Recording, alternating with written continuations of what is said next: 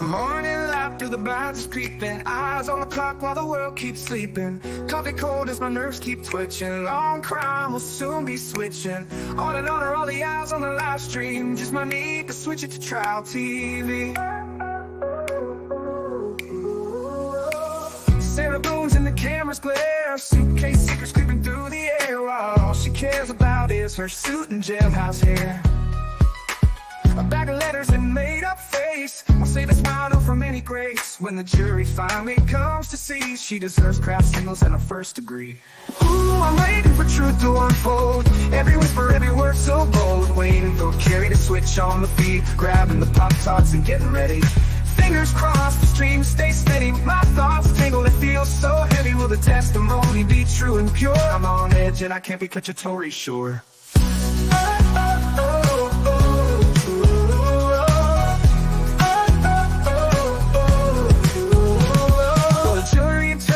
Rightful truth, courtroom drama unmasking proof. The defense getting credit and giving us hope that the jury sees Boone trying them for dopes. Sarah's guilt is plain for all to see. Intentional for suitcase, second degree. Justice for George amidst the misery. Lost patience tried on attention's weight. Verdict coming, but we must wait. Echoes of doubt make my heart beat wild. I just need the facts untouched and mild. YouTube's glowing, don't let me down. In this court we'll see who wears the crown.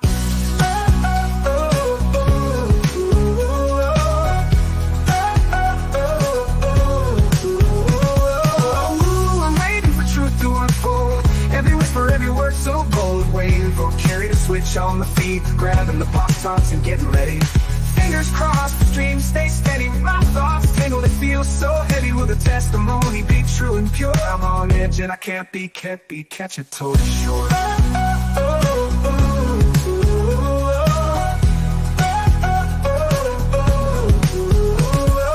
Ooh, I'm waiting for truth to unfold. Every whisper, every word so bold.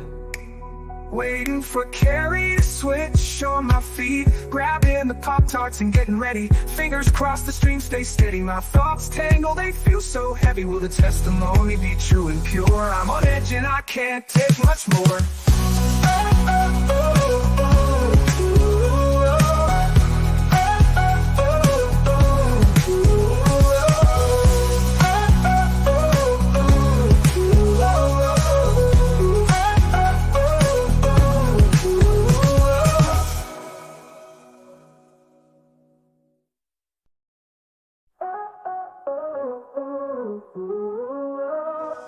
Morning light through the blinds creeping, eyes on the clock while the world keeps sleeping. Coffee cold as my nerves keep twitching. Long crime will soon be switching. On and on are all the eyes on the live stream. Just my need to switch it to trial TV. Sarah Boone's in the camera's glare, suitcase secrets creeping through the air. All she cares about is her suit and jailhouse hair. A bag of letters and made-up face. I'll save a smile from any grace. When the jury finally comes to see, she deserves craft singles and a first degree. Ooh, I'm waiting for truth to unfold. Every whisper, every word so bold. Waiting for Kerry to switch on the feed, grabbing the Pop-Tarts and getting ready. Fingers crossed, the stream stays steady. My thoughts tangle, it feels so heavy. Will the testimony be true and pure? I'm on edge and I can't be Tory sure.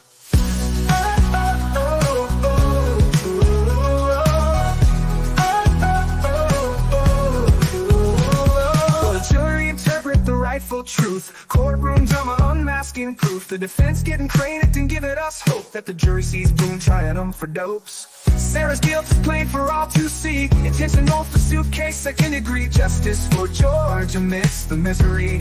Lost patience tried on attention's weight. Verdict coming, but we must wait. Echoes of doubt make my heart beat wild. I just need the facts untouched and mild. YouTube's glowing, don't let me down. In this court we'll see who wears the crown.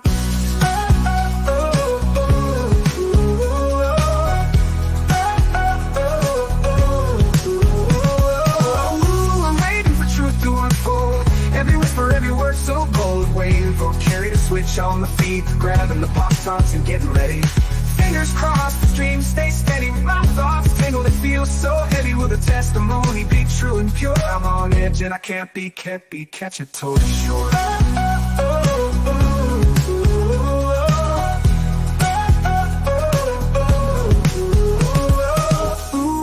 I'm waiting for truth to unfold. Every whisper, every word so bold.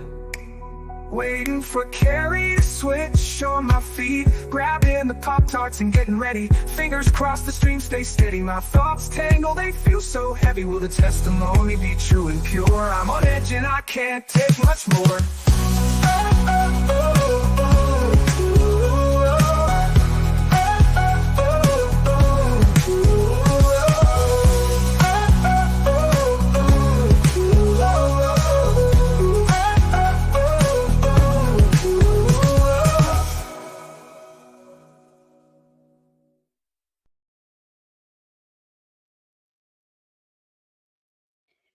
Good morning, my loves. It's going to be a great day.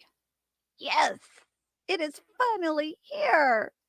Thank you so much, Amber Rachel, for that amazing song that she put together for us. She did that for all of you guys. Isn't that cute? Do you have your coffee, your tea, whatever it is you drink in the morning? Have you done your Pilates?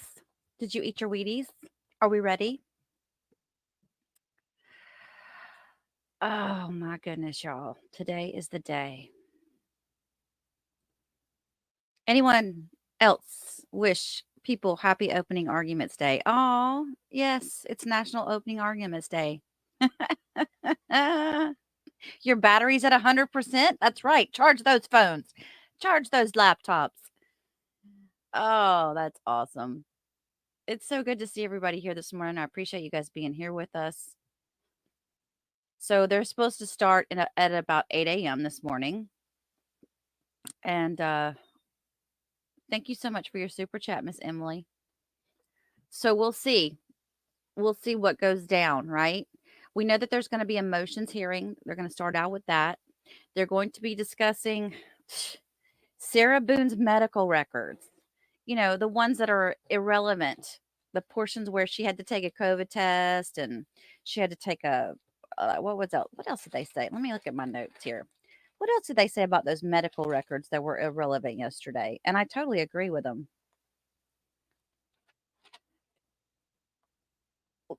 It's because, you know, it's got to always be about Sarah, right? Oh, and then they got to discuss this. Oh, they got to have this Richardson hearing where they're going to discuss what happened, what went down with them sending over all these documents and these JPEG images. And well, I guess the Richardson hearing is in regards to this 81 pages of Sarah's medical records, technically. This is just craziness. COVID test. What was the other thing they said that was showing up? Like, there was nothing in regards to mental health on there. Nothing. Nothing to do with her state of mind on the night that George died. State said, it's embarrassing. Oh, there was blood tests, too, on there. How are any of these relevant? Because these were done, like, in between 2020 and now. So these are like go way back. Thank you, Miss Tina P, for 12 months. Girl. Now you're in Orlando, aren't you, Tina? Were you tempted to go to the courthouse? Because I wouldn't. You couldn't catch me. No, there's no way I'd go down there, you guys. As much as I'm into this, I would rather be here watching it. It's like going to a baseball game. You miss so much when you're not watching it on from above. And we're kind of watching it from above right here.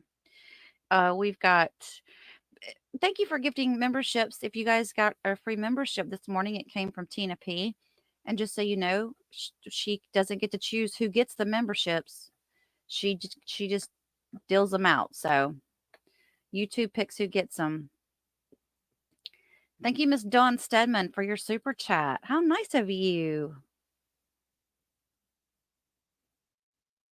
You guys, I'm so excited. I wonder how long this motions hearing is going to last, though. They said So let's talk about the jury we've got. It was let out of the box last night, and we didn't want to let it out of the box because we didn't think it was going to be something to talk about. But you know what? I should probably let Sam explain this to you guys. Sam, are you there? Knock knock. Hi, I'm here. Good morning. Hi. Let I me love take. that song. That's freaking amazing. Oh my god. Do you like it? And did she do a great job on that? That's amazing. That's just incredible. What a song. That's great. So what we were gonna we you learned something new last night, and we didn't want to give it out yet because we were like, well, it might not be something that needs to be talked about right now. And you have a source that you don't want to, abuse the information that you get and whatnot. So we go ahead and tell us about what's been learned overnight. They kept the DV juror, the one that has the pending open DV case against her husband, or where she the victim, the witness. I think she They was a kept it. victim. hmm They That kept her. I can't believe they did that. That surprises me. hmm And I think that I was stunned. all of them had strikes left. I felt like I felt like the state had plenty of strikes left at the end of all of it yesterday when they were doing They going did. through it. They did. Yeah, I know that Surviving the Survivor said it. We knew it right away, but um, I don't want to disseminate information that's not yet sort of out in the public. You know what I mean? Yeah, and you don't want it to get taken out of context either. Exactly. Yeah, Exactly. Nor do I want to abuse my people in the courtroom.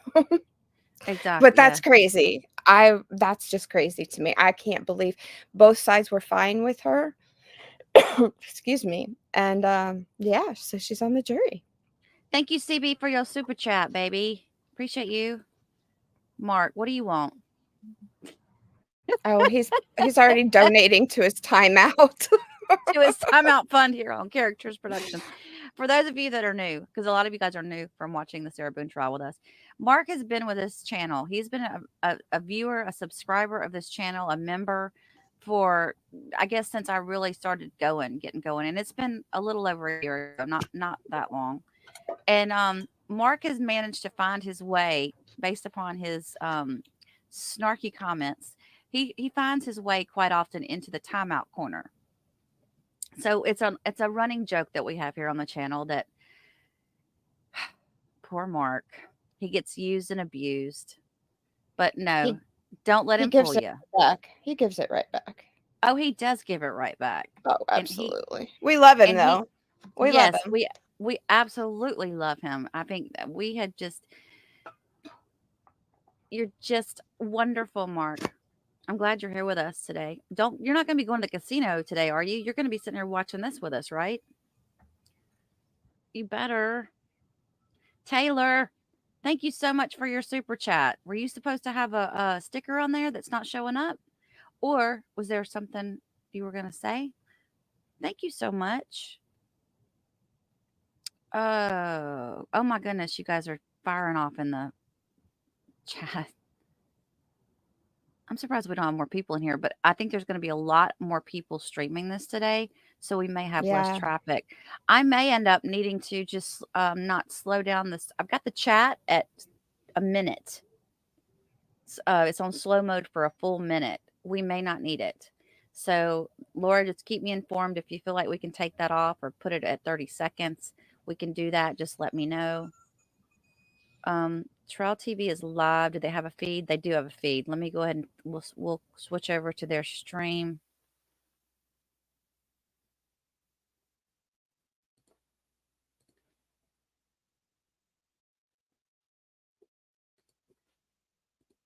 And then if we'll figure out who has the best, because that we've also got Fox 35 is going to be streaming it. And also, of course, we know Law and Crime. I'm sure Court TV might have their own stream on it. Got to back up my man, Mark. Blanco has been here forever, too, you guys. He goes way, way back. He goes way, way back.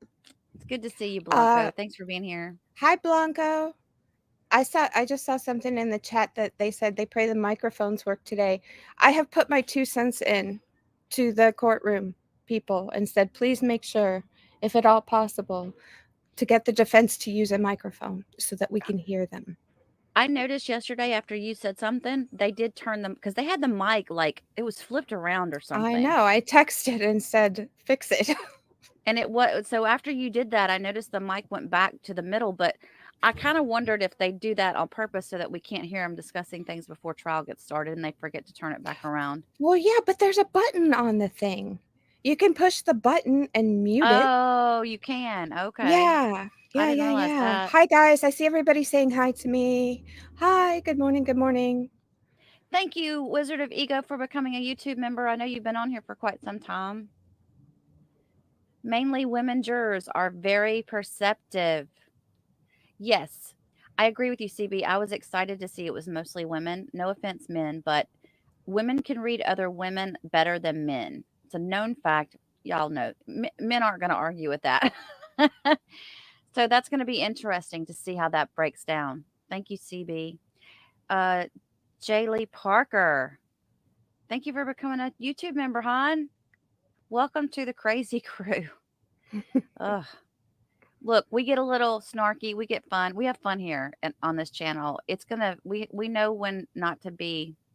We know when to draw the line and I guess be more serious. But we do like to have fun because unfortunately, when you follow all these trials, it gets sad, and we all need some kind of pick me up.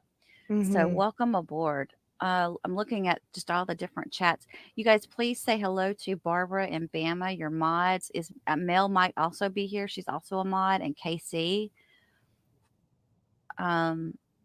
Whatever Laura says goes. I think she's starting to she's got it. She's doing better than I am. So whatever she says goes. Guys, if at any point you have a question that you want directed at me, could you please put a question mark in front of it or use the red question mark? They're coming to inspect today for hurricane damage, and I may have to jump off when they do that. So that'd be super helpful for Kerry to stack them up. Yeah, I'm going to have to star your questions for Sam when we do legal Q&A. So there is a little red question mark emoji, I think, that you can use, or you can just put a lot of question marks in your chat question so that we can see it and it'll stand out. Okay. It would help a lot. Michelle says, Kerry, that a lot of people are in your day 5 and 6 streams waiting for it to start. I think they're lost. I went to actually day 6 accidentally too. Okay. Good morning, everybody. I see you. Hi, guys. Hi, guys. Hi, guys. What was that?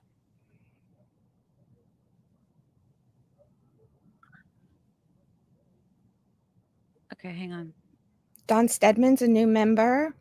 Julie's a new member. Welcome. I'm gonna go in and take care of that, and if you don't mind, just welcome everybody in, Sam, and I'll go over here to the other thing and take care of. I'll go get the kids out of the other room. Yes, like that one, Senem. That's exactly right. And if you're asking each other questions, don't worry about it. If it's something that you want me to answer specifically, then mark it so I can see it. Because like I said, they're coming around to look at the hurricane damage. They gave me a lot of notice. I'm really thrilled about it. Yay, Stephen H. is a member for 5 months. Happy Trial Friday. Let's get this done. Opening arguments. Here we go. Emily H. is a new member. Oh my gosh. Yeah, DJ accidentally went into Monday chat. I did too. TJ, thank you for gifting a Kerry membership. That is much appreciated. Somebody in the chat will get that. Marcus saying he'll be good. That's awesome. Cookie is saying good morning. Hi, Cookie.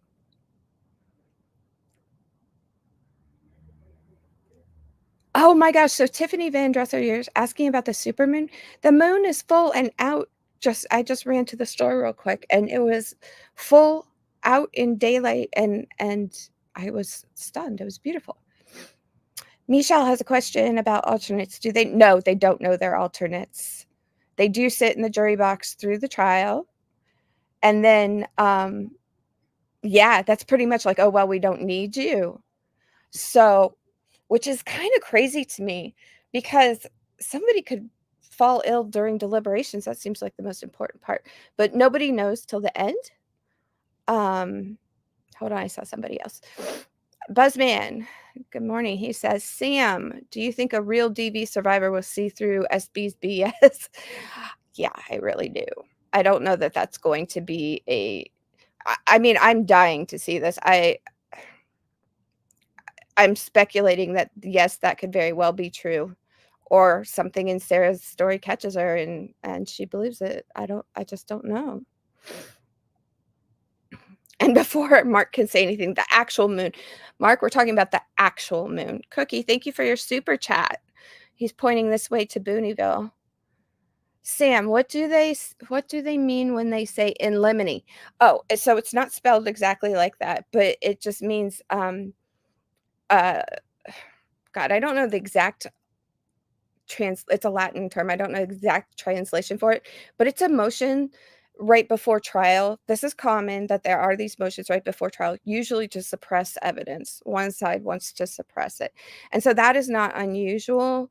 And I did want to tell you guys yesterday that although both sides are kind of yelling at each other for this last minute discovery, which granted is a little much, it does happen. It's not just Sam or Kerry, Sidonia D membership question. I bought membership on the website. Is that different from a membership on the YouTube trial? Yes. Channel. Sorry, it doesn't show as a member. Yeah, so the YouTube membership is a little bit different than the Buy Kerry a Coffee website. Kerry gets more of the money on that site. YouTube gets some of the money on this site, and then you turn green in the chat. Yeah, I'm you guys, YouTube has recently announced a different program with their memberships. Like they're going to supposedly do more for our communities here inside YouTube. And they did that right after I created that site on Buy Me a Coffee. And I thought, I don't know, it might be more advantageous on your side for you guys to be part of it through YouTube. So I'm kind of, that's why I have not been pushing the other membership lately, the last couple of days, because I want to see what YouTube is going to come out with in that community. If they come out with some good stuff, that'll be fine. But like, I don't know. I've noticed like I've been emailing you guys from this other site to remind you of what's coming up. And I don't know if any of you guys have noticed it and if it's helped you find us and know when we're going going live or uploading a new video. So I'd love your feedback on that as well. I get the emails. Do you like that? Do you like the reminders, or is it too many? I don't think I've done that many. No, I don't think you're doing too many. I just I usually only upload like 2 a day or whatever. Oh my gosh, you guys, I think I've already had enough coffee and I haven't even had that much. I'm so wired. I noticed in the chat they were saying they couldn't sleep last night. I couldn't either. Oh my gosh, you guys, that's so funny. I think everybody is just like, let's get this rolling. Let's do this, you know? Yeah. Oh, Cookie, thank you so much for your Booneyville this way sign. I do need I bet I can make a graphic for that. That's a cute thing. Thank you. Oh gosh, we have a ton of new members, you guys. Hang on. Dawn's been here for 10 months. Oh, thank you, Dawn. Thank you, Dawn. Julie has just joined. Thank you, Julie. And then we've got Stephen H. has been a member. You've been here longer than 5 months, but you've been a member for 5 months. Happy Trial Friday. Let's get this done. Let's do it. Thank you, Stephen. Good to see you. I'm glad you're here this morning. Emily H. Emily H. has been here a while, too. And TJ just gifted a membership. Thank you for that, TJ. And did you already answer this one from Tracy Clifford, or do you want me to put it up? I'm scrolling, so tell me. It says Tracy Clifford asked. Oh no, I just who to Stato call first. So I said something about this the other day. Sometimes you will see like a victim's family member or a family member come up and testify first, and that's so they can sit through the trial, because otherwise witnesses are sequestered. Not like the jury, they don't have to spend the night in a hotel or anything like that. They just can't be in until they testify. Um, Yeah. there's a couple exceptions to that rule, but so sometimes it may not make any sense about the order, and then other times also, an expert may pop in at what seems like an awkward time, but that's usually because they have a plane to catch or something to that effect. I always think of it as this is the first, like the first day is we're gonna get evidence. This is like the day where they start the first, like we'll see Deputy Rodriguez, the first officer on scene, maybe the first two on scene. I can imagine they'll be there today. I don't know about. Do you think they would bring in Copsel and Lowen on the first day, or maybe that's? I feel like they're going to be up on the stand a while, so they might wait till Monday to bring them in. I have no idea. I mean, at this point, anything could happen in this trial. Buzzman is asking, Sam, who goes first in opening statements? The state. Yeah, the state. The state will present their case, and they've got, what did we say, 50 something witnesses? And then when they're done, what do they call that when they're done? When Their case in chief, they rest. they rest. When they rest, then the defense starts up. And which kind of, we're going to be sitting here until that occurs, you guys, and we're going to be waiting for flipping uh Sarah to testify. Because until well, we'll find out this morning what goes on there, but it's kind of like what's going to happen with that? Is she going to? Are we going to do the BSS? Are we not going to do the BSS? I guess we'll find out more about that. Um. Oh, Yana says there is a large box in the courtroom, the suitcase, and a wrapped object consistent with a baseball bat. Oh, I didn't even think about going on to Twitter this morning.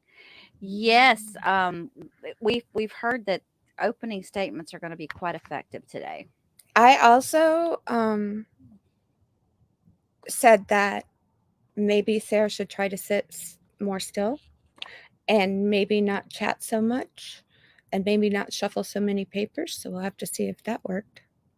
Okay, speaking of her sitting still and not chatting so much, last night or yesterday I got an email from Leah and our empty nester. Mm-hmm. So she sent in a request to the jail early October, and she got the inmate behavioral notes. I've been waiting since long before September. So I don't know. I guess I need to follow up. I was going to follow up last week, and I was like, well, with the storm, I'm not going to do it yet. But I'm going to follow up again because I've asked for a lot more than the inmate behavior notes. But so I have. It looks like going back to when she was first in jail. I have the inmate behavioral notes, and as I was going through them last night, that was one reason why I didn't get much sleep, is because I was trying to go through as many as I could. She got in trouble all the time for talking, like Really? just being too chatty, being way too chatty. Another thing I noticed that she actually, the only time they ever said anything good about her was that she cleans up a lot. She helps out around there and does a lot of cleaning, which I think she kind of enjoys that. She's got that piece about her that she's like got to have stuff in order. Well, yeah, she told me that, the dorm was a mess until she got there. Oh, she said that.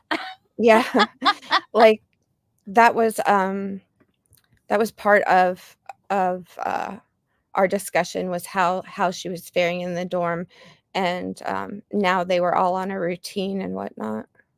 I Oh, so remember that. she's helped them too then. Hmm. Hmm. Damn, you didn't tell me that. I thought I had. Oh, Yeah, so she had to sort of do it her way. Her way's the best way because she she excels has at saved everything. she saved everybody there at the dorm. Isn't that what a Mhm, kind soul she mhm, is. Oh, I'm sorry. Let mhm. me go back to this.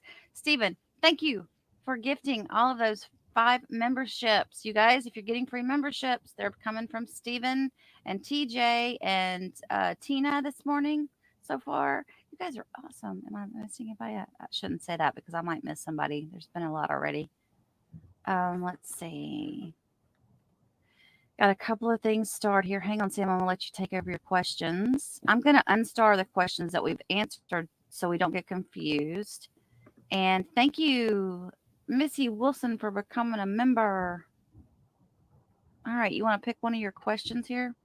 Where are they? Where have you put them? Oh, okay.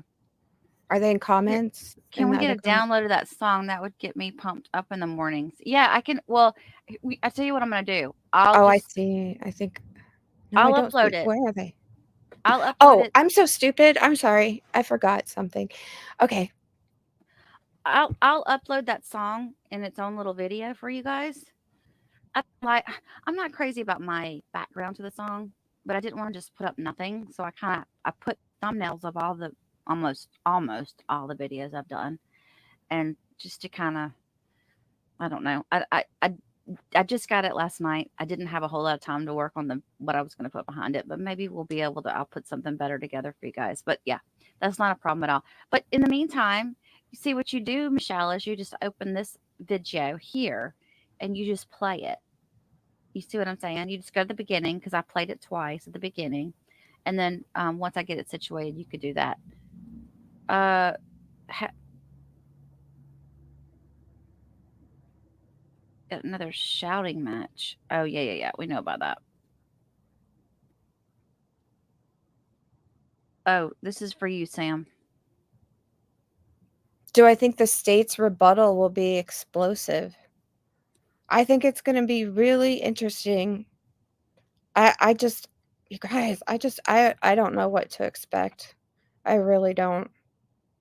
This has been such a crazy lead up to where we are. Wonder Joy, you've been here a long time, but you just became a member today. Thank you so much. I remember you because I remember that cute little poodle. Isn't that a poodle in that picture? Oh, it looks like a poodle or maybe a Shih Tzu poodle mix or something. We got Cookie says, "Why did I get emotional during the intro? I don't know. Why did you? You are such a big softy, Cookie. You remind me of my daddy. He was a He's an softy like empath. you. He is. He is an empath. Who knew it? With all them jokes. Uh, I'm so excited about just sitting and enjoying the trial with you guys today because up until today, it's been like trying to stay on top of when things are happening. Like when are they going to when are they going to go live to talk about the hearing or when are they going to show anything up from jury selection? Because up until the other day, we couldn't get into it. And today, it's just going to be nice to sit here and just watch with you guys. And I'm not in the background doing a bunch of junk. Um, Thank you, Mary Jo. Mary Jo Freilich. Thank you so much. I wish I could see your super sticker, but good old StreamYard. Ugh. I don't know if I'm going to keep StreamYard, you guys. I might change over after this in November. My things up. Wait, who is Margaret? Oh, you don't know who Margaret is? Buttercup, where you been? I Hang see on. someone asking that question every day. Y'all don't know who Margaret is? Let me take off this comment and put Margaret up here. Okay. So, if you in case you missed it, James Owen's assistant back in Milton, Florida, Pensacola area, her name is Margaret. And so we don't think we've seen her. There was a young lady behind him in one of his live streams. We weren't sure if that was Margaret or not, but I envision this woman here on my little screen. That's who I think Margaret is. She's been with James for years, right? She takes care of all of his crap. She does all kinds of stuff to keep him organized. And I imagine she's just an older lady, and he blames everything on her in the courtroom and makes her look horrible. But he probably, he probably don't take that great care of her. But she's still with him after all these years. That's the story. That's my backstory. It's completely made up, but that's my backstory with Margaret. And every now and then you'll hear Owens refer to, well, I got to ask Margaret if she got that, why we put that date on it, where's the certificate of services, and da da da da. So, yeah, that's where Damn It Margaret came from. So there you go. Somebody says Court TV has a live feed. We're on Court TV. Oh, okay. Wait a minute. Am I not live? Oh, shit. Yeah, we are. I'm glad you said that though, because I wasn't at the live point on it. I was behind.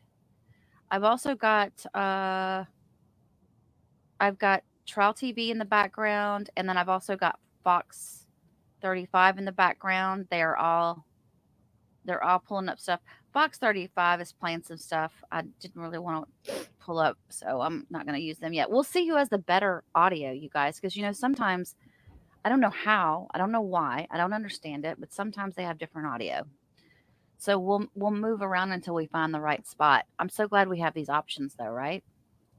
Absolutely, yeah. So I wonder if Law and Crime is going to be covering it, or if don't they have more than one channel? Yeah, they have more than one feed, I think. Like, I saw something on Delphi. I know they're not televising that whole thing, but I saw somebody showing people entering the courtroom, and then there's a couple of trials. There's another one where a lady did some bad things to her husband. And then maybe another toddler one. I don't Yeah, know. I'm so tired of those kids' trials. I can't stand it. that's the one where Leilani Um, Simons, she unalived her yeah. son. Somebody asked me, could they change the second degree? I'm sorry, Dilly Daller 505. Could they change the second degree to first? No. Too late. This is where we are. Thank you, Michelle, for your 5 memberships gifted. So nice of you. Oh, there's Amber Rachel. Y'all, Amber Rachel did the I'm gonna put her up here. I know you have did you do a background on it though? Because I'd rather put it up on the channel, if you don't mind. If that's okay. Let me know what you think about that. Because I want to put something in the background of it, but I don't. She did that on like an AI site. It was pretty cool. Yes, Margaret is the mastermind behind everything. Y'all see any questions for Sam? So anybody new coming in or just coming in, you guys, if you want me to answer any of your questions, if you want to direct them to me in particular and not chat, put a question mark in the front, please. So I'm not just answering stuff y'all are talking to each other about. Okay. Yeah. And if you're new, my name is Sam. I'm a PI in Florida with a law degree who worked on Sarah's case. Sam's going to do our legal stuff, our legal Q&A for us. Thank you, Wonder Joy, for gifting memberships today. Thank you so much. Okay. 5 women, 1 man. Somebody asked in the chat, how many jurors? 5 women, 1 man. And yes, one of the jurors is a DV victim on the panel. Now, as far as the alternates, I don't know. I don't know who that. Am I right, Sam? That it was the domestic violence victim that is on the actual jury. Well, see, Kerry, everybody's on the jury right now. Nobody knows who's an alternate. Kaylee McCoy, I just want to address this really quick. She's asking to turn captions on, please. We can't turn captions on a live stream. We can try to see if one of the channels has captions, but Kerry can't do that for us because it's a live stream. Yeah. It doesn't work. Yeah. So, yeah, we don't know, but I think I think that anybody that was in the courtroom would know who that juror is. Don't they know who their paddle number is and everything? Well, so they all, yeah, I mean, what I meant to say was we don't know who are alternates. So we don't know if she will make it to the final deliberations. Well, we know she's on the panel. Well, we know that jurors 5, 9, 13, 15, 16, and 21 are on the panel. So are they telling people they're alternates already? No, somebody in No, the courtroom made that note. Yeah, no. So, because they somebody announced the juror numbers and everything. but they did it for all the people. 'Cause you don't never I've never experienced it, and chat will correct me quickly if I'm wrong, but I've never experienced it where an alternate knows they're an alternate. Well, no, they may not know it, but we know it because they Yeah, we told us. know it. Yeah, we Yeah. know it, but they don't know it. Um, all right. Thank I'm you, Angela, for your super sticker. CB says ex addicts are empaths. I'm 12 years sober, but a very sentimental person. Aw, congratulations on your sobriety. That's awesome. That is awesome. You guys, so I think any kind of stuff he had to get done this morning. I think if I remember correctly, oh, are they bringing her in? Here comes crazy. I'm stacking your questions up, guys, in the queue. Mandy, I graduated from law school at 40. I'm 51. This is what I'm doing with my law degree. And Sidonia, we do. I have amazing mods. I mean, Laura is just like, first of all, she's been on there from the very beginning and she's got you guys trained.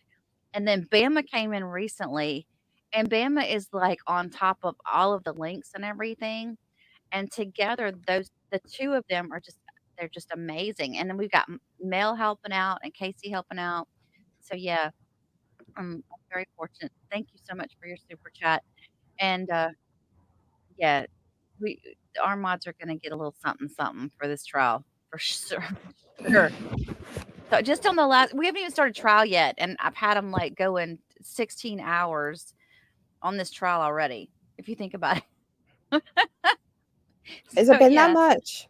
Well, yeah, because we were 8.5 hours the day before Oh, yesterday, yeah, and yeah, yesterday yeah. we're 8.5 hours. So it's like, Yeah, geez, 17 yeah, hours. yeah. So yeah, they've been working hard. They say they love it and they don't mind it, but that doesn't matter. Lynette Porter says Margaret is the mastermind behind an entire defense. Yes, Lynette. That is probably the comment of the day. You are totally right. It's not her fault though. It wasn't intentional, Margaret said, but she is the mastermind. Poor Margaret. I imagine she's a very sweet person. I do imagine she's an older lady that's been with him for a really long time. That's what I don't know. That just because that's kind of what happens with these old school fellas. Right. Remember the movie? It was a John Grisham movie.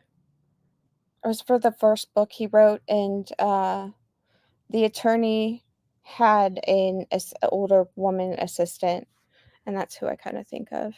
And of course, I can't think of the name of the movie. Okay, you're either talking about the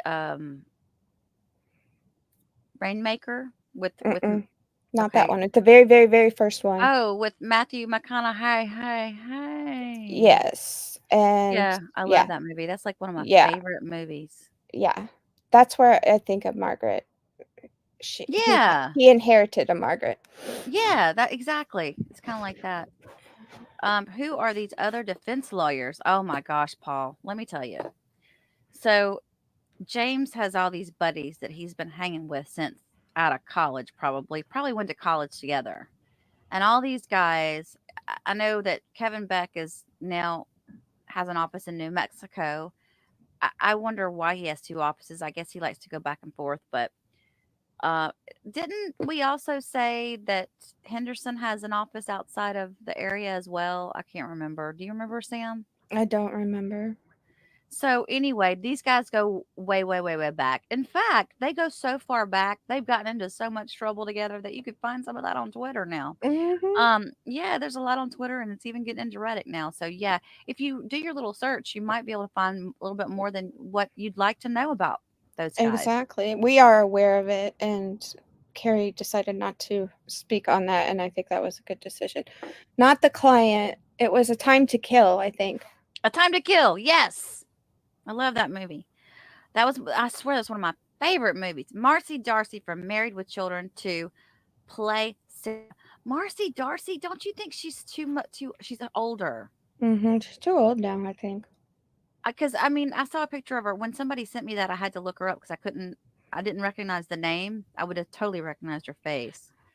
But Katie Siegel is her name. I thought that your Maggie Gyllenhaal was a good choice, I but know she was too. too Yeah. tall.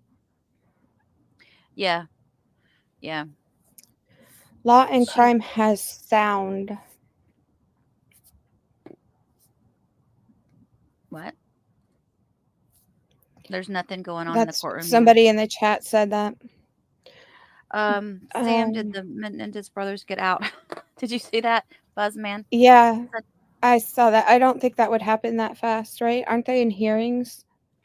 there's something going on, and I haven't been able to because of all the things with I'm trying to do on this trial. I haven't had a chance to look at it, but I've seen a lot of people reporting on the fact that they're like they're bound to get out here soon for some reason or another. And I'm dying. Probably maybe this weekend I'll have time to sit down and watch all the threads on it. Didn't the lawyer do something on it? I think he I did. think he did. I think he did. He did it on his Monday podcast, maybe, or a week ago, either Monday or a week ago. Yeah, so I would love to know what went down there. Uh, Yeah, I haven't been following it either because I do have actual other cases I'm working on. yeah, Sam has a life outside of the YouTube. I have She a has a job. she's a real job. She's a real job. I Donna do RR, I thank do you Billy so much. Lane's job. Yeah, she does what Billy does. And if you want to tell them who Billy Lane is, and for those Billy that are new Lane coming in, is Billy Lane is a private investigator with an agency called Prison Break Investigations. He is like me. We are people that indigent defendants can hire when they get to the lawyer that is a private defense lawyer. So you go through your public defender, you go to the regional counsel, and then there are private defense attorneys who end up on a list, who choose to be on a list for the state. Once you get to that, then people like me who have a contract with the Justice Administration Commission can work on these cases. The attorneys retain us, and the state has to agree to pay for us. and I wanted to bring up that thank you, Phyllis Ann, for gifting memberships. Thank you, Donna, for your super chat. Sam, how many years do you have in law school? So law school in the United States is 3 years, unless you're a super scholar, which I am not. So 3 years. You have to have a bachelor's degree, which I did a long time ago because I'm older now. It was my midlife crisis, an expensive midlife crisis. Yeah, it sounds like it. Jesus. Mm-hmm. Mm-hmm. Mm-hmm. Mm-hmm. I saw So, somebody in the chat yesterday saying that you only had to pass the bar exam. You didn't need to go to law school. In the state of Florida, at least, excuse me, that is not true. why would they that seems difficult to me. How a state here she comes. What's she wearing today? Oh, she got a black suit on? Looks like Okay. it. Something new. Oh, look at her smiling. She got a new shirt and everything. This is hilarious. It's I always know it's like I feel like what's her name? Joan, what's her name on the red carpet? Oh, what is she wearing? She got Rivers. a yeah, Joan Rivers. Talk amongst yourselves. Let's check out Sarah's outfit. Oh, I'm for clamp. No, she's got on pink and then a black overlay. She's got on black pants. You see the suitcase in the box? I do. The red box over there. No, wait. Oh, I see the box up there. Okay, up there. Yeah. I want to go sit where Oh, that's creepy. I want to go sit where I have more than one screen so I could make that big. But if I do that, I'm going to be in the line of noise, I think. Yeah, I don't think she's noticed the box yet. Y'all watch her and see if she notices the box or if she'll refuse to even look at it. That'll be interesting. Who do we think Ginger Snap wants to know who's going to be the first to lose their patience and have an outburst? It's going to be between Owens and Sarah, I think. Oh, we have audio.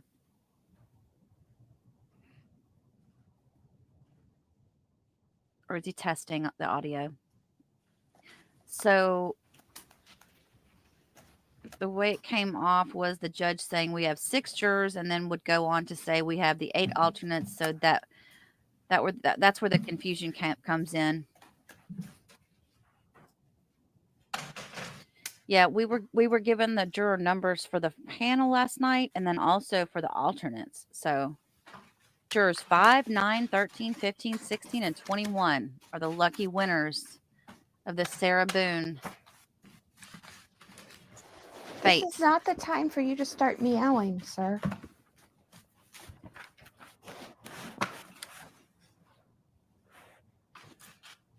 When they start talking, you guys, we'll go on mute. And just for those that are not familiar with their, oh, they're calling it, aren't they? Okay, we're going mute. James Owens on behalf of Sarah Boone. Tony Henderson, Sarah Boone.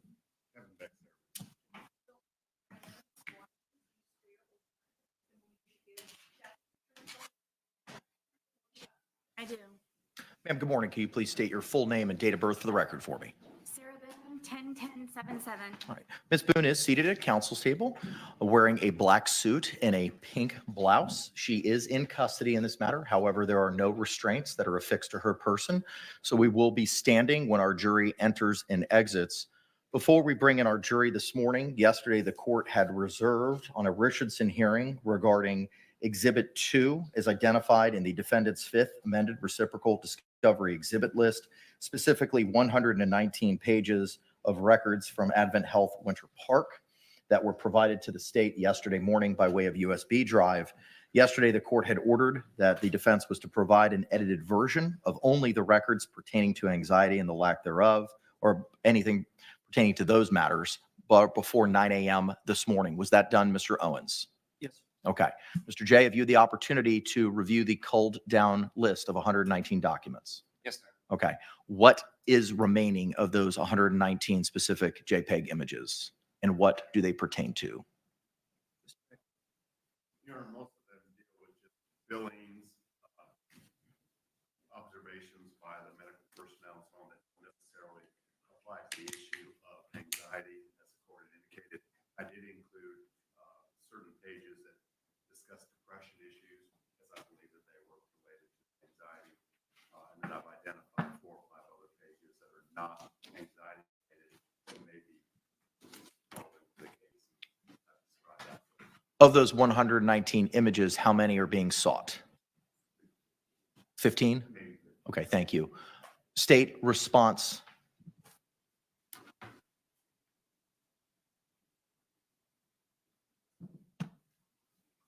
Apparently, these are all just related to a January 23rd, 2018 admission at Advent Health Winter Park.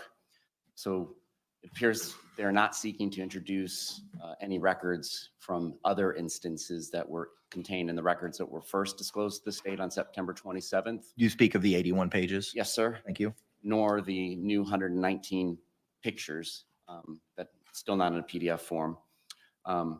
So of the 15 pages, the first 2 that they list are painting, and that does go into page 26, and they did not indicate that they want to use page 26. However, without page 26, we are going to experience relevancy issues and a 403 objection from the state. And that is because in her toxicology screen, for which she is coming to the treatment to seek treatment for depression symptoms, she is at 165 for ethanol, meaning when converted, it's 0.165 grams per deciliter, over twice the legal limit. It's a central nervous system depressant. We're going to have at least 1 medical doctor, well, 2. The forensic pathologist will testify for the state, and then our expert on battered spouse syndrome, if we get to that point, is also a medical doctor. She's a psychiatrist, not a psychologist. Will tell us that ethanol is a central nervous system depressant. I believe even the psychologist will be able to get that information in. So We are objecting to pages 21 through 25 coming in without page 26. If I understand your argument, is it a rule of completeness issue? Yeah, I mean, in the sense that it applies to documents as opposed to statements. I mean, it is an out-of-court statement, so it is a rule of completeness issue, particularly when the symptoms and the complaints of the patient on that particular day were crying and being depressed and showing signs of using a central nervous system depressant.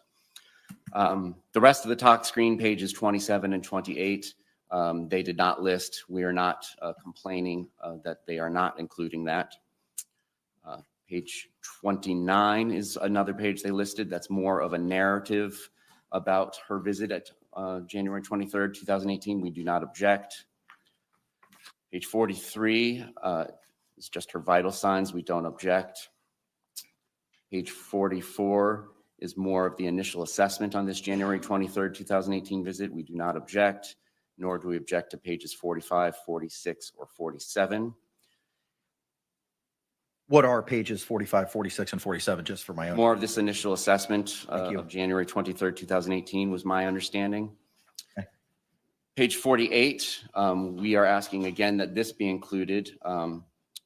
Again, I don't believe it's super mysterious why we are going from pages 43, 44, 45, 46, 47, and then skipping page 48 and then going to 49. But we do want page 48 included. On that page includes her height and weight at the time. Page 63. What's 49? So seemingly that's included. 49 is just some results. Again, it's misleading and doesn't provide full context without what I've described as page 26, because part of the results on page 49 show that she was Bless you. tested, shows that she was tested for the presence of ethyl alcohol or ethanol, but it doesn't give the results. Are the results contained in another page? Just on page 26, the one I previously described as wanting included. So not following 49 to 50 or 51 sequentially? No, because the pages they want from the 40s are 43 through 47, skipping 48, and we're asking for 48 to be included between 47 and 49 to make sure it's relevant and complete. And But they are also seeking 49, correct? Yes. Thank you. Just they just skipped 48, just like they skipped 26. Okay. Page 63. It appears to be repetitive, but we don't have any particular objection to page 63 of the 111. Page 108 seems to be another part of the initial assessment from January 23rd, 2018. So we don't object to that. So basically we're asking for pages 26 and 48 to be included. Okay, thank you.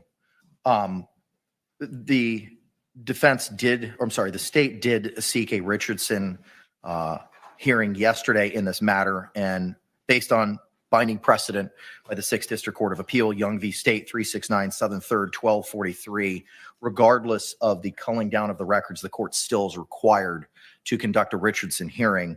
As to the issue of whether the defendant's violation was inadvertent or willful, Mr. Owens had advised that these documents were obtained sometime last week. He was unable to provide any specificity. He's going to confer with his office. Mr. Owens or Mr. Beck, are you in a position to advise when these documents were first requested, when they were received, and when they were sent to the state? Specifically, any documents pertaining to Exhibit 2, the Advent Health Winter Park records. Judge, I did check with my secretary, Margaret, and my understanding is I didn't know that was going to be a question about when we actually sent it out. I know it was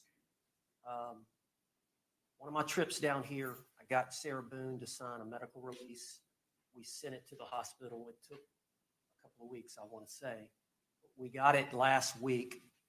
We don't know exactly when. We don't timestamp at our office when something is mailed in, and it was mailed in from the hospital to my office. For whatever reason, the records did not get to Shelby, who was handling that issue, until late.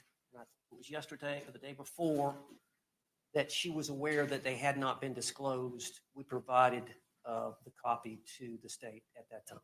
So did these records come in batches? Because my understanding, based on the state's representation and their objections, was that the first 81 pages came on September 27th. Those were provided. Those were separate. Those were records that some of the other lawyers, one of the other lawyers had received. And we sent them on, but the problem was they had notes on them. So we sent that 81, but it wasn't directly from the hospital. So we were trying to get a more complete, unedited copy of the records. That's why we made our request. Okay. And when was the error identified in time as to when these items were not sent, such that they were provided via USB yesterday? Whatever date we gave them is when we realized there was an error, that same day. Okay. My understanding that would have been yesterday morning. Yes. Okay. Anything else, sir? If I may real quickly, based on the invoice that was sent from the Advance Billing Department, contractor, the request would be on the 27th of September. I suspect they waited until they received confirmation of payment of $135 for the receipt of them. So we received those. So it's all been within a couple of weeks, plus we had the hurricane issue last week. And I think there were issues as to the matter being provided in court. I did speak with the state yesterday afternoon after I had a chance to look at the records. And I asked the essentially what the matters were in relationship to. I was told that they already had those records and we were with them. So I don't think there's any prejudice to the state based on our submission. Okay. Any further argument or positions with regard to the Richardson analysis, Mr. J? That's for the purpose of this hearing, I'd like the stack of documents. Is that the 119 pages, sir? No, sir, it's the 81 pages that we got on September 27th, 2024. Any objection? All right, what was pre-marked A for the purposes of the Richardson hearing will be received without objection as states 1.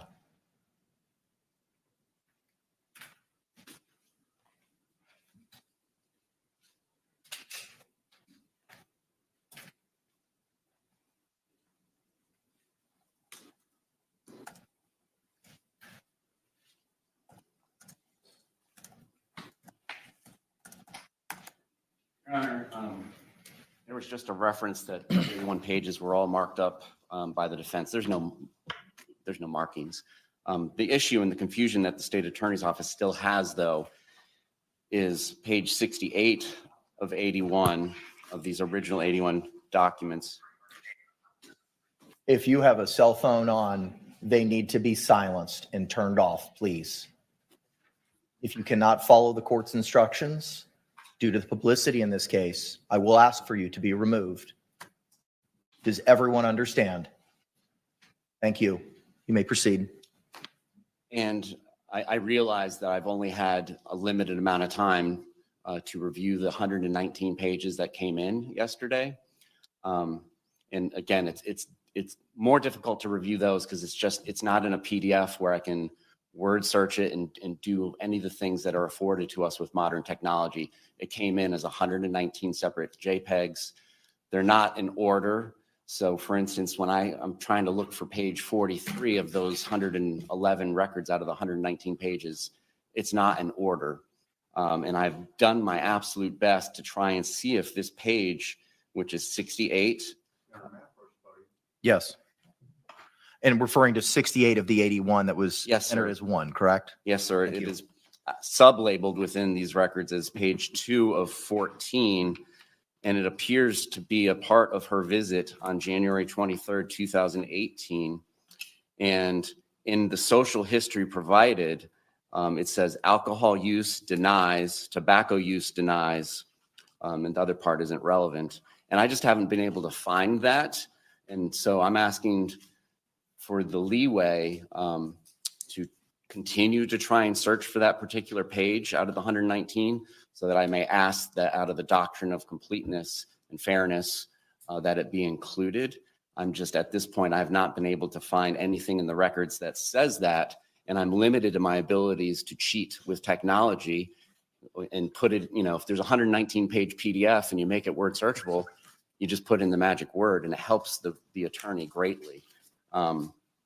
So that's why there's this confusion, and that's part of why I had to raise this issue. Was just at my first glance at those pages yesterday, I knew that something seemed off compared to what was previously provided. Okay. Any response? It has a heading, Your Honor. I'm not familiar with that heading in the documents that I was reviewing. I'll look for it again and I'll provide Okay. information.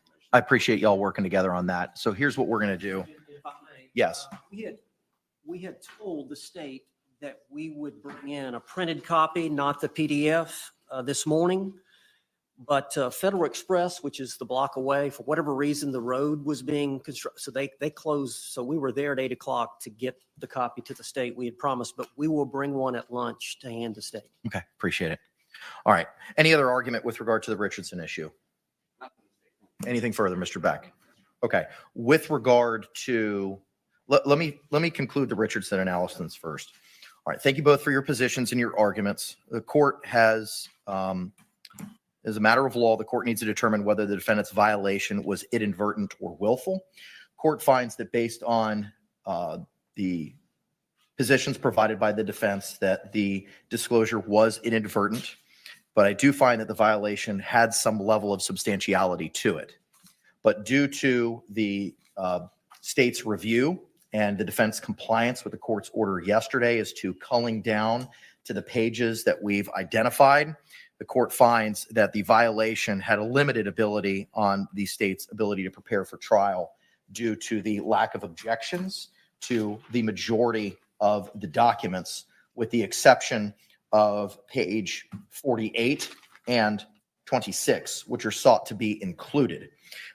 For those reasons, I find that the prejudicial effect of the substantial disclosure is limited, and I'm not going to order the defense, not going to prohibit the defense from proceeding forward on moving these items into evidence. However, I do want to address the 403 rule of completeness issue with regard to pages, 26 and 49 as, 26 and 48 as sought by the state. No objection, Mr. Beck. All right, thank you. So the state's request is granted. Pages 26 and 48 will be included in any evidentiary documents that sought to be moved into evidence with regard to this January 23, 2018 incident, as provided in the 119 pages of item 2 of the defendant's fifth amended reciprocal discovery exhibit list. I will not foreclose the state regarding page 68 of the 81 pages. If they are able to find that additional document, we can address any argument at that time as to why that should be included. Anything further, state, before we bring in our jury? Judge, the defense team has indicated to me that they intend on using demonstrative aids during opening statement. The ones that I have seen include jury instructions that may not be given and may not be given in the way that the court gives, and photographs that could be coming into evidence. I identified at least one that I don't recognize as something they sought to be seeking into evidence, perhaps two. So I believe we should have a discussion about each and every one of those. They should each be marked for the record purposes by letter so that we can refer to them and make a record. I believe it's in the court's discretion, even though I rarely see it exercised in this way in this circuit, to allow the respective parties to refer to actual exhibits during opening statements. I would urge the court not to allow that. They're going to see them soon enough, but particularly with what they are seeking to introduce in the motion to eliminate ruling that the court has already issued, that at this point in time, the latest proffer with the defendant's testimony is not amounting to an overt act that will result in a self-defense instruction, that will result in prior instances of violence coming in, that it would be extremely prejudicial, dangerous, and to use Mr. Cacciatore's analogy, very impossible to put that toothpaste back in the tube if we amplify our opening statements, which may or may not come to fruition when we start talking about these past instances and battered spouse exhibits during opening statements. I would urge the court not to allow that. They're going to see them soon enough, but particularly with what they are seeking to introduce, given the motion to eliminate ruling that the court has already issued, that at this point in time, The latest proffer with the defendant's testimony is not amounting to an overt act that will result in a self-defense instruction, that will result in prior instances of violence coming in, that it would be extremely prejudicial, dangerous, and to use Mr. Cacciatore's analogy, very impossible to put that toothpaste back in the tube if we amplify our opening statements, which may or may not come to fruition when we start talking about these past instances and battered spouse syndrome. It would be greatly amplified if they're actually seen exhibits of the defendant's past injuries that she's attributing to the decedent. So I'm asking for us to discuss that. Response before we go through each photo. Judge, yeah, the defense is self-defense. Sarah's going to testify that she was defending herself. We believe the court's going to rule we're entitled to put on a case involving self-defense. And under the instruction for justifiable use of non-deadly force and the justifiable use of deadly force, I'm not discussing the jury instructions at this time. there are evidence of prior threats, prior events of violence committed under that instruction. Under the self-defense justifiable use. Here's my concern. Why are we addressing law in opening statement? Well, I agree with the state attorney. I did follow up a couple of these on the justifiable use of non-deadly force. That still, that does not answer my question. I would agree not to use those. Okay. The two I'm interested in using and opening is the standard instruction. It is up to you to decide what evidence is reliable. You should use your common sense in deciding which is the best evidence and which evidence should not be relied upon considering the verdict. You want to read it out? No, I can see it, sir. And then the other one is a reasonable doubt is not under possible doubt, speculative, imaginary, or forced doubt is the standard instruction. What's your position with regard to those two, Mr. J? Judge, it's opening statements. We should be discussing what we anticipate to come into the trial, and that's going to be enough of a minefield. It really shouldn't be about the law. We'll both have an opportunity to use the actual jury instructions, which we have not decided upon. We will have the opportunity to use that overhead or any means that we want at the end of the trial during our closings to put up what is actually decided to be the law after the case has been presented. So it's our position that we shouldn't be using demonstrative aids with portions of jury instructions. We're going to have that opportunity to argue how the law applies to the facts at the end, and we will have the correct version. And if the court is following the tendency that I've seen in this circuit recently, we may in fact read 3/4 of the jury instructions to them before we even begin our closing remarks. I think it's premature and problematic to be doing that at this time, and it's not the role of opening remarks. Any other response? Judge, I've been doing this 35 years. I've had these boards. I've used these boards in opening statements. I don't know how many times. I've said that I would waive introducing the one specific to self-defense, but reasonable doubt is an instruction you gave to the jury when we got started. And then this weighing the evidence is a standard jury instruction that applies in every case. Are those the standard? Is that the language of the standard instruction? I have not had the opportunity this morning to pull up the Florida Standard Criminal Jury Instructions off the Supreme Court website due to dealing with motions in limine, trying to prepare my opening statement, and doing all the things that I should be doing on the eve of openings. But I did notice that I did not believe the reasonable doubt instruction was complete just from memory. And I know that's not the complete weighing the evidence instruction either. It's an entire page of instructions for each of those. Can I see the reasonable doubt instruction, please?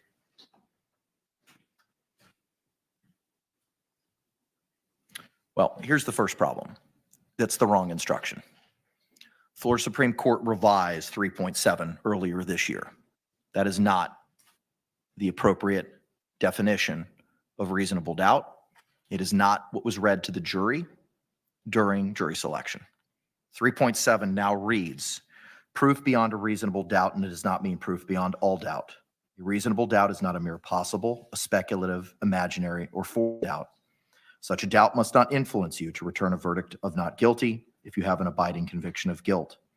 On the other hand, if after carefully considering, comparing, and weighing all the evidence, there is not an abiding conviction of guilt, or if having a conviction, it is one which is not stable, but one which wavers and vacillates, then the charge is not proved beyond every reasonable doubt, and you must find the defendant not guilty because the doubt is reasonable. That does not track the standard jury instruction. For those reasons, I'm not going to allow it. Judge, I'll have it redone in arguments. As long as it, I mean, we're still in the process of working through. The 3.7 instruction speaks for itself. I won't preclude you from using enlargements in closing, but for the purposes of opening, because it doesn't track the 3.7 instruction, I'm not going to allow it. And this is an excerpt from what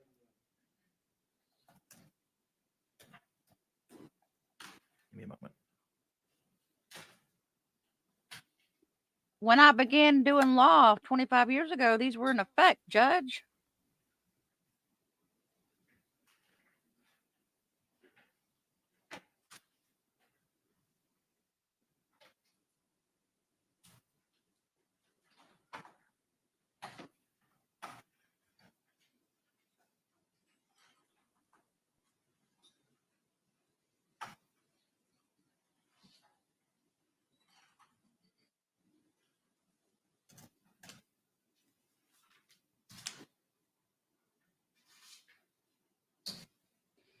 Yeah, it's about 30 minutes behind on court TV, but I switched over so that we could have captions. That seems to be the standard 3.9 instructions, or at least portions of it. Response?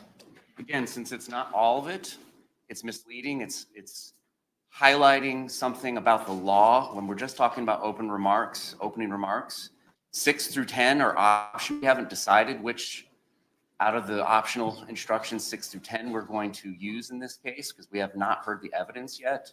So I just think it's inappropriate to be delving into pieces and portions of jury instructions before we get the evidence. What we should be doing is explaining to the jury what we believe the facts are going to show and the inferences that they can draw from them, and argue the law later. Last bite at the apple, sir. Judge, they've got to have some guidance to the law, you know, that in many ways we do it where we give them the law at the very end, you know, and I understand the reason for that, depending on the evidence that comes in, but there's standard instructions that are going to apply throughout. And this is just giving them an idea of what their role is in considering the credibility of witnesses. I think it's appropriate. It's a brief statement of a standard instruction that comes in on every case.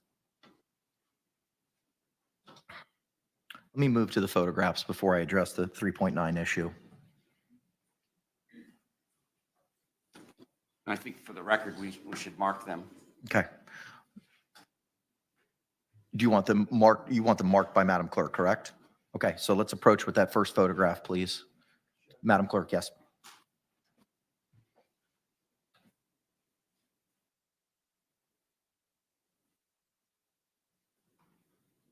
I don't trust this man as far as I can spit. Something's just not, he's going to put any, there's going to be, the state's going to have to really watch him throughout this trial. He's going to be trying to do all kinds of slips and slides, and they're going to be objecting left and right. Well, like I said, in the beginning, when he first came around, he is probably used to just practicing in his county courthouse, and it's not how Judge Kranick, or maybe the rest of Florida, runs their courtrooms, because he's messy. He is very messy. That's a very good way to put it. That's a nice way to put it. I wouldn't have been that nice about it. Well, so yeah, El Gordo says, I just walked into the courtroom at 9:50. It was way smaller than I expected, and there was no room to sit, so I walked out. I heard Owen's voice.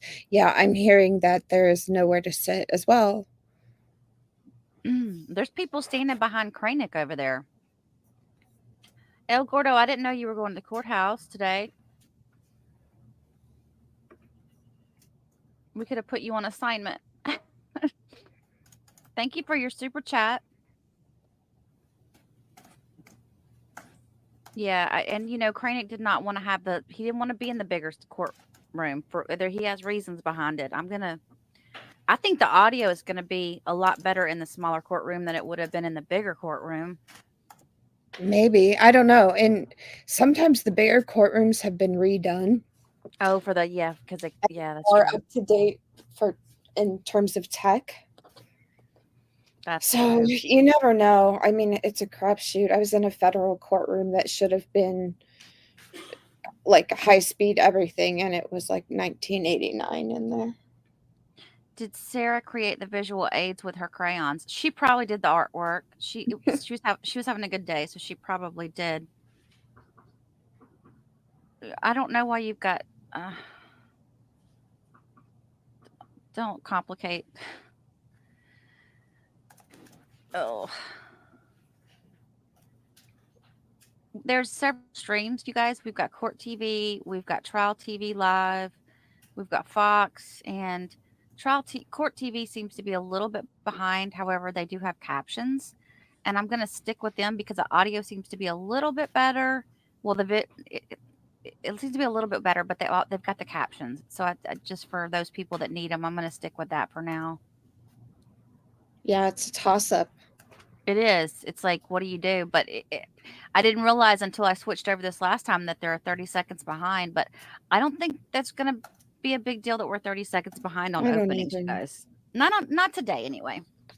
Maybe when they deliver a verdict, it'll be a different story. Yeah, exactly.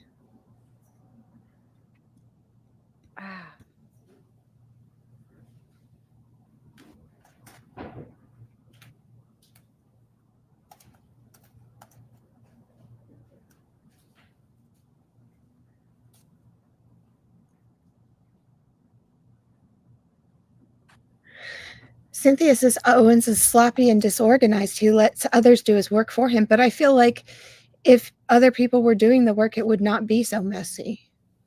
I don't know. That's not the standard I learned working in a law office, nor is it the standard that I hold myself to. Yeah, it seems like he takes a lot of shortcuts. I feel like it's lacking in detail. He's not detail oriented. And if one thing I learned in the law, it's you need to pay attention to the details. Oh my God, I can only imagine. If in any job, you're talking about a legal or in the medical field, details are night and day. They make such a difference. Thank you, Robin, for gifting that membership. I appreciate you. You're so sweet. It's good to see you here this morning. Did you guys anybody take off work to be here with us today?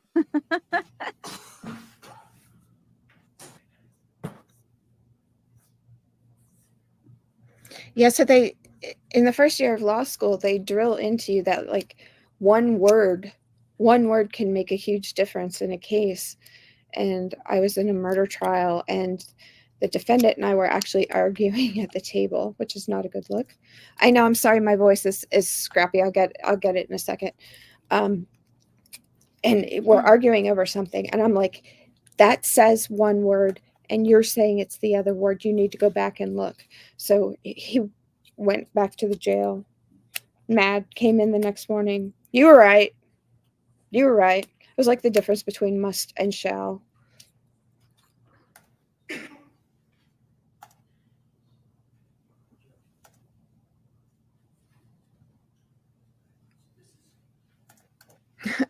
People have called off work to be here, y'all. That's crazy. Well, I guess I'm doing the same thing, except I work for myself. Services of a demonstrative baby in an opening statement. There's a picture of Sarah Boone that was taken by law enforcement on one of the incidents involving arrest. And you can see there's blood on her ear, which we believe is relevant, admissible. Next photo.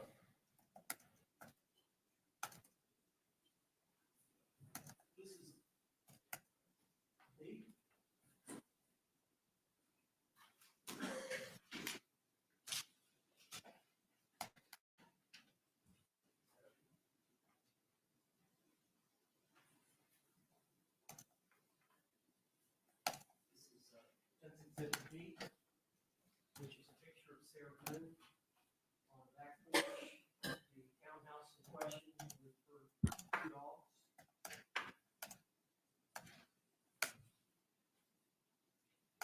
Defense Exhibit C, the blow up of the picture of inside the townhouse showing the sliding glass door as well as the staircase that leads to the master bedroom and the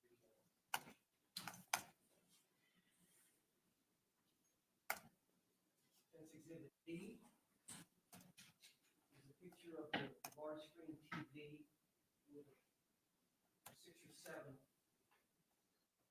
holes in it from where Jorge Torrez hit the TV with a bat threatening Sarah Boone.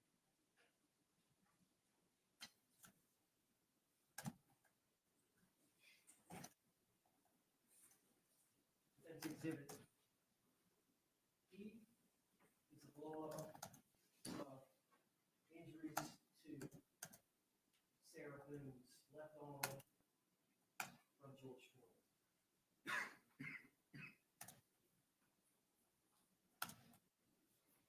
Defense Exhibit F is a close-up of the wound to Sarah Boone's leg where Jorge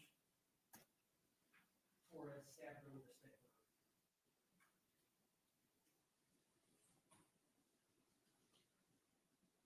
Defense Exhibit G is a close-up of Sarah Boone's face that shows where Jorge Torrez poked her with a curtain rod.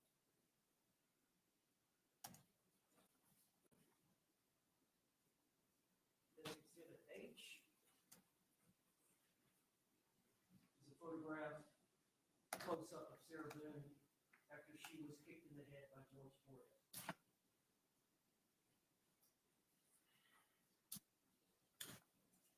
Defense Exhibit I is another close-up of Sarah Boone's face after she suffered injury at the hands of Jorge Torrez. All these, I believe, Judge, all these exhibits, except for the first one, A, were in Sarah Boone's phone. The state took custody of the phone. State had the photographs. The state provided the defense in discovery for these photographs. We intend on introducing these photographs. We don't intend on introducing the blow-ups. We intend on introducing the homicide pages of the photographs and then using these as the demonstrative aid to show the jury during opening and then closing the injuries that Sarah Boone sustained at the hands of Jorge Torrez. Any other further argument with regard to the use of those items pre-marked as A through I in opening statement? Mr. Owens, Yes, Sir Judge, and I sent you some cases. when did you send it, sir? This one.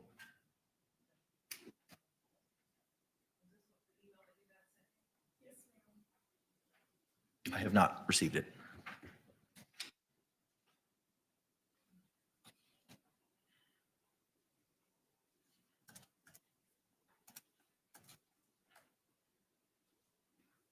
Damn it, Margaret. Get her on the phone.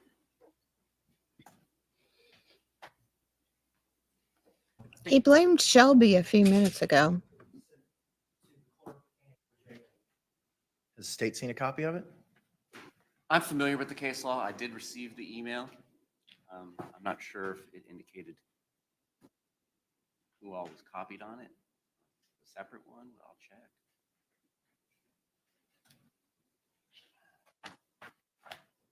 Is it just these 2 cases? I've been provided Alsager v. State, 326 Southern 3rd, 656, Florida Supreme Court, 2021. Lowe v. State, 259 Southern 3rd, 23, Florida Supreme Court, 2018. Yes, sir. Judge, the court has discretion to allow demonstrative aids. If you look at one or both of those, there was a state wanted to introduce a dummy they were using in a homicide case, which the court allowed. Other cases have allowed photographs and demonstrative aids to be used in opening statements.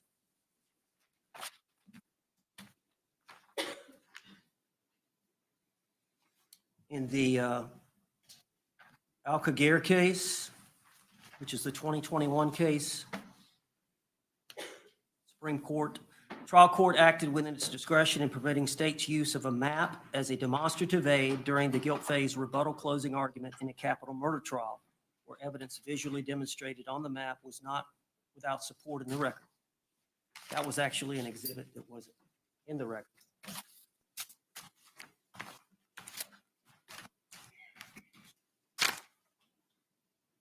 The 2018 case, Supreme Court of Florida, again, the trial court acted within its discretion in allowing a demonstrative exhibit. In that case, it was a murder prosecution. Trial court acted within its discretion in allowing the state to use a mannequin in a demonstrative aid in order to show the position of the gun in relation to the victim's body. The mannequin was used to set out the circumstances of the crime and to attempt to establish aggravation. The mannequin was used to demonstrate the location of the gunshot wounds, the angle of the impact against the skin, the incapacitating nature of each gunshot wound, advising of the trajectories were anatomical, not spatial, and had a small degree of error where only was slight difference between the victim's size and the mannequin's dimensions. There was nothing to suggest the mannequin was altered to resemble the victim. The court allowed, again, the court's discretion.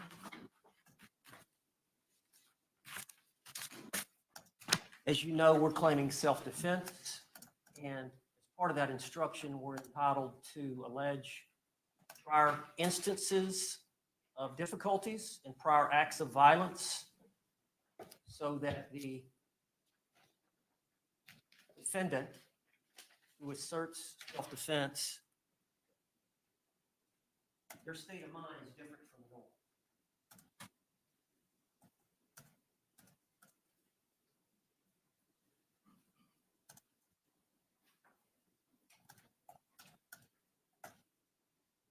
Take the two instructions we read. Find that Sarah Boone, who because of prior threats or difficulties with Jorge Torrez, had reasonable grounds to believe that she was in danger of imminent use of unlawful force at the hands of Jorge Torrez, you may consider this fact in determining whether the actions of Sarah Boone are those of a reasonable person.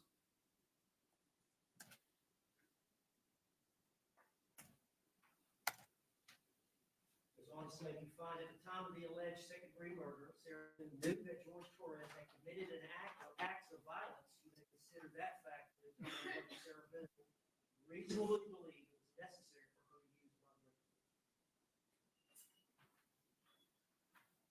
We have a good faith belief that the exhibits will be introduced into evidence. They're demonstrative aids to aid the jury in understanding the circumstances surrounding that relationship and the actions that Sarah took and the reasonableness of those actions in light of their history. Thank you. Any response, State? Yes, sir. Yes, sir. Judge, the standard is, it is your discretion, and you will only be reversed if you abuse your discretion in this regard. The state is urging you just flat out, as a matter of principle, to not allow the parties to go into the exhibits during opening statements. They're going to be seeing the actual exhibits in the very, very near future.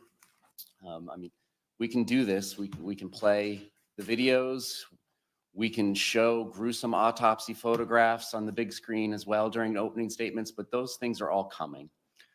So we're just asking you first in general, let's not extend the opening statements in that regard any more than necessary. Now, our specific objections are this. With A, which is beneath everything now, but the bloody ear from the prior incident, I believe that is from a body-worn camera, and I think he indicated as much. It was not from her phone. If we get to that point where we know that this piece of evidence is coming in, that would be one thing. But right now, the law of the case is they cannot put on any evidence of prior instances of violence, any reputation evidence regarding the victim, or go into battered spouse syndrome in the evidence until self-defense has been established, and that self-defense must be established by the testimony, and in this particular case, it has to come from the defendant, of an overt act taken by the decedent, which resulted in an imminent threat of great bodily harm or death. And we have had that litigation. We have provided the court the most recent testimony regarding the defendant's most recent statements from the two doctors, and it doesn't exist at this time. So it's one thing for the parties to go into things in opening statements that don't end up coming into evidence. And when the defendant does that, well, under King versus State, the state gets to point out, look, they made these promises in opening statements and they didn't come to fruition. So you need to disregard everything that you heard that was going to happen in trial that didn't. But the problem, particularly for the state side, is we don't get to appeal. So if we go through opening statements and we have the jurors not only exposed to our words about things that may or may not be coming into evidence, but exposed to 1,000 words per picture, if a picture is worth 1,000 words, that amplifies the error. And it's an error the state has no remedy to fix.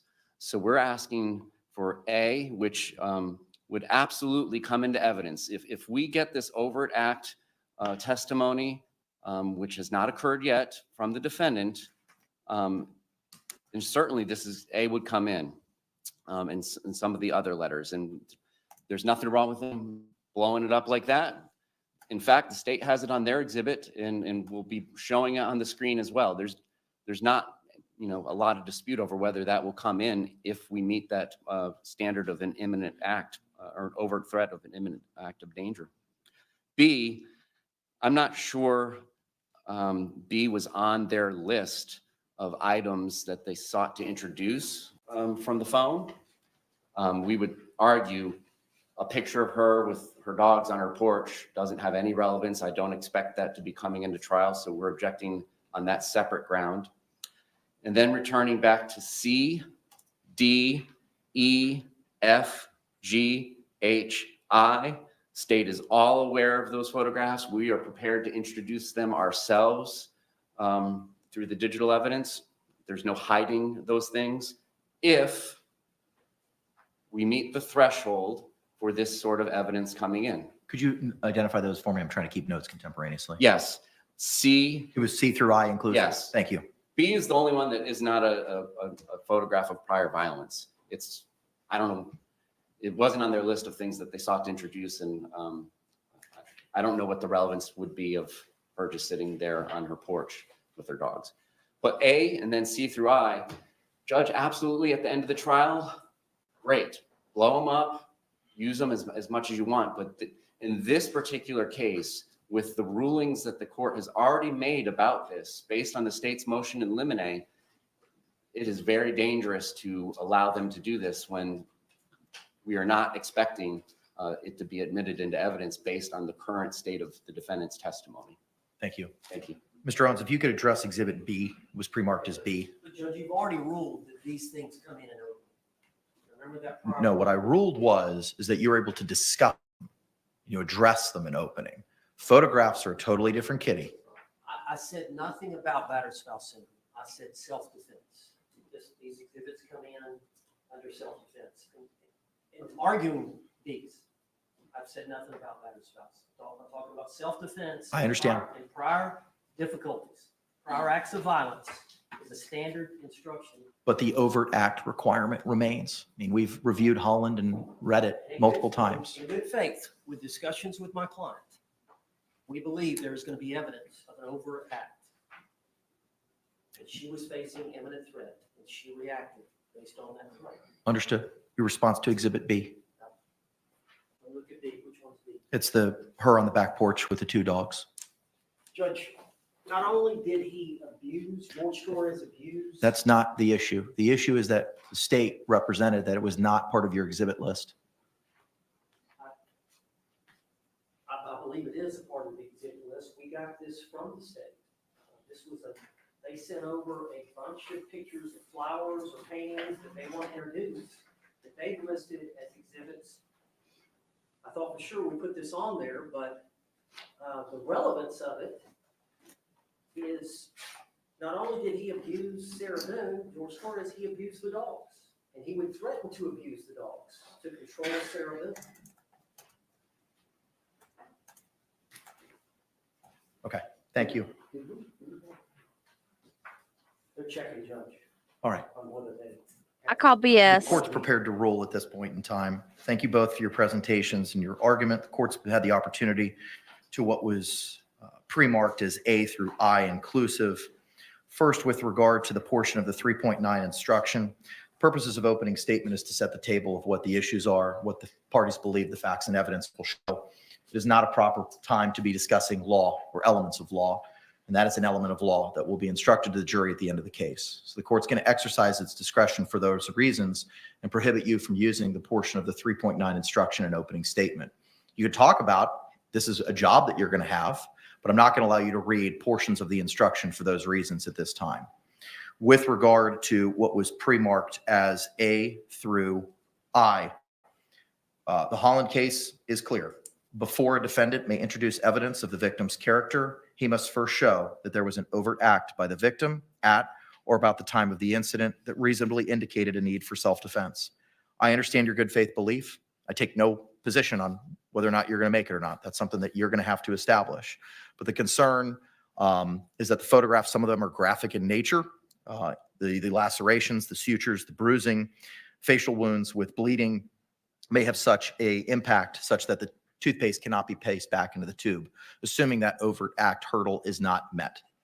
The court, again, takes no position on whether or not you're going to be able to meet it because I haven't heard the evidence and testimony.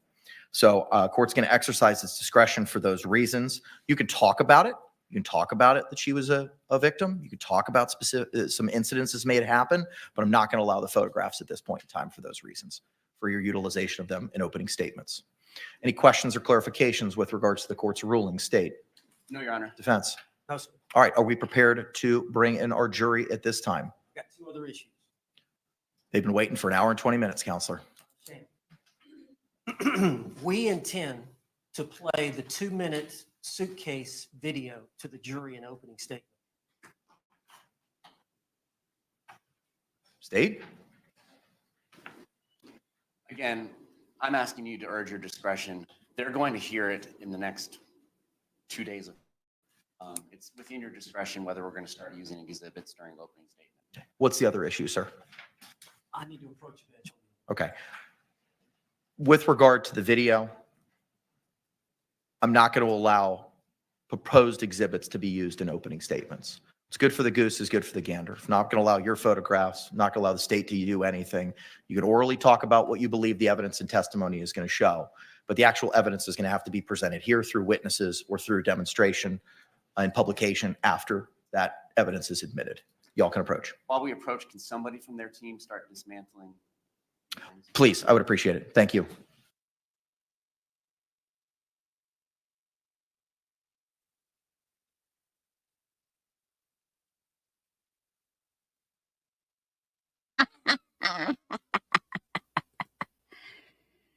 Ooh, y'all knew he was going to do that. We knew he was going to come in and try a fast one. He was going to try to be slick. Oh, Janice, you didn't have to do another super chat, honey. Janice said this earlier, but she left out the F in shifty. So I took it down. Bless her heart. Let me try this again. I think Owens is shifty, not the word that I accidentally used before. And sneaky, not to mention disorganized. I didn't proofread closely that last time. Give me a break. How many people he's got over there that can proofread for him? If you've got that many people on your team and you're still making those kind of mistakes, I mean, you guys, the jury's going to see this. The jury's going to see the two people in the prosecution's team. Well, maybe there's three over there now. And then they're looking over here at the defense team, and they've got 3 lawyers, 1 paralegal, 1 consultant, and an investigator. I mean, come on. It's going to be quite obvious. I have a feeling that he's going to come across shady to the jury as well. I really do. Do you think he's going to do the opening? Owens? Mm-hmm. I think so. I don't know, because I think that if he wasn't, somebody else would be up there talking about it in the Richardson hearing. I don't know. I don't know. What do you think? I think it's going to be Owens. I just can't see him giving that out to somebody else. Any reason why we cannot bring in our jury at this time? State. No, sir. Defense. No, sir. All right, let's stand and bring in our panel. Here we go, y'all.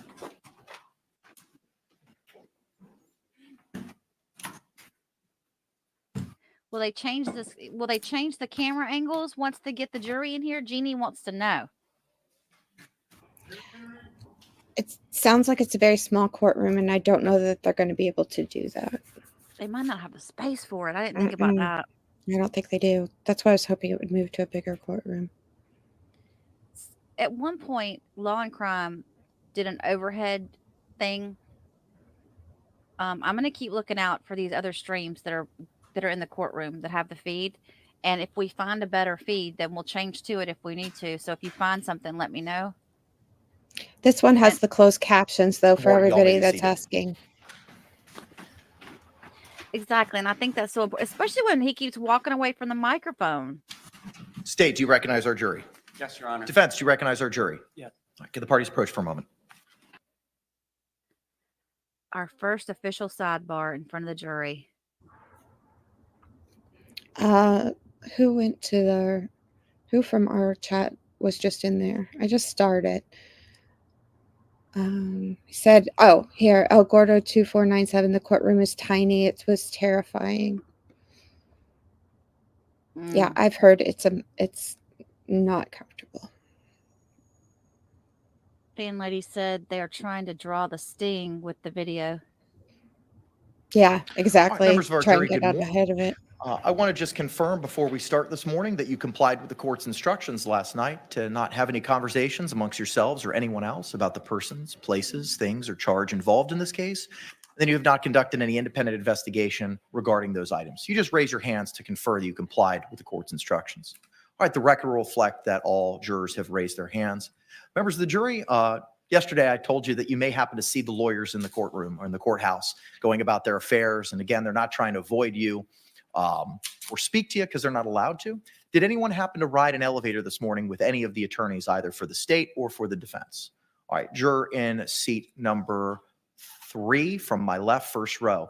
Yes, ma'am. Okay, thank you. Can you all approach for a moment?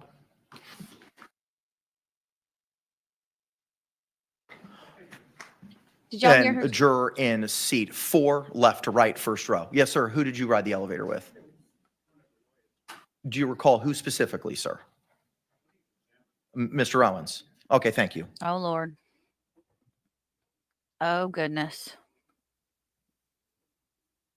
Sam, you want to explain what happens if they find out that they've been talking in front of the jury? We have a really, really, really, really big problem. Well, we have alternates, and that's why we have alternates, correct? Usually alternates are for if somebody is sick, but yeah, I mean, I don't think the judge would take it lightly, but also I don't think he wants to see this trial be derailed. I mean, they have badges. Well, thank you both for your honesty. I appreciate that. Something we talked about earlier this week. That's the one thing that we required and asked of you is just to be open and honest. And I appreciate both y'all's open and honesty. During the ride in the elevator, was there anything that you saw or observed that it would impacted you or influenced you in any way to have any impact on you? Juror number 3, left to right, first row. Juror number 4, left to right, first row. Okay, thank you. All right, with that, members of the jury, we're going to proceed with opening statements this morning. Both the state and the defense will have the opportunity to present them. I ask that you listen closely to those statements that they're going to provide. But remember, these are not evidence. This is just the party's belief as to what the facts and the evidence will show in this case. After the conclusion of the opening statements, we'll begin with the state's case in chief through witnesses. With that, Mr. J, you may proceed, sir. Thank you. Here we go, y'all. Ladies and gentlemen, what the evidence in this case is going to show you is that this defendant zipped Jorge Torrez shot in a suitcase. She was able to do this because at the time of his death, He only weighed 103 pounds. And she did this with the malicious intent to punish him. And then she went up to sleep and left him to take his final breaths on this earth alone. How many breaths those were, we don't know. The evidence is going to show that it was at least for about 15 minutes, because there's going to be 2 videos that the defendant herself took of this event.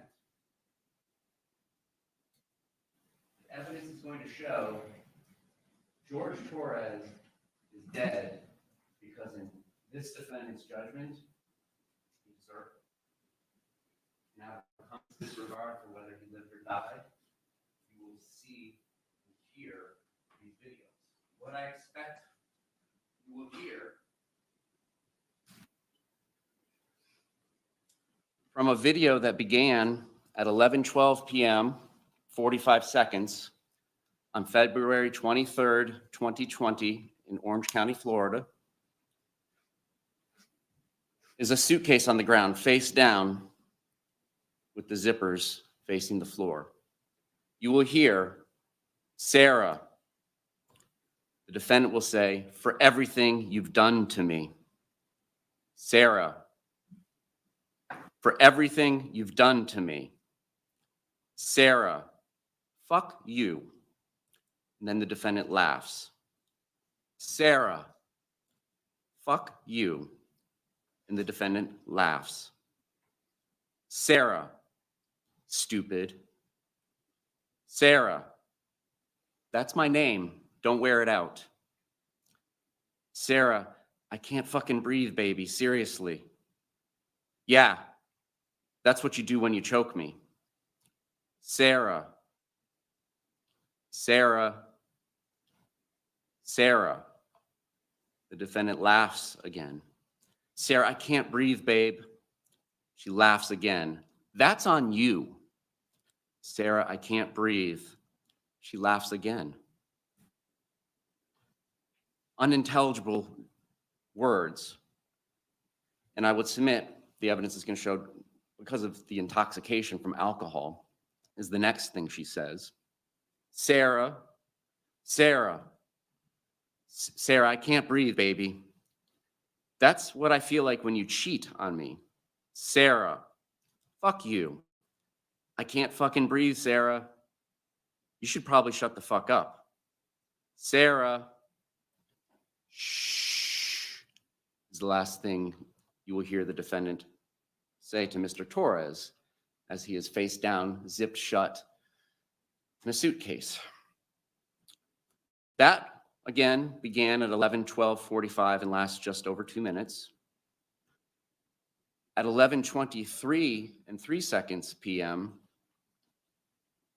there's a second 22-second video, and it's the defendant zooming in on the suitcase.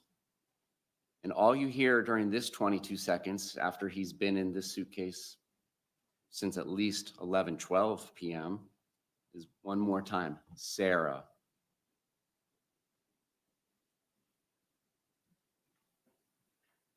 How did we get to this point where 103-pound Jorge Torrez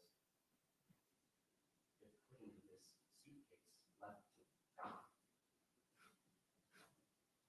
Well, the next morning, the defendant wakes up, late morning, perhaps early afternoon, somewhere in this time range, several hours later.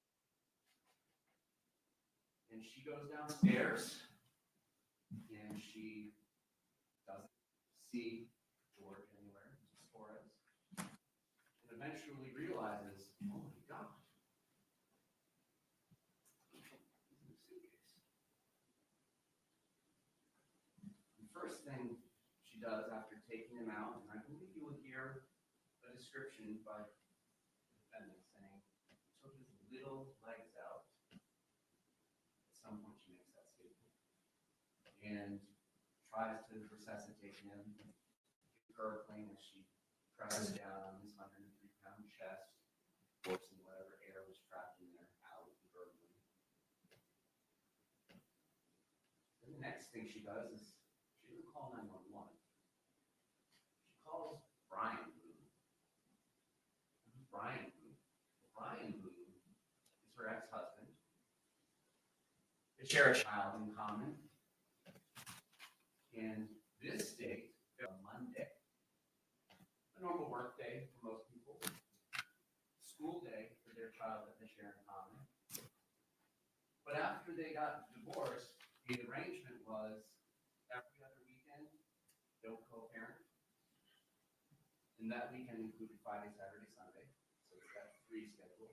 And Monday through Tuesdays, their child would be her responsibility.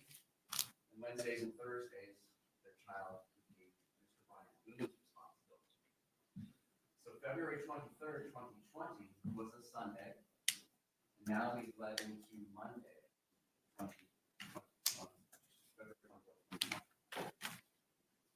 Mr. Boone had been trying actually to contact the defendant several times that morning because he just wanted to confirm she was going to get their child after school that day. And there had been a history of reliability issues on that issue on her part. So you will see in the phone record, he calls her, and then she finally calls him back instead of calling 911. And being the nice co-parent that he is, he comes over. It's a short drive, 10 minutes.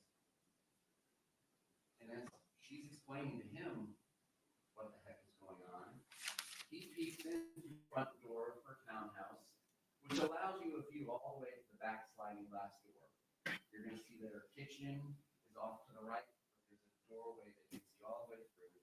And on the back side of the kitchen and the breakfast room area, there's tables and stuff. There's also some blue legs sticking out in view.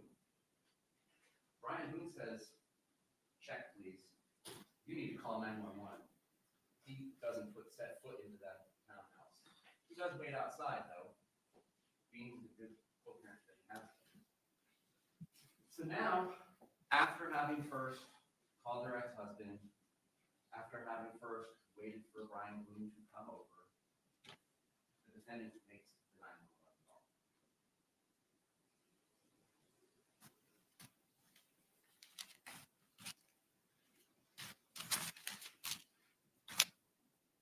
What you will not hear are tears. You will not hear sorrow. You will hear a certain level of concern. My boyfriend and I were playing last night. Put him in a suitcase, and we were playing hide and seek kind of thing. I fell asleep. Found him dead in the suitcase this morning. I don't know what happened. He had blood coming out of his mouth. Don't know if it was an aneurysm. Pulled him out of the suitcase, tried to give him CPR. He was in the suitcase and I fell asleep. He's not awake, he's purple, he's not breathing. There's some instructions about how to do CPR given to her, asking about whether an AED is available to shock his heart. It's too late. He's cold, he's stiff, he's purple. We were playing hide and seek. This is horrible. This is horrific what happened. What happened? We were playing hide and seek last night and I fell asleep.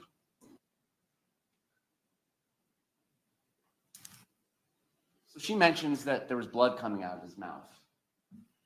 And his body, like all bodies in his deaths, was taken to the 9th District Medical Examiner's office and autopsy. What the doctor found was what you would expect after being left in the suitcase, crumpled up in the fetal position. He passed from positional asphyxiation, meaning like you're not going to get full breaths when you're crumpled up like an accordion, and environmental suffocation. You don't have to have a plastic bag over your head, tape shut with a full roll of duct tape to seal it off 100%, be worthy of the vacuum of space to environmentally suffocate. It's close enough if you can't get the oxygen and the CO2 coming in and out of your environment. But she also did notice, yeah, he suffered from blunt force trauma on his torso, in his face, his mouth. She'll use words like contusion. Will help her explain confusions and bruises. She'll use words like hematomas, will help her understand for you all that that means bleeding under the skin and blood, what you expect from a bruise, that's why they're running through. But he had all this additional trauma. He had trauma on his fingers as well. So now, the sheriff's office, Orange County Fire Rescue show up, and the defendant interacts with the first patrol officer. You will see and hear that body-worn camera. It's more of the same of what we heard on the 911 call. Hide and seek, it was good. I fell asleep. I don't know what happened. A few hours later, the detectives from the homicide unit at the Orange County Sheriff's Office approach her and are ready to interview her after doing some initial things, which includes grabbing her cell phone off of a counter that was found at a suitcase by Mr. Torres, and giving it to one of their digital forensic examiners, who we'll hear from later in the trial. But it's time to give the first interview with the defendant. So they do a first interview with the defendant in one of their unmarked detective patrol cars there on the scene. And the basics of this remain the same, but there's a little more elaboration, as you would expect from trained detectives versus getting the 911 call taken. But the basics of what the defendant tells them is we had wine, we painted, we drew, we did puzzles. The particular wine we had was a Chardonnay from the Woodbridge winery. The bottles, plural, are in the trash. We started about 4 p.m. after Mr. Torres went to the store. Puzzles, art, listening to music, enjoying each other's company. We were literally just enjoying one another's company. The other bottle of wine that was left over from Boer wasn't even half full. So the description she is saying is 1 bottle of wine and plus a fraction of a bottle of wine left over from the night before. Ladies and gentlemen, not all bottles of wine are made the same. Many of us may envision what you would expect at a restaurant. Those are 750s, 750 milliliters of that. Bottles of wine that were recovered from the defendant's trash can were 1.5 liters. So the equivalent of 2 standard bottles of wine. A 1.5 liter bottle of wine is 50 ounces. Given that a standard serving of wine is 5 ounces, you can begin to do the math. And here's receipts. The day before, Saturday, February 22nd, 2020, there is a receipt from Publix for a bottle of Woodbridge wine for $9.74. And then Sunday at 12:17 p.m., there is another receipt for $9.74 for a Woodbridge Chardonnay bottle of wine. And then at about 5:30 in the afternoon on February 23rd, again, there is another receipt for the same bottle of wine for the same price. And those 2 bottles of wine were recovered. They're going to be produced to you in evidence, and you will see that they are in fact Magnum bottles of wine. So that's the context that we're dealing with when we hear things like, we only had 1 bottle of wine and we finished what was left in the bottle of wine from before. Well, ladies and gentlemen, there's 2 1.5 liters that apparently were consumed by a 103-pound man and the defendant, who is in the same weight class.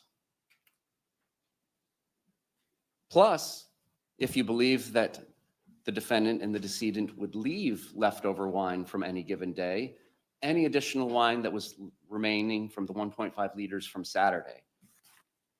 Ladies and gentlemen, that's a lot of wine. So in that context, we were just having wine, enjoying each other's company.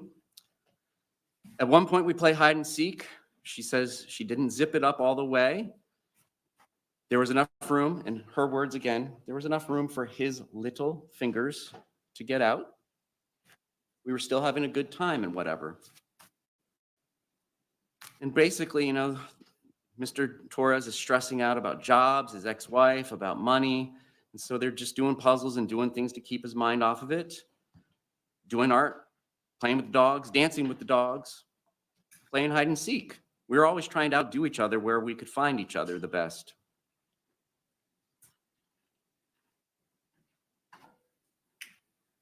When they started playing hide and seek, she went up to the shower and then got tired of hanging out in the shower and came down, and that's when she found him playing around in the suitcase. We both thought it was funny. I'm going to zip you up. 2 little fingers could stick out.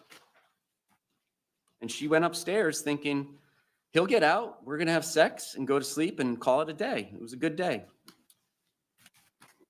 She insists that they had wine, but we're not drunk. You will be able to assess that for yourselves when you hear the recording she made. No ill will between us last night. Last argument, maybe last week. Don't really argue. We came home, drink, smoked, did art, listened to music, play with the dogs. We drink what we can afford. We used to be able to afford liquor, but now we can only afford wine. And that's how that day ends with the police. She goes and sleeps and stays at her ex-husband's house the night of February 24th and 25th. What they are doing, and by they I mean Orange County Sheriff's Office in part, is going through her phone. That's when they discovered the 2 videos that I just described for you.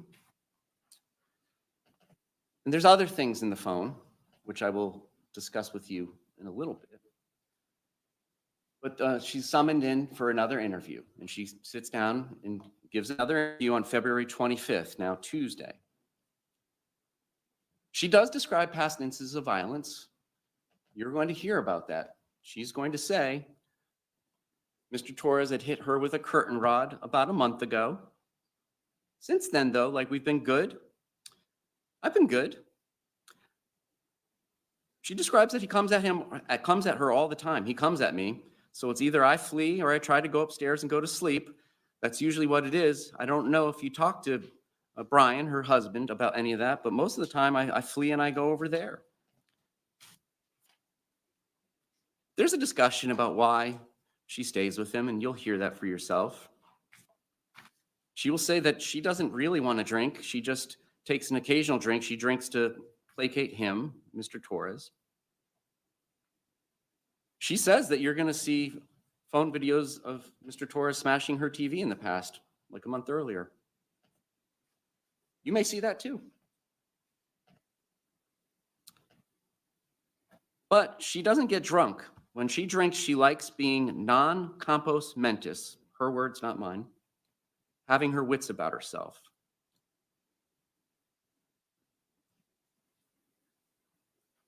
Then she gets to the hide and seek again and describes that they've played it 3 times before, but had never zipped one another shut in it before. And they were really just running out of places to hide because it's just a townhome.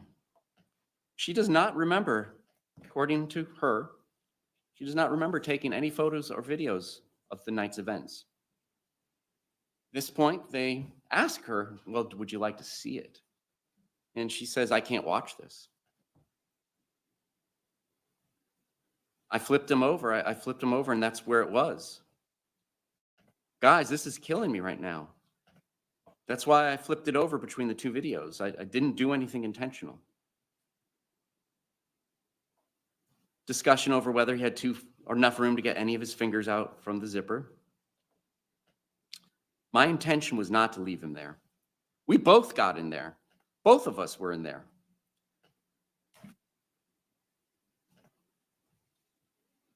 When she went upstairs, my plan was not to, quote, he'll be up here any minute.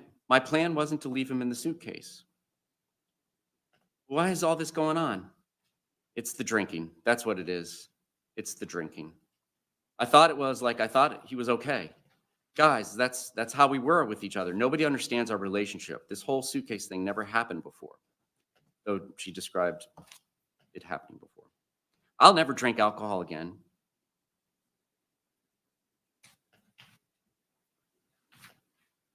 She insists that she has no injuries on her, and you don't have to take her word for it because they took photographs of her and there were no injuries on her. She insists over and over that there was no violence that day, it's like, okay, we're in a good place right now. Ask her about saying fuck you to Mr. Torres. Well, that's just being playful and having a good day. Everybody's having a good day. I didn't touch him, nor did he touch me. Her words.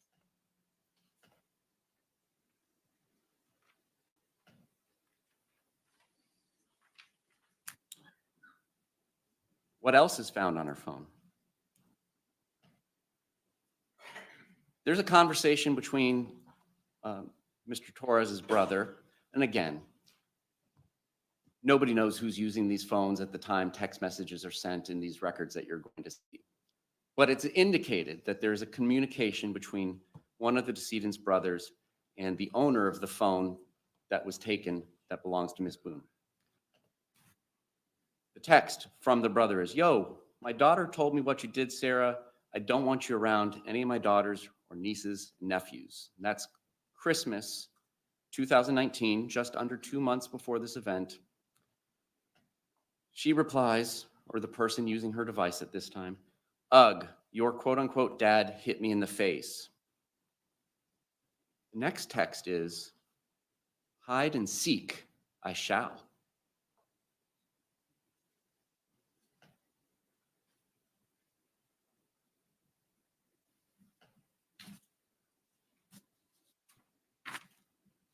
January 13th, there's another heated discussion.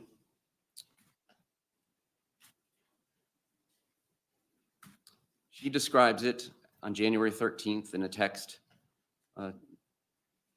to Mo, the brother again. It's a Torres thing.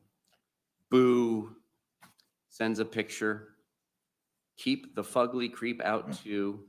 It's still fugly. Lose. The brother responds, please do something with yourself, Sarah. God bless you. The defendant's response, and bless you and all of you too.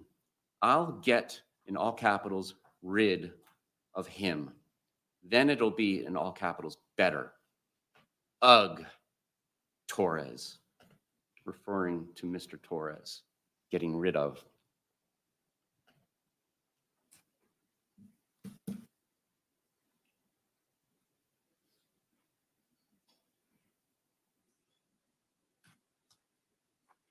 And that's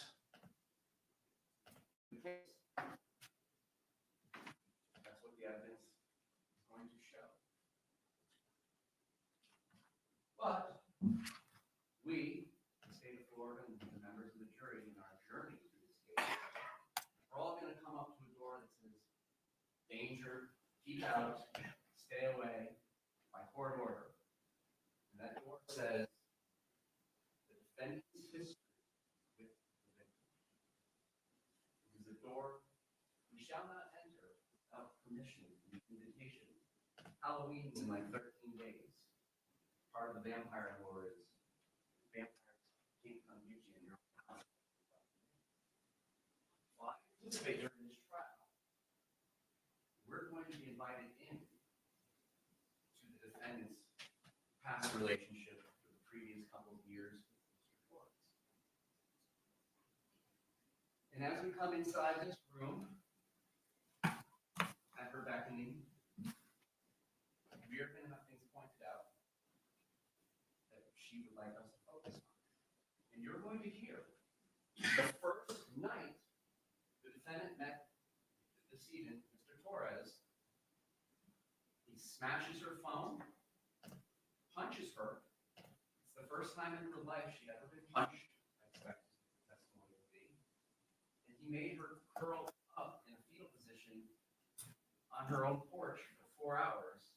And she was only able to escape this situation when he fell asleep. I expect that you're going to hear that Mr. Torres is an alcoholic.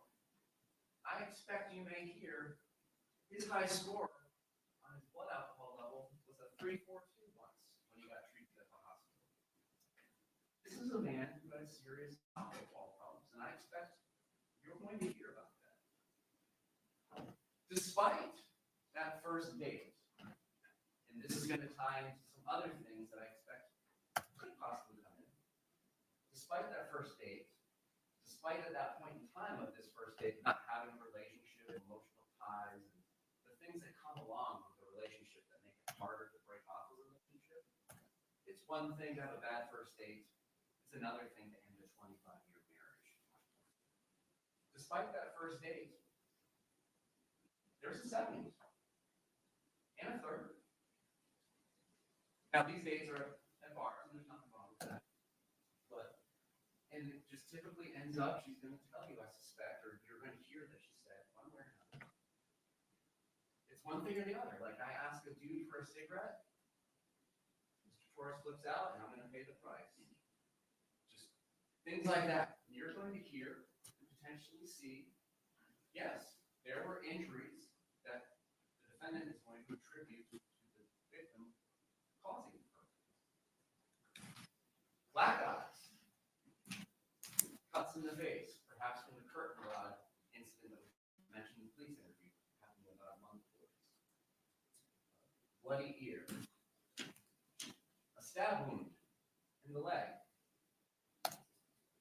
which is perhaps described as sword fighting, playing around in medical records. But nonetheless, I suspect you're going to hear and see a lot about their past history. And at the end, if this occurs, if this comes in, the state is going to have the opportunity to take the lead of the tour in this room labeled the defendant and the victim's past history. And I'm not going to go into that now.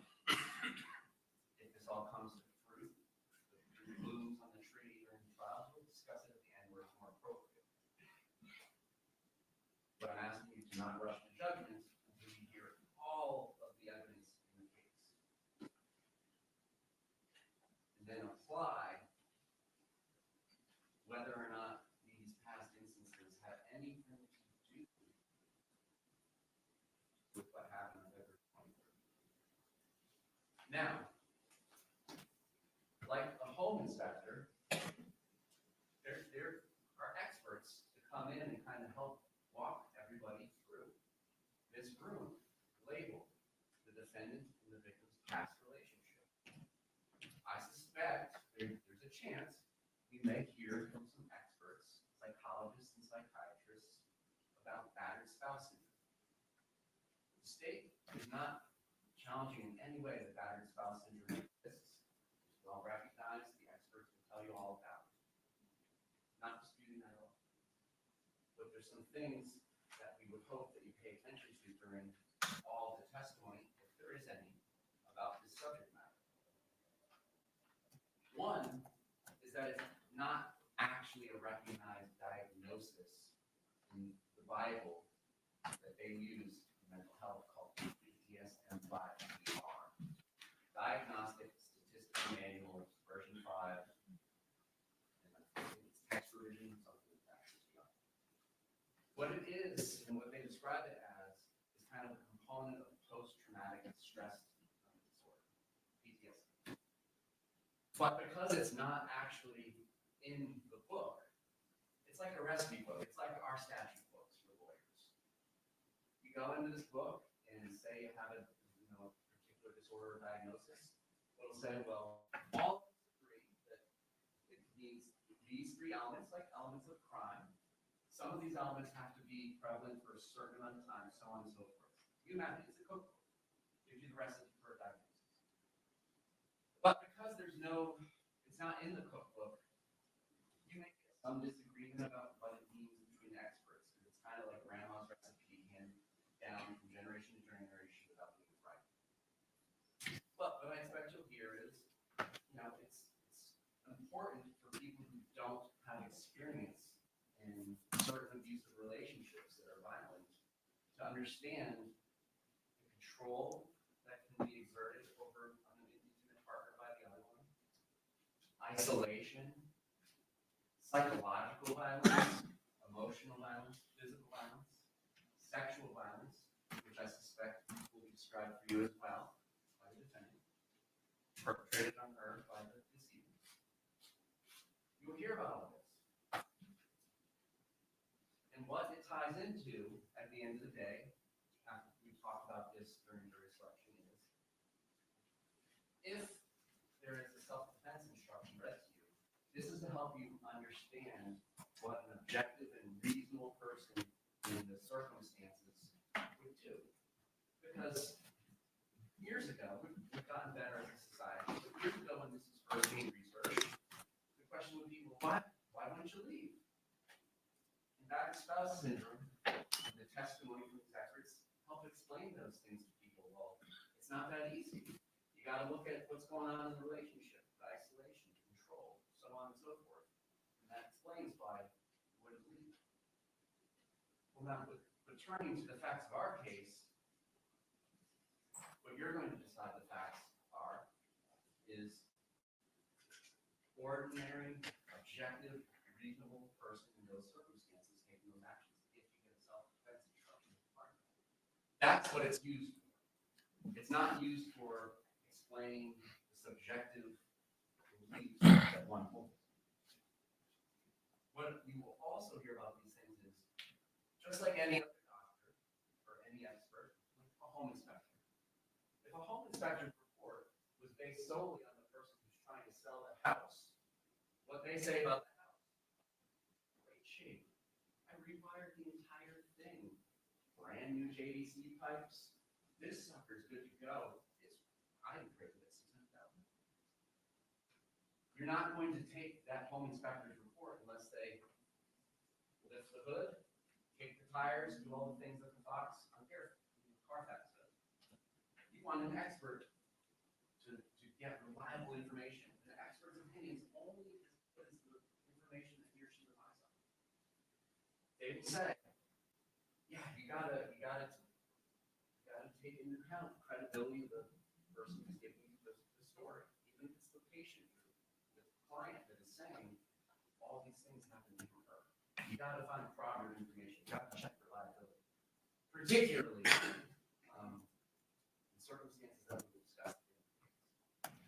So, another thing that they're going to tell you is just because there's a bunch of violent nonsense going on between two intimate partners doesn't mean that spouse syndrome applies.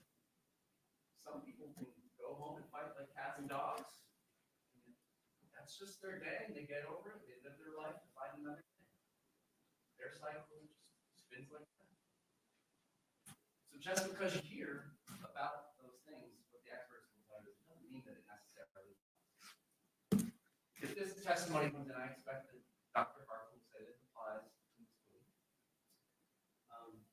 But we'll talk to her about what she relied upon to make that conclusion. We'll talk to her about some other things and take that journey together to get there.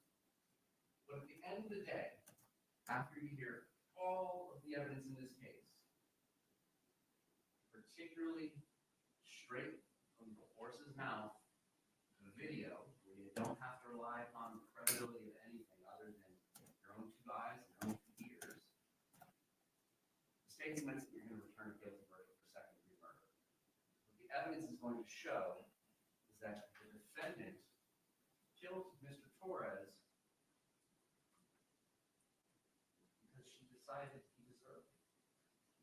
Not because the evidence will show an objective, reasonable person in her circumstances needed. Thank you. Thank you, Mr. J. Any opening remarks by the defense? Judge, can we invoke the rule? It has been. I've already advised the witnesses. Okay, the rule of sequestration will be invoked. Thank you.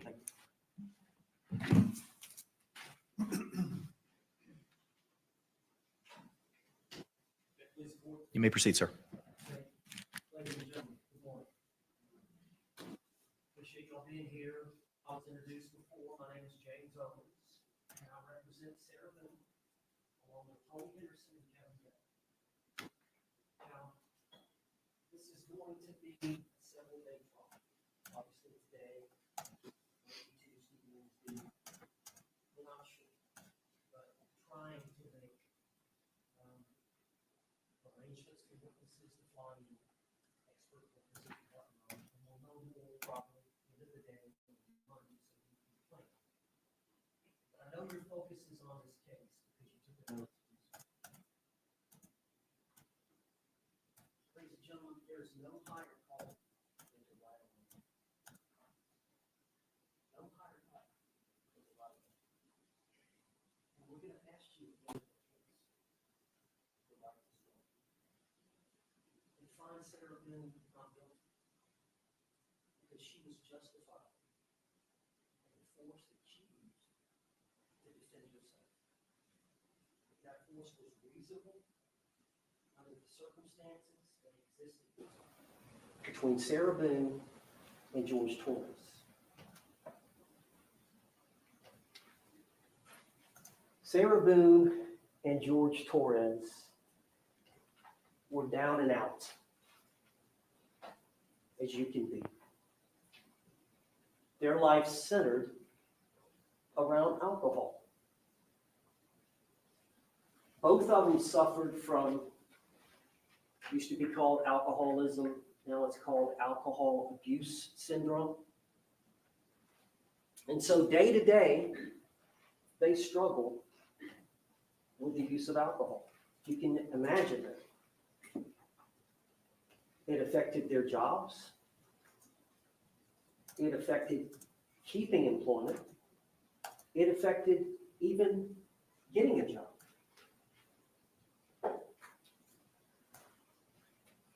As codependent as you can be towards each other.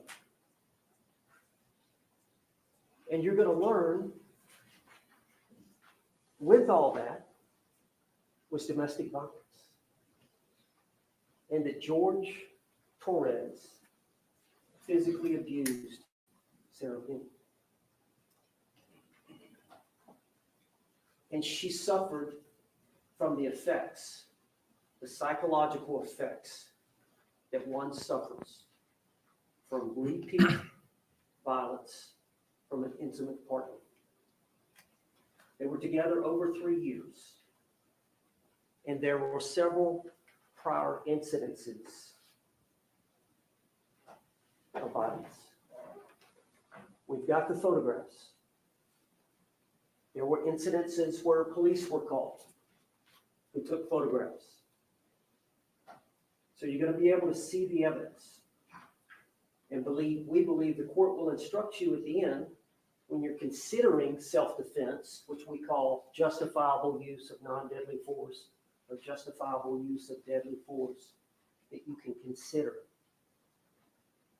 the prior acts, the history of violence, the prior difficulties that the parties had.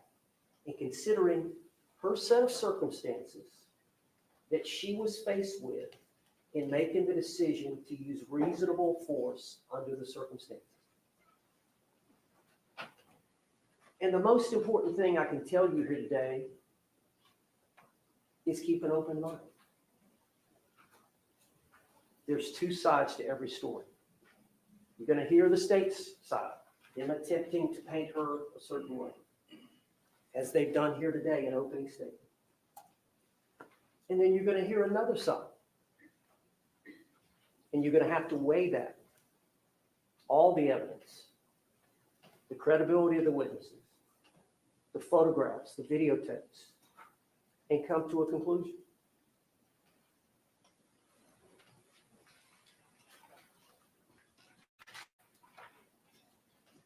Now let's talk about this day, February 23rd of 2020, the date of this event. This case has been pending for some time. Here we are, October of 2024. I think the evidence is going to show that they had purchased some wine the day before, but they hadn't finished all of that. So it was in the refrigerator. Many times that's how they start their day.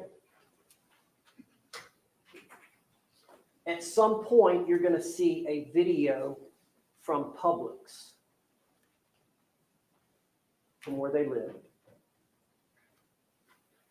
I believe it's Winter Park. But Publix was not too far from their apartment complex. And they took their car, they drove over there. So you're going to see a videotape from Publix of them both going in the store about noon, and they come out with one of those larger bottles of the wine. And then, of course, There's a receipt, and the bottles are in the garbage can.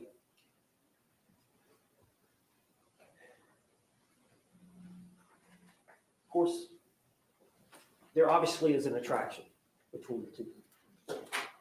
And as everybody knows, couples can have great times where things click, everybody gets along, and then we can have episodes of disagreement. And how are those resolved? Really, that's what this is about. How are disagreements resolved? But George was very jealous of Sarah. And you're going to hear the testimony about that. And that he cannot, in certain situations, he can be very charming. But when his level of intoxication gets to a certain level, is when he gets sad, moody, and a lot of times eventually it involved forcible sex with Sarah Boone or actual physical violence against her.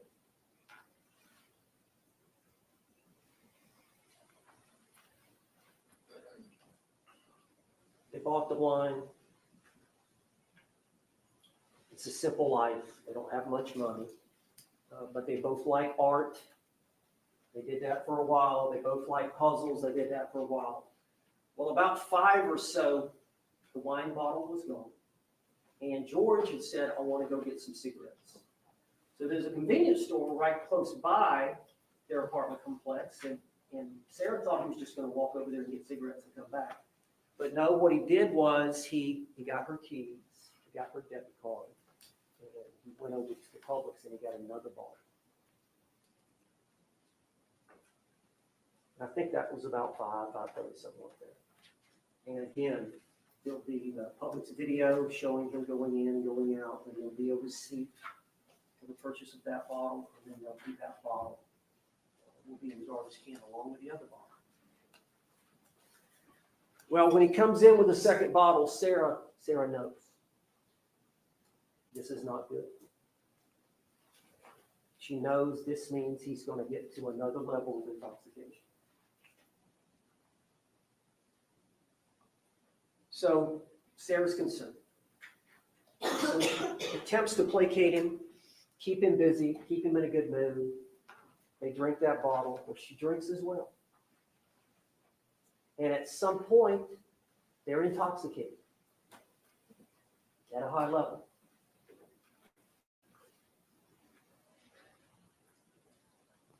As some people do when they're drunk, they get silly. And they decide to play a game of hide and seek. She goes upstairs, their bedroom's upstairs, to the shower and waits for a period of time. And he doesn't come to her. At some point, she gets cold, she gets tired. She wants to go see, well, maybe we got it mixed up. Where is he? So she goes downstairs, and they had gotten a suitcase down a week or so ago. It's an old suitcase that they were going to donate to Helping Hands or Goodwill or somebody, and they were putting some items in there. And it's a broken down suitcase. It's a large suitcase. They both weigh about 100 pounds. And they don't eat good. Malnourished to a large degree. But the pull handle is broken off. And they've attached a little paper clip that's got the rubber around it. And that's how they hold it back and forth. Well, she comes down the steps. She sees him getting in and settling in the suitcase. So she walks over there, and they see each other. They smile and laugh, and she zips him up. And she zips him up, and they laugh for a while. And they carry on. She sits on the couch. And at some point, he says, I can't breathe. Now, his face is facing the zipper. And she's got 2 or 3 inches that she's opened it. And she doesn't know. They're intoxicated. She doesn't know whether he's just saying that to try to get her to get him out, or what? But he's a captive audience. Physically, they're the same size, but he's much stronger than her. If they got in a fist fight, he would win 100 times out of 100. But she's got him now. He claims he can't get up. He has to sit and listen. It's a unique form of physical restraint. And so she lets him have it. Says things she shouldn't say. You'll see the video. It's about 2 minutes long. She videotapes it. She sits on the couch and turns her phone on and videotapes it for about 2 minutes.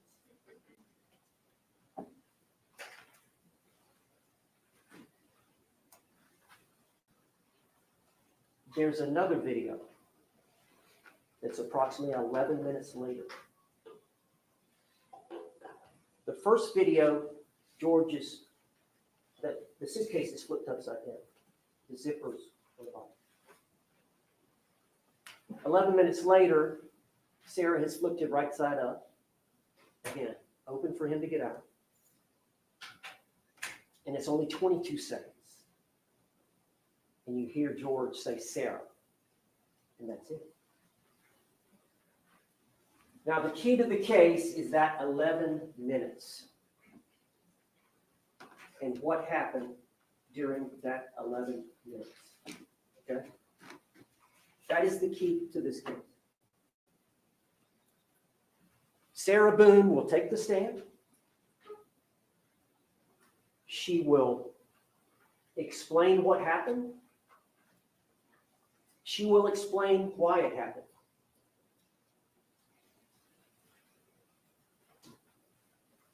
The evidence will show that she was justified in the action she took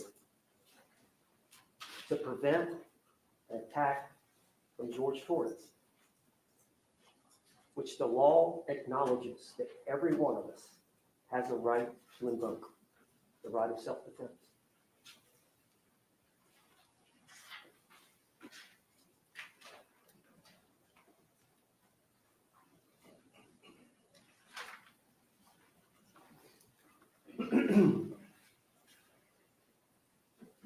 You're going to hear from the medical examiner. She is going to tell you about some bruising on Jorge Torrez. Of course, he was in the suitcase a while, deceased, we believe. And that changes things a little bit, as the medical examiner will explain, but there's some bruising. Sarah's going to explain that to you, why that happened, what were the circumstances surrounding that, involving that. Her son comes and stays with him from time to time. He has his own room. He has several of his things there, and there's a bat downstairs. The same bat that Jorge Torrez used, and there's a video where George is threatening Sarah. And he's swinging the bat at the TV as hard as he can. And he does it about 6 or 7 times. You'll see it. Sarah's recording it. And it's during an argument. And he's trying to intimidate.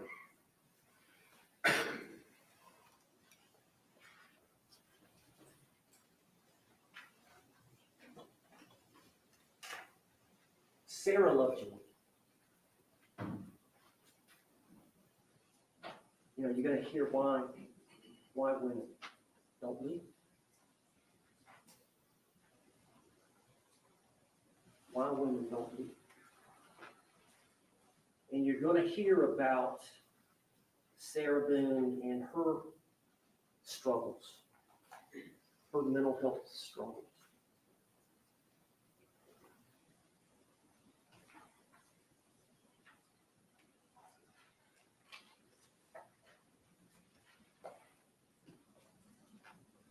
Sarah had no intent to kill. The prosecutor mentioned she wanted him to die. farthest from the truth. She loved the man. She hated the abuse. She couldn't leave him. She tried. She tried kicking him out 6 or 7 times. He kept coming back. She changed the locks. He kept coming back.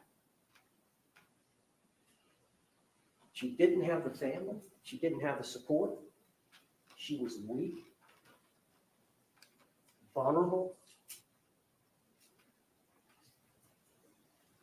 You're going to hear it all.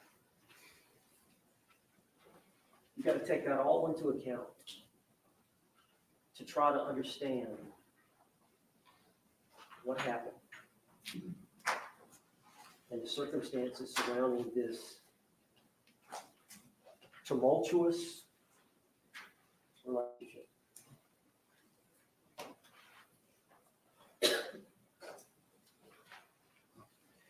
Now, you're going to find that Sarah's not perfect. And, you know, she goes, as many of us do when we drink too much, you know, you sleep in. She slept in. 11, 12, 1, somewhere around there. She moseys downstairs looking for George. She thought he was on the computer looking for a job. She looked outside, maybe he's out smoking a cigarette, and she sees the suitcase.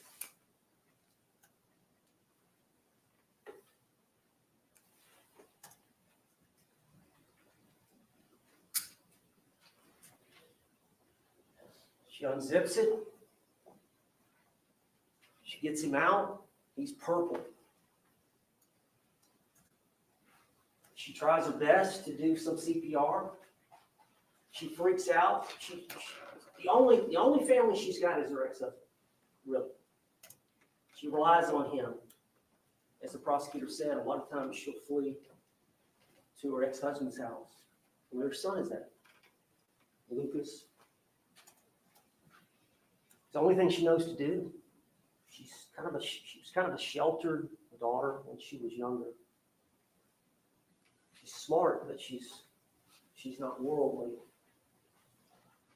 She calls Brian. Look, what do I do? He said, I'm coming over. Please come over. He's about 5 minutes away. And she calls him again within a couple of minutes. Yeah, I'm on the way. He gets there. He walks in the foyer and sees his legs. He said, call 911. She calls 911 within a minute, 2. Detective Rodriguez arrives. You know, they got the body cam now, so it's recorded. So you're going to hear Sarah talking.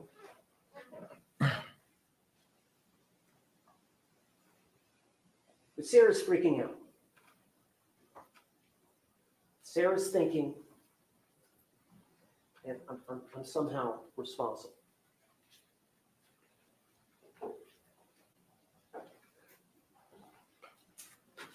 Eventually, she gives a statement to law enforcement. She gives one to Detective or Deputy Rodriguez. Of course, she's not the homicide investigator. She's just responding. She's the first responder. And, you know, they know what to do. They try to assess the situation. They start putting the tape out. And then they call for the homicide investigators to come, which takes a little time. So she gets a statement from Sarah. Eventually, the homicide detectives get a statement from Sarah and one of the unmarked squad cars. And it's recorded. They hear that. And then the next day, they take Sarah's phone. Sarah gives them the phone, signs the consent to take the phone, take it to, they have a phone extraction people at the sheriff's department where they can take it and take out all the data, all your phone calls, text messages, photographs, videos, all that. And they find these 2 videos. Sarah's not aware. She doesn't remember making the video. You can imagine. She gives them the phone. Well, she makes no attempts to do anything other than, here's the phone. So they tell her, you're going to get your phone back tomorrow. We'll bring it back to you tomorrow. Well, they end up having a conversation with the female detective, homicide detective, Hobson is her name. Chelsea Coxon. And they end up, Deputy Coxon was pregnant, or Detective Coxon was pregnant. They said, end up, hey, we're not gonna bring your phone, I'm not feeling good, pregnant, can you come to the sheriff's department? Which Sarah Boone was to tell you, that was what I was going, that's what they told me I was going to the sheriff's department for. Well, instead, it was an interrogation. And they were going to arrest her. They made their mind up on it. And they were gonna confront her and try to get her to confess based on the 2 videotapes. And so there's approximately a 2-hour interrogation that was on the 25th in the afternoon. When she got there to get her phone, they said, well, we got to come up here. We need to talk to you. And they got her in the room. It's a small room, but it's being videotaped and audio taped. And it goes on for about 2 hours of them trying to get a confession to murder. And it doesn't happen. But Sarah lies. She's scared. She can tell they're trying to pin her on this, that this was some kind of intentional act, and it was not. So she lies. She's not a lawyer. She doesn't know about self-defense. She doesn't understand she has a lawful right to defend herself. She doesn't understand that she's justified in using the force that she used. She doesn't, I wasn't there to advise her. No lawyer was there. So she lied. And you're going to hear that. So you're going to have to balance that versus her taking the stand and testifying before you.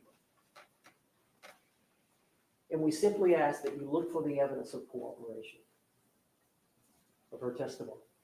It's going to be later, probably next week. The judges will tell you and read an instruction on evaluating a witness's credibility. And they'll talk about cooperative evidence, other evidence that's consistent with the testimony that Sarah Boone will give you. So you're going to have to weigh that in her testimony.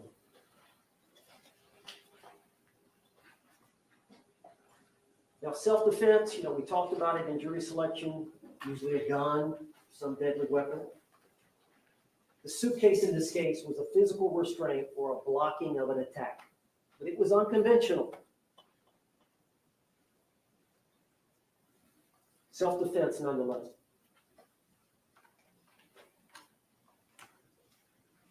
Now, as I said, the struggles that occurred, many of them involved the police. So you're going to actually hear from some of the police officers. Maybe some body cam footage. You're going to see some photographs that they took of the injuries to Sarah Boone. And some of the videos you may see of her in a very happy, joyful type of thing. Well, number one, she's intoxicated. Number two, she's safe. Police are there. So her attitude is not one of distress.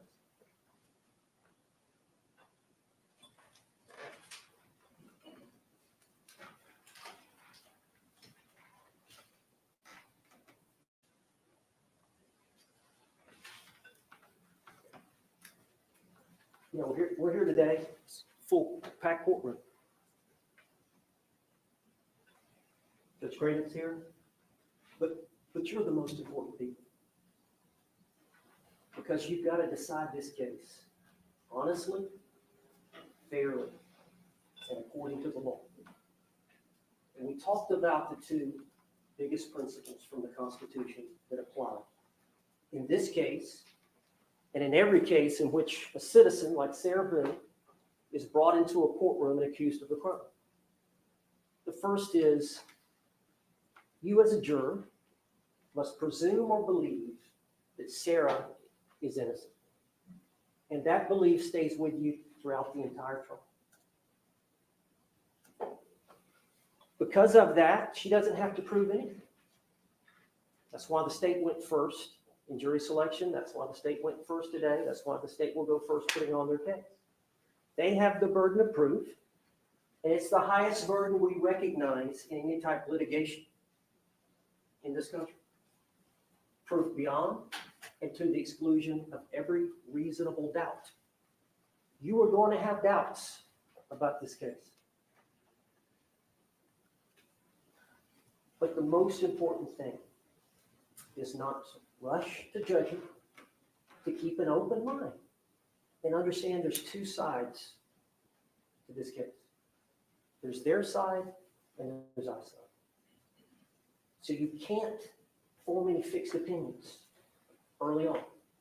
That's hard to do, as Mr. Henderson said in opening or in jury selection. That's extremely hard to do. Now you're going to hear some testimony. There's been mention of experts. Battered women's experiences affect her perception of imminent danger. Battered women's experiences affect her perception of imminent danger. Victims of repeat violence may fear death in a situation others would not.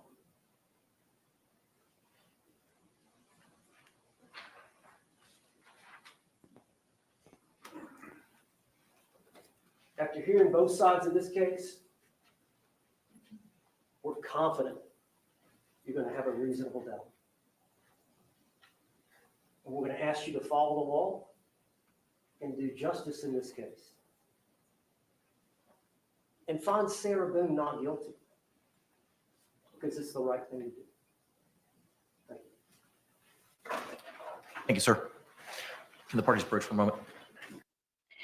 A 20-minute opening from the defense compared to what, an hour and a half? I'm sorry, not an hour and a half.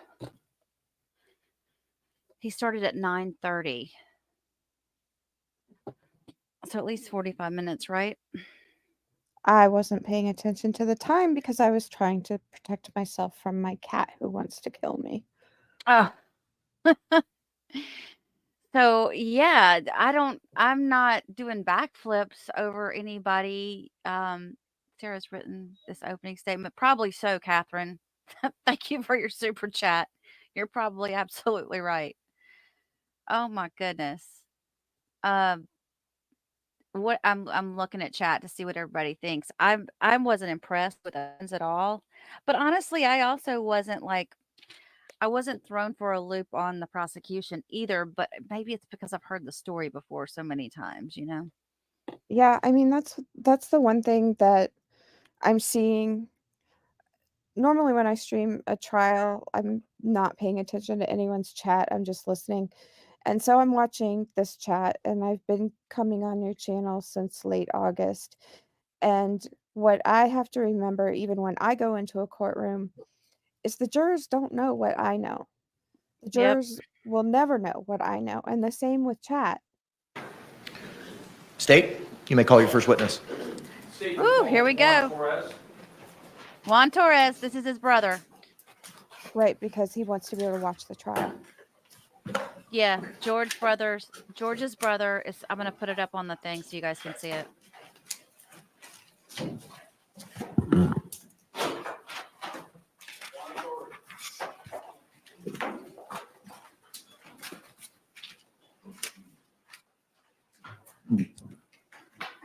Really quickly, you guys, if you type in Justice for George in the chat, we're doing a giveaway this afternoon for earbuds. So if you just type in Justice for George, just like you see it here, you'll automatically go into the chat, into the drawing.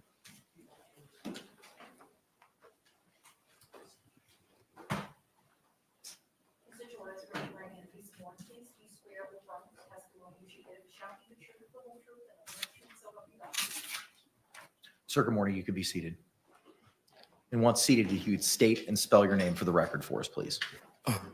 Juan Torres, Juantorres. Thank you, sir. You may inquire, Mr. Cacciatore. Good morning, sir. Good morning. Can you tell us how it is that you know George Torres? He's my older brother. And how many siblings do you have? 10 minutes. Pretty close. Did you see him?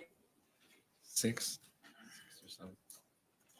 And how long has your family resided here in the Central Florida area? 20 plus years. And before residing in the Central Florida area, were you guys in Philadelphia, Pennsylvania? Yes, sir. In Massachusetts. Your brother, how often, your brother George, that is, how often would you talk with him? Often we talk, say, on a weekly basis. And how far away did you live from George? About 5-10 minutes. Very close. Would you see him pretty often? I would try not to go there too much. Who was George living with at the time that he passed away? Wait, Sarah. And without getting into many details, what was your relationship like with Sarah? We wouldn't really have a relationship. Would it be fair to say you didn't get along with her? Yes. Back on February 23rd, 2020, did you have an occasion to talk to your brother on that day? Yes, sir. And when you spoke with your brother on that day, did you FaceTime with him or did you speak with him over the phone? We talked on the phone. Was that phone to your ear or was that phone? It was on speaker. And who was present? My wife and my 2 kids.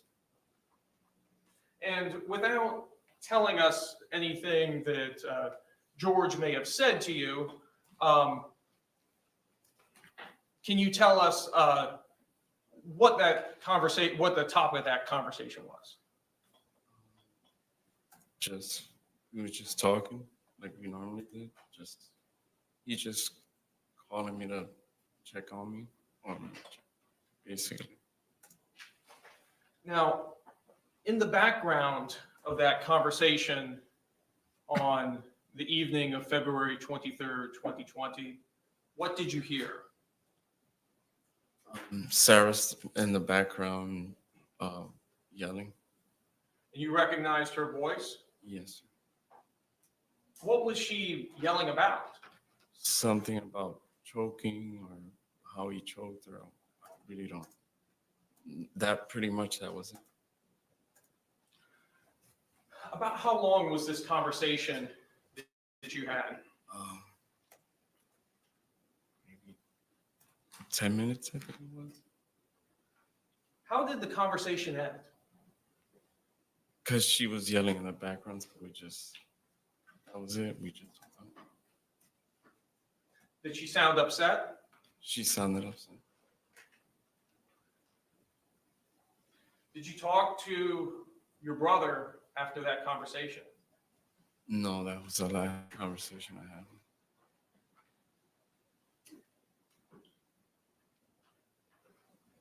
Have you ever spoken to Sarah since that conversation? No.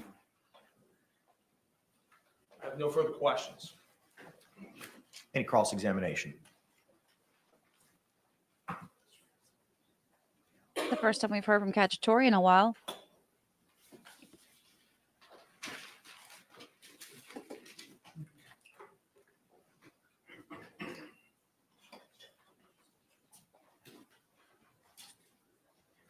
Oh, we're getting Henderson.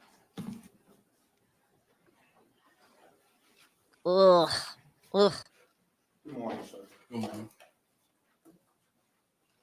In the beginning, when you started, it was hard for me to hear, but I know you were talking about other siblings, other family members that you had here. Could you repeat that for me, please? Here in Orlando, I have one sister and 3 brothers. sister and 3 brothers? Yes, sir. Okay.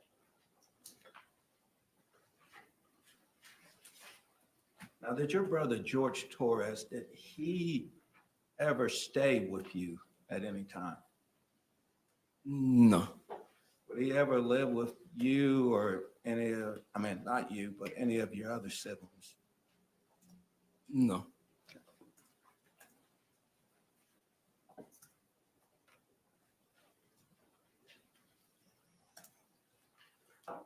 All right, sir, let's go back to this phone call that you were talking about that was on February 23rd of 2020. And that phone call was approximately 7:30. Is that correct? Yes, sir. And who called who? He called me. And then y'all were talking. Is that correct? Yes, sir.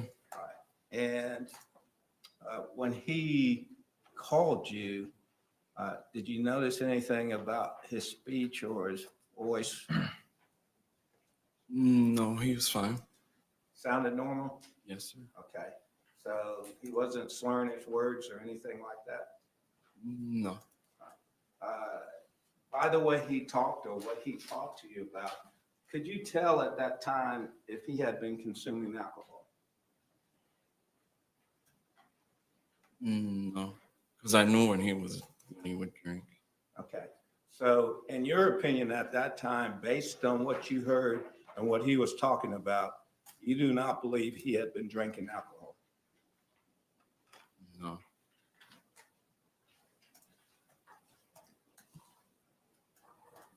Now, you said you heard Sarah. Yes, sir. Is that correct? How did you know it was Sarah? I can tell in her voice. You recognized her voice. So you could hear her. Is that correct? Yes. All right. And you've heard Sarah speak before that time. Is that correct? Yes. And you've heard her speak on the phone before that time. Is that correct? Yes. And you said that Sarah was yelling. Is that correct, sir? Yes, sir. And she was yelling about, he's choking me. Or tell him about choking me. Yes. Okay. During that conversation, and you heard her say that, did you ask your brother, what is she talking about? No, I did not.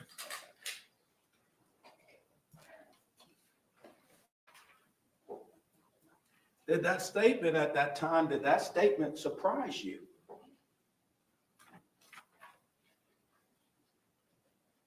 Not really.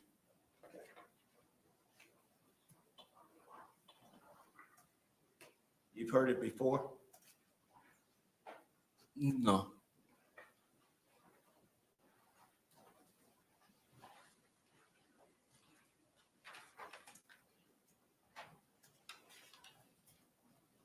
Based on Sarah's voice that you've heard, was it any indication to you that she had been drinking?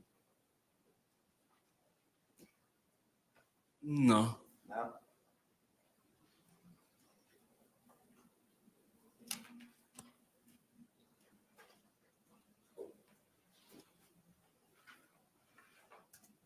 Sir, at some point, your brother said he had to go. Is that correct? Yes, sir. And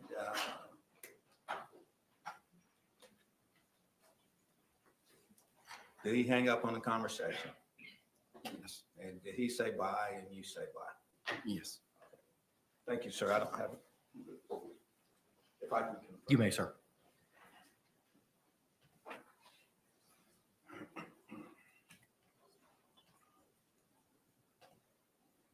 Oh, there's a ton more from his interview with the police that I hope prosecution brings up. I'm going to talk about it in a minute here. Sir, other than siblings, your mother and father, do they live in this area? Yes. Were there times that George would stay with them? Yes, sir.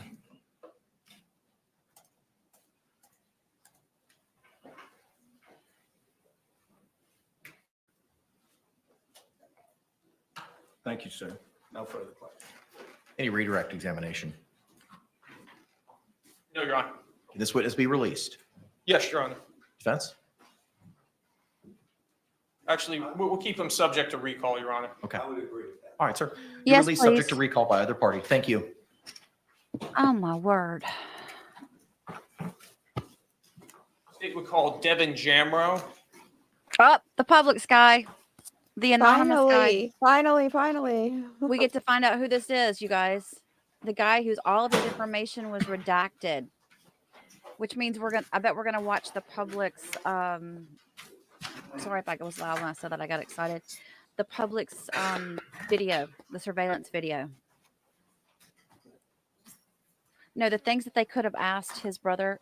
He said something about Sarah hitting somebody in a car one time. He also said that George was emotional and he starts crying when he drinks. He doesn't get angry. Ah.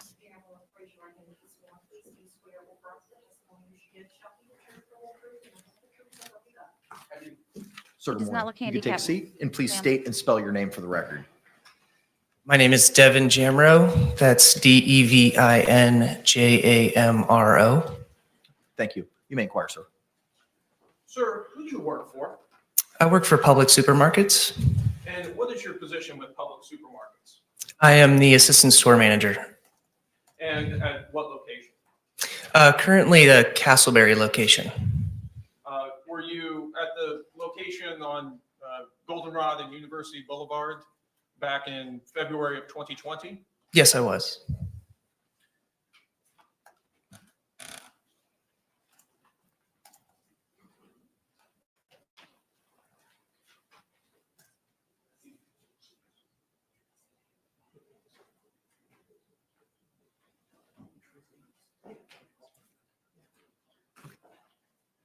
Your Honor, may I approach the witness which has been previously marked for identification as states D and been shown to defense? D's and Delta? D is in Delta. Yes, you may.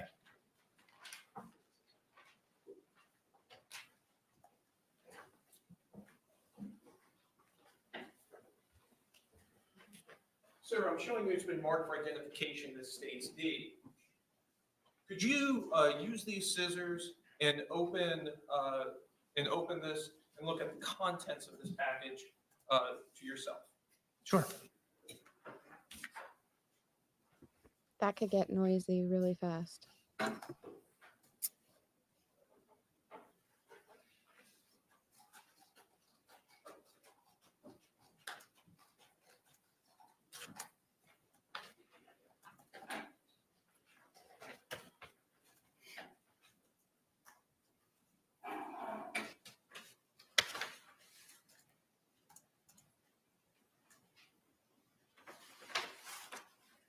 Sir, do you recognize those items? I do. Yes. And tell us, what are these items? These are Publix receipts. Are these receipts evidence of transactions at Publix? Are they made at or near the time of each transaction? They are absolutely made at the time of the transaction. And is it in the normal course of business that Publix keeps these receipts? Yes. And these fairly and accurately appear to be the receipts from your Publix store? Yep. Your Honor, at this time, I'd like to move what's previously been marked for identification as states D into evidence. Any objections? No objection? What was pre-marked as states D will be received into evidence without objection as states 1.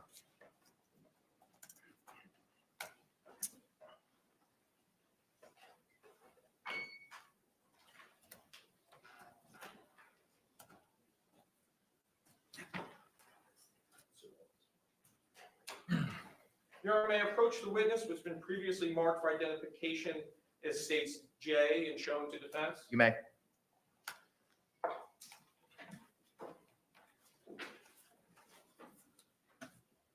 Sir, I'm showing you it's been marked for identification as states J. Can you take a look at that disc?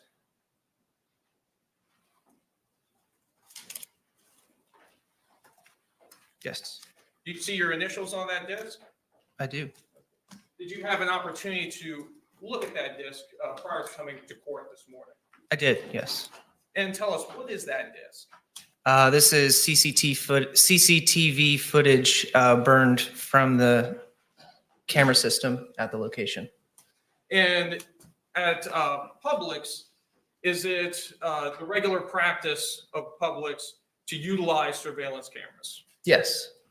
And in the normal course of business, are the videos from those surveillance cameras kept? Yes. And are these the cameras taken from February 23rd, 2020? And I believe there's 2 video clips included, one at 12:17 p.m. and another at approximately 5:39 p.m. Yes. And they fairly and accurately represent the surveillance video that was submitted from Publix to law enforcement in this case. They do. Your Honor, at this time, I'd like to move what's previously been marked for identification. It states J into evidence. Any objections? No objection. What was pre-marked as states J will be received into evidence without objection as states 2. And I have no further questions for this witness. Any cross-examination? Can this witness be released? Yes. Thank you, sir. You're released. Thank you. Have a great day. We're not going to watch the videos? Why aren't we watching the videos? We are going to watch the video. He was State, you just may the call your next witness witness. laying the foundation to bring it in. Okay. You notice the language, records kept in the regular course of business, the rule of evidence. Okay.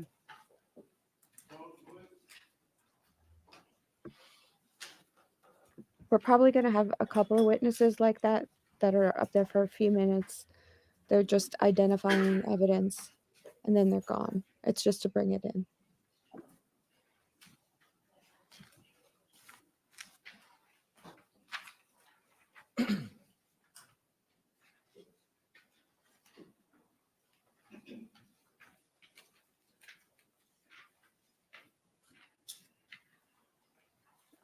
I'm sorry. Who is this? I missed it.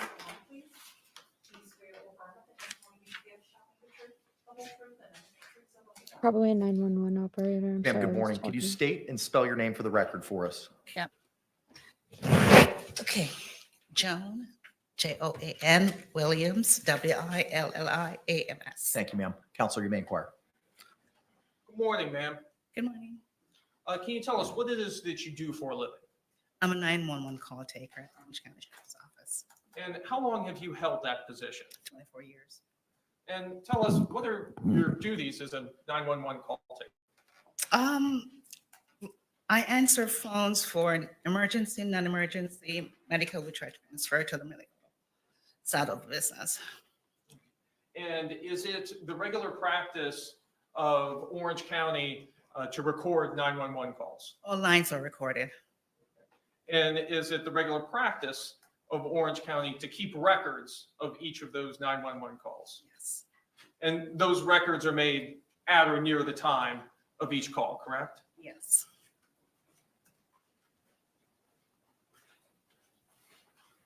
Your Honor, may I approach the witness which has been previously marked for identification as states L and been shown to defense? May.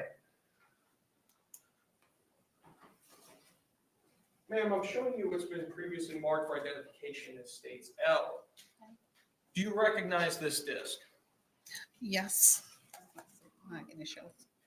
Did you have an opportunity to review this disc prior to coming to court this morning? Yes. And those are your initials on the disc? Yes. And does this disc, does it fairly and accurately represent the 911 call that you took in this case on February 24th, 2020 at hours? Yes. Your Honor, at this time, I'd like to move what's previously been marked for identification as states L into evidence. Any objections? No objection. It was pre-marked as states L will be received with no objection as states 3. Your Honor, I have no further questions. Any cross-examination? No, sir. Can this witness be released? Yes, Your Honor. Yes. Thank you, ma'am.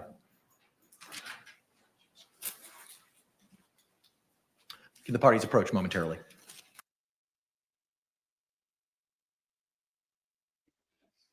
Okay. So I shouldn't get too excited. Thank you. I meant to say thank you, Catherine, for your super chats earlier, hon. Mary Carol Hooper wanted to know, Sam, can someone please explain what Owens meant by saying he was invoking the rule. invoking the rule? Yeah. It's the rule of sequestration for the witnesses. So if you're going to testify in Florida, you cannot sit in the courtroom except there's a few exceptions, excuse me.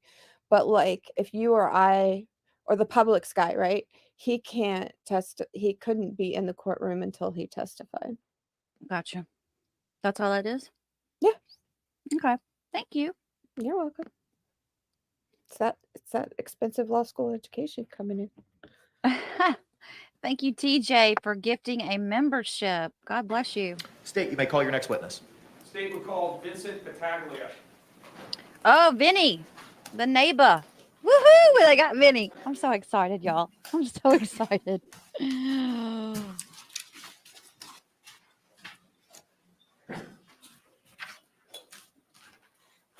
I can't wait to see what Vinny looks like, too. Anybody else wonder what he looks like? Oh, he looks older than I thought he would.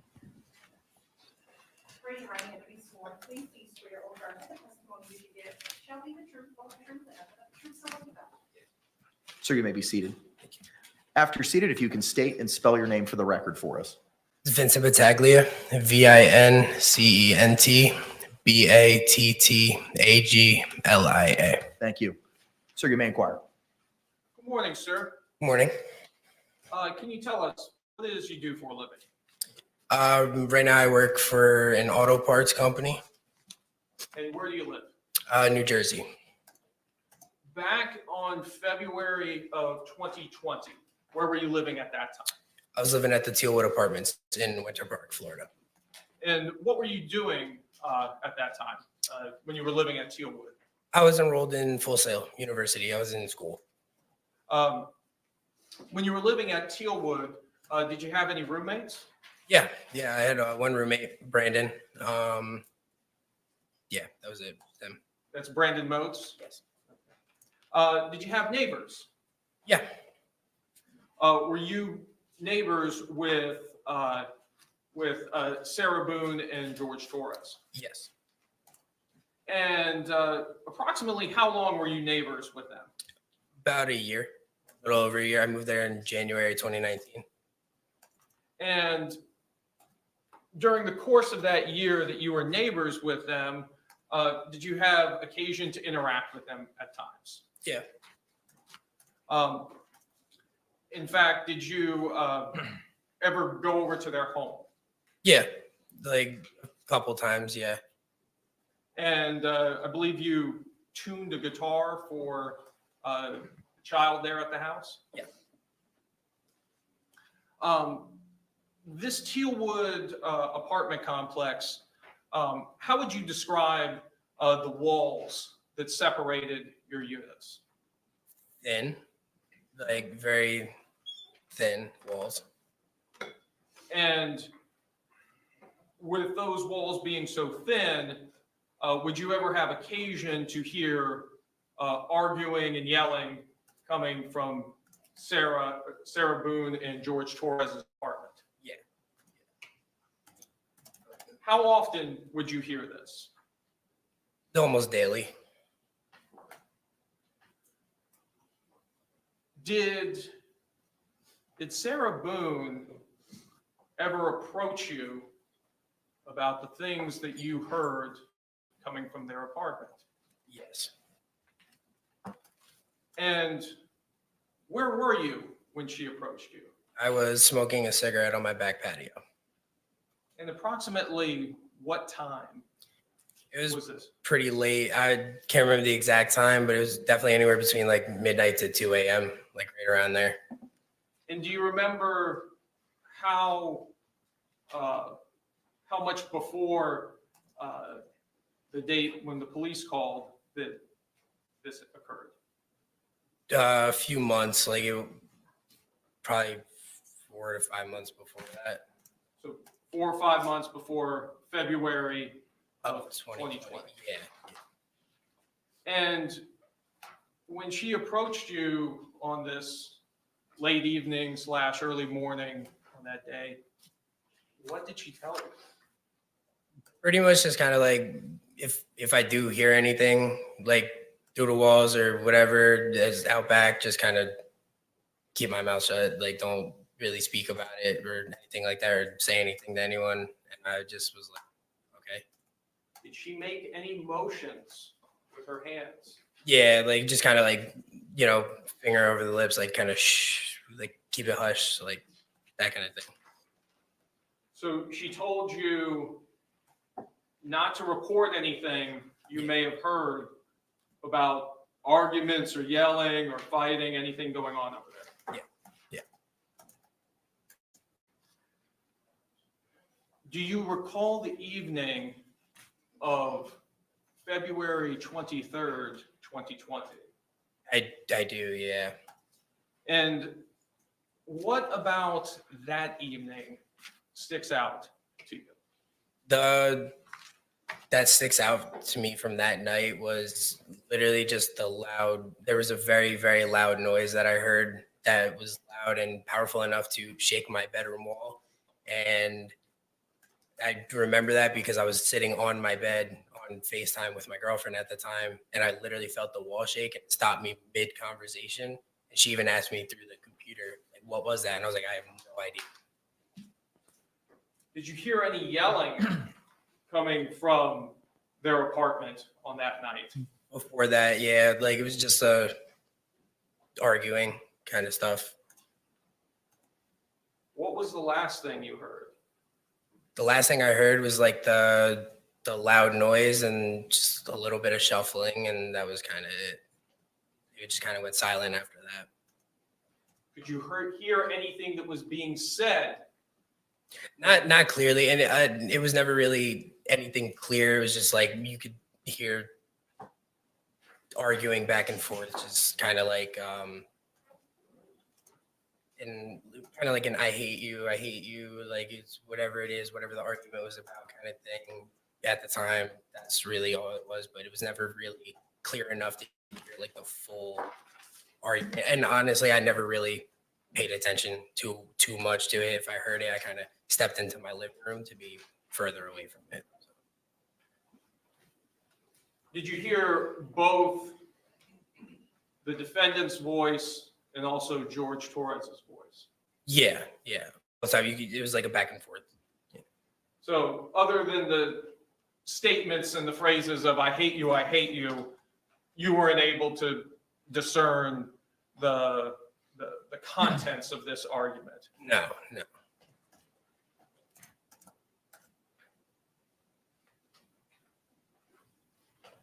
What was the last sound you heard? The last sound that I heard was like the loud banging noise that it was like a very odd sounding noise that I've never heard before this day, but it very much sounded like it was where my bed was positioned. It was kind of towards the back of the apartment, and it almost sounded like it was coming towards me, but like on the side of me, you know. Then it was just like a loud rumbling noise, like that literally sounded like it was kind of far away from me, and then it like ended up like almost next to me. And like I said, the walls are thin, so like it's very easy to hear like through the walls, and not even just sideways. Like I hear my upstairs neighbor, like all around, very thin walls. Now, was your bedroom, where was it located in your apartment? The back of the apartment. So it was like, there's like a little kick out next to my patio, and that's like, that was my bedroom back there, like along the grass back there. On the first floor? On the first floor, yeah. I have no further questions. Any cross-examination?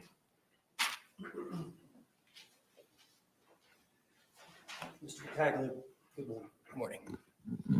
Now, you said that you lived there next to Sarah Boone and George Torres for about a year? Yes, sir. Are you aware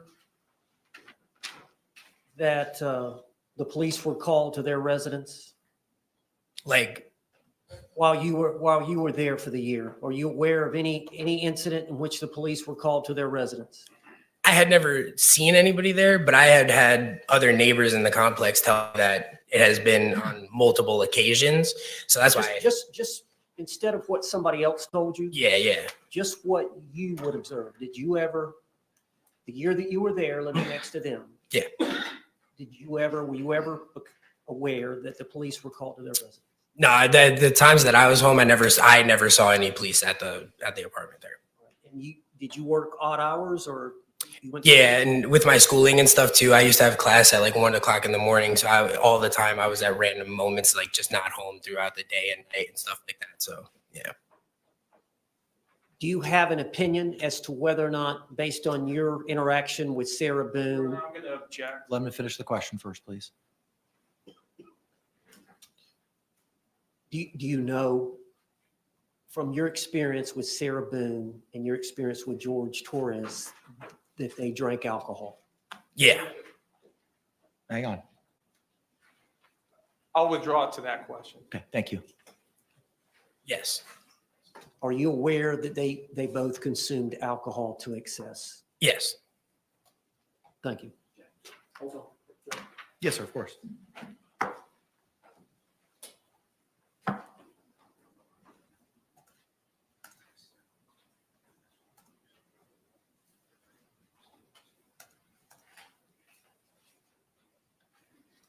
Well, Vincent, I think you had testified, you may have given a statement to law enforcement, Yes, it was one of the detectives. a recorded statement. Yes, I can't remember his name, but yes. Okay, and I think it was on February 23rd of 2020. Yeah, right around that time. Yeah. I believe you had said that, I'm going to object as to improper impeachment. Approach.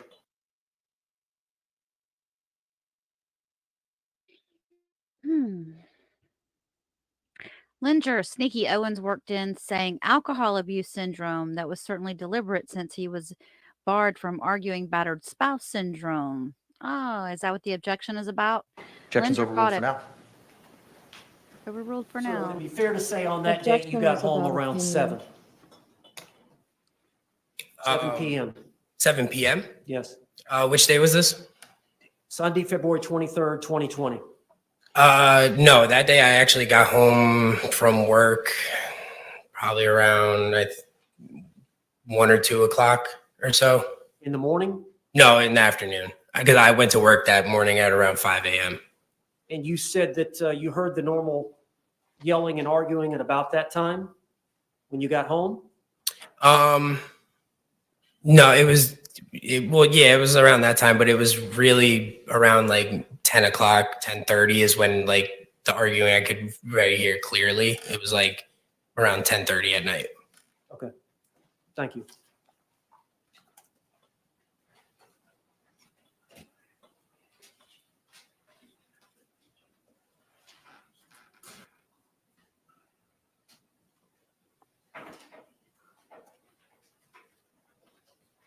Can you imagine?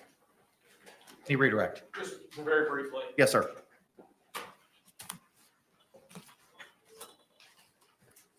So on cross-examination, you were asked about the arguing you heard, and I believe your testimony was that it was pretty intense around 10:30. Yeah. Approximately what time was it that you heard this loud crashing thump sound that you described?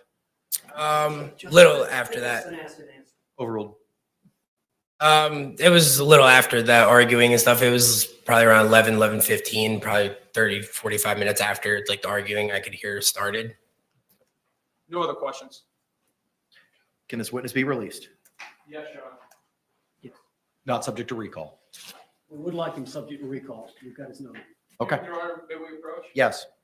Yeah, he's coming in from New Jersey. They're not. That's going to be difficult. I think that's what it's going to be about. Also, possibly about this, what Linger was saying here. I'm trying not to keep the super chats up too long because of the closed caption, because people are trying to read those. But yeah, I don't know. Sam was going to say something about that. No, I didn't have anything to say about that. Oh, okay. I think I checked it for you because it was a super chat. No, I thought that you wanted to say something about the alcohol abuse syndrome. No, I don't know. versus I do. battered spouse? Oh, okay. No. All right, sir, you are released, not subject to recall. Have a great day. Thank you.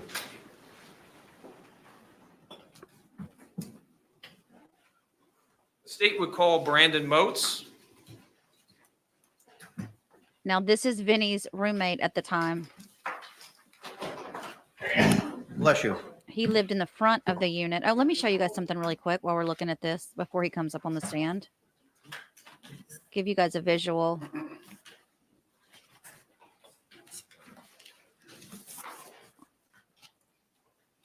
This is this is Vincent and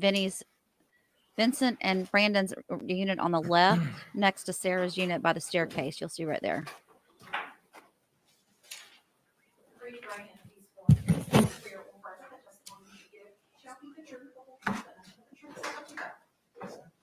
There, you can be seated. State and spell your name for the record for us.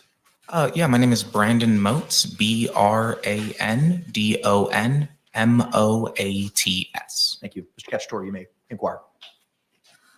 Good afternoon, sir. Good afternoon. Can you tell us how it is that you knew Sarah Boone? I moved into the apartment next door to her when I was in college. And so when was that you were in college? I would have moved down here in 2019 and would have been there until like 2021, 2022. So she was your neighbor at Tealwood Apartments, is that correct? Yeah, it would have been Tealwood back then, yeah. And did you have any roommates back then? Yes, I was rooming with Vincent Battaglia. And during that time, what were you doing? Like, as far as work and school? And I was just going to school. During the time of this, yeah, I would have just been going to school. I don't think I would have had my job yet. I was just a student. Did you have much interaction with the defendant or with Jorge Torrez in this case? Honestly, I avoided them as much as possible usually. The apartment where you lived, tell us, how would you describe the walls that separated your units? Yeah, I remember that my bedroom was like the front facing bedroom and our walls shared a wall with where their staircase was. So like the way the apartments were laid out, we had a 1-story apartment, they had a 2-story apartment. So they had a staircase running right next to the walls next to like our bedrooms. Would you ever have occasion to hear arguing and yelling going on inside of the defendant's apartment? Yes, the walls were pretty thin. So if people were yelling, you could definitely hear it. And how often would you hear arguments or disagreements going on over there? When I first moved in, it was it was at least like once a week, to the point that I started tuning them out. Like I got good enough at just like not listening to them. They argued very, very often. Do you recall the evening of February 23rd, 2020? Yes, sir. And on that evening, could you hear arguing going on in their unit? Not late into the evening, earlier into the evening, probably like 7, 8 o'clock that evening, probably like earlier on, I could hear arguing. And where were you inside of your apartment? I would have been in my bedroom pretty much all night. And your bedroom, just so that we can paint the picture, where would that would have been, on the first floor or the second floor? We had a first floor apartment. Okay, so all the units were, or all the bedrooms were on the first floor. Yeah, like I was saying before, we had a 1-story apartment, and then they next door had like a 2-story townhouse. So we only had the 1 floor. Understood. And at a certain point in the evening, did you hear a loud crashing sound? Yeah, probably around 10:30, 11 o'clock that evening. And what, Can you describe that sound for us in more detail? I mean, yeah, at literally, like I said, at like 10:30, 11 o'clock, it's the way their staircase was set up. I could, my bedroom, the top of their staircase would have been like above my ceiling, and it ends next to where like my roommate's apartment was. So I could hear something start above me super loud and then fall away from me like it was falling down the stairs. Did this affect the walls that were between your two apartments? Oh yeah, me and my roommate, I remember me and my roommate talking the next day about like we could literally like it shook both of our rooms. Did you ever have occasion to talk with the defendant about what happened? I never saw her after that. She would have, yeah, I never saw her after that happened. No further questions. Any cross-examination?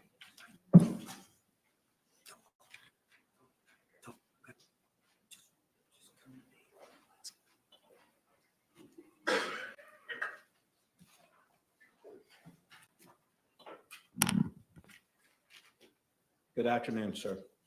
Good afternoon.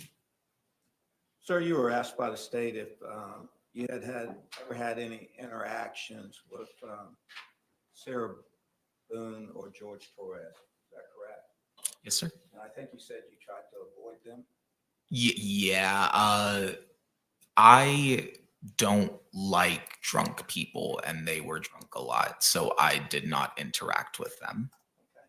Okay. Do you remember this interaction with Sarah Boone in 2009 when you woke up and witnessed Sarah? I would have been 9 years old in 2009. I'm sorry, 2019. Good catch.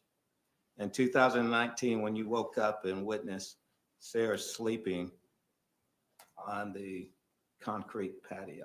Oh, this may have been a slight misconception in how I said this. I never woke up and saw her sitting on the patio myself. That I would have seen her on the patio eventually, but it's not like I woke up and went back and saw her on the patio. This was my roommate relaying the story that she had fallen asleep on the back patio, and then I like saw her. So you did not witness that yourself, or did you see her? I saw her asleep on the back patio. I was just clearing up the sequence of events there. Okay, thank you. Another time, do you recall our interaction with Miss Boone when you were coming home from school and she was trying to talk to you and she seemed paranoid and rambling? Yeah, I had gotten locked out of my apartment, so I was waiting on the steps outside of my apartment for my roommate to get home. So she came up and started talking to me. I don't really remember too many like details of what she was saying, because I didn't want to talk to her. But yeah. Okay. Do you remember saying that you believe Sarah was avoiding going into her apartment? That's definitely the vibe. I don't remember what she was saying, but like the vibe she was giving off that she didn't want to go home.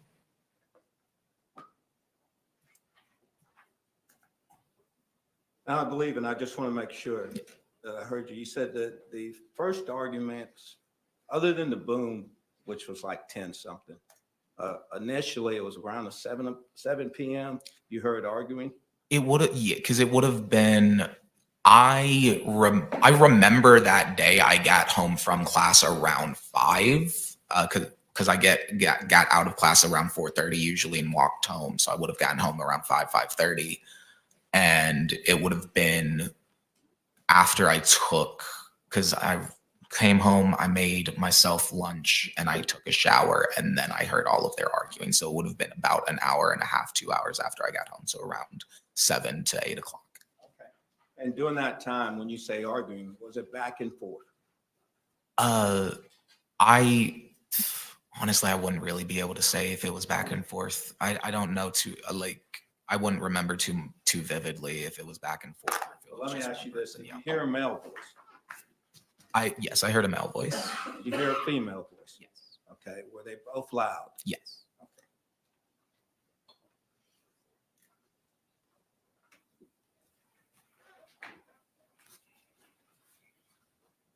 If I can confirm, Judge. Yes, sir, of course.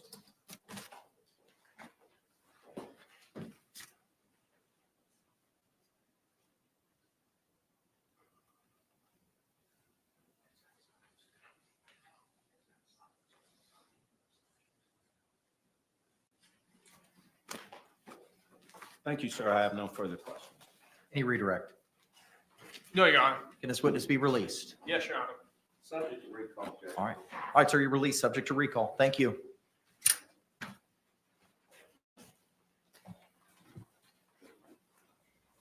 Thank you, JPC, for gifting party's your first. memberships.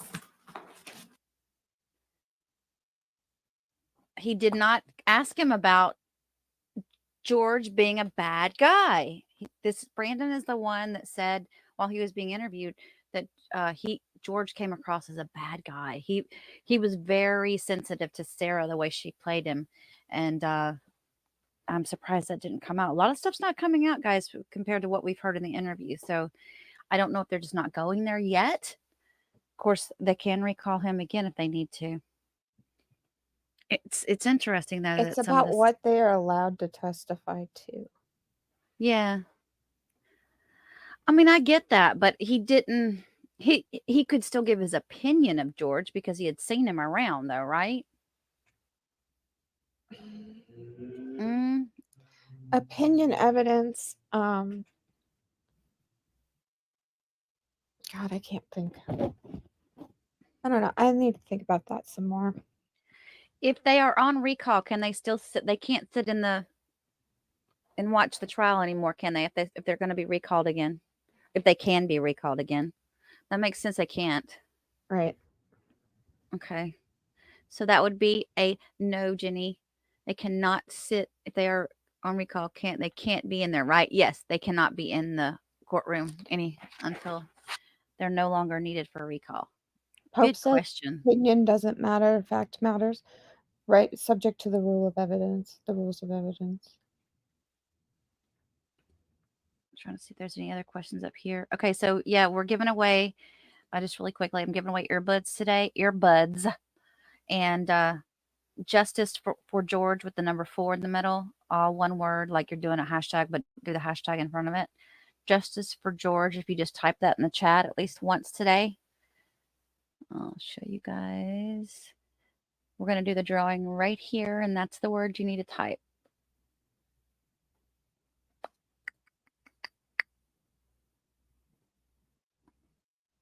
All right, anything else? No, Matthew, the state cannot call Sarah. She cannot be forced to testify by the state.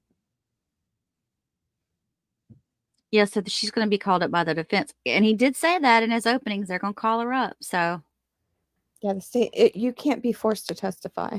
So if the state is bringing a case against you, you have the right to not testify. And most defendants don't. but they can cross her, Matthew. Yeah. Open the door for that. Members of our jury, thank you so much for your time, your attention, and your participation in this very important process. It is 12:21. At this point in time, we're going to go ahead and take our lunch break. I'm going to ask that you return here no later than 2 p.m. so we can pick up at that point in time outside of here, 12 Alpha in the Orange County Courthouse. And I'm going to give you an instruction. You're going to hear this instruction a lot over the next couple of days. Jurors, you must not conduct any investigation on your own. This includes reading newspapers, watching television, or using a computer, cell phone, the internet, any electronic device, or any other means at all to get information related to this case or the people and places involved in this case. This applies whether you are in the courthouse, at home, or anywhere else. You must not visit places mentioned in the trial or use the internet to look at maps or pictures to see any place discussed during the trial. Jurors, do not watch local news or read local newspapers. Jurors must not have any discussions of any sort with friends, family members, or even your fellow jurors about the case or the people and places involved. So do not let anyone make comments to you or ask questions about the trial. I want to stress again that just as you must not talk about this case face-to-face, you must not talk about this case by using an electronic device. You must not use phones, computers, or other electronic devices to communicate. Do not send or accept any messages related to this case or your jury service. Do not discuss this case or ask for advice by any means at all, including posting information on an internet website, chat room, or blog. With that, members of the jury, please leave your pens and your notepads on each chair. The deputy will collect them. We'll see you at 2 o'clock, and I thank you for your service.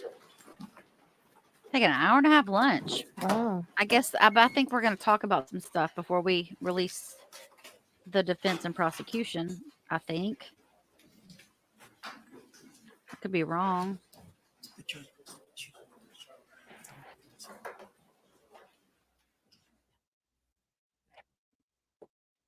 What do you think so far, Sam?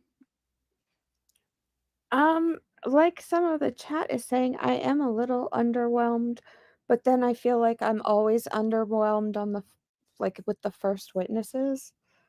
So Y'all may be seated. Thank you. I don't know. State, anything we need to address? Defense. All right, Ms. Boone, I just got a couple of inquiries of you, ma'am, before we release. Are you satisfied with your attorneys so far throughout this trial? Definitely. And are you on board with the strategy that they've employed so far in this trial? All right, thank you very much. We'll be in recess till 2 o'clock. Court's off the record. Definitely. They've made me feel so special. I'm so glad we're all here together. One Right? big happy. They're my family away from home, Judge. That's what she's going to say. And they're going to be like, yeah, when this is over, we're not having anything to do with you, you crazy woman. Mhm. Whew. All right. We don't have any illegal questions. Let me put up the banner. Bring I thought I your had legal marked, Q&A. thought I'd marked 1 or 2, but maybe not. Let's We'll see, put Matthew, gifting. I wanted to while you're doing that, I want to go over a couple of things here that I think was missed by each witness. If y'all don't, Okay, if you just don't mind, just one moment, please. it's your channel. Okay. So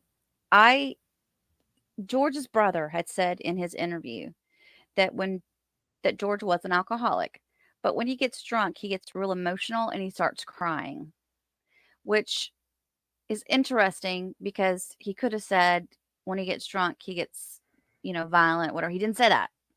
Okay. Then he said that, Sarah, she's come out all upset and crazy, fighting with neighbors. That's what he said. That's what he said about Jorge, or what's what Juan said about Sarah when he would go over there to see George. He said he had seen marks on George's neck before and on George's eye, but he said he'd also seen marks and stuff on Sarah's arm and eyes. He said he did admit that he thought that they beat each other. Then he said that he made a comment about Sarah pushing their dad down and their dad fell. And he said that Sarah was intoxicated most of the time and that she always wants to hug everyone. Those were key things that he had said about her in the interview that have not been discussed yet. But again, he could be recalled if necessary. But I just thought that was important that those Did weren't the state say they discussed. were holding him for recall, or did the Yeah. defense? The state said so? I think it was the state. Yeah. The defense wanted to hold Vinny, but I think after them saying he's got to go back to New Jersey, they let him go. So Okay. Vinny and Brandon's testimony is very consistent with both their interviews. Their timelines were off by about 15 minutes each from each other. Okay. So that's good, actually, because that's what they said in their interview. So he can't come back and say, well, I thought you said this or that, Right. So Okay. what you got, Sam?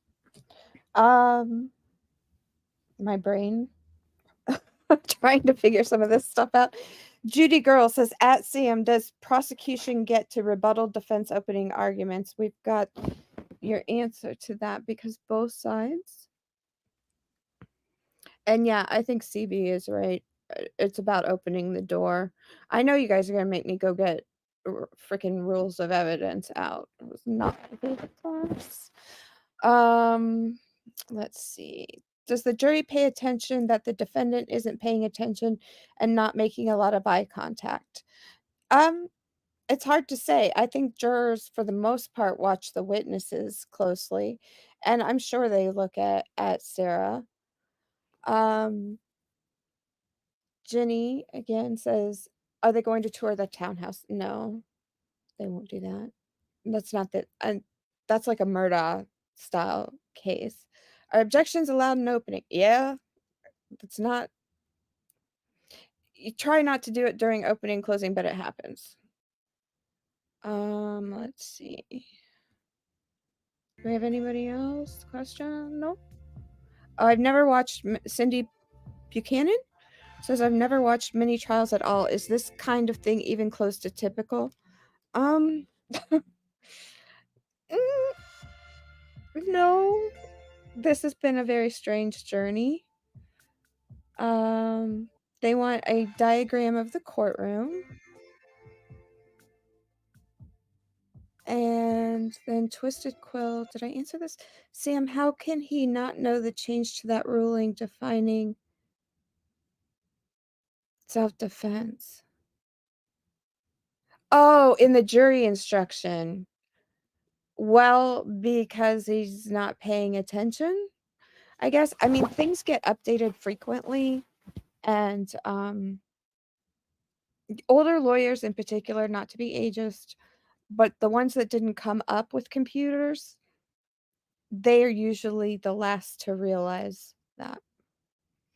And then just Melissa said, Sam, I thought when a jury alternates were picked, that at the end of the trial, right before deliberation, they picked the jury from a hat with a number in it. It depends on the judge.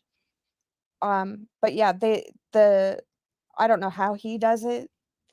They may pick him from a hat, for all I know. But that's to say which ones are alternates and which ones aren't. Thank you, Margaret, for your super chat. Why are we only seeing the back of her head? It's because it's such a small courtroom. The jury box is to the right of where the camera's coming out at. And I don't know. I was kind of hoping they were going to be on the other side of the jury box, like facing outward. But I guess they figured they'd rather be facing towards the judge than the gallery. Yeah, I mean, that's a really small courtroom. So, I mean, we get what we get. Unfortunately, it's not made for TV. Can they add the Wizard of Ego says, can they add on the forcible assaults onto the jury instructions as aggravating factors? They're going to argue out they start with the standard jury instructions, and then they're going to argue them between the two and the judge until they get to where they want to be. I don't know what that's going to look like. Patty says, I thought alternates were pulled at the end. They are. Who are these other defense lawyers? She's got 3. Paul Berry, super chat, thank you. She's got 3. She's got Tony Henderson.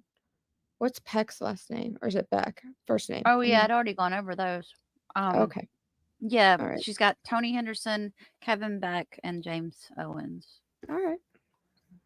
I didn't know if there was anything else, any other kind of questions that you had starred that you wanted to go over. Cookie's got one. Hold on. Let's see what Cookie has to say. How can Owens tell the jury a straight up lie about Chelsea promising Sarah's phone back the next day after Kranick ruled that Sarah's testimony was unbelievable? Well, he ruled that Sarah's testimony was not credible for a particular reason.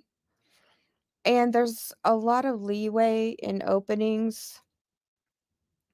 And what they say is not evidence. It can't be considered evidence. So, you can say some stuff, not a lot, but you can say some stuff in openings that you otherwise might not be able to. Somebody's asking about McNaughton. It says Sarah Henry Swanson. I don't know if you mean me or not. My name's Sam. Am I familiar with McNaughton. Yeah. If so, has this jurisdiction codified them by enacting the relevant legislation? We learned about the McNaughton rule in law school. Florida law comes from the statutes. I would have to look that up, but that's one I just can't think of off the top of my head. It looks like everybody else. Did we hear about an overt act in defense opening? Did we? Anyone? Did we hear about an overt act in the defense's opening? Yes, no, I don't know. Okay, I don't know. Anybody else? Anything? Sitting here talking. Sorry, I Oh. was talking and I was muted. Cookie wants to know what kind of cat I have. He's just a cat. He's obnoxious. We don't. It was very underwhelming, the opening statements, and I don't know. We were having a hard time hearing defense. He was talking so quiet. At least with the state, we could hear him because he was talking louder. But I don't know Yeah, if he apparently opened they the door turned with on that or the not. drop down. They turned on the drop down mics that are in the courtroom. Why they didn't do that sooner is beyond me. Probably had no idea. Didn't think about it. So I want to show you guys something really quick while we're on break. So these are the diagrams that I did for to show you the units next door to Sarah and George. So if you look at the one on the left, that's Vinny and Brandon, those two that just testified, those young men. So Brandon had the room up front, the one on the south side. And then, of course, Vinny had the one up north. Now, Sarah's unit was a townhouse style. So you can see the staircase, the white staircase is right there next, closer to Vinny's room. And so I just kind of wanted to give you guys an idea because Vinny and Brandon had a one level two, like a, roommate's floor plan setup type deal. Whereas Sarah and then had townhome. So it was a little bit different sitting next side by side, but they were on the same wall as the staircase, which was so, so important. We still don't know what happened on that staircase. So do we think that the state gave a good opening or not? I mean, he was easier to hear, wasn't he? Was he? It was easier to hear, yes. Did he give a good opening? It was not bad. It was okay. I think he was more dramatic when he gave it yesterday in the hearing than when he did it today. Yeah. I almost we need to get him mad before he goes up and gives his openings. Fan lady asked again, what did it mean when they invoked sequestration? It means that if you are going to testify as a lay witness in a trial, you can't be in there before you testify, which is oftentimes why you will see like a family member or these short witnesses come in and first and knock them out real quick. Let me see. So they brought out the lady for 911 because I guess they plan to play the 911 call. Yeah. And then, okay, can we talk about the Publix guy for just a second here? Sure. We were like, okay, so before we all went to trial, everybody's statement, everybody's interviews that we had seen on the police report were open. You could read pretty much all of it. There was only a few areas that were redacted, like private information. But when it came to Jamro, the guy that worked at Publix, all of his information was redacted. And I kept telling Sam, I'm like, something's up with that. Why can't we see his information? And they ended up like literally we could tell how old he was. We could see he was a white male. And we knew he worked at Publix, but that was it. That's really all we could tell from it. So we kind of assumed that maybe he was one of the handicap workers that they hire. Sometimes they will hire workers that have special needs. Right, that's what I had said. It was possible that maybe that was it. Because he was part of a protected class. That made complete sense. But he wasn't. So I just don't understand why his information was redacted unless he specifically said so. It's possible. It may be that he just didn't want to be harassed. I don't know. It I could have, don't I don't know know. if it had anything to do with what Publix puts in place for their employees too. Maybe, I don't know, or something like Yeah, that. I honestly don't know. But what they're going to end Um, up showing with him, they're going to end up showing those receipts. And we already know the timestamps, but we're going to get to see some CCTV footage from the surveillance cameras at Publix, which are going to show that Sarah and George went to pick up the first bottle of wine at 12:17 p.m. And then George went back again at 5:39 p.m. to pick up the second bottle. And the reason that's important is because Sarah said, well, she told them that George was the one that went to go get the wine. So she right, completely left off this first visit to go get wine. So I just right. thought that would be important. At some point, it's going to come into play that she conveniently left that information out. It might. Yeah, it might. I mean, they introduced 3 receipts, right? Mm-hmm. So I think you're gonna. It's underwhelming for now. It may get a lot better. And the build up to this trial has just been Crazy. Yeah. crazy, and so everybody's expectations are kind of high. And I don't know that we're gonna see fireworks today of any kind, you know? Yeah. Yeah. Somebody had a question. Who are all the young people sitting with the judge? Someone already asked this. Does anyone know for sure? When I was in law school, I did a externship with a judge in Coral Gables. So my guess is it's a law clerks, law students, externs, interns, And they probably something all like wanted that. to be a part of this trial. Little did Well, they know they'd be when you do standing the have whole a time. yeah, when you have a trial like this, they would want to come in and see. Law school gives you all kinds of opportunities to come into the real world more and more now, which is fantastic because they don't really train you in law school how to practice law. I didn't know the super giant wine bottle part either, Drunky the Bear. Yeah, we were wondering about that. Did you know that, Kerry? I did not know that. It just said bottles. It didn't say the size of the bottles. But remember, we kept talking about if she's an alcoholic, how could just that little bit get her so lit? Because obviously, when you could hear her in the video, she was completely trashed. Drunk. Yeah. And that was everybody drunk, kept saying drunk. she was probably drinking vodka. Now, she still could have been drinking vodka, but the problem is that we don't have any proof of that because they didn't talk Right. about a vodka bottle Right. anywhere. Right. So, yeah, I think that you're talking about 2.5, which is, I made a note of the size of that. What was it? It was 1.5 liters. We're going to call them mega bottles. Yeah, right. Instead of a mega pint. Excuse me. They were he said so, 1.4 liters. How much did he say is in one glass of wine? Do you remember? No. Numbers, I don't pay. I'm so sorry, you guys.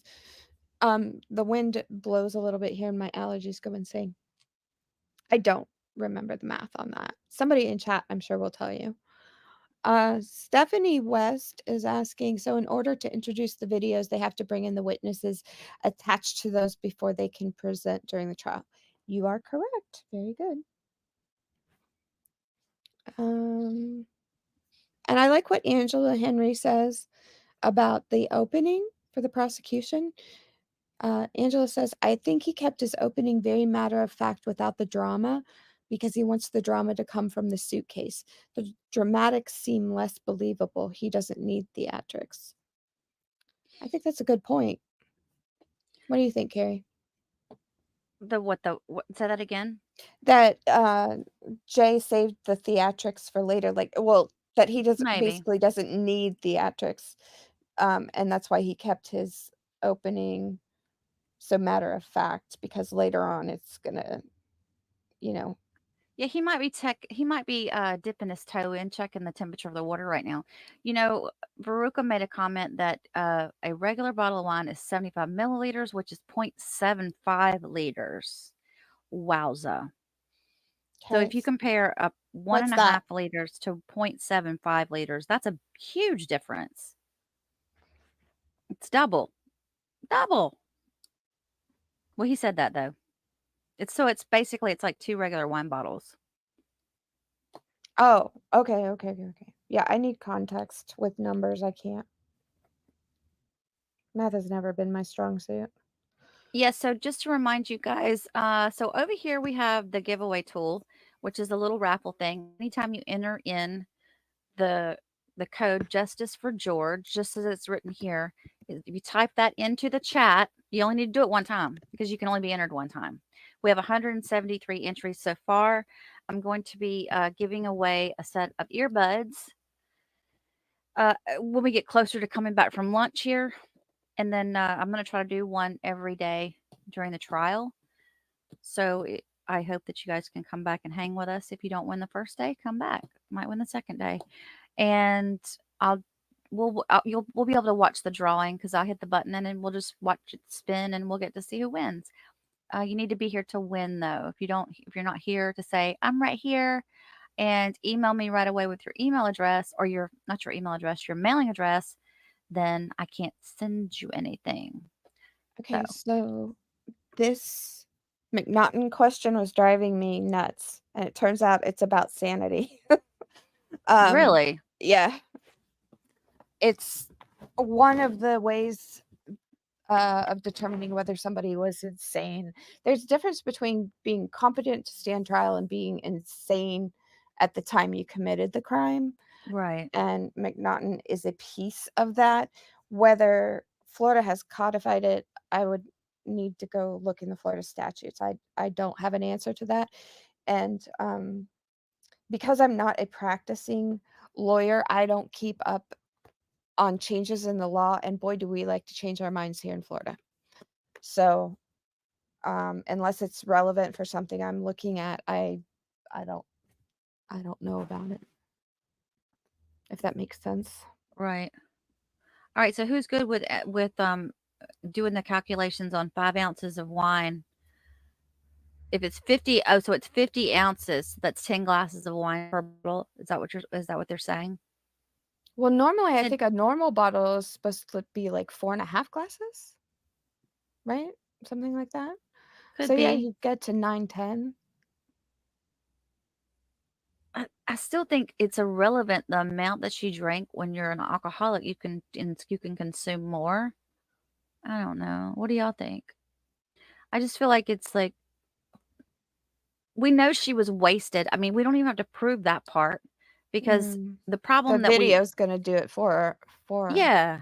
The problem Yeah. I have is I want to know if George was wasted, and they had already said that he only had what 0.83. Is that what they had said in his system? And Right, but the legal limit is 0.08. So if his was 0.8 and the legal limit is the 0.08, that seems like it's high. Okay. To me. But nobody should ever count on me to do math. It's just a simple fact of life. Matthew said the straight AA's come when you quit drinking. You mean Alcoholics Anonymous? No, I think he means the straight A's. Oh, Sarah's straight A's. Straight A's, yeah. Although it's a double entendre because AA. Well, this might be a good time. All women on this channel, mailman. No, we have men here too. We it's not just all women. Don't worry, mailman. We got a lot of guys in here. Don't be intimidated. We have men that come up and talk too. All right, so you know what would be a good thing to do right now? I would like to take a break before we eventually come back for lunch, just because I think Sam and I will need to step away from our computers for just a little bit. But I do have this thing that Leah sent over, the behavioral notes, and I thought maybe I could we could go over some of these and talk about what she's done since she's been in jail. I mean, I don't know if it really affects this case any, but a lot of people were interested in learning about what she was doing in jail.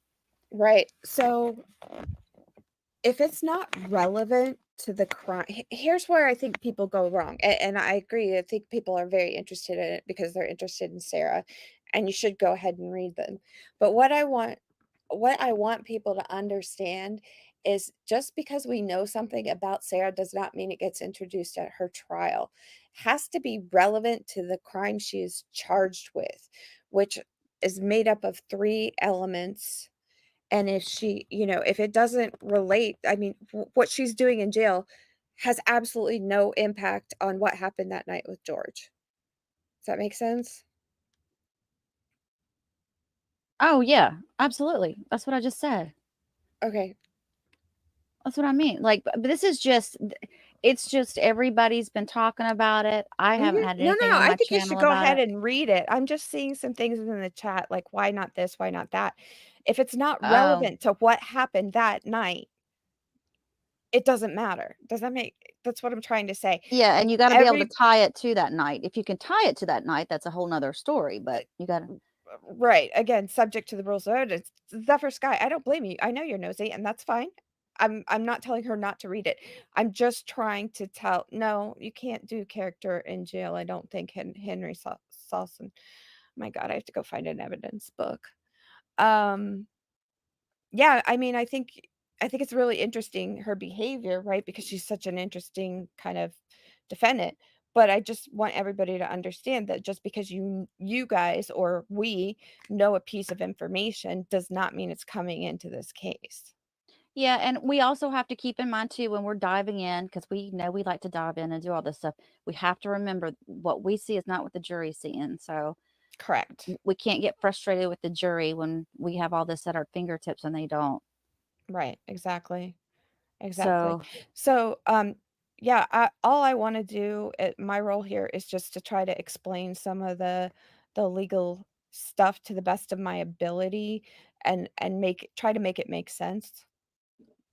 yeah, Sam is here to answer your legal Q&A.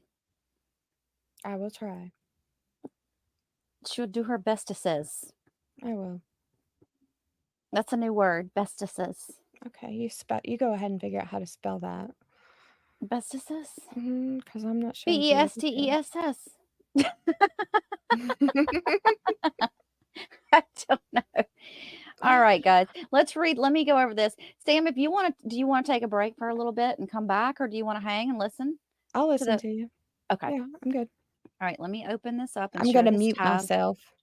All right. If anybody wants to keep an eye out on the courtroom's feed and let me know if interrupt me if something goes on, that would help me. I don't think we're going to be interrupted, but we got plenty of time. All right. So she's booked in, right? And this started in March of 2020. And it looked like the first week or whatever, nothing went down. But then it got down to the date of, like, she'd been there since the February the 25th was when she was brought in. So on April the 2nd, she got in trouble because they issued a property bag and informed that all items were not in use are to be placed in the property bag. And the inmate was found to have 7 plastic bags in her possession, and all items were taken, and the inmate was counseled on her behavior, and they made a note for informational purposes. Then that same day, inmate commissary checked against a receipt and revealed 2 thermals, 10 cups, and 1 pack of Oreo cookies were missing. Okay, this is very important stuff. Are we need getting to the know. feeling that Sarah's a hoarder? Sorry to interrupt. I'm starting to wonder. I am I starting am to too. wonder. Okay, I'll shut up. But when we go down here closer, listen to what she does with this. This is interesting because apparently she's trying to make friends. And I think she was using some of the commissary stuff to try to make friends. This is just what I'll let you decide. But okay, so then it says inmate Boone, this was on the 8th. She was issued a property bag and was informed that all of her property was to be stored in the bag when not in use. Again, this is a different day, same thing though, right? And when they did the cell inspection, several of the inmate Boone's items for her property were located on the desk in her cell. I reiterated my instructions from the 2nd of April with inmate Boone, who became argumentative. Inmate Boone was given the same instructions in reference to her property from Captain Daniels, who was present or was that Corporal Daniels, who was present at the time. Later, at approximately 11:04 hours, while conducting lunch in L Dorm, inmate Boone's personal items were still located on her desk. And I informed Boone that if she could not store her property as instructed, it would be inventoried and placed in her inmate property, and she earned negative points. So I don't know. Do you know anything about the negative points that they earn, Sam, in jail? I do not. I think from reading this and from where I've been in this so far, apparently these negative points, the punishment are like you get 2 hours where you have to go stay in your bed area, or you get taken away from hanging out with people, or you lose time out in recreation space, things like that. I don't think there's anything major that they get, reprimanded like, but at the same time, if let's say she gets arrested, right? And then they go in later on and she's trying to be paroled down the road. This kind of stuff is what's going to hurt her. They look at this stuff heavily. Could it be brought into trial? Maybe. I don't know if they really need it, but it could, I guess, if they needed it. I mean, what's his name's trying to bring in jail calls, but we don't know what the relevance is. All right, so then moving on to 4-8. While collecting lunch trays, I observed that inmate Boone had not started to eat. I informed Boone that all inmates are given 20 minutes to eat. Inmate Boone became argumentative and stated, I almost choked the other day while eating. I informed inmate Boone that was understandable, but she had not even started to eat. And inmate Boone continued to be argumentative and stated, it's something different every day. I informed inmate Boone that these are Orange County rules and that they may vary and change at times, but she would be in compliance. Oh, she does not like, what's the word? What's the word, Sam? Authority. Authority. Thank you. Okay. On April the 13th, this was written on the 14th. It says on April 13th, inmate Boone was allotted her 1 hour out of cell time. She spent the majority of her time on the phone. Okay. So guys, real quickly, this is important, I believe, because it seems like right here, what we're talking about, she was not in that big open dorm. It seems like she was actually in a cell. Could be, I think, maybe, because we've all pictured her being in an open dorm. So I don't know. I think she was moved to an open dorm. I think at some point she was in a closed cell.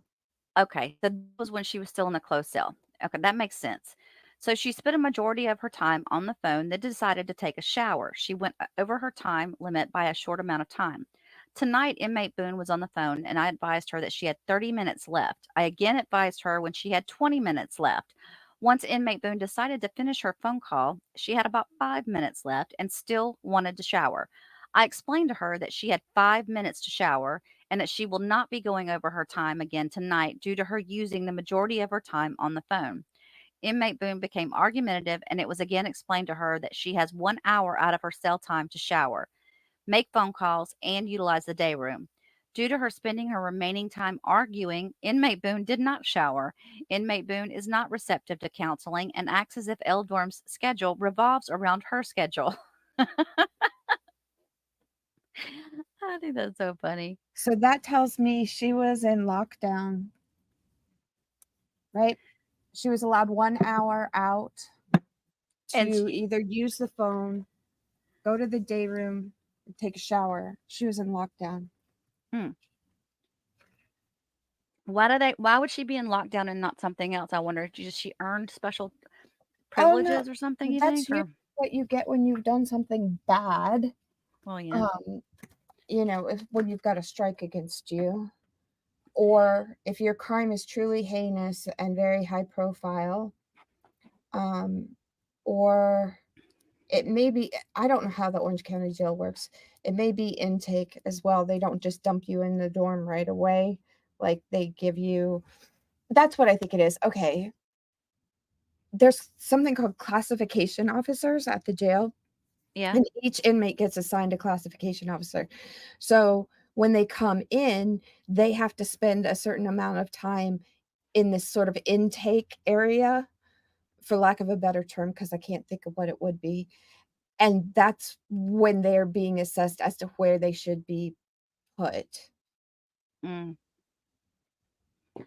somebody's saying it's also the start of COVID, so that would also make sense. But oh yeah, I forgot about that. Yeah, she got a few write-ups, and I'm not going to talk about them each time this happened, but like it started around the 22nd of April. She got in trouble for talking in her bunk area during lockdown. So apparently they're not even allowed to talk across the way or whatever. And many times she just was called on the carpet for talking when she wasn't supposed to be, or trying to, I don't know. We'll get to that. On the 1st of May of 2020, she told us on several occasions that she is only to utilize one locker a day. So here we are again with the locker thing. Boone again had 2 lockers. I advised her the next time that the locker that is not assigned to her is full. The items in it will be put in the garage, as I am thinking that someone left the items who was released.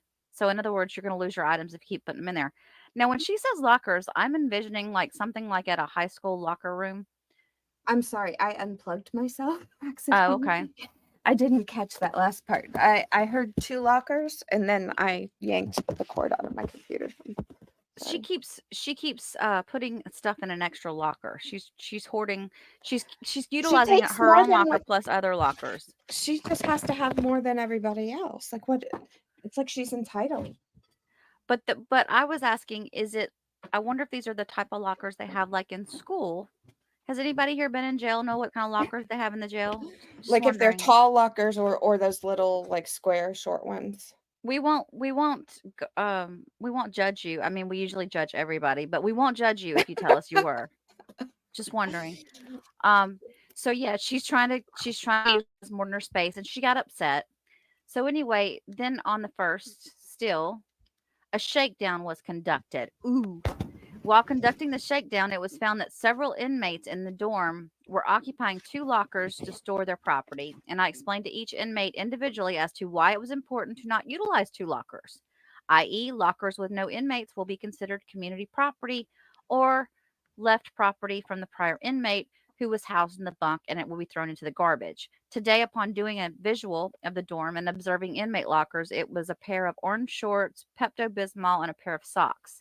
Inmate Boone immediately confronted me and started to say that the items in the locker belonged to her. I asked her how that could be, and because her and I had just had a conversation about not having 2 lockers, and inmate Boone stated to me that she was utilizing the locker because she was getting ready to get in the shower.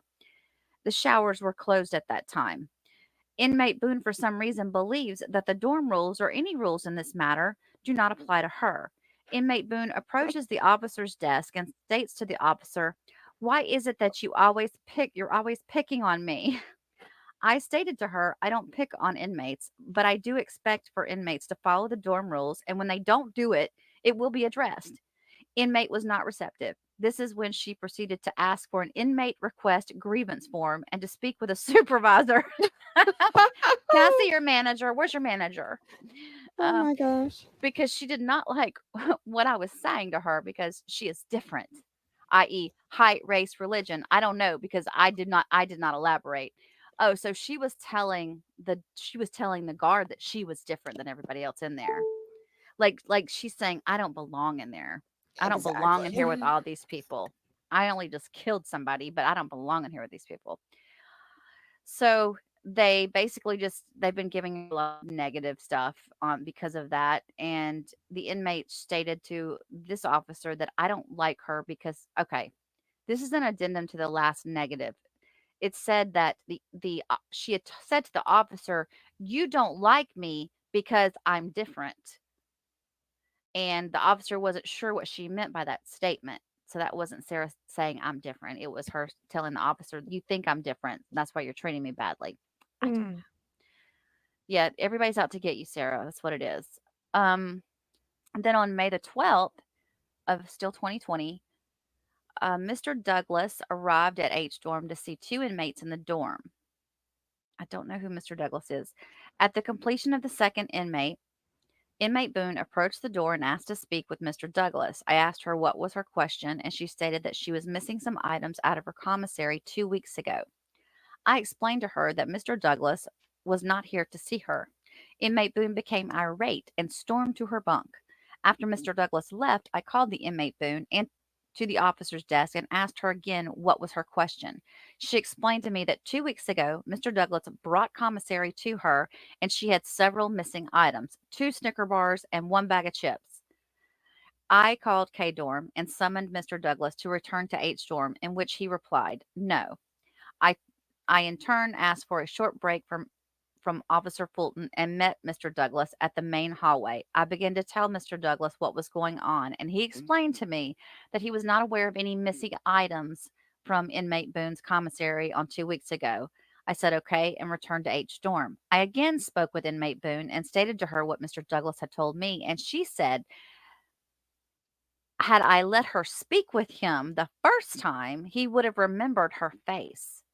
Inmate Boone Oh. had a signed Aramark, so it's Aramark. This guy represents Aramark, is who's the food person or whatever. Inmate Boone had a signed Aramark order form in her possession stating that she received all the items. So, pathological liar. She really is. She really is. And why?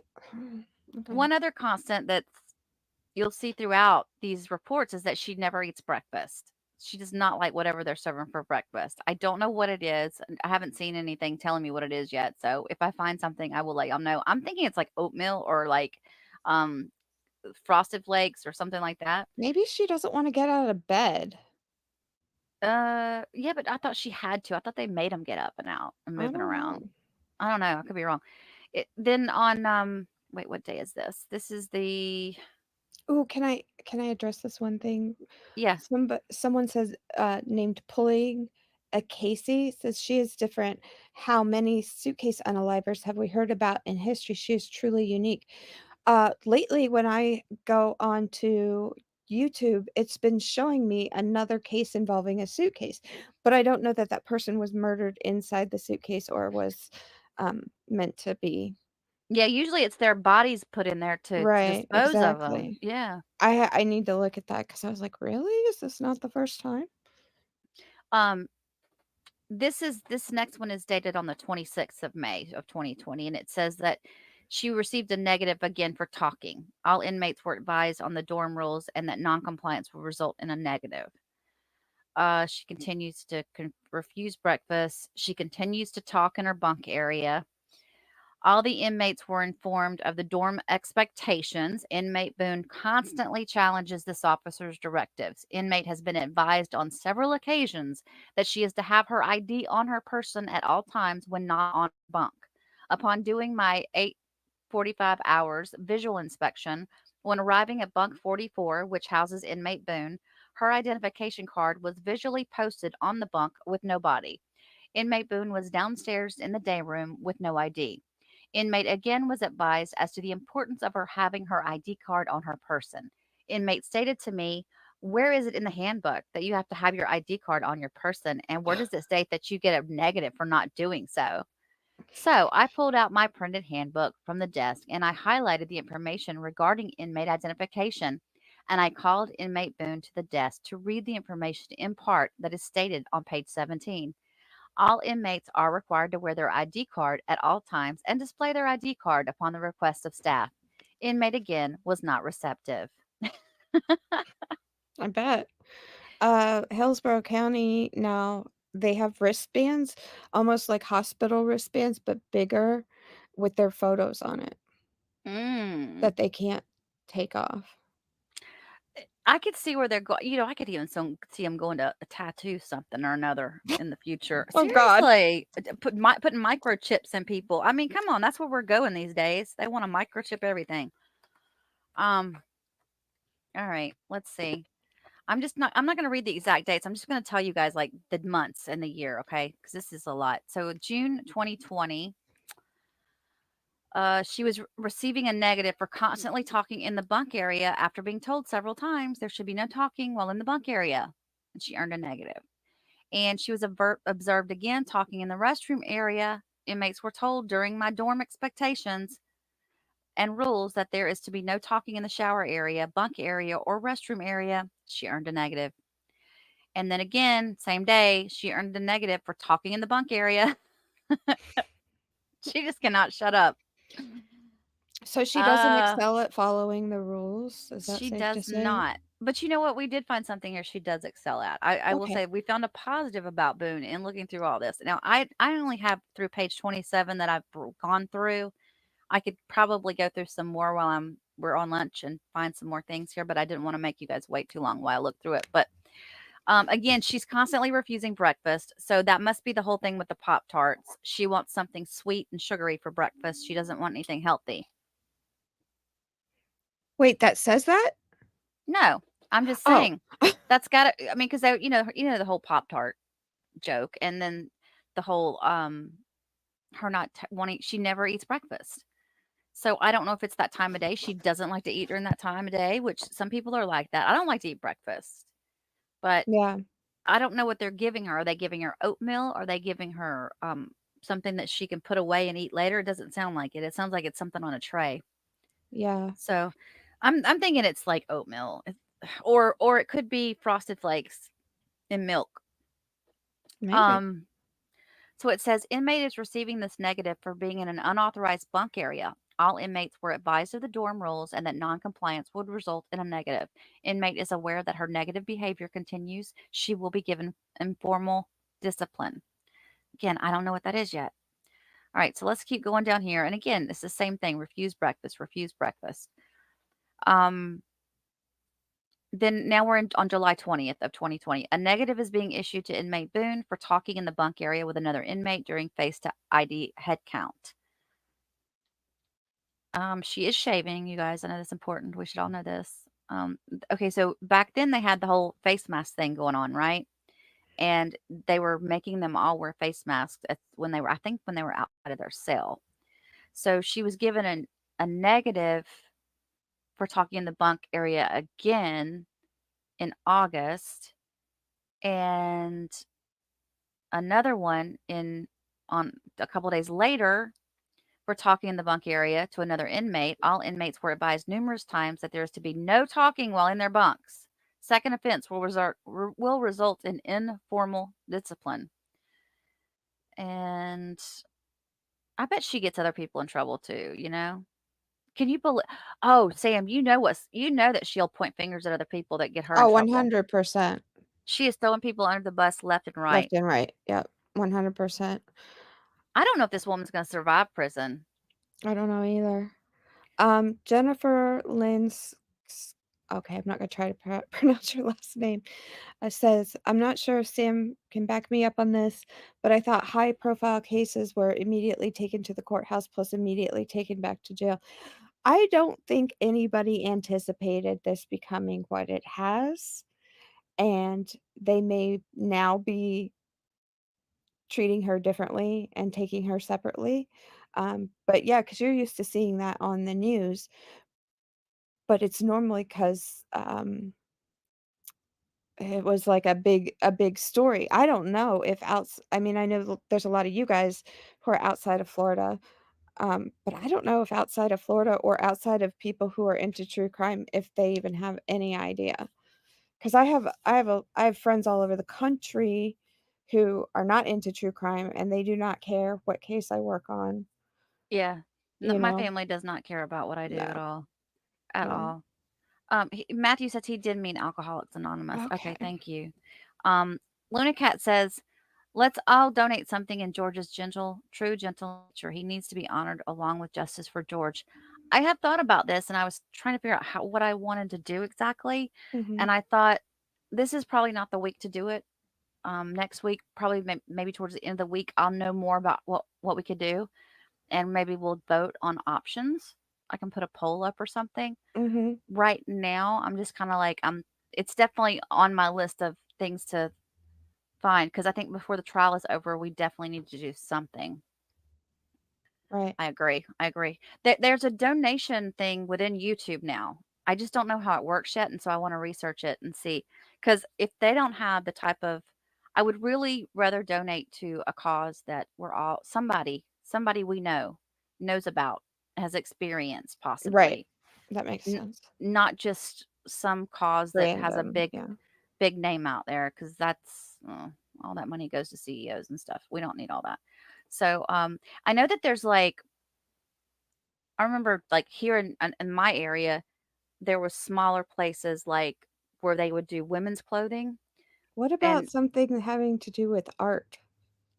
that would Like be, art yeah, I like programs that. in the school or something? Because wasn't he kind of an artist? An art program, excuse me, an art program for that. That's a great idea, Sam. An art program like for to maybe buy supplies for someone who can't afford Exactly, them exactly. to for their school supplies if they're going to take something like that. Yeah, I would love that. So that would Right, be a good thing. because If I think they anybody have wants to research any of this, let me know. Just email me if you find anything or you know of something already, because you might save me time and having to research it all. I think in Florida, they've been cutting arts classes. I don't have children, so I'm not 100% sure, but I feel like I've read that. So maybe that would be something. The other thing too is something to think about, and I don't know how people feel about this, is that he does have a family still. Um, he has 3 kids. Mm, One of them's, I think she's completely grown out of the house. I think one of them's old enough to be out of the house, and then his son is disabled, yeah? handicapped. Yeah, he's disabled, so he probably can't leave his house. He'll be with his mom. So I don't know. There's a thought there, but that's Mhm. a little bit harder because then you have to get in touch with them and figure out where they want it sent and stuff like that. So yeah, um, I think that yeah. Well, cutting art class. No, I was thinking of like because George liked to draw. George was a painter and a drawer. So something like that. And those art supplies, like those canvases and all that, they can be pretty expensive. I know Mhm. the brushes and the paint, all that gets expensive. And so if there's somebody that wants to do something like that and they just can't afford the supplies, that would be a great thing for them. And I am sure there's programs out there that are already set up. We just have to send them the money. Right. So yeah, Lenny let's Lenny has a suggestion. How about to tribute by buying him a headstone if his family hasn't been able to afford it.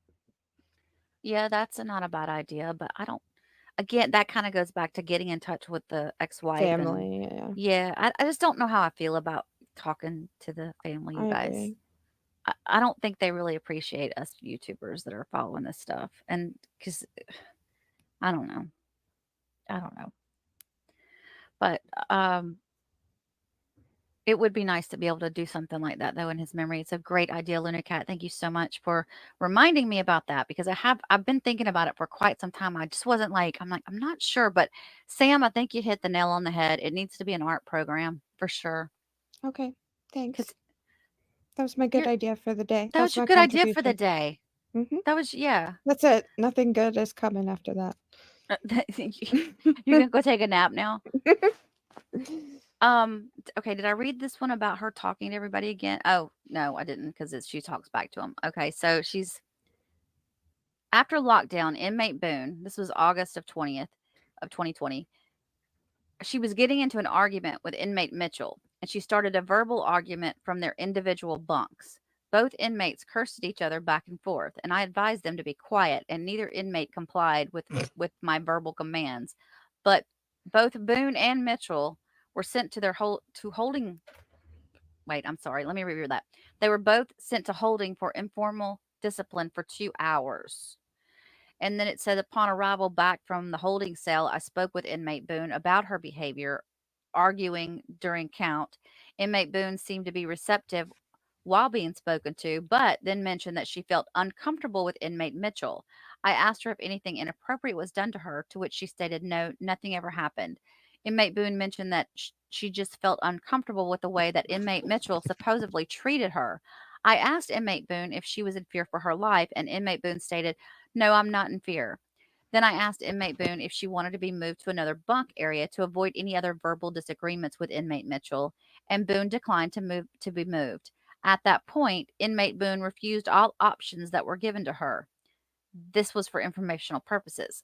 But then down here below, they say that she received a negative for talking in the day room again while the nurse was in the dorm conducting medication pass.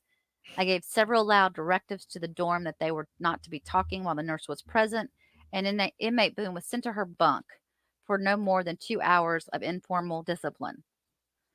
Oh, and again, they issued her new face mask. So I think, you'll see every now and then they'll talk about the face masks and stuff. And there was a couple of times she was supposed to have it on. Or I don't know if we're at that part yet. I mean, it's clear she does things her own way. I can't imagine she's got very many friends there, especially not with the staff and the personnel. Which, you know, even in even in big population jails, like I've got one kid, and he really is a kid who the deputies just love. They just love him, and it's crazy that out of all these kids that are in there, they notice this one kid, you know? Is he constantly getting in trouble? No, he's a good kid. Everybody says he's a good kid. Did bad thing. It's very frustrating. Maybe he's turned around now. He did that one bad thing, and now he's learned his lesson. He's Maybe the one. he's is he one of Well, those that can actually be yeah, that's the thing. It's Yeah. killing us. It's literally killing us. He's the one I'm working on mitigation for. His sentencing is coming up. He is such a sharp kid. It just kills me. See, that's the difference between somebody like him and somebody like Sarah. You can literally tell the way Oh, she's acting 100%. You can that tell she's the ones. Uh-huh. yeah. Yeah. And I don't know if everybody sees that, but that's what I think that's why these forms are important because she hasn't learned any lessons. She still thinks she's right about every damn thing. Right, exactly. Exactly. And she's shown no remorse whatsoever. Cass, I believe you said art supplies for schools. Yes, that's kind of what I meant. Something maybe for children's art. Pope, I know what you mean. Like if they were to keep her in a cell for maybe like a day or two and not just 2 hours, maybe it would make a change. I thought Because she did get put in for a minute. No? well, it says 2 hours, but we might not have gotten there yet. I mean, because Okay. we're just in August of the first year that she was there. So Oh, got you. it happened and we just haven't gotten there yet. So apparently she approached the officer station at H Storm and asked if she could go in H Storm classroom and use the colored pencils. And I told inmate Boone no, and I informed her that the faith-based classroom and items relating to faith-based were for faith-based purposes only, not for her personal use. It didn't say anything else about that, but inmate was not scheduled to clean up in the dorm. Inmate volunteered to assist with cleaning where needed. Due to the inmate's hard work and help with maintaining cleanliness in the dorm, the inmate is receiving a positive. So, see, that's one thing I did see throughout the time in here is that she likes to clean. That's her thing. Yeah. Mhm. I think she literally enjoys it.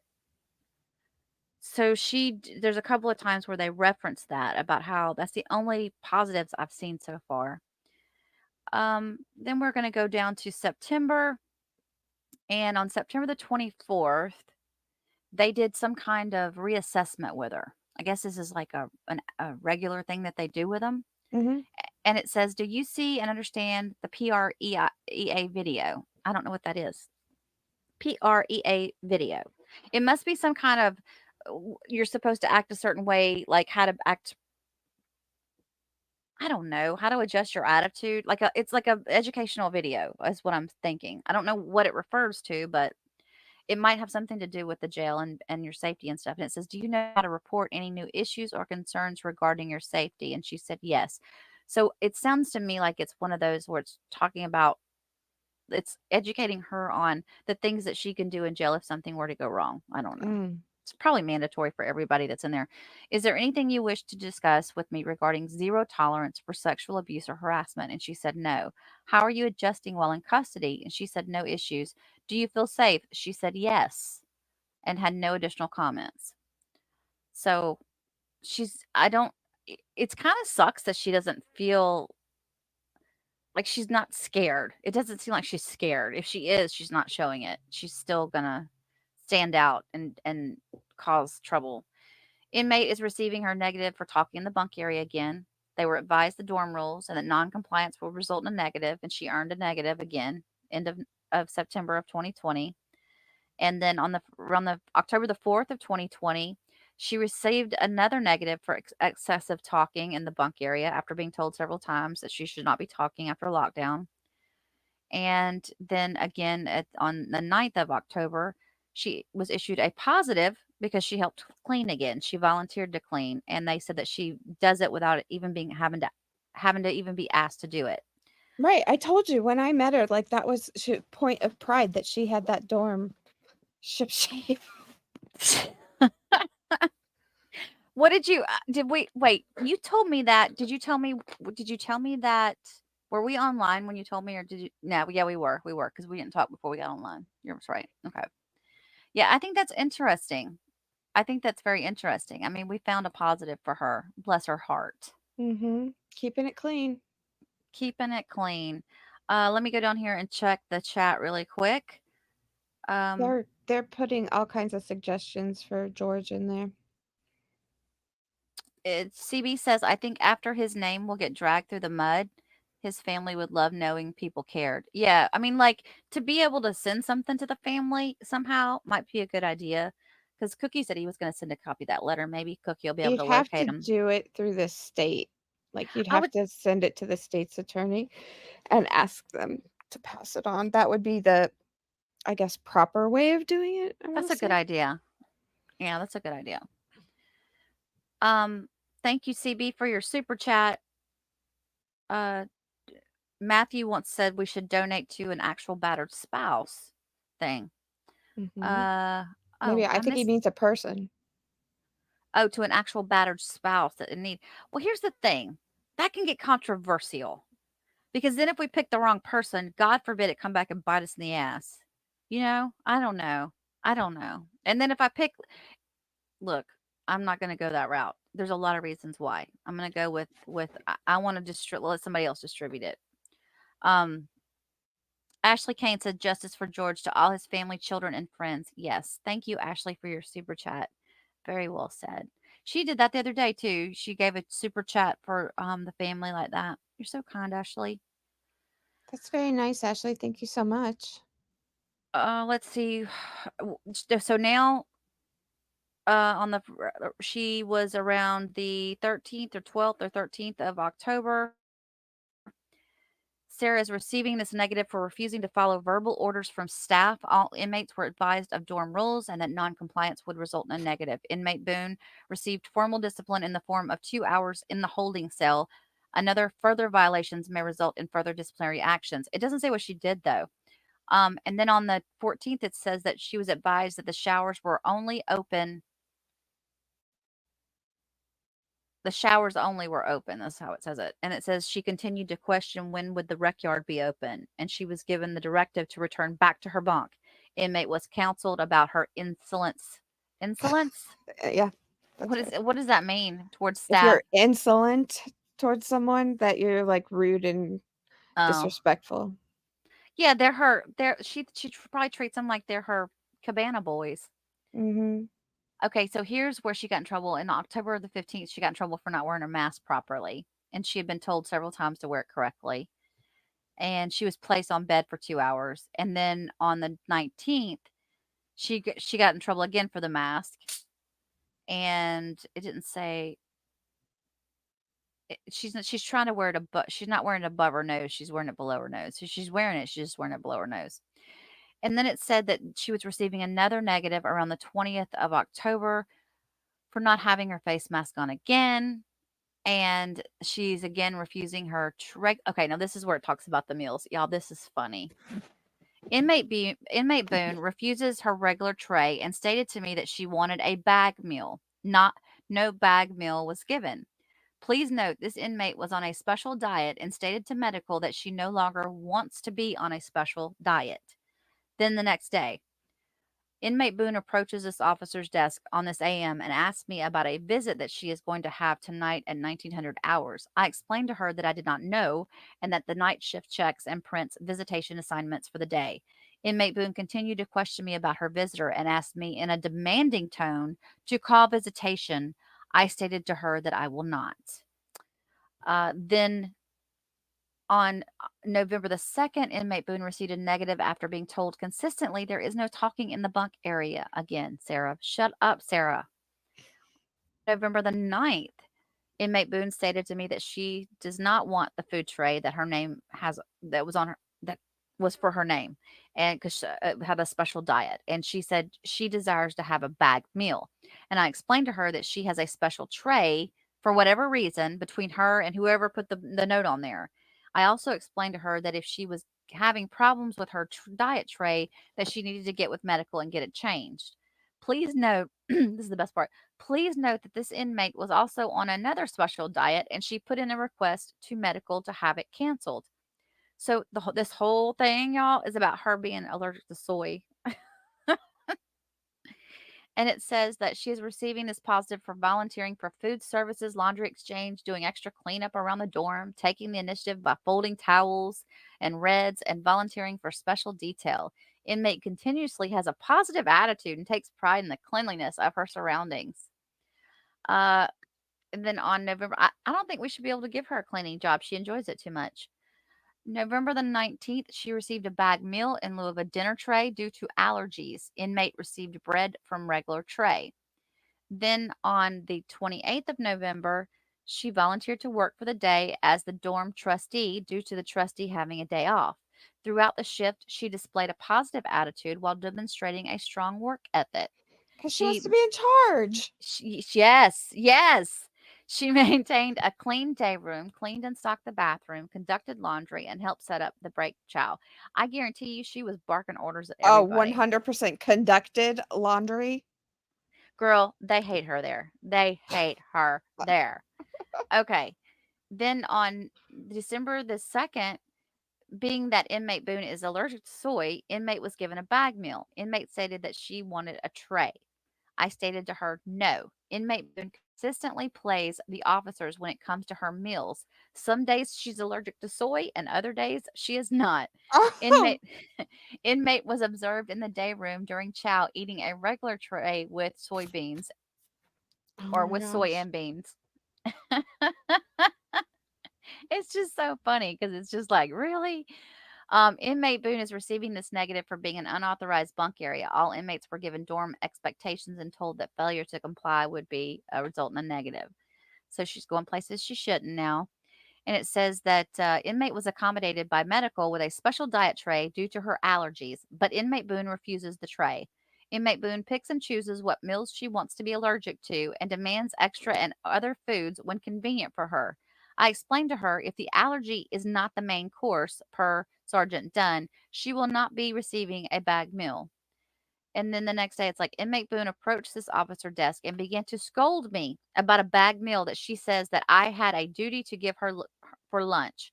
I explained to inmate Boone again that she was not afforded a special diet, or I'm sorry, that she was afforded a special diet by medical to accommodate her allergies, and she refused it. Inmate Boone stated to me that just because she is not like the hair braiders in this dorm, she was not going to stoop to my level. Wow. Let me reread that. That's an Inmate attitude. Boone Inmate Boone stated to me that just because she is not like the hair braiders in this dorm, she was not going to stoop to my level.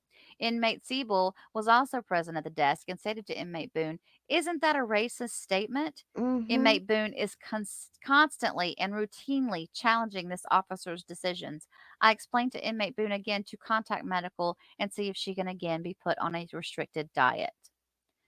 And then on the 16th of December, she spoke with Corporal McKinley regarding a bag meal again. Inmate stated to Corporal McKinley that she is aware that she had a special diet tray that she refused, but she wants to be given a bag meal at any time that there is a soy on the tray. Captain McKinley again explained to this inmate that if soy is on the main entree, that we may accommodate her. It is again always something with her regarding her meals. That's what he put. LPN Mullen stated that she will look into putting inmate Boone on all bag meals for chows, since this is what she is requiring. Whew, good gracious alive. Inmate Boone on the 25th, on Christmas Day. Oh, Merry Christmas, Sarah. What did she get in trouble for? Let's see. Inmate Boone approached the officer's desk and asked this officer, why wasn't she on the cleaning list? Because she was on the cleaning list this morning by Officer Green. I explained to her that per medical and her alerts, she's on a no work status. I don't know why. I don't know why she was, but it doesn't say. But it says that inmate Boone stated to me that this cannot be, because Officer Briggs on yesterday stated to her that she has no order and that the officer called medical, and they also confirmed that she is no longer on no work order. I called Officer Bridges in J Dorm, and Officer Bridges communicated to me that she never had a conversation with inmate Boone regarding her work status.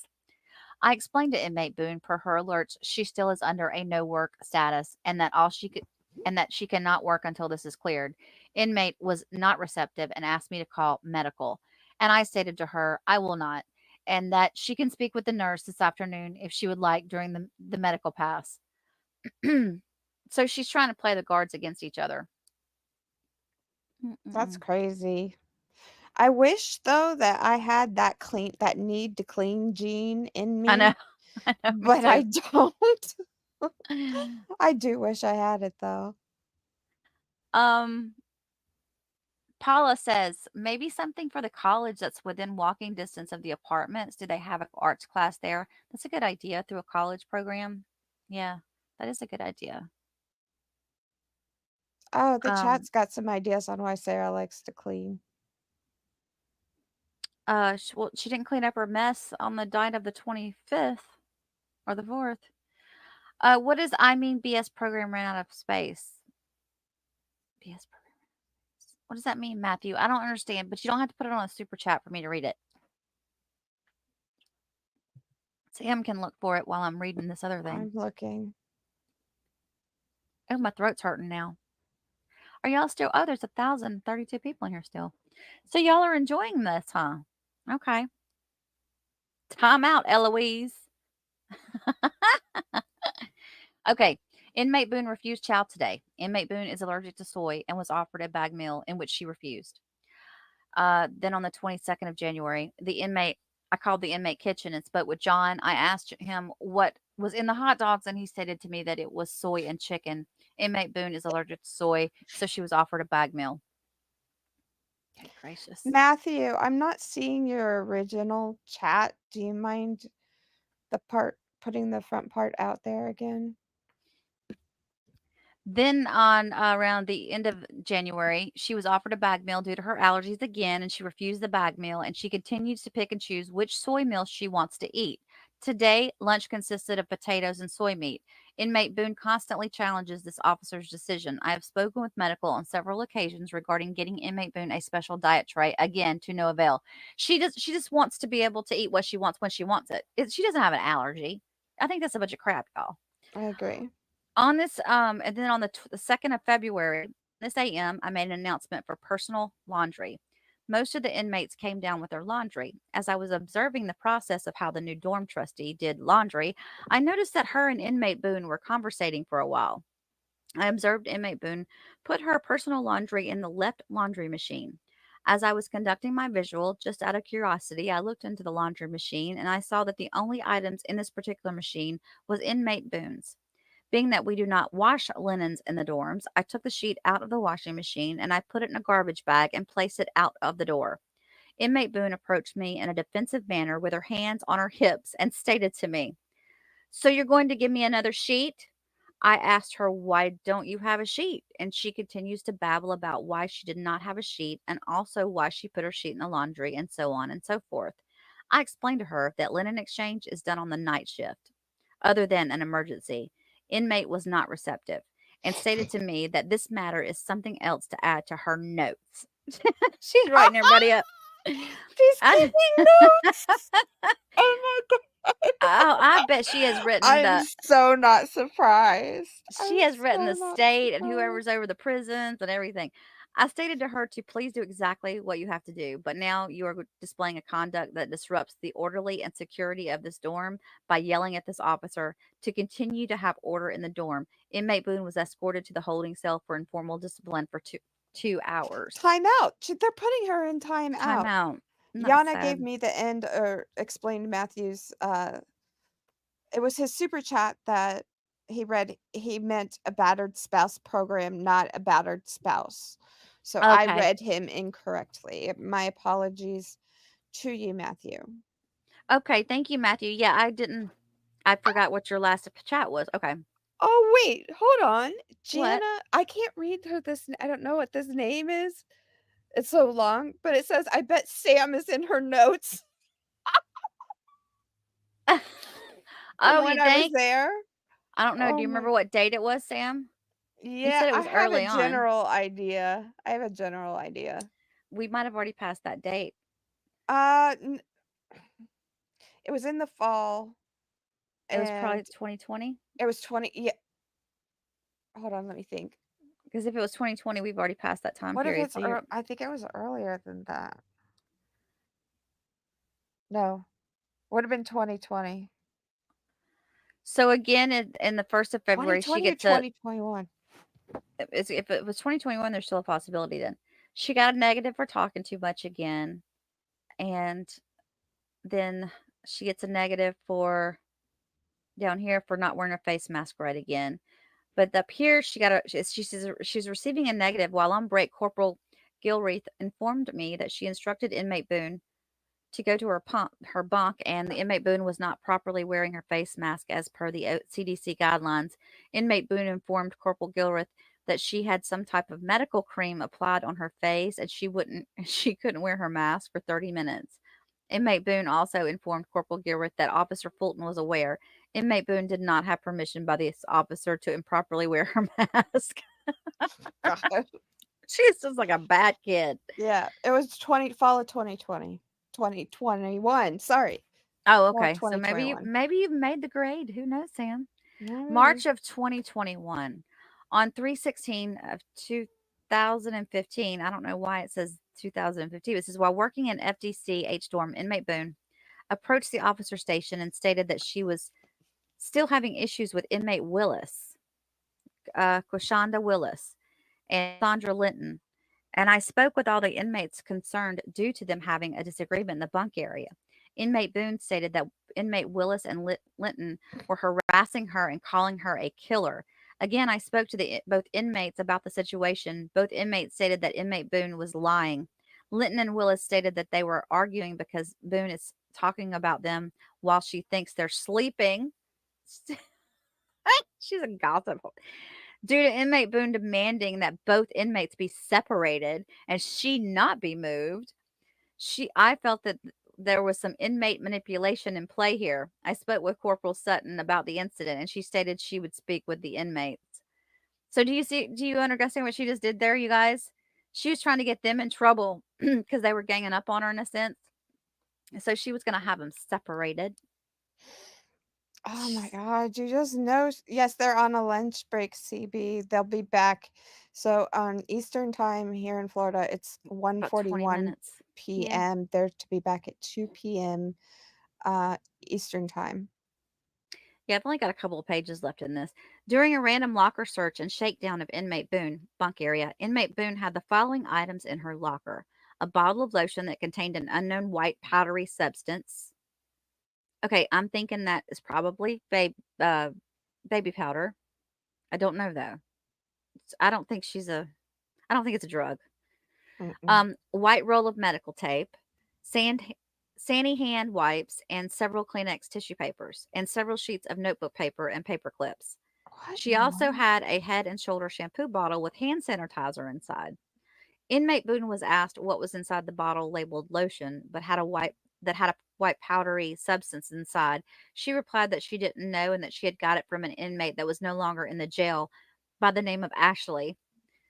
Inmate Boone was, has violated 3.10 possession for any contraband, anything not authorized for retention or reception or receipt by the inmate, and not issued to him through regularly facility channels. Inmate was also counseled, appeared receptive, and understands that future incidents will result in formal disciplinary action.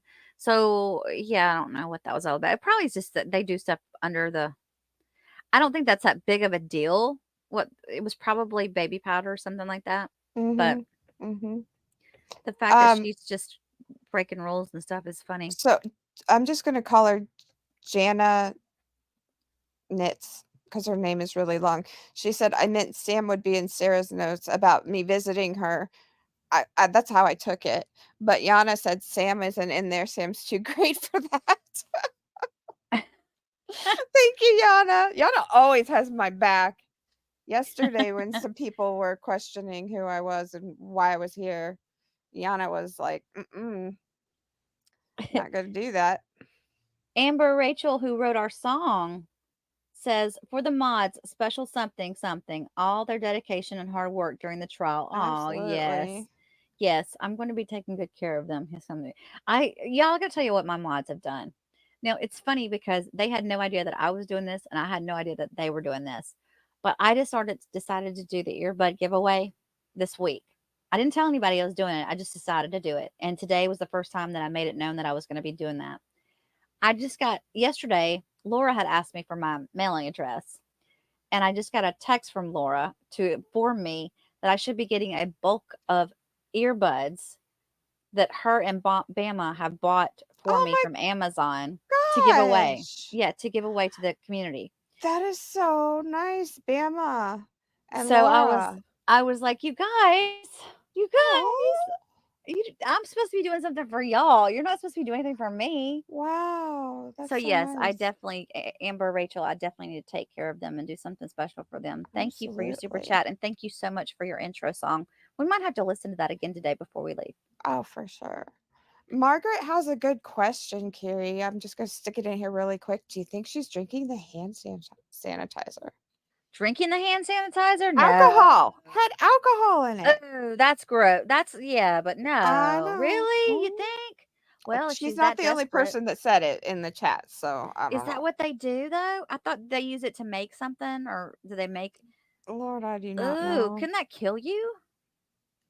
If you I do, don't know like, that isn't that either. poisonous? I wouldn't be drinking it. Loba says that, do you think they found Sarah's DNA on the bat? Why would she include it in her new narrative? Because they're entering it into evidence, the stages. Yeah. I She's think gotta she knew have an she was, explanation. yeah. I don't, well, now think about it. This bat being entered into evidence has come after Sarah's had a chance to look at the reports, right? So now she Mhm. knows that her DNA is somewhere, or that they have more information about this bat, right? Right. I don't know that it's DNA. They've got We don't more know it's information DNA. about Yeah, the yeah, bat. Yeah. yeah. We don't know that it's DNA, but I find it interesting that after she's seen what the state has, now all of a sudden she has a story for the bat. So, yeah, I don't know. Could be a lot worse than her hitting his hands. Will we know?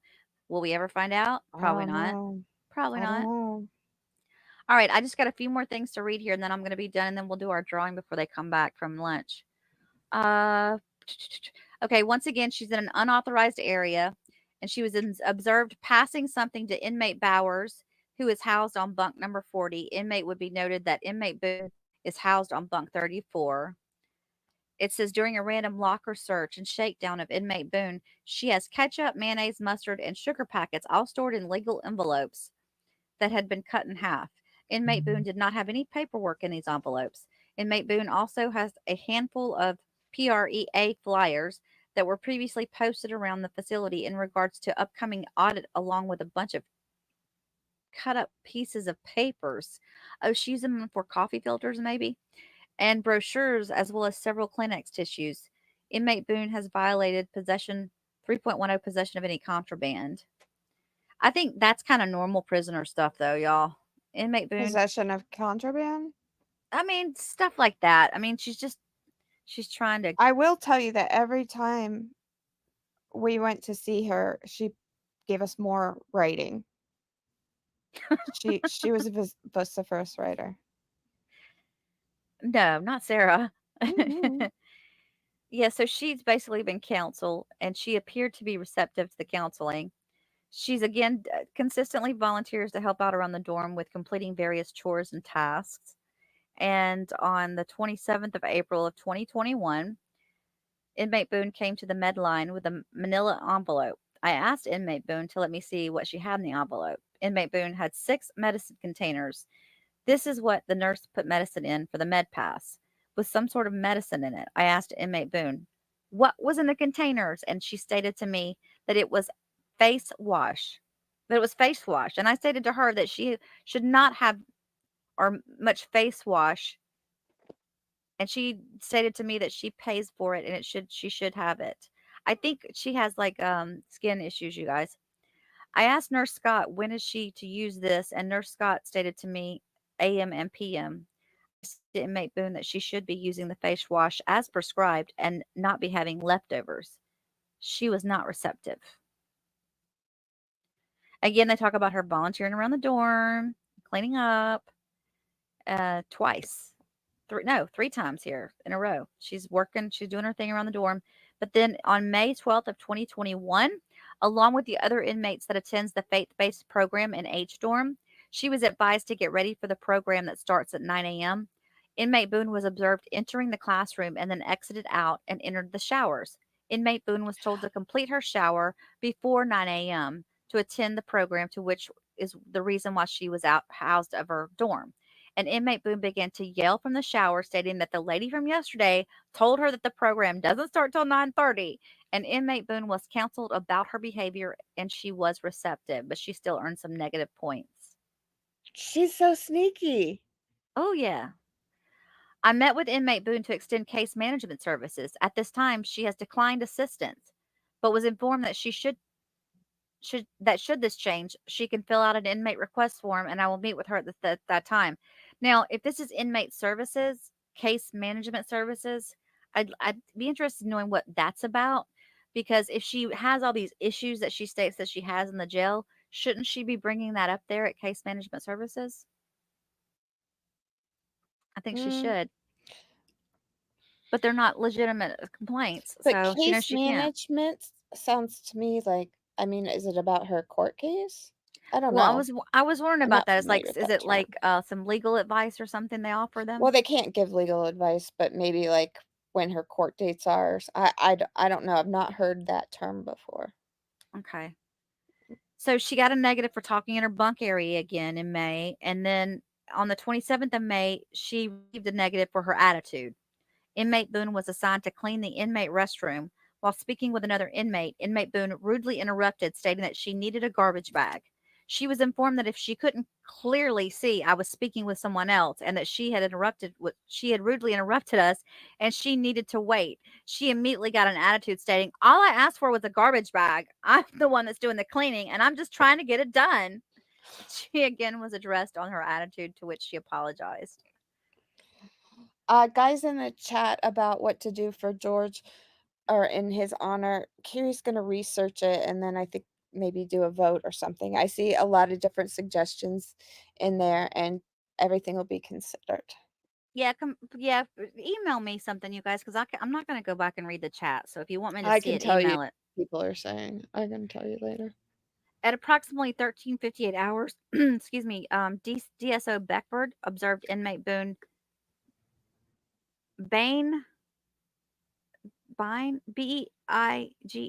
hugged by her attorney. It would be being. Oh, I'm sorry. Okay, duh.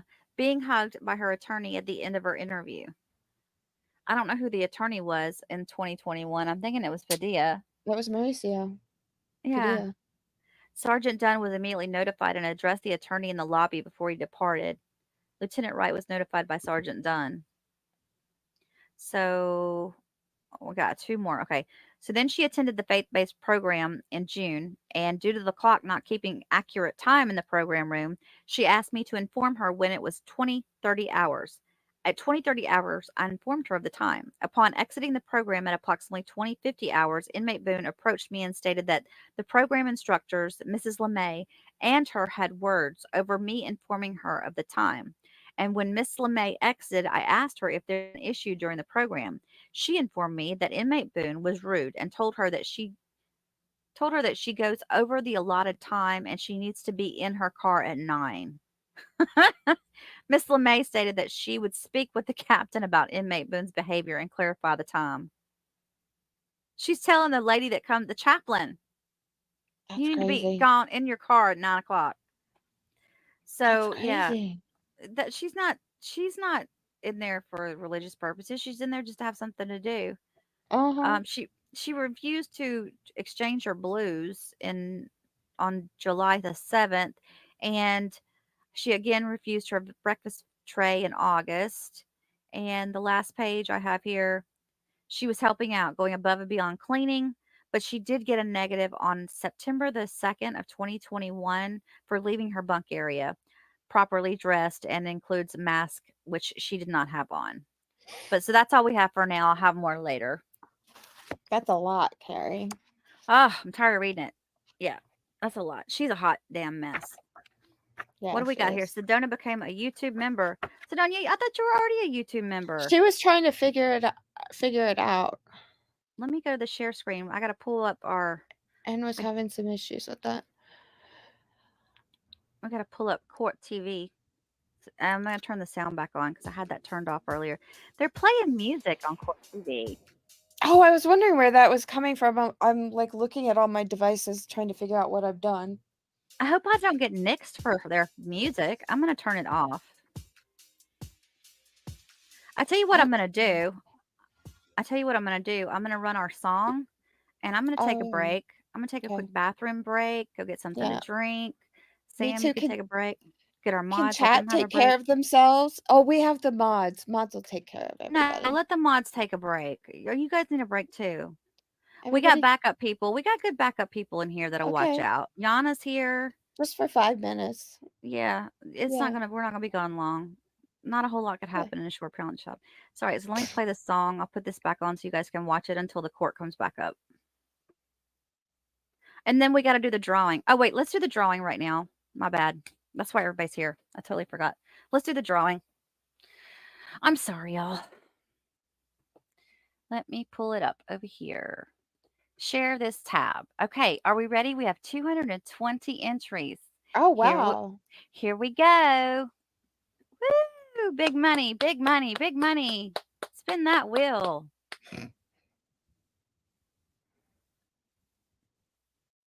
Kathy Owen.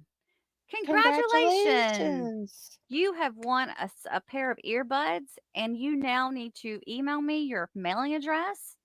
And on the title of your email, please say I'm a winner, so I know who you are. And that way I can make sure I get that over to you. And I'm going to write down your name too here, right here. So yeah, I just need your mailing address. I think that's pretty much it. Congratulations. Yay. We'll do another one of these tomorrow. All right, now we're going to take a break. Okay.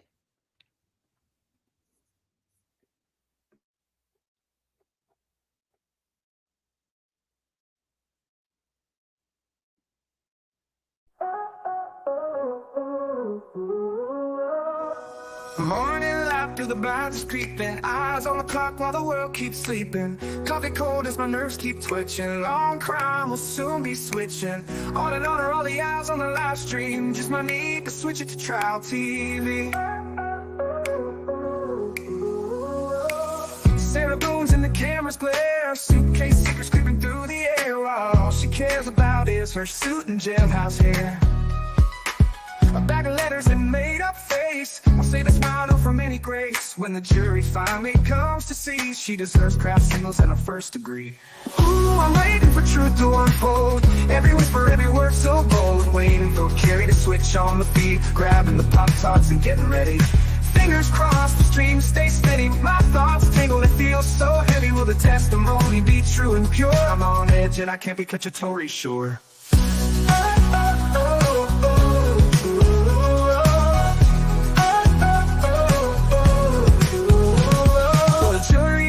Rightful truth, courtroom drama unmasking proof. The defense getting credit and giving us hope that the jury sees Boone trying them for dopes.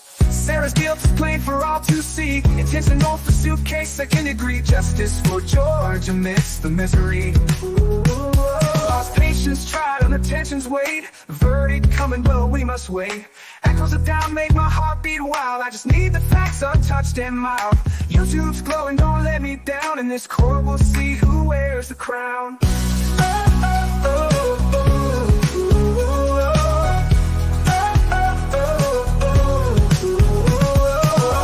I'm waiting for truth to unfold. Every whisper, every word so bold. Waiting for Kerry to switch on the feed. Grabbing the Pop-Tarts and getting ready.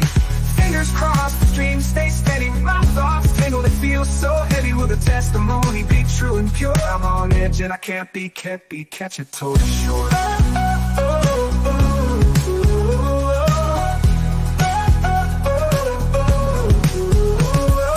Ooh, I'm waiting for truth to unfold. Every whisper, every word so bold. Waiting for Kerry to switch show 'em my feet. Grabbing the Pop-Tarts and getting ready. Fingers crossed, the stream stays steady. My thoughts tangle, they feel so heavy. Will the testimony be true and pure? I'm on edge and I can't take much more.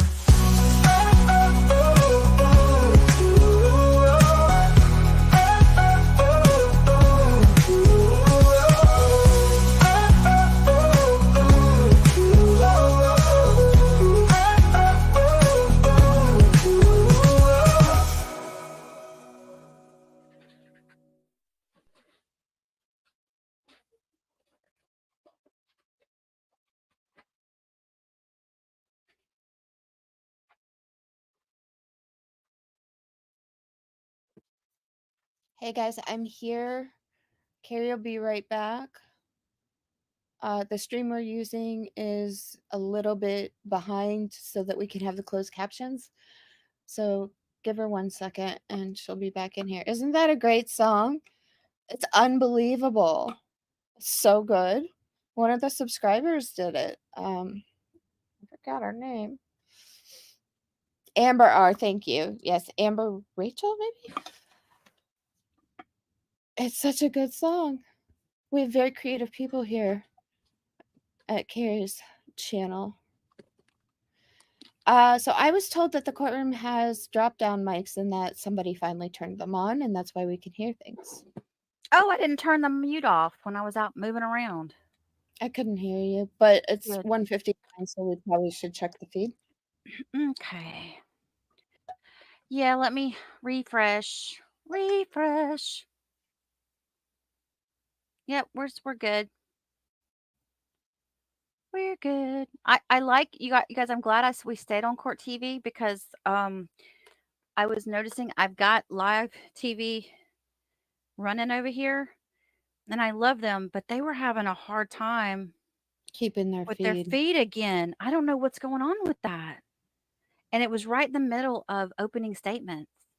So we gotta maybe they just I don't know what it is. Maybe there's too many people trying to I don't know anything about that stuff. I would love to help them though. I want to support them as much as we can. So somebody just put in the chat, and I don't know if it's true, that Brian Boone may be up. Possibly, potentially, maybe. That makes sense. That does make a lot of sense, doesn't it? That's that what he would be coming in next. Told.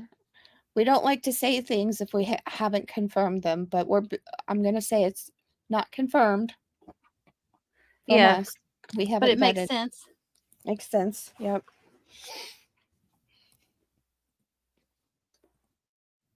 Oh, so psychic is how you pronounce the CYKIQ name. I saw somebody figure that out yesterday or the day before. Thank you. I knew it was obvious and I wasn't seeing it. Yeah, they had to train me on that a while back. I didn't know either. It looks like live TV, or they're running the openings again, it looks like. On TV live. I was just saying that we're taking the screen that's a few seconds behind so that we can have the closed captions for people who want them. Yeah, it works out better. I think everybody, because even if there's times when we can't hear the feed, at least we can kind of read. get a grasp. Yeah. Yeah. Exactly. Because their mics were not that much better. Okay, let me. Well, I think they turned the sound on finally. Okay. Hopefully. Yeah, you could tell that too when you said that to that's me. what I to Billy. I said it's like they flipped a switch, and he said I think they turned on the overhead mics, the drop down mics.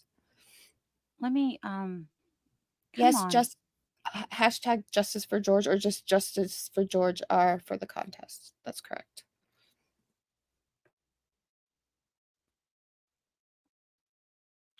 It's not opening up for me. I think it's just slow.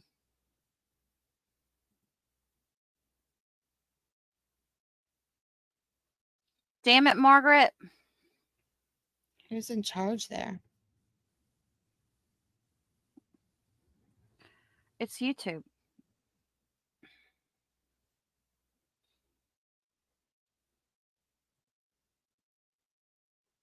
Hang on. Yeah, we're trying to get a feedback, guys. Give her 1 second. Yeah. She's mission control. I got it. It's right here. They're not talking or anything yet. It's just that it won't. I've got the feed. It just won't open up to the full screen like we like it.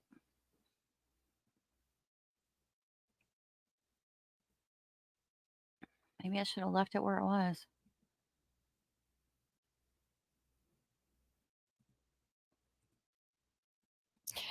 Michelle, I wonder if you're talking about the sound. I would imagine the sound would be troubled everywhere if it's coming directly from the courtroom. I can't imagine there's 500 microphones in there. 'Cause there's one camera. There we go. I had to refresh. Oh my gosh, my throat hurts so bad now from talking like that. Get you a drink. There you go. I got me a Diet Coke. It's not a And Dr. Pepper, it's Diet Coke. okay, I was gonna say get you a Dr. Pepper. Can you guys do me a huge, huge favor and press the like button? Kerry has put so much work into this case and to present this all to you. And thank you for joining us this afternoon. You guys, what surely they let her have a bottle of water, right? Yeah, that's right there. I didn't know if that was hers or Owen's, but I was just like, oh, Emily, what'd you say? That song will replace Pink Pony Girl in my head. Thank you for your super chat. Thank you for clicking likes, guys. I appreciate it. The infamous suitcase right there, you guys. And look what's sitting right here beside it, the bat. My colleague, who's an attorney, just texted me, said, "Are you having fun today?" And I said, "Well, I'm on YouTube." And I said, "Are you having fun today?" And he said, "No, in depositions." So I guess this is better than being in a deposition. Pope says that they did say something about remorse. Oh, did they? I had such a hard time hearing. I need to go back and watch the openings. I've got the timestamps on the openings and when Oh, everybody that's good. was witnesses were there and everything, so that Yeah. I can go back and clip stuff really quickly. Because I don't know how I'm going to do it yet, but I do want to do some touch things. Who has to go? Cher is going to the ER. What did you do to yourself? Cher, did you Cher? get bit by a snake again? She's been bit by a snake before. Oh my God, that'd be horrible. Oh, here we're getting close up of Sarah talking.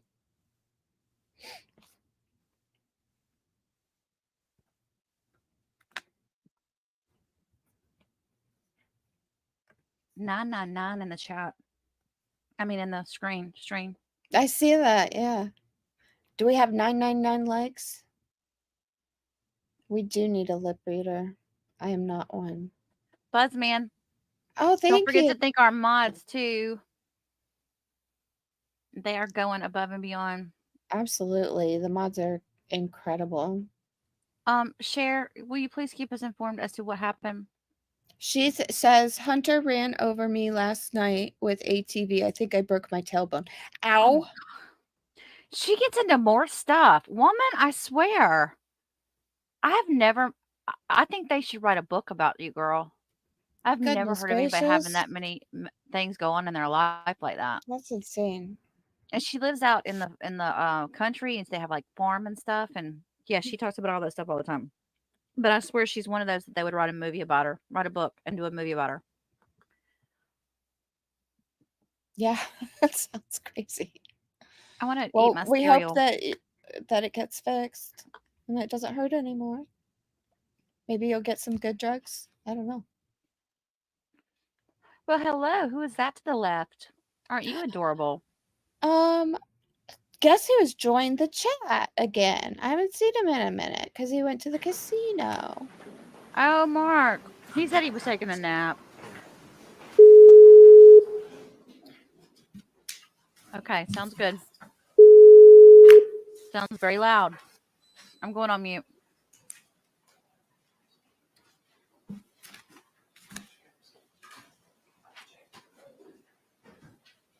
All right, we're back on the record. State of Florida versus Sarah Boone, 2020 CF 2603. Can I get appearances for counsel for the record, starting with counsel for the state?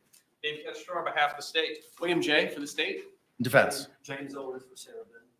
Connie Henderson for Sarah Boone. Kevin Beckham, yes, Sarah Boone. Ms. Boone is seated at counsel's table wearing the same black suit and pink blouse from this morning.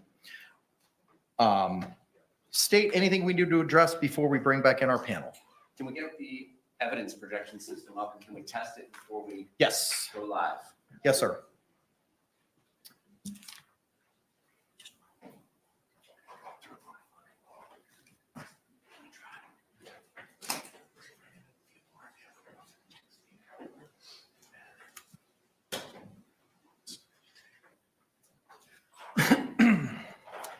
If you want to test it out, Mr. J.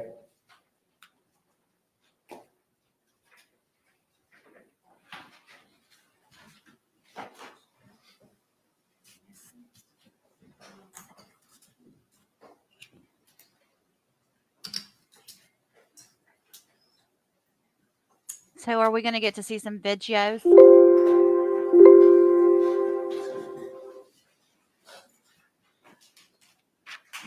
I don't know. Can we see the screen? 12:59 p.m.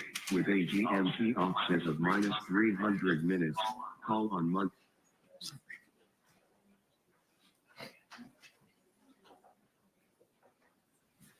They'll adjust the screen once they start playing something on the TV if they have to. Because remember they did it the other day when Owens was up there on the screen?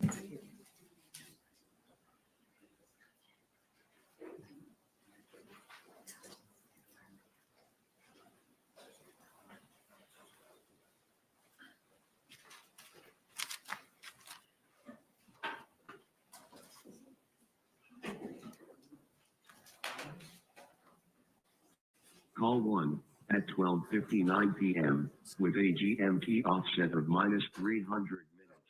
Call on Monday, February 24th, 2020. 911, what is the location of your emergency? That is the best I can do, sir.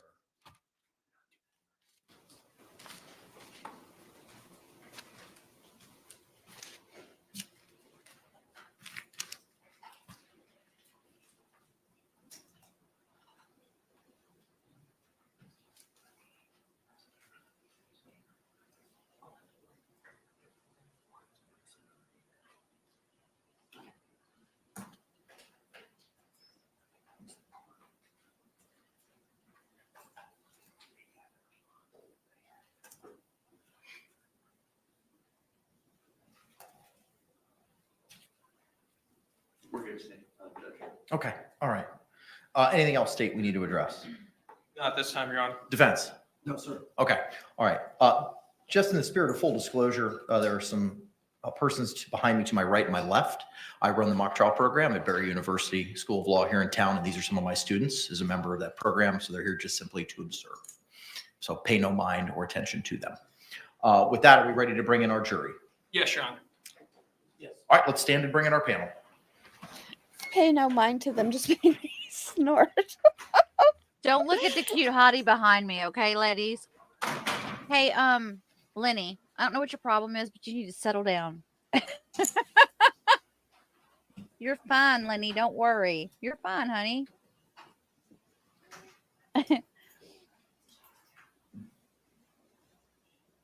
She says she's texting because she feels bad because she's not chatting. It'll be okay. You can chat when you get back. Yeah, do what you need to do. Chat another day. We're not going anywhere. We got 2 weeks plus worth left of trial left. Oh my God. I'm going to have to do so much work this weekend.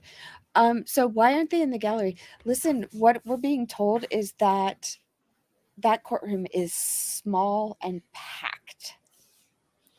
So I don't think it's an ideal setup for anybody.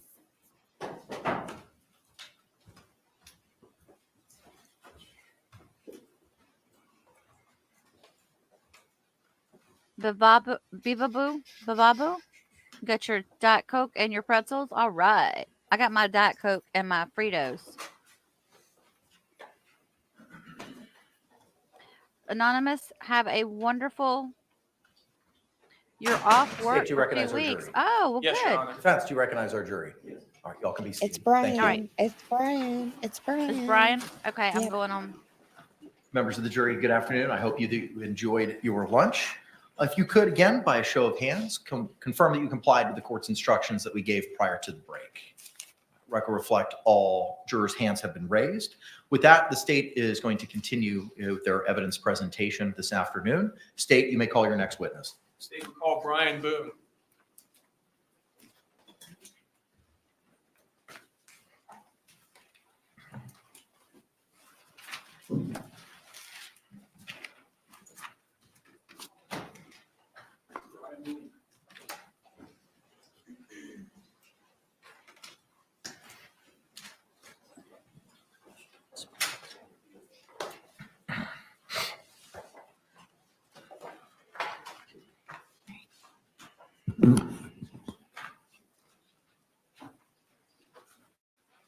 Mr. Boone, raise your right hand and be sworn, please. Are you swear or affirm that the testimony you give shall be the truth, the whole truth, and nothing but the truth, so help you God? Yes. Sir, good afternoon. You could be seated. After seated, if you could please state and spell your name for the record for us. Brian Boone, BRIAN, BOONE. Thank you, sir. You may inquire. Good afternoon, sir. Good afternoon. Can you tell us how it is that you know the defendant? I dated her for quite a while, and then we eventually got married. When you say you dated her for quite a while, how long are we talking? I met her in the late 90s, and I believe it was around 2005 when we got married. Did you have any children as a result of your marriage with the defendant? Yes, we had one son. And how old is that son? He is currently getting ready to turn 14. Did your marriage with the defendant last? No, it did not. And approximately when was it that you separated and began proceedings for divorce? Probably 2017, I'm thinking maybe. And at that time, when was your divorce actually finalized? Maybe it was 2016. I think the divorce was 2017, I believe. And after your divorce, what was your custody arrangement with your son that you had in common with the defendant? She was supposed to have him on Mondays and Tuesdays. I would have him Wednesday, Thursdays, and then we'd alternate Friday through Sundays every other week. So 1 week you would have 5 days with your son, and another week she would have 5 days with him. Correct. And was this still the same custody arrangement in February of 2020? Yes. And in February of 2020, did you have, do you recall the events that occurred, I guess, first on the late evening of February 23rd, 2020? On that evening? Yes. Well, apparently Sarah called me at one point during the night. Do you recall about what time she called you? I think it was 11 something. When you answered the phone, how did Sarah sound on the phone? She sounded like she had been drinking, was pretty drunk. Were you able to understand what the defendant was saying? Somewhat, but she woke me up. I had work the next day. I was asleep when she called. She's done this before, calling me late at night, and generally I kind of just try to ignore it, so I wasn't really paying attention. Who was she living with at the time? Jorge Torrez. When she called you late that evening, could you hear George in the background at all? Not that I remember, no. Did you pay much attention to this phone call? No. Now, the following morning, on February 24th, 2020, did you begin to call the defendant? Yes, I did.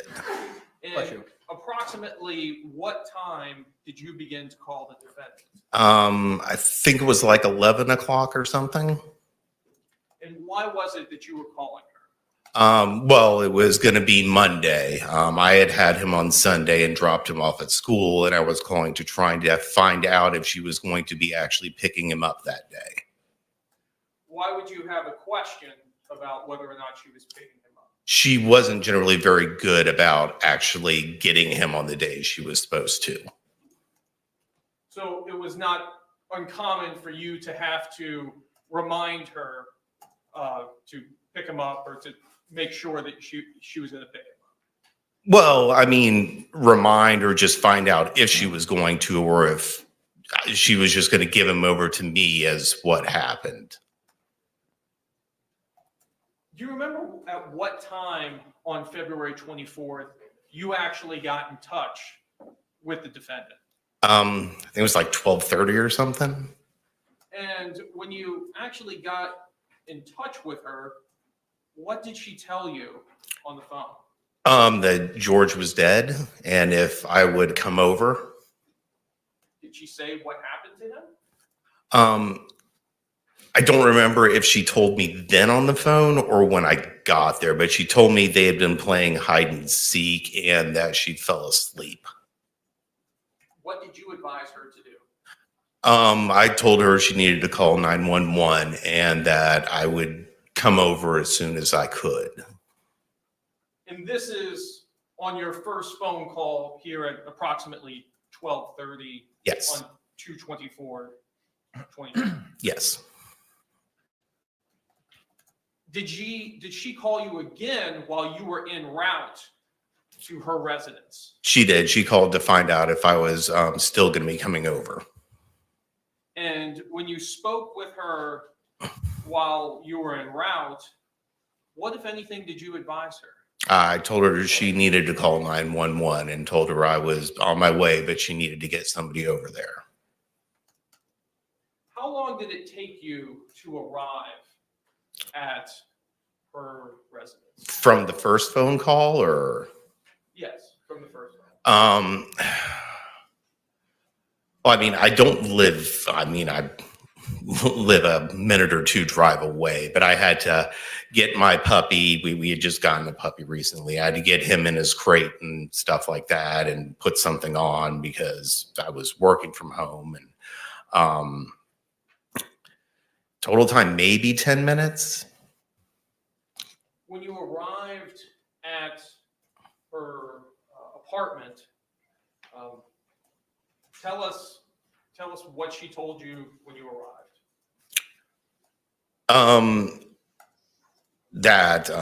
George was dead, and I don't remember if she told me now or before that they had been playing hide and seek and she fell asleep. But I at that time told her again she needed to get 911 called to get somebody over there.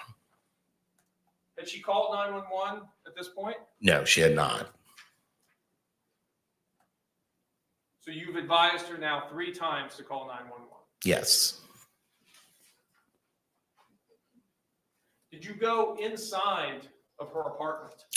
I walked in the front door into the little tiled area, like entranceway thing.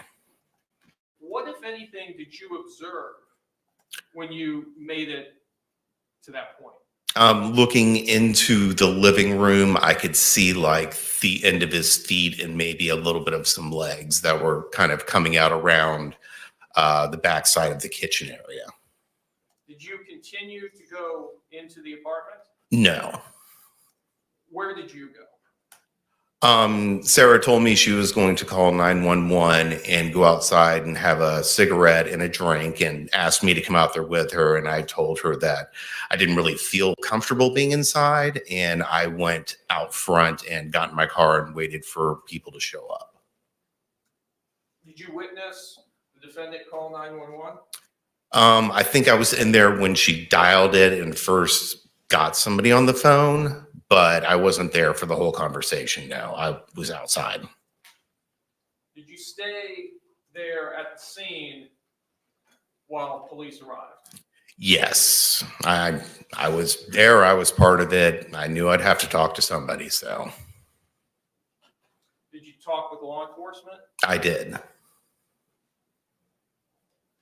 Your Honor, I have no further questions at this time. Thank you. Any cross-examination? Judge, we want to reserve our questions for when we call him in our case. Okay.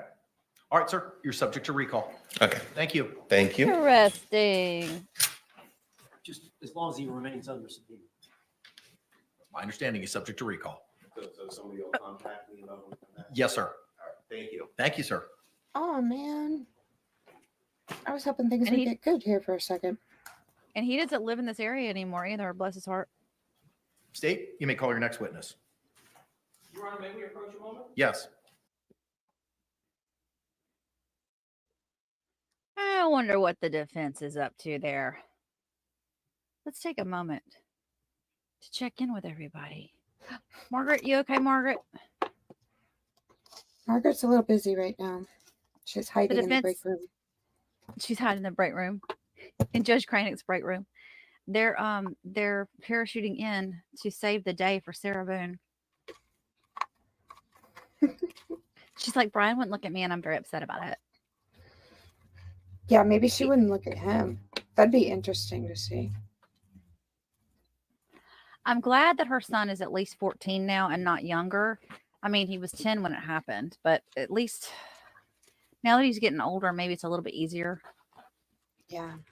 I don't think his kids are as at 14, they kind of get out of their stages of bullying Members of the so jury, much. we'd appreciate your patience for a few moments while the state attaches a Bluetooth speaker so that they may publish some evidence that's been received so far. I think it's going to, that's what I'm thinking. It's Mr. a J, 911 whenever call. you're ready, sir. Permission to publish 3. You may do so.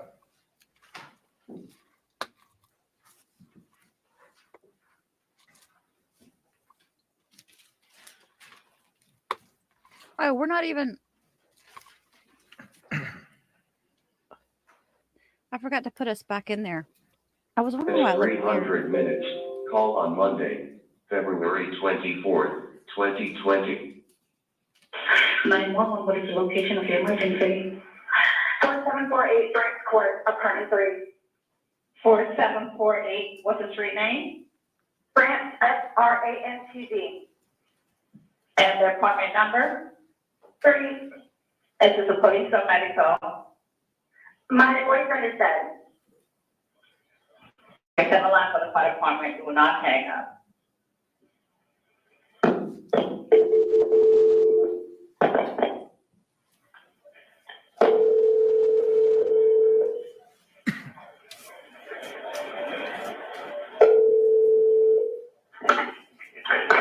Location emergency. That's better. No, please don't leave. 4748 Brent Lane, apartment 3, Brent Court. French Court. Yes. Okay, is this near Mackenzie Drive? I don't know where that is. Okay, okay. It's Tealwood Park Apartment. Okay, 4748 France, correct? Correct. All right, correct. Now tell me exactly what happened there. My boyfriend and I were playing last night, and Mm-hmm. I put him in a case when we were playing, and Okay. but kind of high speed kind of thing. So I fell asleep, and I woke up, and he was dead in the suitcase. So I don't know what happened. I don't know what happened. Right, okay, what's your apartment number? 3. Apartment 3? Yes, like he had like blood coming out of his mouth, and I don't know, like he had like an aneurysm on what happened. Right, okay, all right, okay, listen, we're getting out of the T. All right, okay. Okay, I, Now? okay, 40, yeah, man, this is, we're on our way up there, you're at 407-716-8684.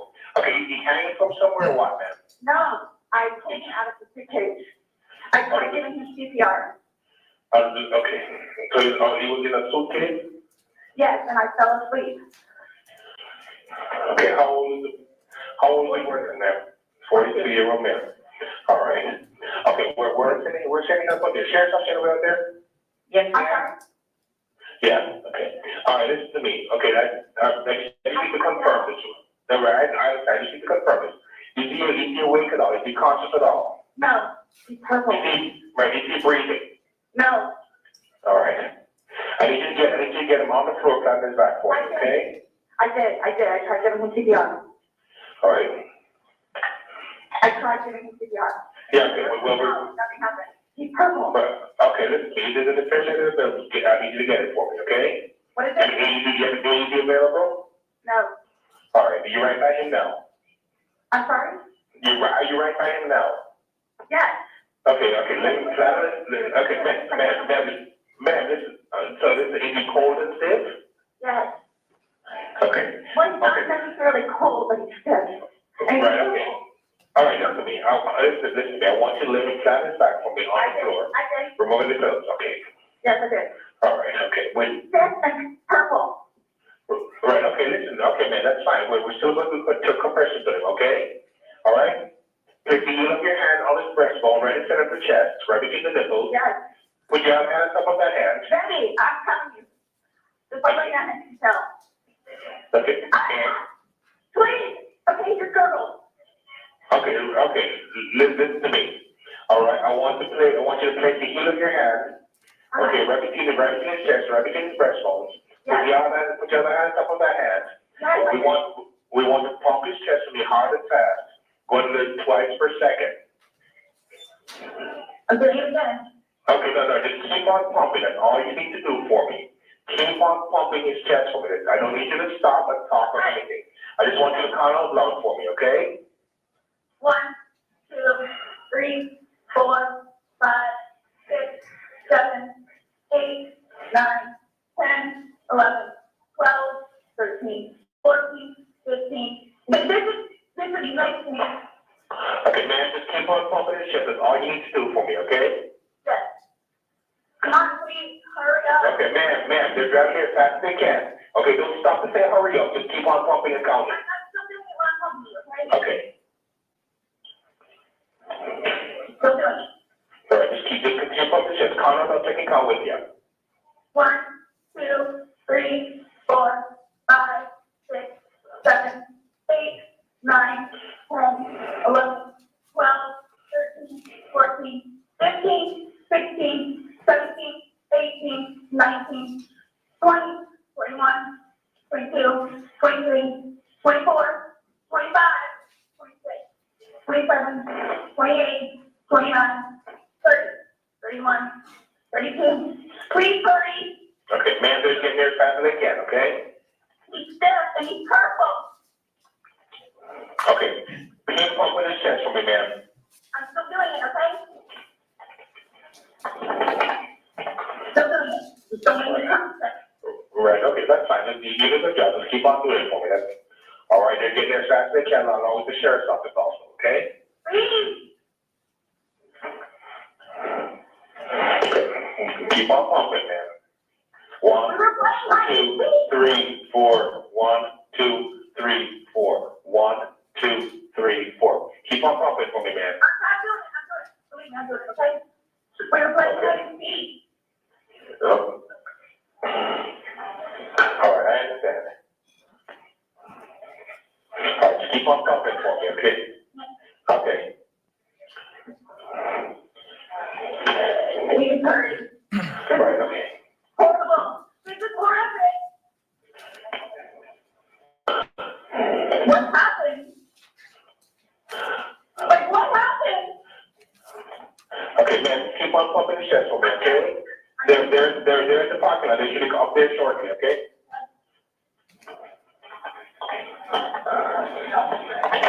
I'm still doing it, okay? Right, okay, good. And you found them in a suitcase, you said? Yes. We were playing hide and seek last night. I fell asleep. I think they're here. Right, just keep on pumping the chest until they reach over, okay? I am. Okay.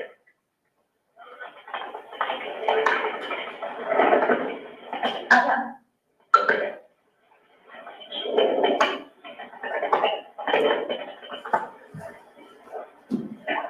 I am.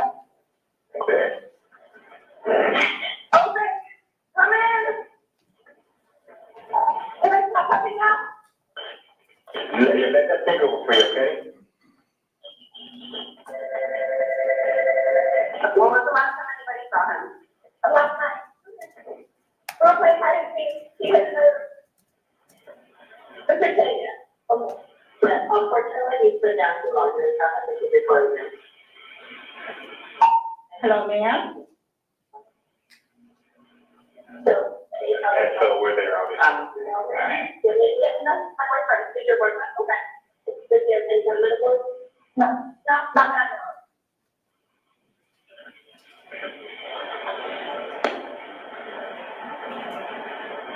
Hello? Hey, ma'am, the time to take care of you now, okay? Yeah, so we'll see you there. All right.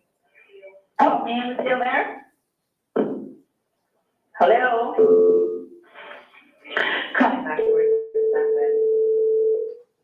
716-8684, reference to mobile data. 1308.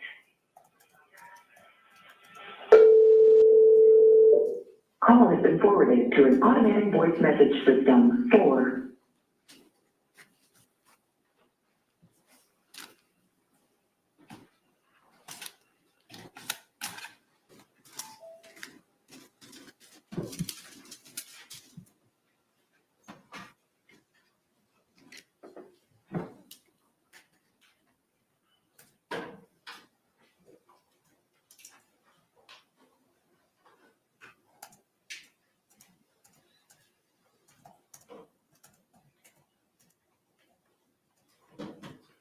We're ready to continue with the presentation of witnesses. Yes, sir. You may call your next witness. State we call Abraham Moreno. This is George's friend or George's acquaintance from Philly who is now the apartment manager at Tealwood Apartments, or was at the time.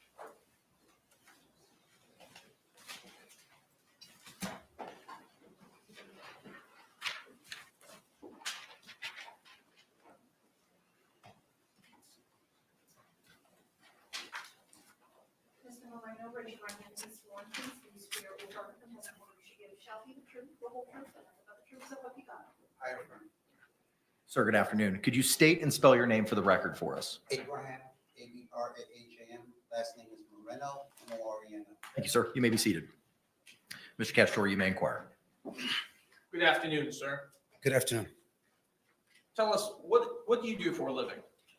I'm a maintenance supervisor for apartment complexes.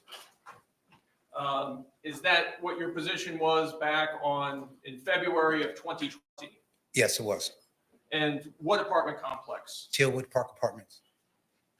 And how long did you work for Tealwood Park Apartments? About 2 years. And tell us, what were some of your duties in your position there with Tealwood Park? Daily, I cleaned the grounds, walked the property, answered maintenance calls, did emergencies, dealt with vendors. Did you become familiar with the residents there at the apartment complex? Yes. Did you have occasion to meet the defendant in this case and also a Jorge Torrez? Yes. Let me turn your attention to February 24th of 2020. Do you recall that date? Yes. And on that date, did you have occasion to come in contact with the defendant in this case? Yes, I did.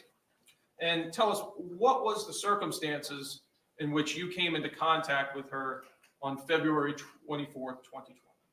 I was called by the manager and the assistant manager to come to her unit. I believe she was already sitting outside at that time.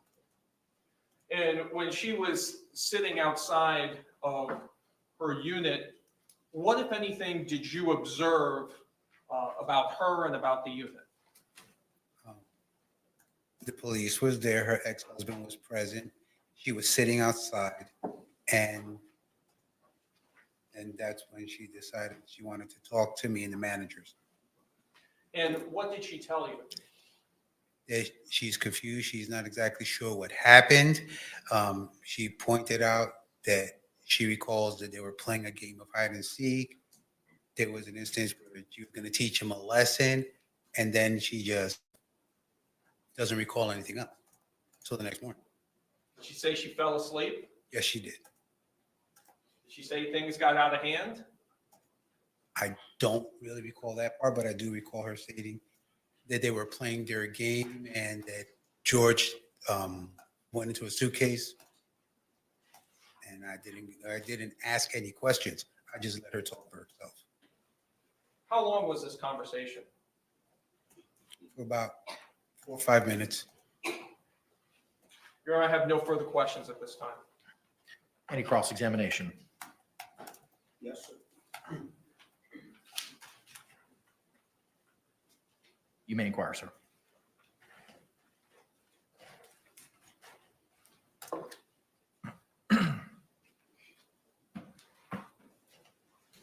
Good afternoon, sir. Good afternoon. This conversation that you had with Miss Boone, Yes, that took place on the 24th? Is that correct? yes. And who else was present on the time that the conversation was taking place?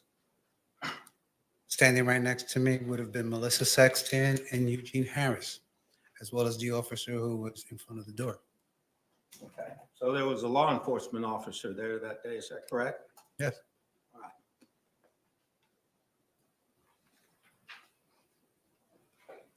Now, on the 24th is when you said that Miss Boone made this statement to you. Is that correct? Yes. They were playing hide and seek? Yes. And what else did she say happened? She had told me they were playing hide and seek. They had drank. She was trying to teach him a lesson, and it was that she went upstairs. She went to sleep. She woke up. She doesn't know what happened. Okay. So that was on the 24th. Yes.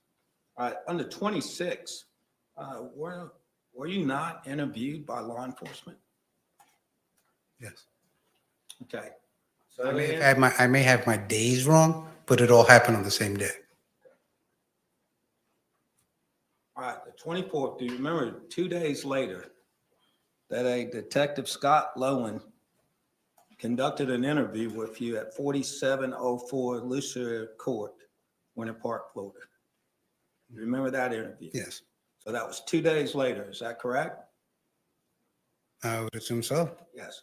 All right, so when he interviewed you 2 days later, did you tell him about this statement that Miss Boone made to you that you just told this jury in court? I did mention it to him. You did mention it to him? I mentioned to them that we did have a conversation. Did you tell him the content of the conversation? I may not have told him the whole content, but I did tell him we had a conversation. All right, well, what did you tell him? What content did you tell him on the 26th? That they were playing hide and seek, that she was confused. She doesn't know what happened. I do believe I did mention to him the fact that she had said that she was trying to teach him a lesson. Not that anything was done with malice. I didn't state that at all. Okay. So it's your recollection now today that on the 26th, you told Officer Lowen what you just told this jury. Is that correct? Yeah. All right. Sir.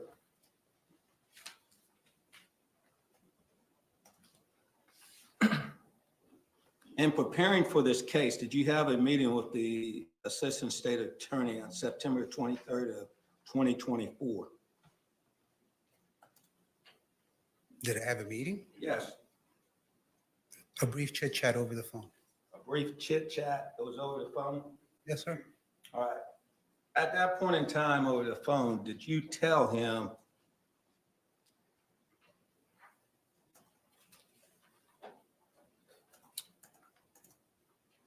that Sarah Boone, the defendant, stated that she was teaching him a lesson and things got out of hand and that she fell asleep? Yes. Is that what you told him? Yes. Okay.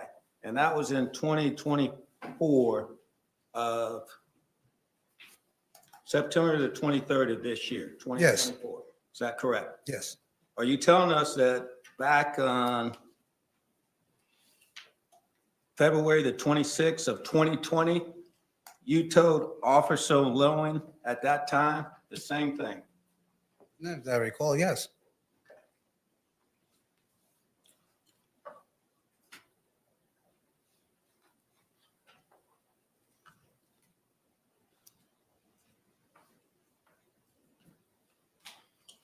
So did she ever tell you how things got out of hand? No. Sir, you testified that you knew both Mr. Torres and Miss Boone, is that correct? Yes. You actually knew George Torres from a different time, didn't you? Yes, I did. When did you first know George Torres? In the 1990s. In the 1990s? He was a teenager and he lived down the street from me and my wife. So you had had a previous relationship with Mr. Torres? No, not at all. Not at all. You just knew him from then? Yes, as I stated, he was a teenager and I was an adult. Okay. During this time, though, that you became reacquainted with him, did y'all establish a friendship at that time here in Orlando? I wouldn't say a friendship, but an acquaintance, yes. Okay.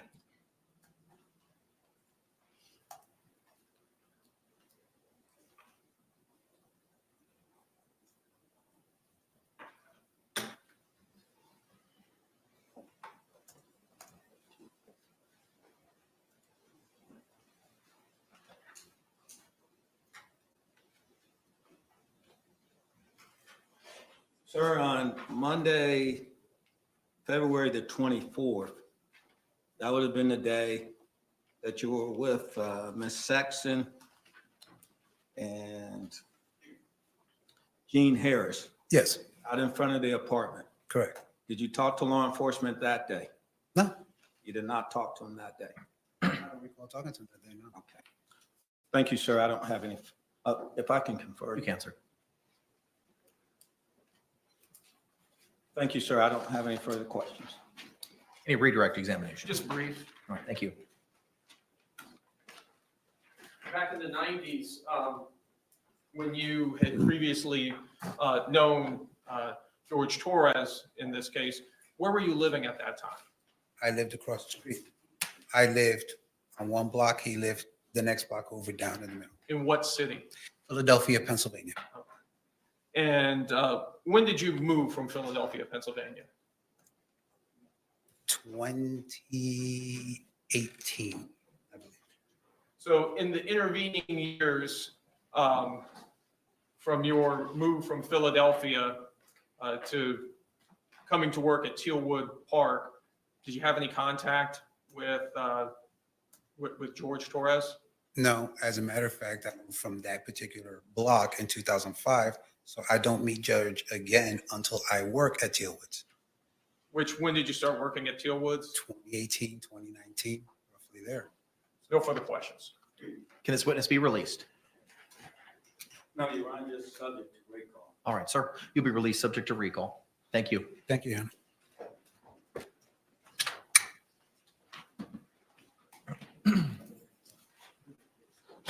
State, call your next witness. State would call Deputy Kayla Rodriguez.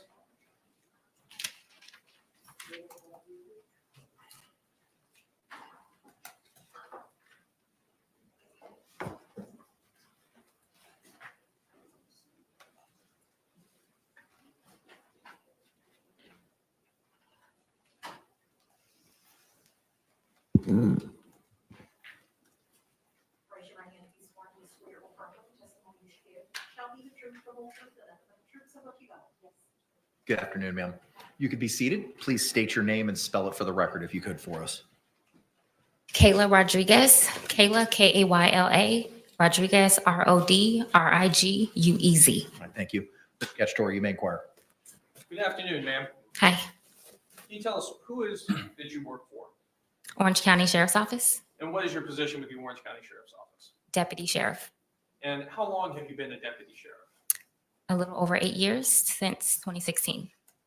And tell us, what are your duties as a deputy sheriff? As a deputy, I respond to calls for service anything from a over with call, like a car key the day prior, or a 911 emergency. And what type of training do you need to be a deputy sheriff? So for me, I obtained my bachelor's degree from UCF in criminal justice in 2014. After that, in 2016, I was hired by the sheriff's office. Right after being hired, I went straight into the academy. The academy is 5 months of training. We go over everything from case law, scenarios, defensive tactics, physical training. After that, I do 2 more months with the sheriff's office where we go specifically into policy related to Orange County specifically. After that, I do 3 months on the road with a trainer where we are evaluated periodically through that process. You have a partner, you respond to calls for service during that time, and you slowly learn how to handle calls by yourself. Do you also undergo continuing training as a condition of your employment? Yes. Tell us, what were you working on February 24th, 2020? Yes. And tell us, what area of the county were you working in? Orange County, unincorporated Orange County. And did you receive a call in regards to this case? Yes. And what was that call? What information did you have at the time you received the call? So the dispatcher informed me that a woman called 911. She was actively performing CPR and that her boyfriend was in a suitcase. And did you respond out to the scene? Yes. And when you responded out to the scene, were you dressed similarly as you are dressed today? Yes. And just for the record, you have, it looks like a standard green uniform on with a tool belt, your firearm, and also radio, body worn camera, badge. Yes. Tell us about your body worn camera. So my body camera is used to capture scenes when we arrive. So as we are conducting any sort of law enforcement action, we turn our camera on. When you turn your camera on, tell us, does it immediately capture sound at that point? It does not. When we activate our camera, it goes back a minute. And the minute that it goes back to, you don't hear any audio for that first minute. Tell us also about the capacity and the battery life of your camera as well.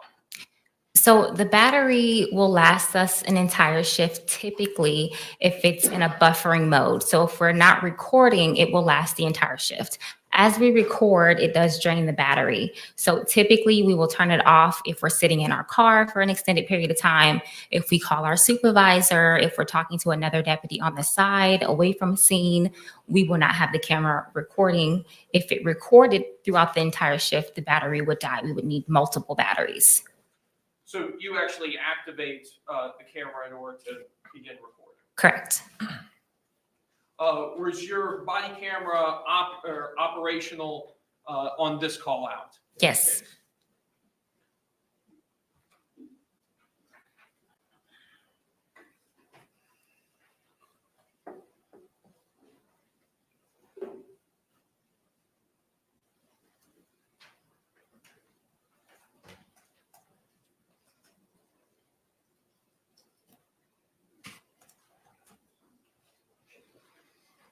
Settle in. It looks like we're going to be watching the body camera, you guys.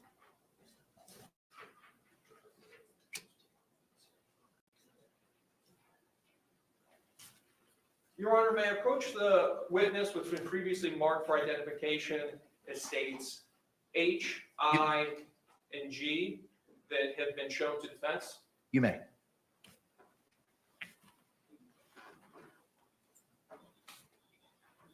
Ma'am, I'm first showing you what's been marked for identification as states I. Do you recognize that disc? Yes. Did you have an opportunity to review that disc prior to coming to court today? Yes. And tell us, what is that disc? Body worn camera from the day of the incident. From February 24th, 2020? Correct. And is that your initials on the disc? Yes. And does that disc fairly and accurately represent the contents of your body worn camera? Yes. Your Honor, at this time, I'd like to move what's previously been marked for identification as states I into evidence. Any objections? No objection. All right, what was pre-marked as I will be received into evidence without objection as states 4.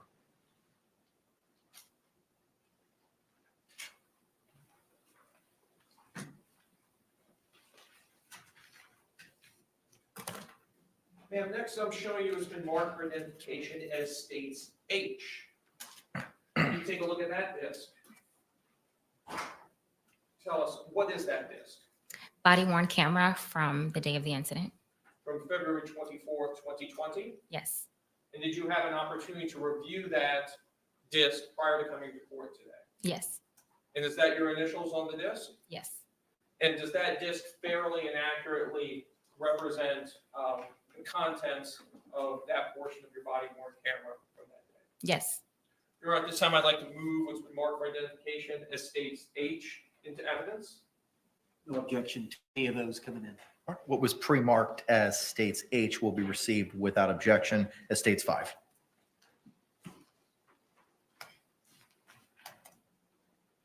And lastly, ma'am, I'm showing you what's been marked for identification as states G. Do you recognize this disc? Yes. And tell us, what is that disc? Body worn camera from the day of the incident. From February 24th, 2020? Yes. And you had an opportunity to review this camera prior to coming to court? Yes. And is that your initials on the disc? Yes. And it fairly and accurately represents your conduct on the body worn camera? Yes. Your Honor, at this time, I'd like to move what's been marked for identification as states G into evidence. No objection. Thank you. What was pre-marked as states G will be received without objection as state 6.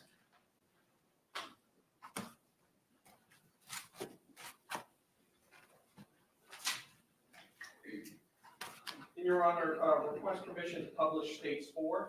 You may. Your Honor, may we dim the lights and use the overhead projector? Yes.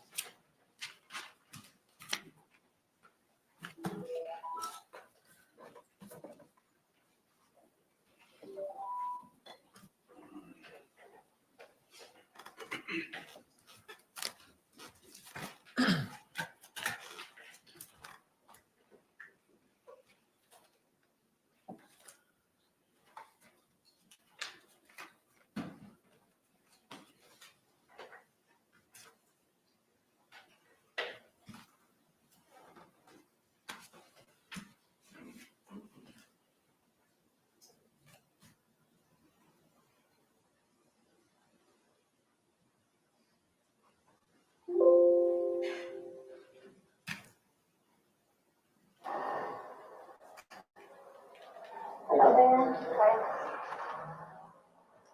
You live here? Okay, I'll talk to you guys with some information. I know, that's my, the property manager, I don't know if that's still. Tell him really quick, or so he knows what's going on? Where's he at? He wants that in. Oh, don't worry about that, we'll take care of that for you, okay?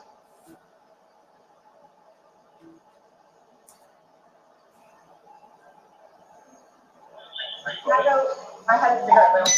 Okay, wait 1 second, okay? I really need some drink. Okay, well, I got my dog parked on the counter. Okay, we'll take care of you 1 second.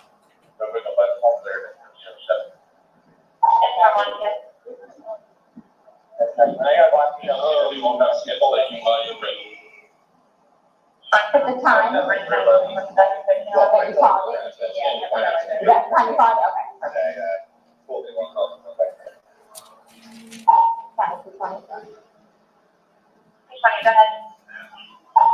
707 at 1307.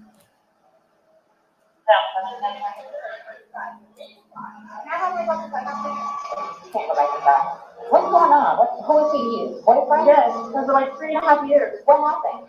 We drank last night. Can you pass this to the around to the FBI stuff? They need to sign that, sure. No. Each of them has to. This might be a real thing, but each of them has to put their name. Normally, we all just put everybody. What's going on? I just got here to fill me in. No problem. Like, together, we've been doing some art right there. You are putting a puzzle together? Yes, we have a puzzle that we started in there. Okay. We've been doing art, trying to put stuff off the wall to make new art put up there, like having a good time with one another. So like, we start to play hide and seek, right? Okay. So he gets in the suitcase. Okay. That's my assistant. I told him. I didn't. Did he live here with you guys? No. I told him over here. Okay. Okay. I didn't know what to do. Okay. I didn't know what to do. Okay. So then he came over here. Here, let's talk inside. Okay. I called you guys. The problem is, I fell asleep. When did you do CPR? This morning. When I found it before you called. Yeah. 1 o'clock right now. I tried. I was awake, but I actually got out of the bed at like 12:30. So I came downstairs and I was like, oh, he's in the suitcase still. That's when I found him. I took him out and I tried doing CPR and then I called him and then I called you guys. Did he get here before the fire department got here? True. Your husband? Or your ex-husband? Okay. Where did you live at? Right on the street. Okay. So you were playing and who did some updates? I did, but then I fell asleep. Okay, stop. You're okay. I wasn't there. I'm just trying to figure out what happened. I fell asleep. I don't know if you're suffocating or like having an aneurysm or a heart attack or what. What kind of medical conditions?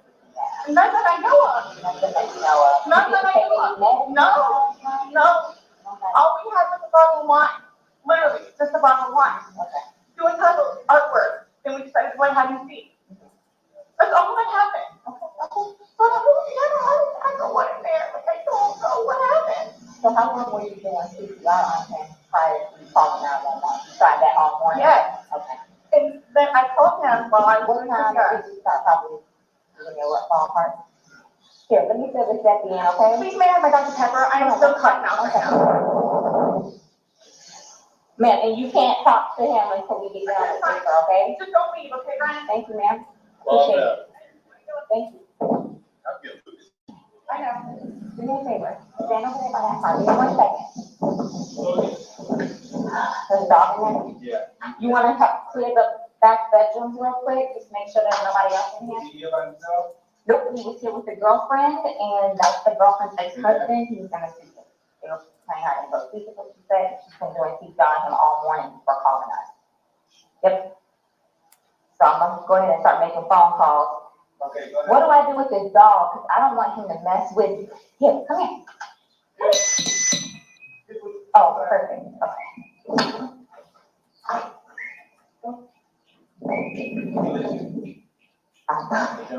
Yes. Here, come on, let's go outside. Come on. Come on. Good boy. What's wrong, Vinny? You think about it, but just want to make sure.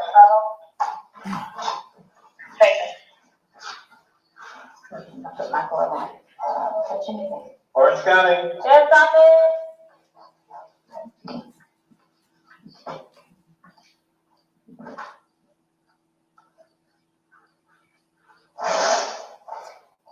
Good over here. Recheck this closet.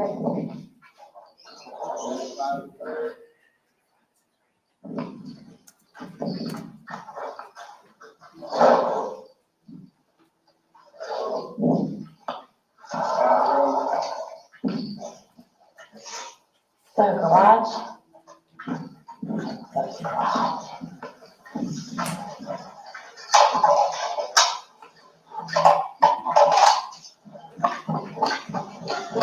I guess we're gonna have to set up a crime scene now. Oh, yeah. What's that?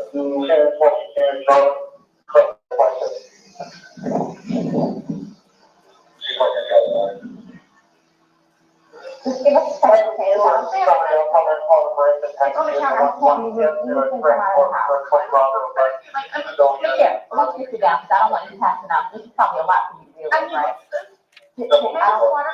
Water. I can get you some water, okay? Just, I want you not on your feet, I don't want you passing out.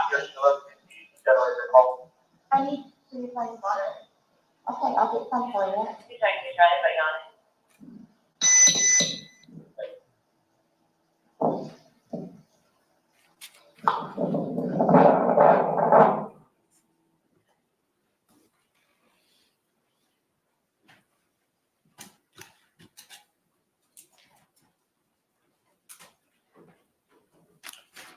Your Honor, request permission to publish States 5. You may proceed.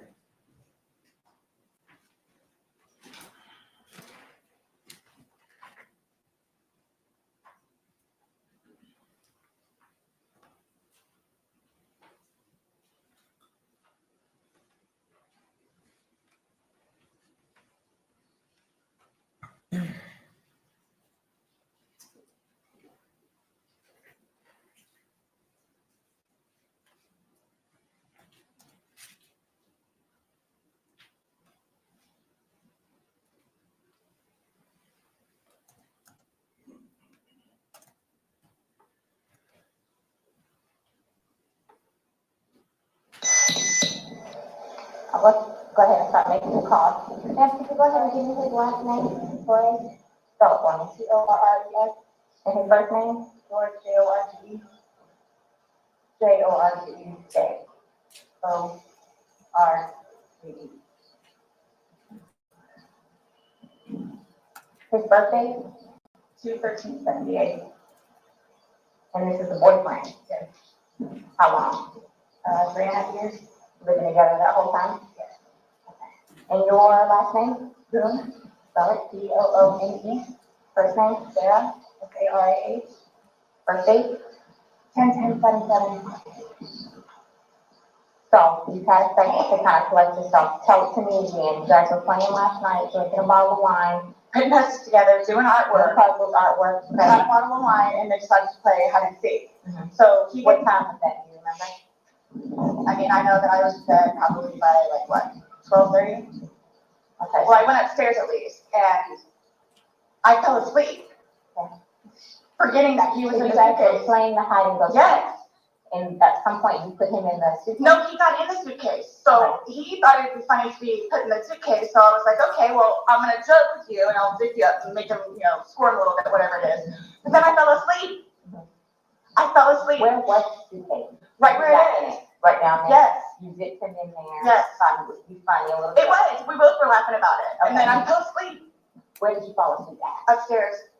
In your bedroom? Yes. Okay. Totally forgetting that he was in the suitcase gone. Okay. And then you came back downstairs. This morning, or this afternoon, yes, when I got up. What time? 12:30-ish. I was awake, but I totally forgot that he was in the suitcase. He can tell you there's a lot of things that we have been going jobs. Yeah, he did tell me. But all that good stuff. So I just totally forgot. You began to do CPR on him? Yes. Yes. About what time this morning did you start doing that CPR? No, it was the afternoon. It was afternoon because I was awake. But then I finally decided to come downstairs at like 12:30-ish. And I was like, he wasn't moving, nothing was happening. So I unzipped it, took him out and started doing CPR on him. He was on his way over here. I called you when he got here. Once he got here, you called us? Yes. Okay. And air was coming out and he was gurgling, but I could tell by looking at him. But you had to do CPR, you were doing that on your own? Yes. Okay. And then the person that was on the phone with me also, I counted with him doing it. And he's got no medical, he doesn't take any medication? I don't know. I don't know medical wise. I know he doesn't take any medications whatsoever. The only thing, like I said, I don't know if alcohol has to do with it, but we had a bottle of wine. Okay. All right. Here, I want you to sit back down because I don't want. Can I have one more sip of water? Yes. Go on. Denver, 29, residential, audible, 130, I'll do what I can to get you a cup, because I don't want you to have to keep doing that.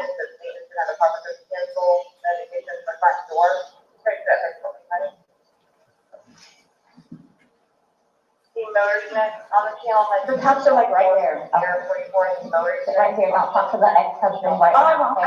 Can I have a cigarette, please? Ma'am, I can't take anything out of the house. It's on the back porch. Nope, all of it, secure, okay? I'll try my best to get you what you need, okay? Maybe one of these extra packs from someone, sit down and I'll try and get you what you need, okay? Just cut, please. Okay.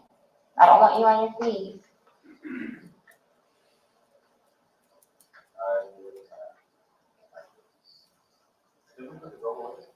Yes, you put him on the second. He came back in? So there's no thanks then? Corporal, I can give you a rundown? She's, sitting on the curb. I told her she's down. I was getting ready to call you guys. Yeah. Want to talk over here?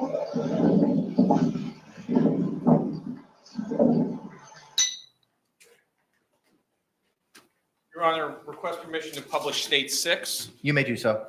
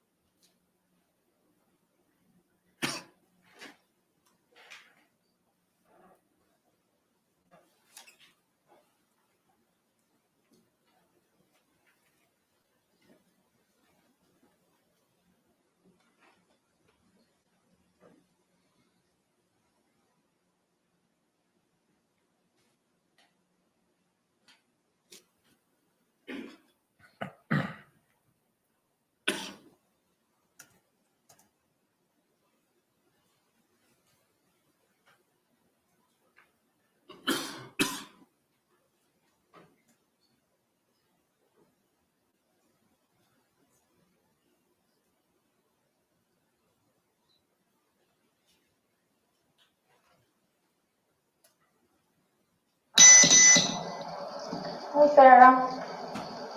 You get enough water? No, you want to stay seated. I don't want you getting lightheaded. So remember I said the detectives were gonna come out and talk to you and go from there. You know what I'm saying? They're here. They're gonna ask you a few questions and then go from there, okay? All right. Hi, Sarah. It's Chelsea, my partner Scott. It's my understanding you reside here? Okay, is it just you, okay.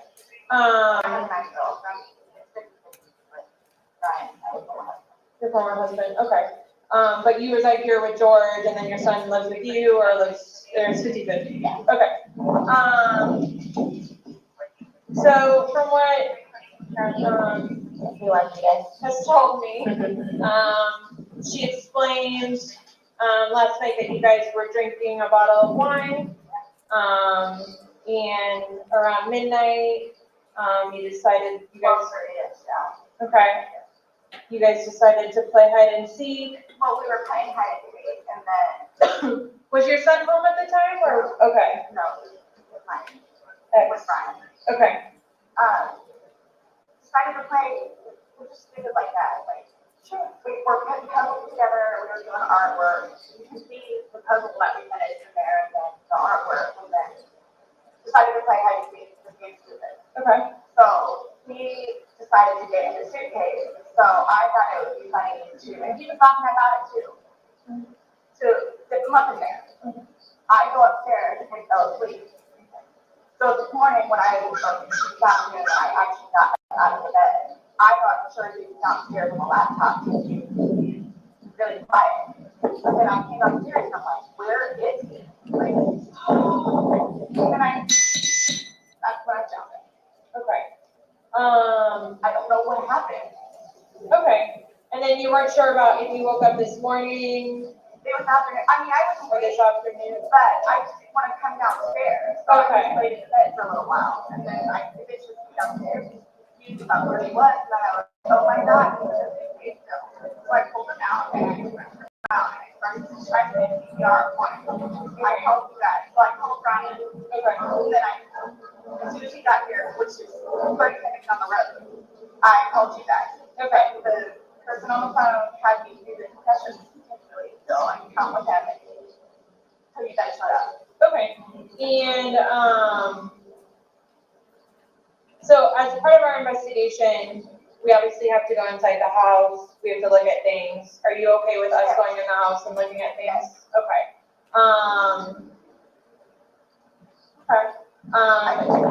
And forensics, so we have to have our forensics crime scene investigators come out. Are you also okay with them coming inside, taking photographs and? Okay. Okay. Can I ask, is Brian, sorry, George, was he diagnosed with any kind of mental history? Not that I know of. I don't know. I mean, it doesn't take drugs. I mean, we'll have you see one bottle of wine here and there, but I don't know. Well, maybe my next question. So you guys don't normally drink? You just drink once in a while, or? Well, I'm gonna say okay, I guess normal drinking is we will have a glass of wine or two, like while we're cooking dinner, or church here, and we'll say that's working with him. We'll say it's right there. But it's not a couple beers a day. I don't understand though, for the little bit that we had, not having, I don't know if they had a heart attack or a stroke or anything, or what happened. I don't know. So were you guys together all day yesterday? Okay. Here? Yeah. Neither of you left the apartment yesterday? I rode up to the before to get cigarettes. Okay. But you can walk there. Does he have any history of taking drugs? I know he doesn't now, but you said he doesn't, I right? don't know. As far as you've ever known him, you've never seen him? No. I mean, he's from Philadelphia, and he grew up in Philadelphia, and then he went to Massachusetts, and then from Massachusetts he came down here. So I don't really know, a whole lot of, medical history or. How long have you guys been together? Almost 4 years, 3.5 years. You guys been living here the whole time? Yes. You've never been to the doctor or to the hospital during that time? He and his brother got into a really bad argument at one point and had facial reconstruction. but he has been in the hospital from that, and then I talked him into going to see like a regular physician, so he could get just like a regular like checkup thing, but there were no red flags. How long ago was that? The surgery or the doctor? Both. The surgery, I think, was at this point, what, 2 years maybe, 2.5 years. The checkup was probably a good 2 years too. And the suitcase is still in there? Yep, I'll let you. Is it normally stored down there, or did you guys travel recently? No, he was gonna start picking from, what do you call it? Donation in there, so that's why it's out? Yeah. Okay, you guys did recently travel somewhere or anything like that? After you zipped them up, did you move the bag around and up the mail, or you just zipped it up and walked away? We're laughing about it, but I went upstairs and I fell asleep. But what position was he in when you went in? Was he sitting on his rear end and his head up and he just kind of No, over? okay, so like this is the suitcase, like this is his head, and then he's right here. So he was laying on his side? Yes. Yes. You just closed the flap and zipped it around? Yes. Okay. I just was cleaning. I understand this, okay. So he said that I needed to tell you guys about his family. Like, who do I talk to about? We're gonna do that once we walk through and see. Yeah, we're gonna. I'm just telling you, like, It's gonna be a I'm while. afraid for my life. I want you to know, I am afraid for my life. His family has never liked me. I'm the blue-eyed white devil, is what they call me. So they've never liked me. They've never taken me in. They've never accepted me. I'll put it that way. Have you called any of them? We talked to his daughters yesterday. No, I mean, like, about this. Is that, okay. So no one's gonna know until, we will be making that notification, so They're going to it's, tell me. okay, well, Do they live local? Yes, they're down the road. They're going to tell me. His kids are going to tell me in Philadelphia. They're going to tell me. This was not intentional. Okay. They're not going to understand that. They're not going to accept it. we're gonna do a thorough investigation, and we will definitely make sure that you don't feel scared when we need to, okay? And my 9-year-old. Or he's at school, or he's with your husband. I know, well, Ex-husband. Your husband said that, or your ex-husband said he made arrangements for your nine-year-old to pick up. Oh, okay, Mom. All right, we're gonna go inside if that's Yes, okay. please, but can you guys keep me posted so I know what's going on? Yes, And don't, all you have to do is get their attention if you have a question, you need to talk to us. He's standing right there, she'll be right here. yeah, okay, but will you guys tell me, like, so you're telling me, like, you won't call whoever it is without telling me, right? I mean, I have all their phone. We're not calling, we're not making phone calls, we're actually gonna speak to them in person. We That'll be are. later They're on. going, okay. It'll be We'll go later. prior to us making the. I'm not gonna be here. They're going to tell me, We'll address all of that, okay, before we leave, okay? this was, Okay? Okay. Thank you. just stay seated, okay, sir? I know you're panicking, okay? Just relax. We'll come and talk to you. We'll keep checking on you.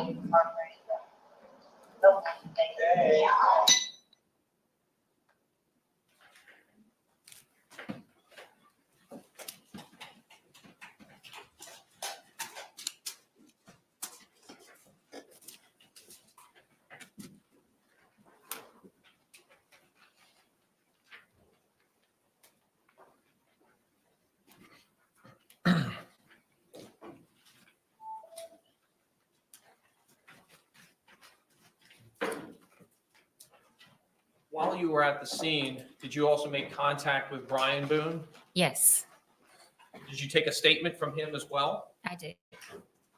Were all your interactions with the defendant on that day captured on your body worn camera? Yes.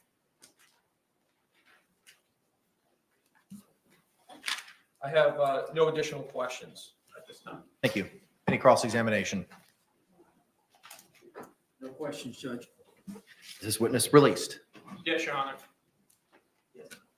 All right. You're released, not subject to recall, ma'am. Thank you. Thank you. Can the parties approach for a moment?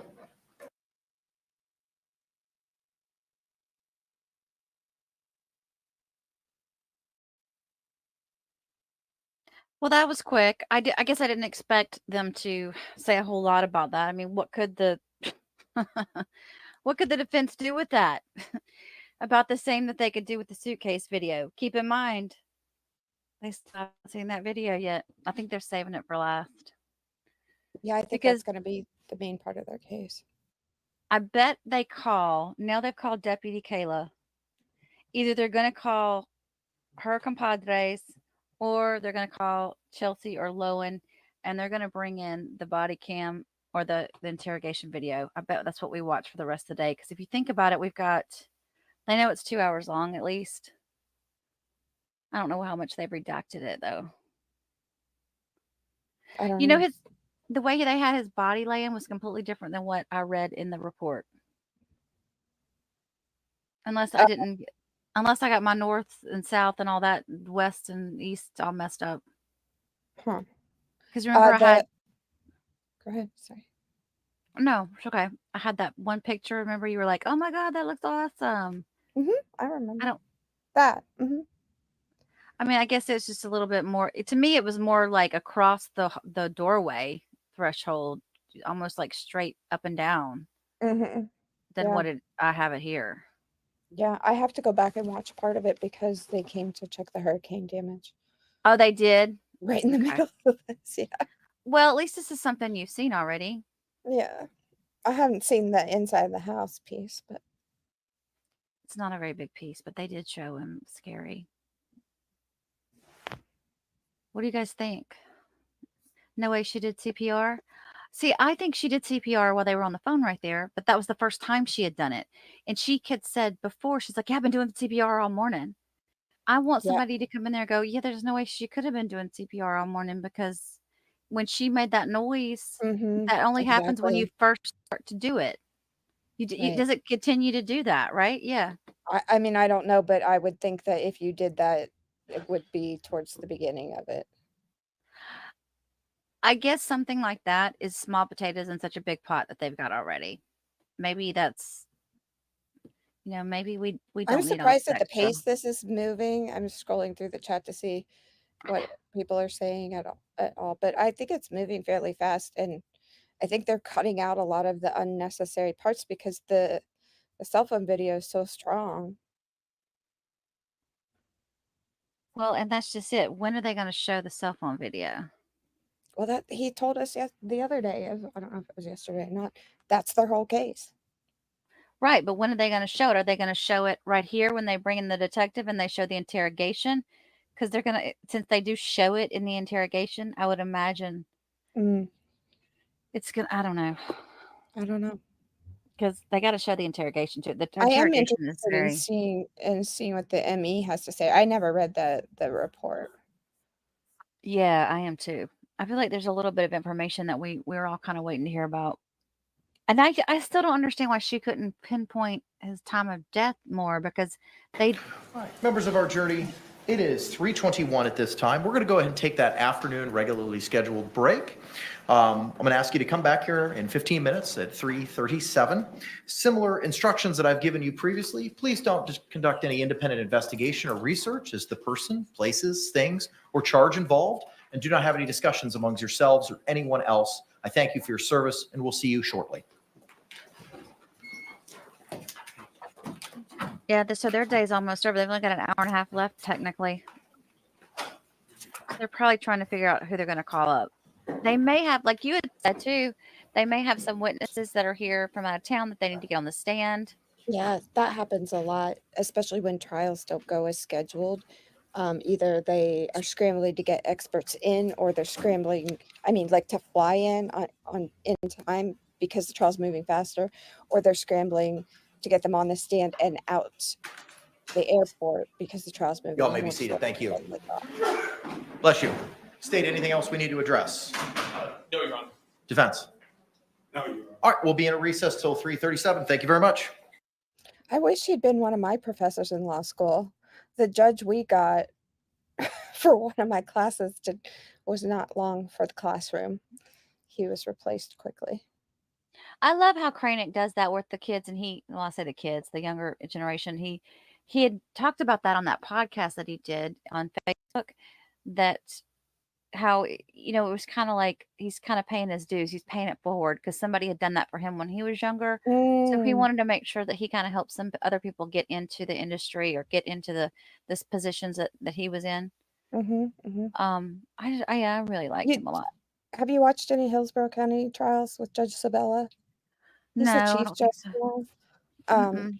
But he was my friend's law professor at law school. I have a Oh, very young friend who is an amazing attorney within a year. It's crazy. But Sabella was one of his professors, and he's the chief judge now here in Hillsborough County. oh, sweet. Huh. All right. Well, anybody got while we've got Sam here, do y'all have any? Wait, we've got a question here from the defense. Could have at least asked if she's on the clock right now, therefore being paid for her testimony. Is Pan that from lady. Daryl Brooks? Yes, he made this big deal about the officers wearing their uniforms when they're not on duty to come and testify. Mhm. And he would say, "So you're getting paid for being here right now?"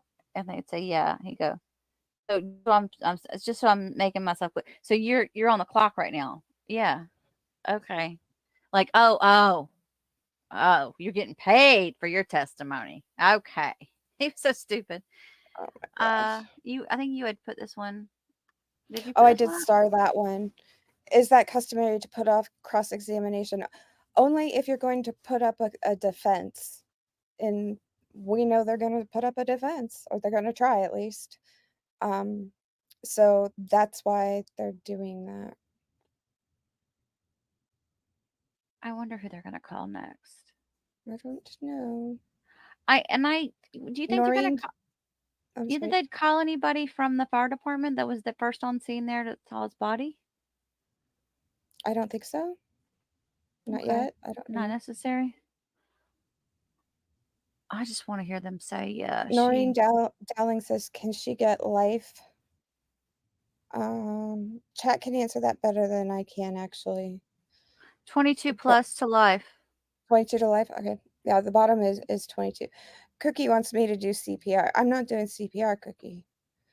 Sam, count to 5 out loud, then do it again for all of us with your phone on the floor. Oh no, he wants he wants me to reenact Sarah. Got it. I did hear, like, it was funny because I having my earphones on this time and I guess just listening to it in a different, because it was more muffled or whatever.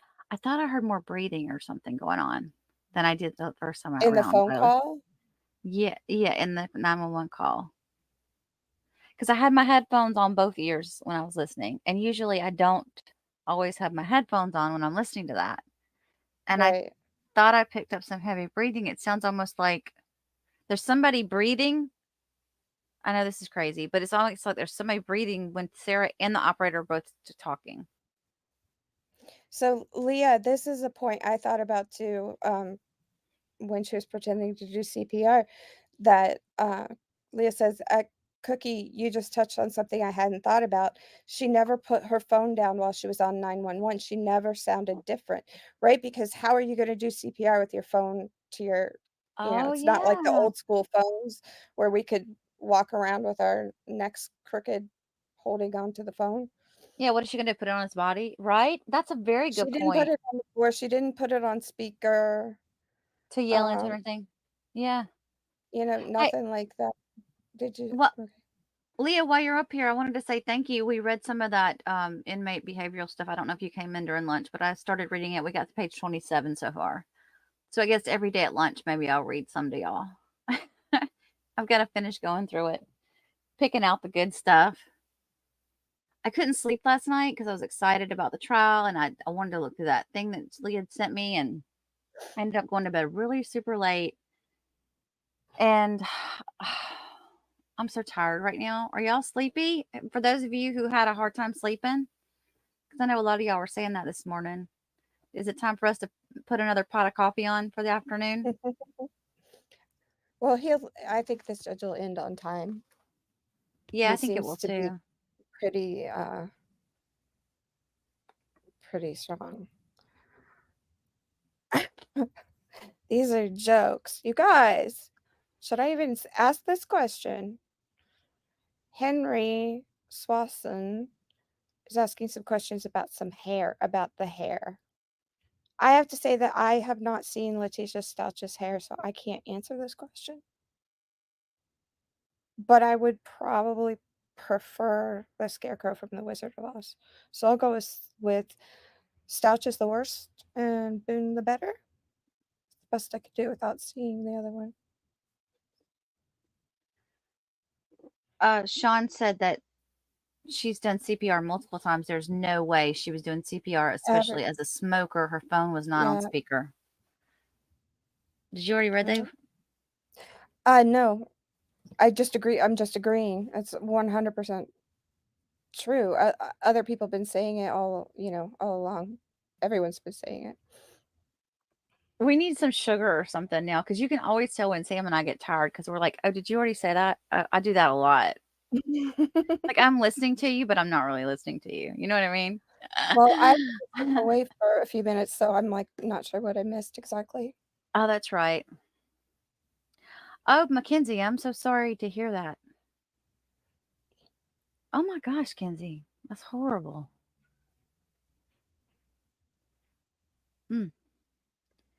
Veronica says, I think the state didn't further question Brian because when the defense brings him up on the stand, they will cross-examine him and to debunk the offense. Yeah, it's kind of like they're waiting to see who's going to play each hand, Veronica. You know, I don't know. It is kind of weird. That's what I feel like with each of the witnesses. They're both kind of like, you going to show your hand? They're playing poker or something. It's so right. It's We know the interesting. deck. We know what's on the deck for the most part. Jury's not going to see the whole deck of cards. Yeah. Laura said, Kerry, true story. After yesterday, I was working on one of her videos. Ended up falling asleep on the couch and had a dream about a fight and actually woke up because I kicked the table. Fighting in your sleep, girl. I'm telling you, when you start watching this true crime stuff, you get like crazy dreams happening, especially when you edit it down and you're watching it over and over and over again. And by the way, she said I fell asleep and I just have to go, you fell asleep? Is that another Brooks? Oh, no, you put that in the video. Rachel. That's Rachel from Friends. Yeah, that's You in the fell video. asleep? And every time my pit bull whines, I'll say, Mrs. Geller, why you whine? Why you cry? Anybody that loves Friends will know what I'm talking about. Okay. Everybody got up super early today, didn't we? Because I was kind of on didn't want to be late, but I didn't want to be too early either. Because I thought I didn't want to wait around too long this morning because I knew I'd be tired today. Mm-hmm. 14 pages front and back. Are we talking about one of her letters? Love Friends, Christine. Hey, Christine. Christine, you know who you remind me of in your little picture? I can't see you up close. So this is a compliment, and I hope you think it's a compliment. I see your picture, your little bitty baby avatar on the screen, and you remind me of Teresa from Housewives of New Jersey. I think she's beautiful, by the way. But I think it's just because I don't, if I opened up your avatar and I saw you full screen, you kind of do. Doesn't she, you guys? You kind of do. Are you Italian? She's like, no, I'm Mexican. I'm Garcia. Remember when that Housewives, so I can't comment. I learned something new from watching the Housewives of New Jersey. They sat there and made their pastas and their tomato sauces like one time during the year. That was it. They did it all. They canned it and everything. And I was like, wow, that is really cool. And it was like a family event that they did all that. That is cool. Hey, Richie, where you been? What else if you aren't used to doing it? CPR is hard to do and it's hard to focus on someone else if you aren't used to doing it. Yeah, that's true. Like, how did she not drop her phone? Even you if her can't phone was do that. You have to put your phone down and either yell at it or put it in speaker. Put it on speaker. Sean swears she was sitting at the table outside. Well, actually, Sean, at that point in time, that table and all that outside was not there anymore. They just had those two little chairs. But yeah, she could have been. There's no telling. And I think at that point she was smoking inside. She did not care. Just happy Tallulah that, June. the Rachel letter. I'm sorry. I should have caught that. I'm sorry, Sam. Go Tallulah ahead. June has a question. Is Sarah only charged with manslaughter in the 2nd degree? I was interested in the lesser included charges if there were any. Nope. Thanks, Kerry and Sam. That's all. She rejected manslaughter. Oh, yeah, that's right. I'm sorry. She was offered it. I don't know this for sure, but I do not believe it's going to be a lesser included on the jury form.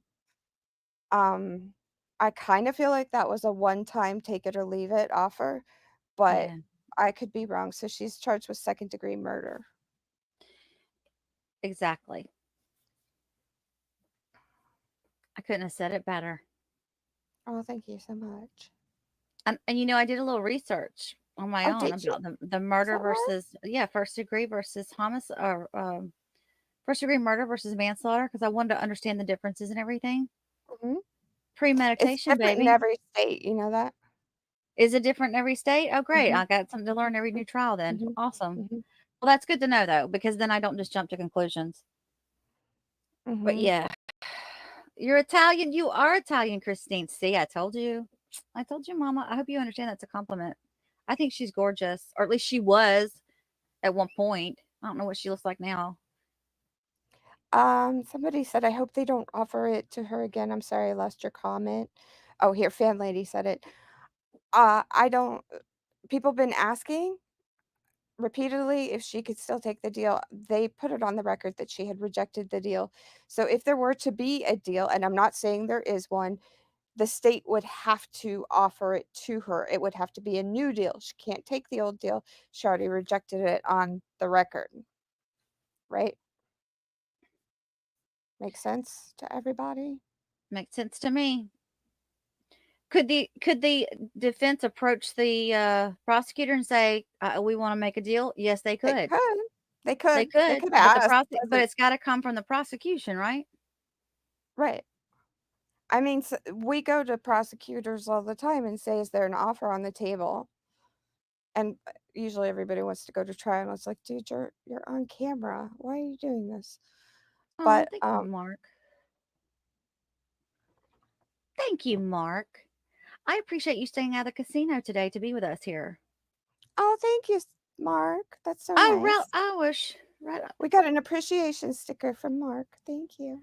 We got one over. Oh no, just 10 minutes ago. Okay. Well, I missed Rod Irish's thing too. I got to put that up. Oh, I thought you had put that up already. I don't think so. 2:30? No, I don't think so. Oh, and it's Kerry with a Y, damn it, Mark. It's on my damn logo. Get it straight, man. For crying out loud. Mark said he hit If it you're big gonna in the be my casino number last one fan, if you're just a fan club and all.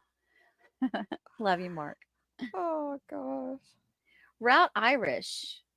Great job, guys. Kerry, you mentioned before that you didn't like Detective Cough a lot.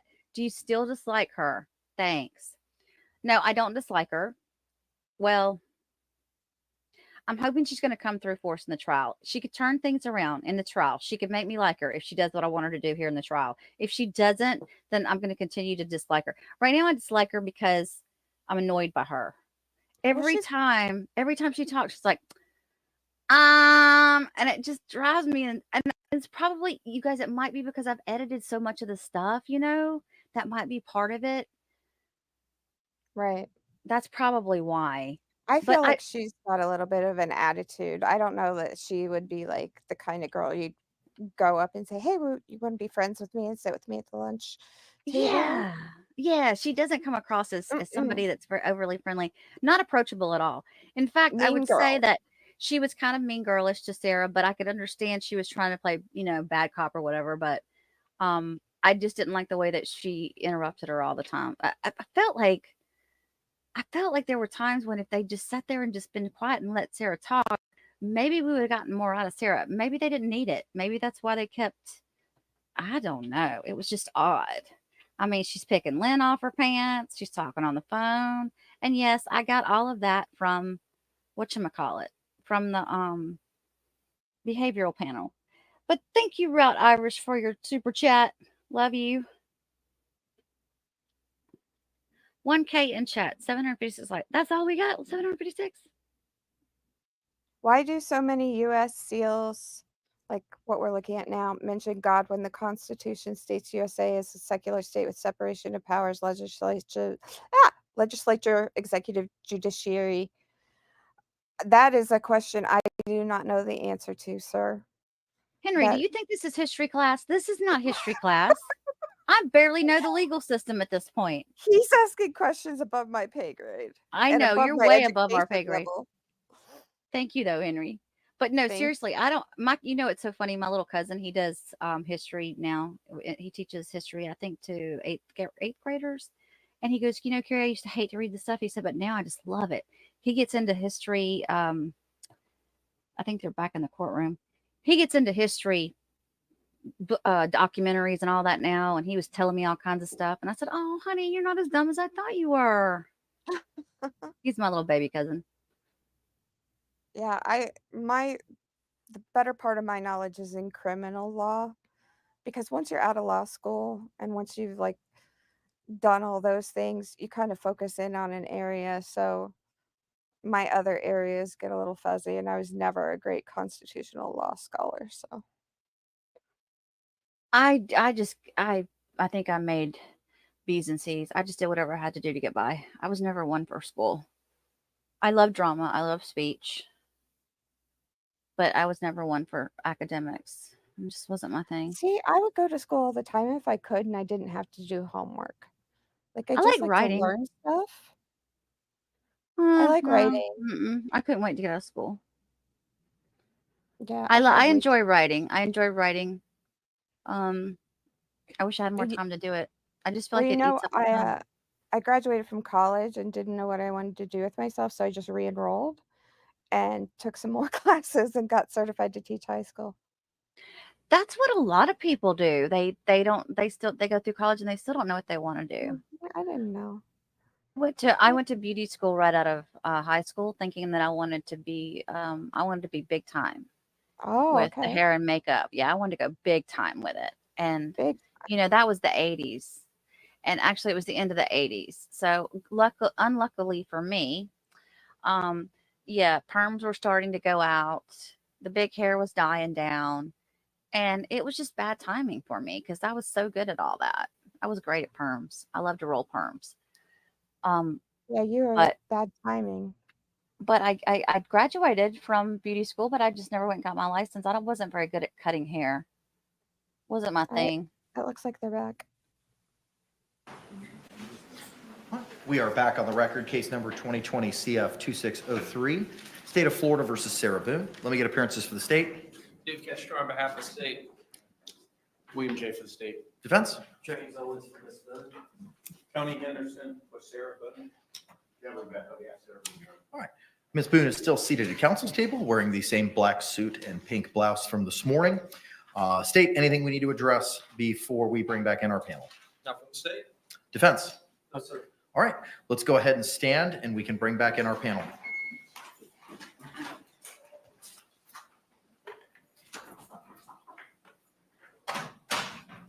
I'm just trying to figure out who they're going to bring up next. I don't know. Yeah, you guys, so I majored in psychology, and like Veronica just said, a lot of people don't work in the field their major was in. I went on to own a painting company before I went to law school.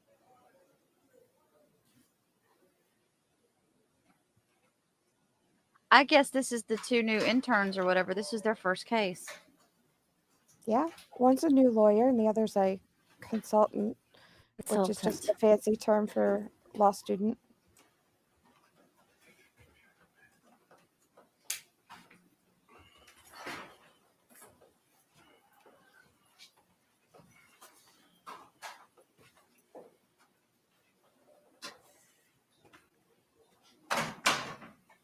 Thank you. You may be seated. State, do you recognize our jury? Yes, Your Honor. Defense, do you recognize our jury? Yes. Members of the jury, again, if you could please raise your hand, showing that you complied with the court's instructions during our last break. All right, the record reflect all jurors have raised their hands.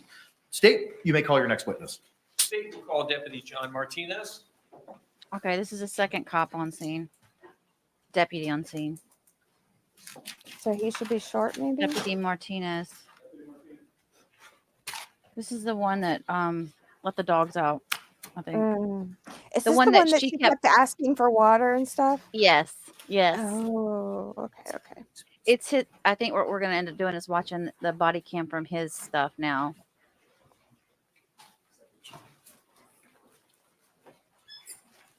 Yeah, this is the one she kept pestering about.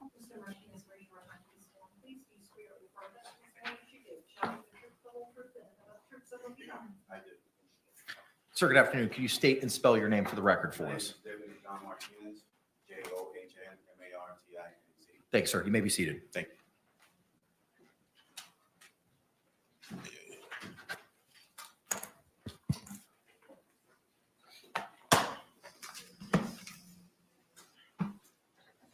You may inquire, sir.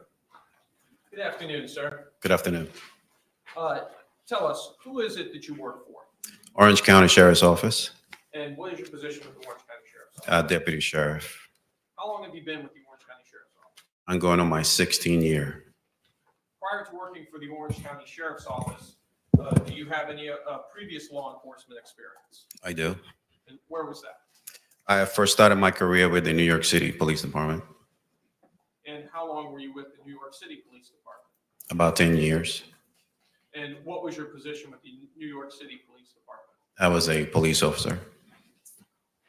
And at the sheriff's office, tell us, what are some of your duties as a deputy sheriff? Respond to calls of service. My primary function is the school resource officer. And is continuing training a condition of your employment with the sheriff's office? It is. Tell us, how is it that you became involved in this case? I was dispatched to this location. And what was this location? It was located at 4748 France Lane, apartment number 3. And is that here in Orange County, Florida? It is. And when you responded to that location, who did you first come into contact with? I came in contact with Miss Sarah Boone. Do you see Sarah Boone here in court today? I do. Could you please point to her and identify an article of clothing she's wearing? The lady sitting in the middle with the black blazer. Your Honor, may the record reflect that the witnesses identified the defendant? Record will so reflect.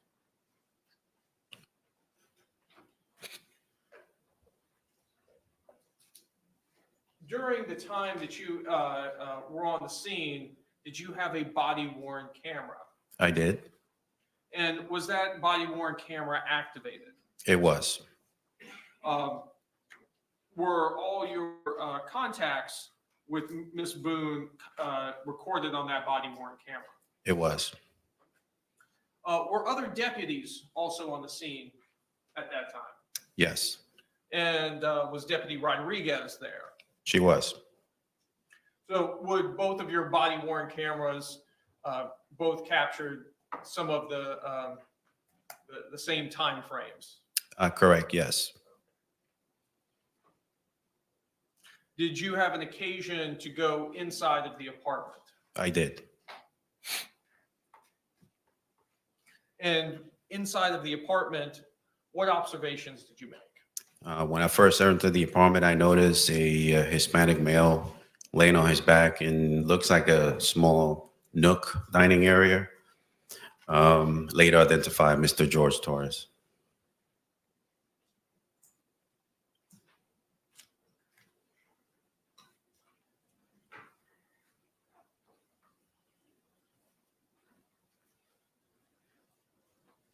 Your Honor, may I approach the witness who's been previously marked for identification as states K and been shown to defense? You may.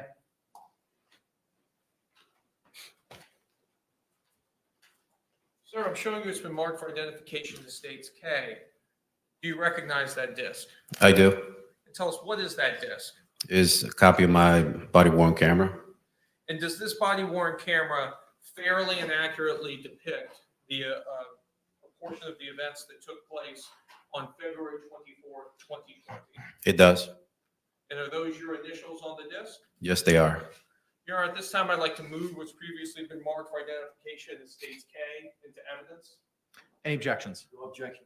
What was pre-marked as states K will be received into evidence without objection as state 7. Your Honor, request permission to publish. You may. Madam Clerk, can you dim the lights?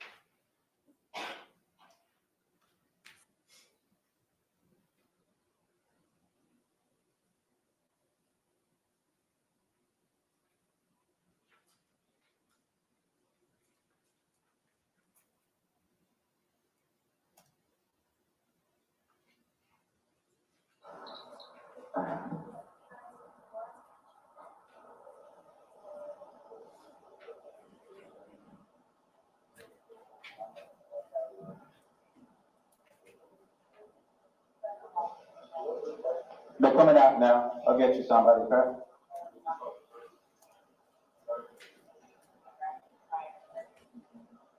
She wants to say something.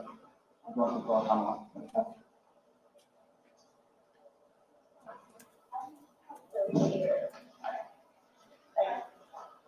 Don't know anything though, like why or how? So that we will not know the answer to that because we're not. So we're gonna have to go to the prosecutor's office and they'll have what's called an autopsy. Yeah, that'll be first thing tomorrow morning. I'll know a lot, hopefully a lot more tomorrow morning as far as him. But I cannot.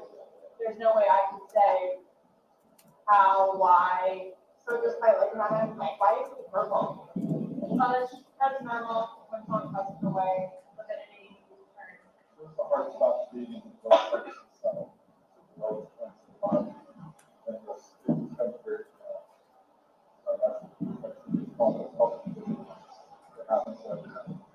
I'm kind of really scared. I want you guys to know that. You have all these evidence here, so while we're here, nothing's gonna happen. Before we go and make any notifications, you'll have plenty of time to leave or do whatever you need to do, okay? We can talk about that more in time, right? Yeah, you. But like, I don't, like, this was totally like not intentional. Like, that's what I'm scared about too, like. We'll have all the evidence. We'll have a lot more information tomorrow. Like you said, what you're seeing here is comment. This is us coming out. Protocol. Yeah, his age, no real medical history that That I know of. For them to have passed away, we come out. I know. Yeah. We come out to an investigation. Medical exam regardless, we send people out, this is what we did. If he was 75 years old and had a heart condition, we wouldn't be here. I don't know what it is. Exactly, and that's what we're here to find out, we're just here to give you answers. The answers that you want, the answers that the family I want. really want to see my son. I really need to see my son. I mean, I know I can't go anywhere, but. Right. So do I just like sit out here and wait for you guys? Yeah, you would, yeah, please. Does anybody else have you to show up or everybody's here that needs to be here? My team's here, that needs to be here. The medical examiners will show up when we call them, but we're not ready for them yet. So they're gonna take him, they're gonna take the photos, take him, but that's towards the end of it. And they'll be called well in advance when we're ready for them, but we're not ready for them at this point. So we won't be calling them quite yet. Okay? So like I said, I gotta go do some paperwork. They're gonna chat with some people, and then we're gonna come back and talk to you if you're okay with that. So just give us a little bit more time. Like I said, and we don't do that. So, like, you guys tell his family like today or after tomorrow? You have to. So,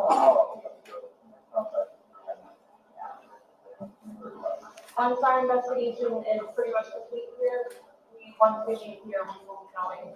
But again, we'll know, I'm not gonna just go into it without you knowing, you'll know. Talk to you about it, anything like that. But how, I mean, I understand what you guys and how you do it, and, you know, so, but like, what are you just telling us? What do you tell his parents? Like, what's the reason why it's away? We tell them what we know at that point. We tell them the truth. And that we're gonna be waiting for the autopsy results, and I will get the autopsy in the morning, and hopefully the doctor will be able to give me some of what they think and see. We'll give them their number, they can contact them, get it, you know. But yeah, they're gonna know what we're here, what we're investigating, and that they're gonna think I killed him. They always have said that. They've always have said that. I told you, it's because I'm the blue-eyed white dragon, that's what they call me, because they don't want him with me. So he's basically just not really been around his family because he chooses me over them. Even after I encouraged him numerous times to go there and see his family.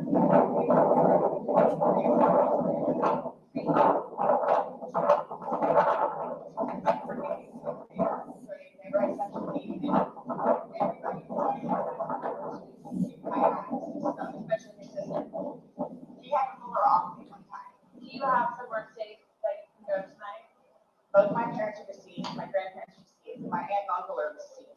I got no list. I have a brother that's in the Marine, and I got another one that's in jail.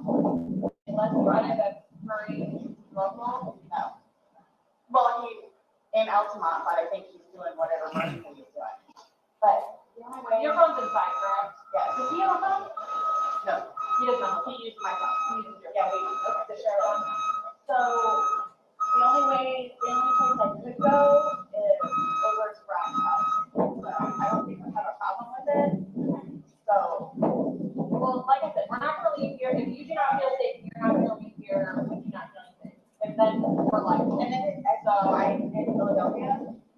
Well, she's in Philadelphia because there's gonna be a funeral, right? That you're talking like days and no, I'm talking right here, right now. So let me do my investigation.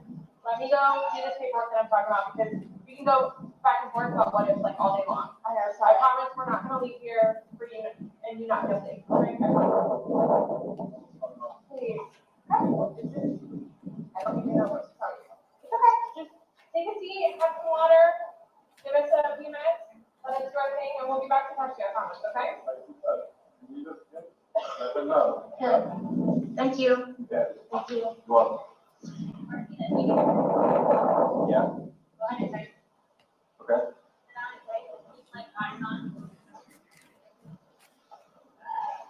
You have anyone in there? There's nobody here, just me. Okay, that's fine. You're right there. Right? Yeah. Sit there and take your time. I have relief coming, so just stay there.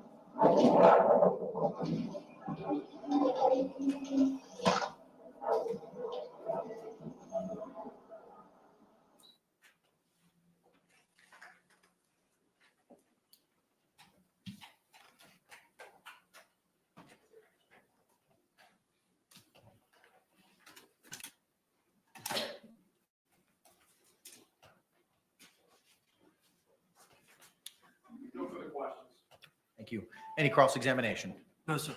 Can this witness be released? Yes, Your Honor. Yes. Thank you, sir. You're released, not subject to recall. Thank you. Thank you.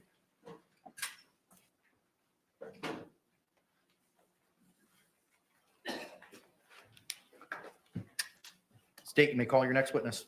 State would call Melissa Roughgarden.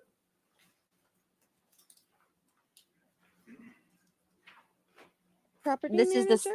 no, this is a CSI. Well, she's with the ME's office though. Wait, is she ME or is she with CSI? I think she's CSI.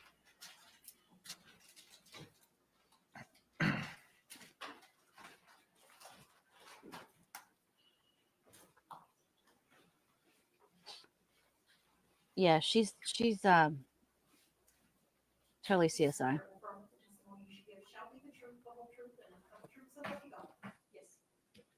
Ma'am, good afternoon. Can you state and spell your name for the record for us? Melissa Roughgarden, Melissa Roughgarden. Thank you. Counselor, you may inquire. Ma'am, who do you work for? I'm employed with the Orange County Sheriff's Office. And what is your position with the Orange County Sheriff's Office? Currently, I am a forensic biologist with the forensics unit. Prior to this, I was a crime scene investigator for 5 years. And how long in total have you been with the Orange County Sheriff's Office? About 6.5 years. And tell us all the positions you've held during that time. Those two, a crime scene investigator and a forensic biologist. Let's turn to your work as a crime scene investigator. What does a crime investigator do? We respond to crime scenes. We photograph and document those crime scenes through photographs, notes, and sometimes sketches.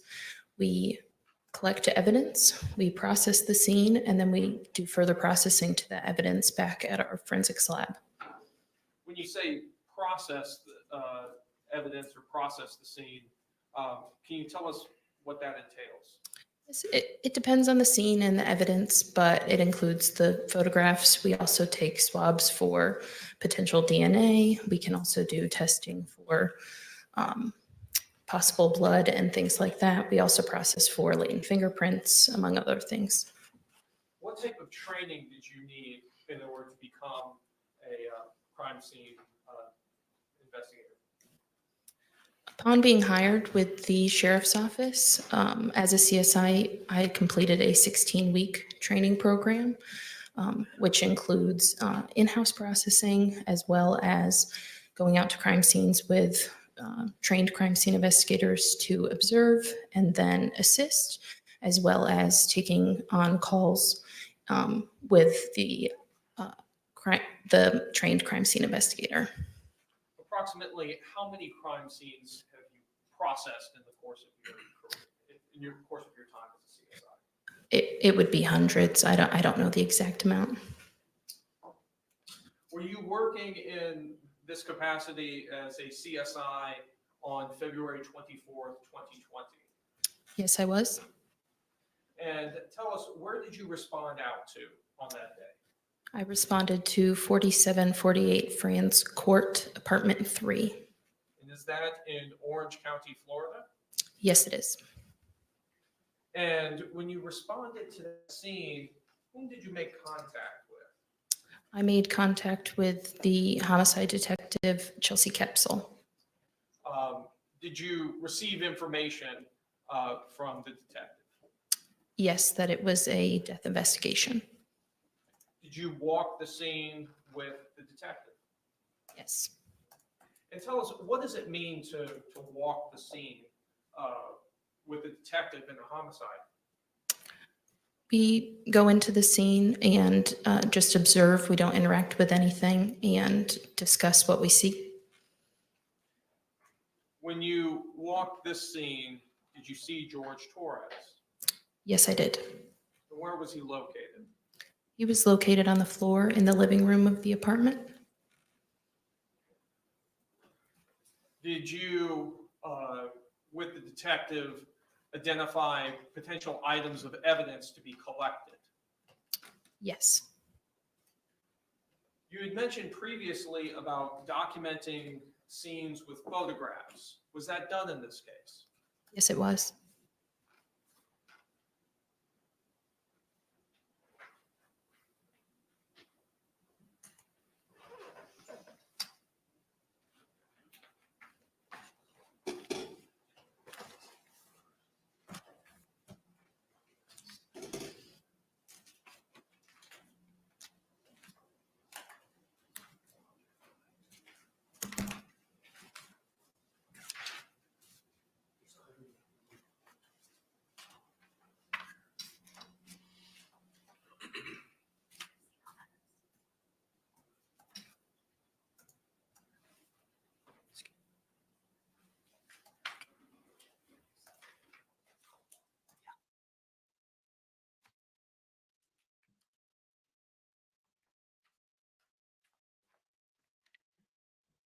They're fixing to undo all the items, including the suitcase and the bat. Your Honor, may I This is approach my the least witness who's favorite, been the marked for unpackaging. identification as States M and been shown to defense? Okay.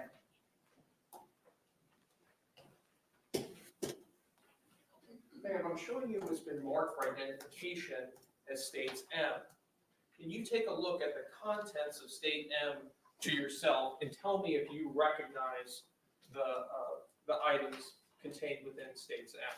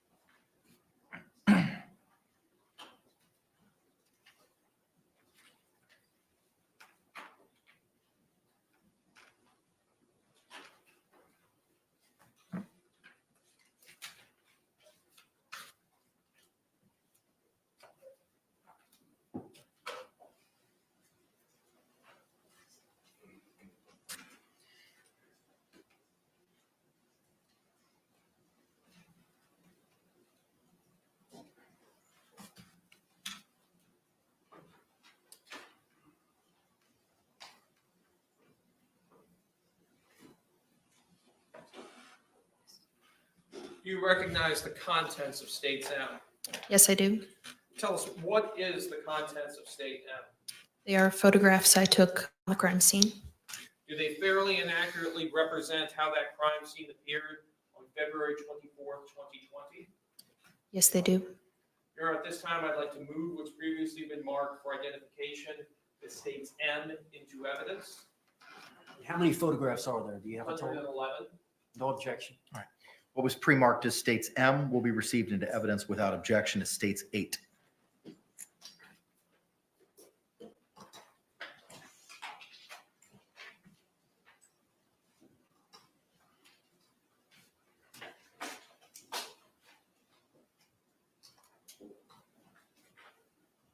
Your Honor, request permission to publish. You may.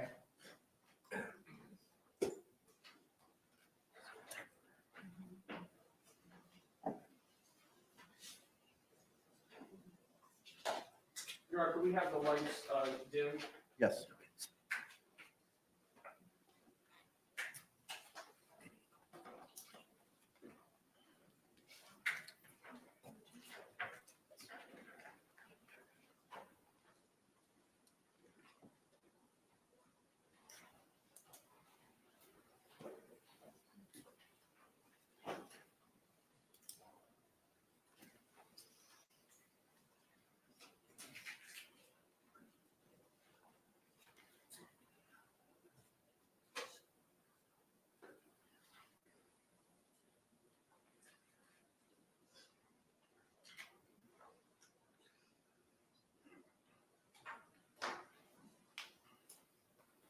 Oh, are we going to get to see some images? And I'm first going to publish to you as part of States M picture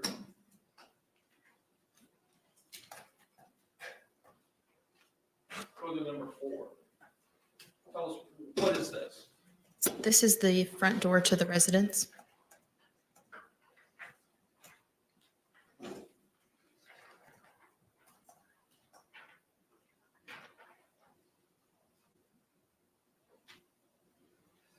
Stage 5. This is also the front door of the residence, just a closer image to the door.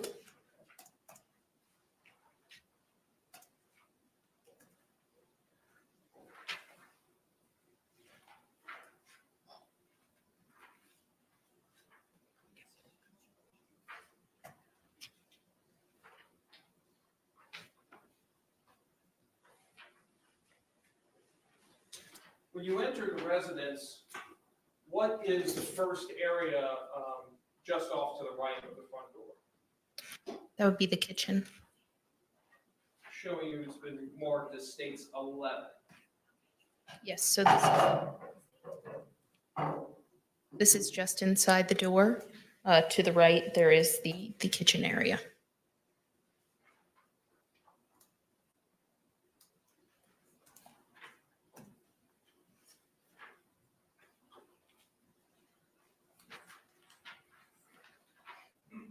Showing you states 14. Yes. What is this a photo of? So this is the counter with the sink in the kitchen. And there's also the open area just above where you can see into the living room.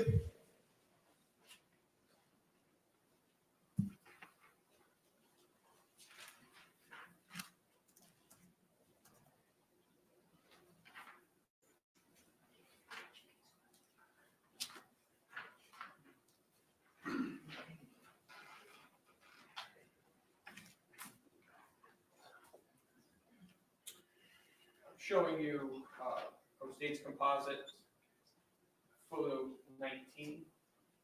Yes. What is this? This is a hutch inside the kitchen. You can see in the background, that is where that first photo of the kitchen was taken. So that's the entryway. And then this is the hutch, and there is a cell phone on the hutch in the kitchen.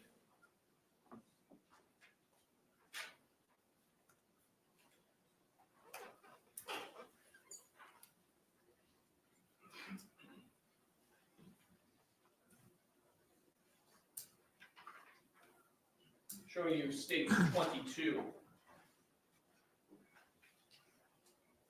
This is the trash can in the kitchen. You can also see the hutch we were just looking at there on the side.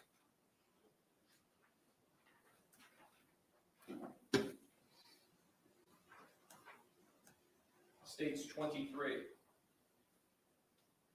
This is the contents of the trash can. You can see 2 wine bottles on the top of the trash. Did you also find receipts in that trash can as well? Yes.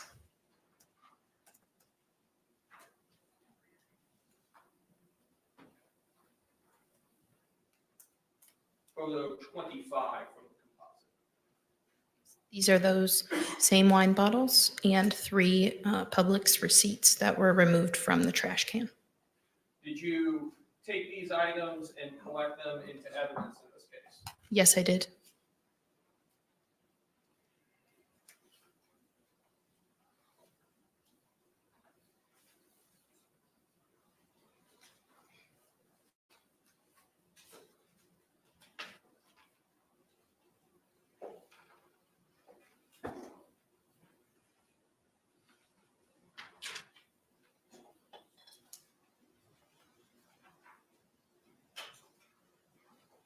Photo 32 from the composite.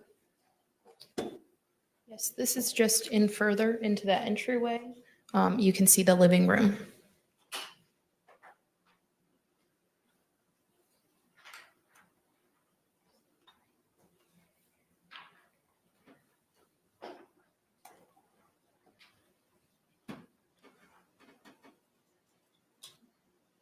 Photo 35 from the composite. This is another photo of the living room. You can see the victim located on the floor and a suitcase in the bottom corner of the photograph.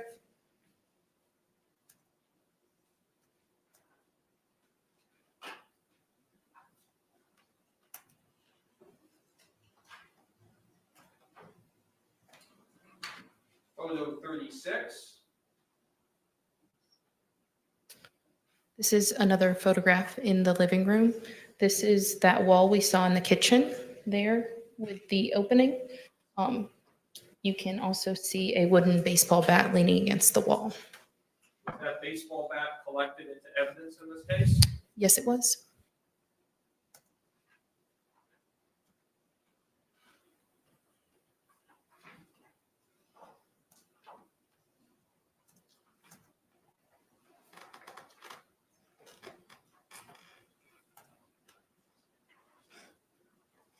Photo 38.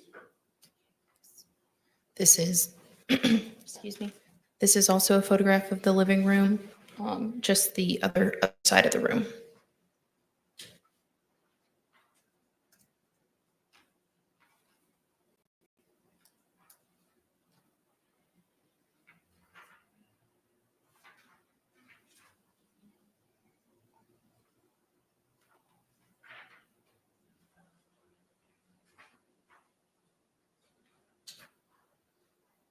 Photo 43 from the composite.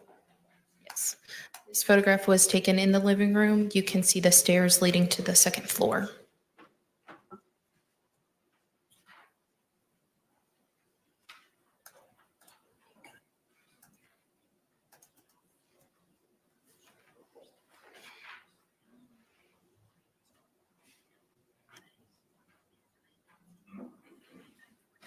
Photograph 45.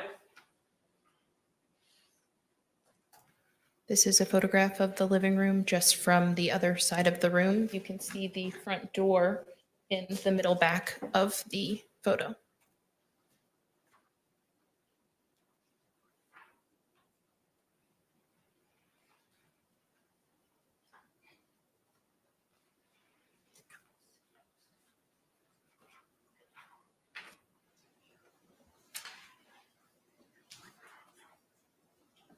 Photo 49 from the composite. This is a more close-up photograph of the suitcase.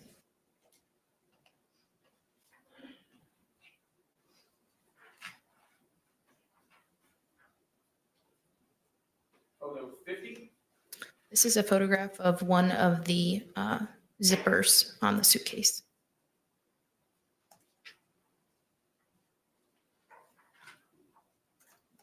Photograph Broken 51. zipper. This is a close-up picture of that same zipper. There is no zipper pull on it. It appeared to be a small wire of some sort, the pink wrapped around the zipper.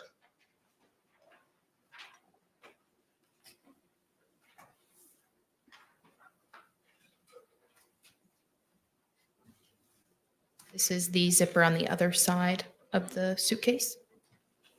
Just for the record, that's photograph 52.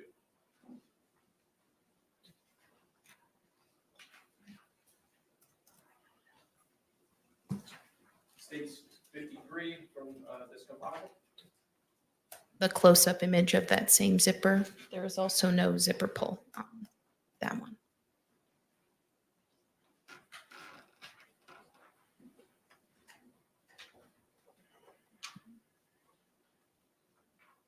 Photo 54 from the composite. This is the contents of the suitcase after just lifting the lid.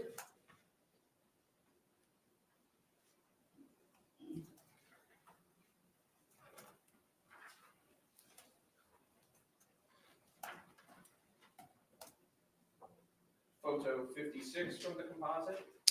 More of a close-up image of the items. There were miscellaneous papers and paperwork, some clothing items, and apparent blood inside the suitcase. What items, what apparent blood was inside the suitcase? It was observed on the white cap and a necktie, and there was also visible blood just on the interior of the suitcase. Photo 57 from the composite. The contents of the suitcase, but you can see the white cap more clearly and the blood observed on it.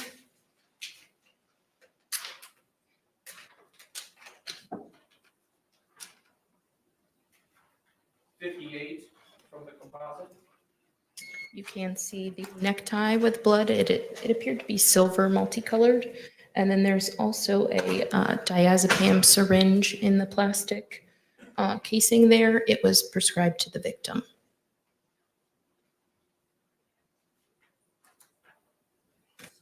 So the diazepam was still in the plastic since it hadn't been opened. We were wondering about that.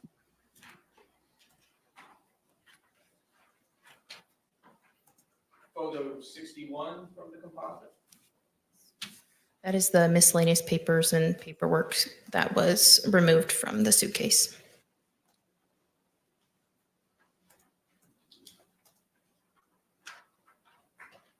Okay, those items weren't going to Goodwill. From the composite. That's the suitcase after all of the items were removed.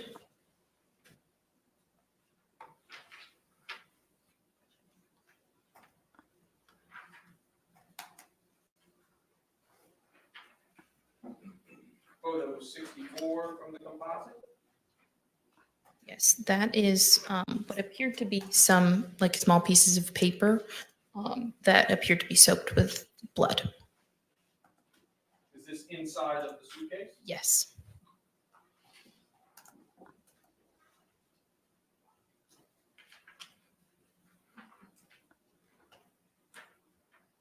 Photo 65 from the composite. That is the baseball bat that was leaning against the wall in the living room.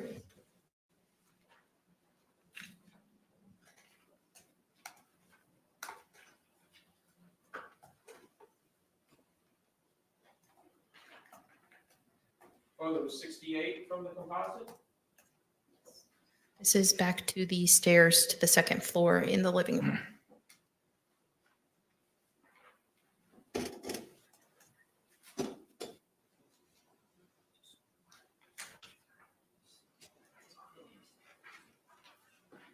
Photo 69 from the composite.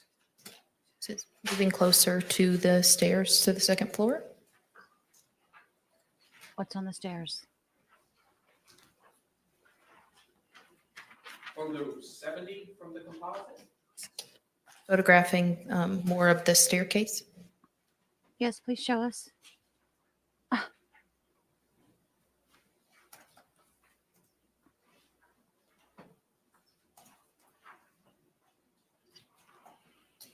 These are the steps leading to the second floor before I proceed up to the second floor. This is photo 71 for the record.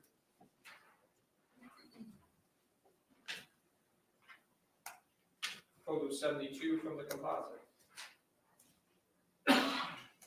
The upper portion of the stairs leading to the second floor.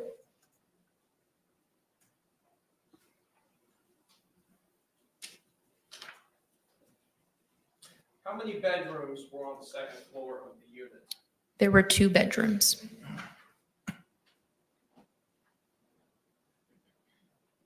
Photo 75 from the composite. What is this? This is the hallway. You can see a closet in the hallway and then the door to one of the bedrooms. Does this appear to be a child's room? Yes, it did.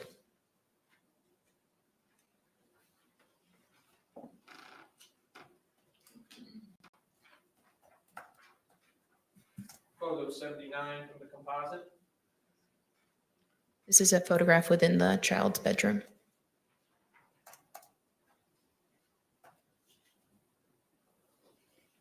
$1970s called. They want their entertainment center back.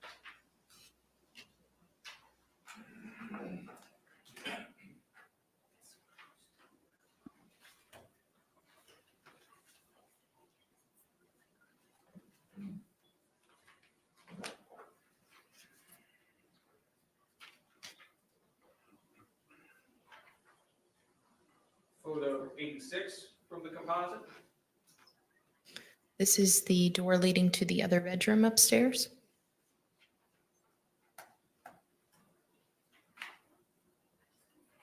Did this other bedroom also contain a bathroom?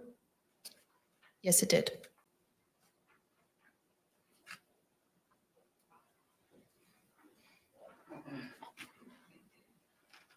I don't know if he was leaving or not, guys. I'm still waiting to hear just like Photo y'all are. 90 from the composite. I can't figure it out. This is the bed within that bedroom.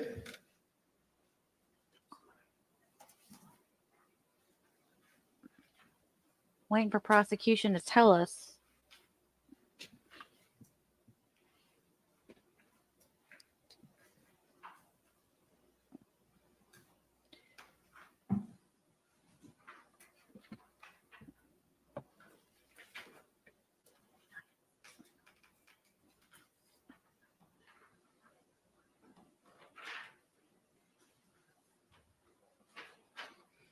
Photo 97 from the composite. This is the bathroom.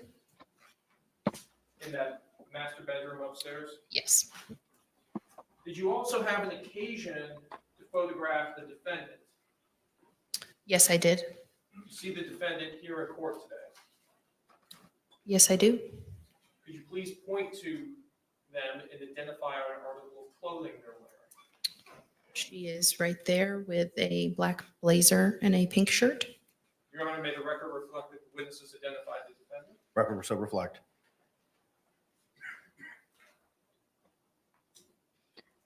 Showing you photo 98 from the composite. This is the photograph I took of the defendant. Why is it that you are photographing the defendant at this point? I collected her buccal swabs, which is a DNA standard from the inside of the mouth, and it is part of our procedure to photograph that person for identification purposes.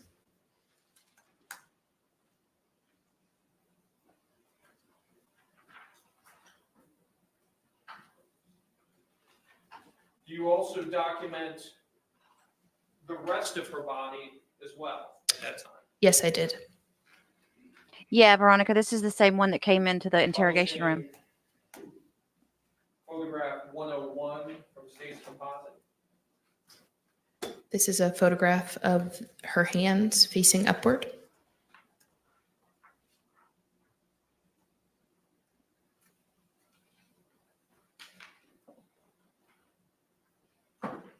Photograph 102.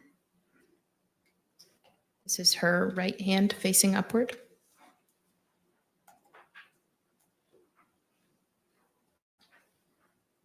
Photograph 103. Her left hand facing upward.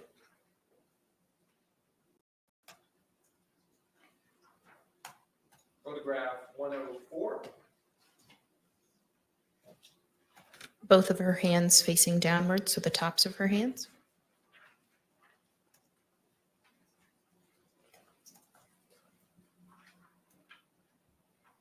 Photograph 105. This is her right hand facing downward.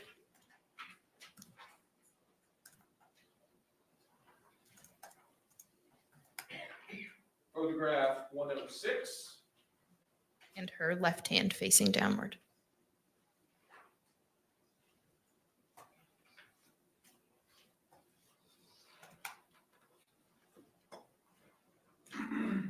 Photograph 107. This would be of her right arm.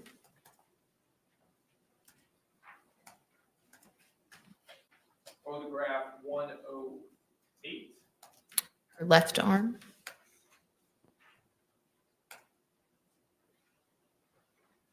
Photograph 109. Her right arm with it facing upward.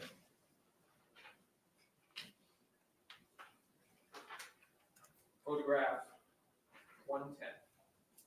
Her left arm with her arm facing upward. During the time you were interacting with the defendant, did she ever indicate to you that she had any injuries? No.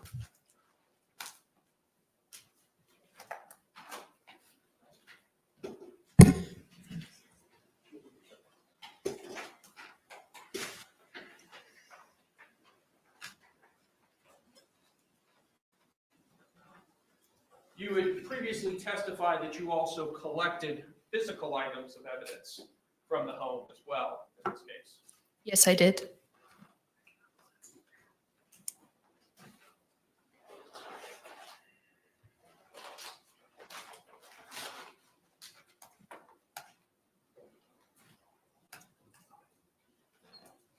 Your Honor, may I approach the witness what's been marked for identification as state C and been shown to defense? You may.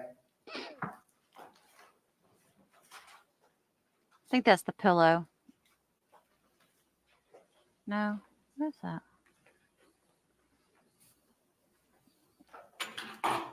Ma'am, I'm assuming it was remarked for identification as state C. Can you take a look at that package for me?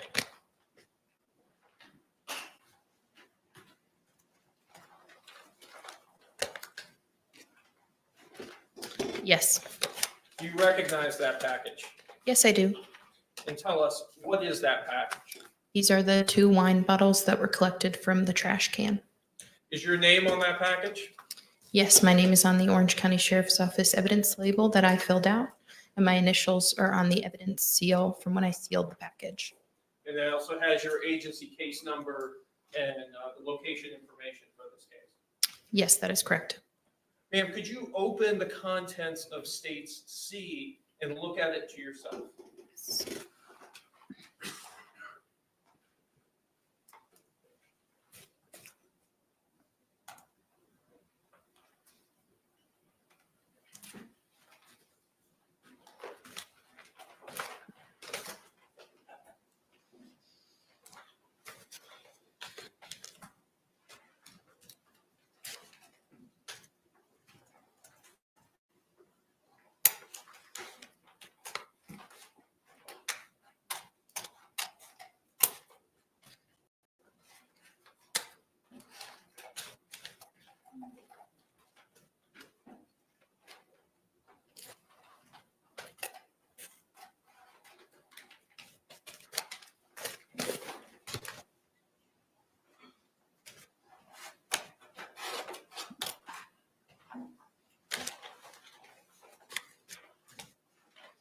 Have to pull them out to recognize the item. They're wrapped in. Sure, just have a view from the corner.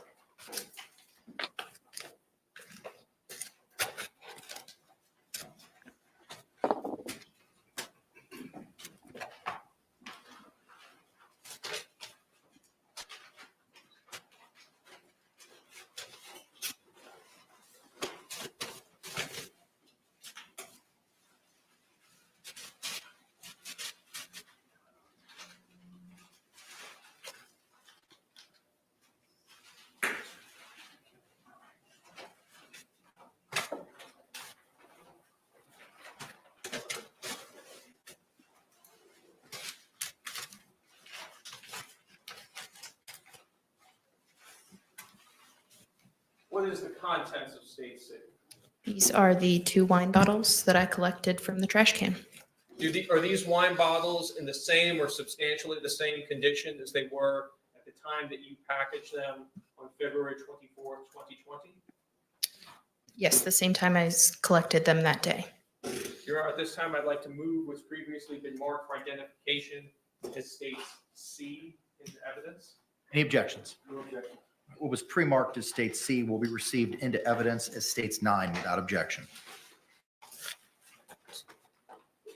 And Your Honor, request permission to publish. You may do so.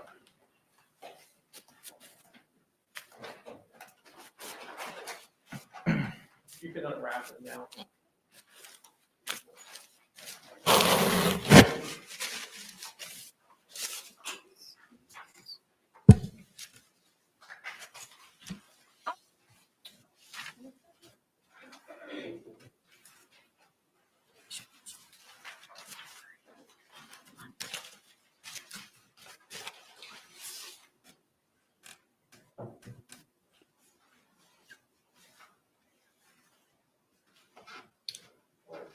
You can put it back.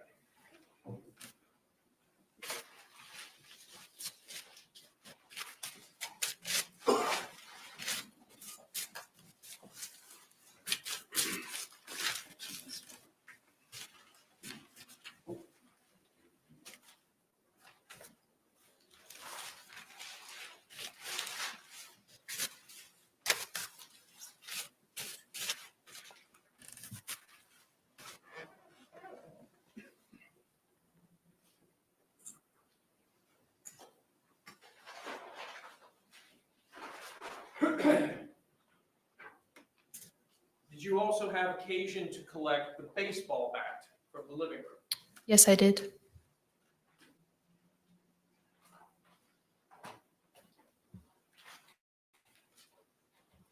Your Honor, may I approach the witness who has been previously marked for identification as states B and shown to defense? You may.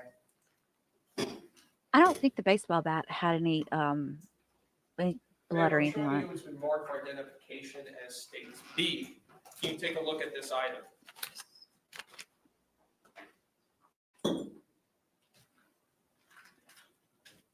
Yeah, how could one person have so Do many you recognize this odd item? interactions with office Yes, I supplies? do. This is the wooden baseball bat I collected from the living room. Does this item have your name on it? Yes, it has my name on the Orange County Sheriff's Office evidence label that I filled out, as well as my initials on the evidence seal. And it also has your initials and your agency case number as well. Yes, it does. Ma'am, could you open states B and look at the contents of it to yourself without displaying it to the court? Yes. Ask Sarah if she wants to sniff the bottles first. Drunk.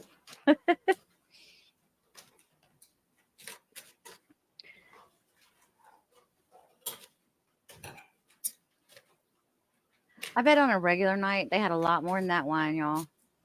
I bet that was nothing compared to what they usually had.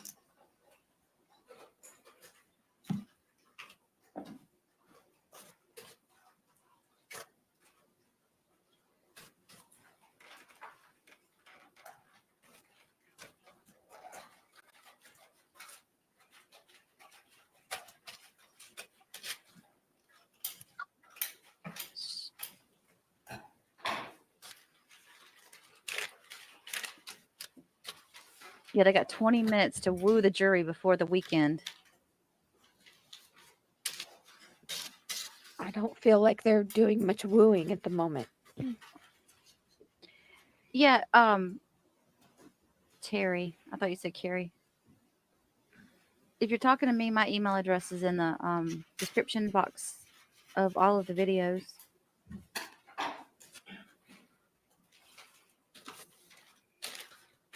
What is contained within states B? The wooden baseball bat. And is that bat in the same or substantially the same condition as it was at the time that you collected it on February 24, 2020? Yes, it is. Your Honor, at this time, I'd like to move what's previously been marked for identification as states B into evidence. Any objection? No objection. It's kind of weird What he's not was showing the pre-marked as jury. B will be received into evidence as states 10 without objection. You know how usually they go around, they show the item to the jury, let it walk past the jury once or twice. They're not doing that. Do they? Usually they do when they, I mean, what I've seen, they did that in the Crumbly trial. I mean, they took out every piece and slowly walked it past the jury. It took forever. Yeah, KJ Baraki, this is fast compared to normally. Do you have a box cutter? Because Your Honor, next, request permission to publish. You may. This is one of the slowest parts of a trial, I think. yeah, this is, to me, this is always the boring part, but for this trial, not so much. I'm just so into, I want to know what all they have, what they know. Oh, they haven't opened it yet. Okay. I thought they had opened it and closed it back up.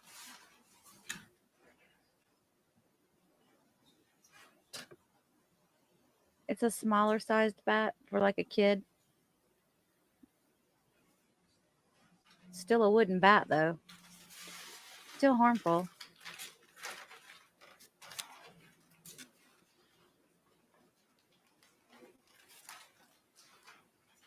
All right, open the suitcase.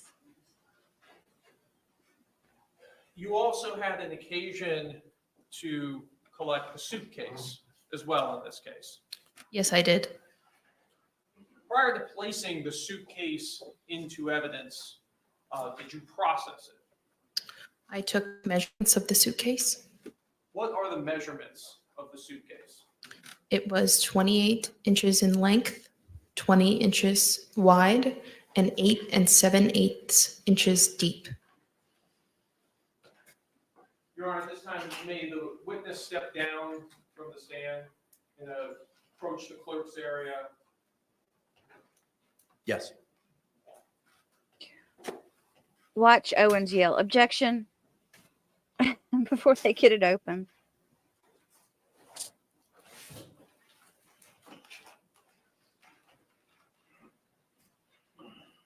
Ma'am, I'm showing you what's been marked for identification as States A. Tell me, do you recognize this item? Tell us, what is this item? This is the suitcase I collected from the living room. And how is it that you know that this is a suitcase you collected from the living room? It has the Orange County Sheriff's Office evidence label that I labeled with the item description. It also contains my name and the agent's case number, and my initials are also on the evidence tape. Ma'am, at this time, could you open States A and look at the contents of it to yourself?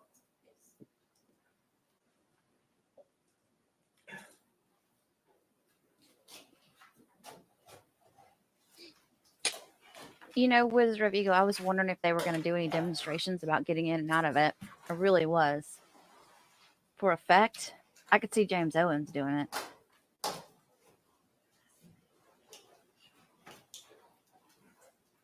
It's not a carry-on. We did a measurement of the 3 different sizes of suitcases, the most common. This is the larger sized suitcase out there. Stop. Bruce's not happy.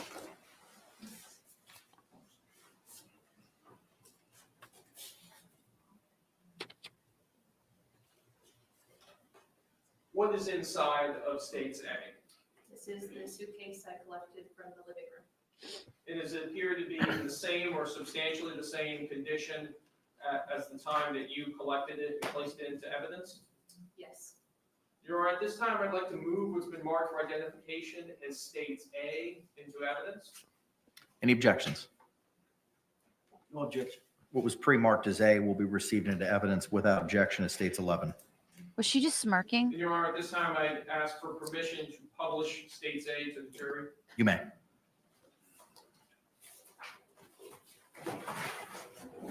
It's still small, isn't it? Lengthwise, Can you open the inside of it? I feel like the suitcase I just took to France was bigger than that. Because it comes up like past my hip. Look at how she's having trouble getting it unzipped, y'all. Oh my God. Oh my God. Oh my God.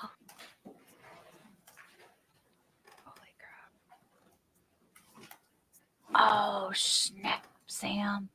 She can't even get it zipped on. Oh my God. Look at Hendrix. He's like, oh shit. This is like an OJ moment. This is like the glove moment. An OJ.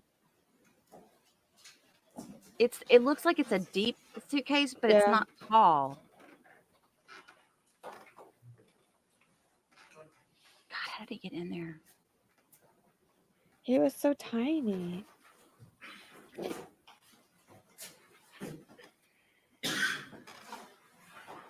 I wanted to see her zip it back up.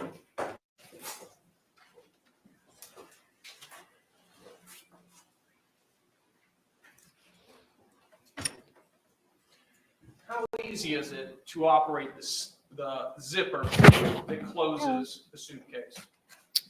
It was a little difficult.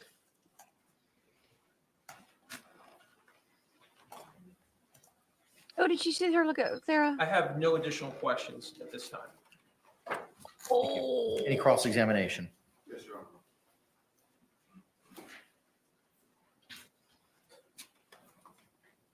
Good afternoon. Good afternoon. Are you also referred to as a medical examiner investigator as opposed to just crime scene investigator? No, that is not my title. Do you do reports that the crime or that the medical examiner necessarily relies upon in the process of doing the autopsy and additional investigations? You would have to ask them. Who makes the decision at the scene as to what items will be photographed and what items will be taken into custody, what items will necessarily be tested or analyzed? That's a collaborative effort between the crime scene investigator and the lead detective while on scene. That would be yourself, and who was the lead detective? The lead detective was Chelsea Kepsel. Okay. Now, you authored a report in this matter, did you not? Yes, And that report was utilized, if you in fact know, by the medical examiner in developing her autopsy report, was it not? I do not know.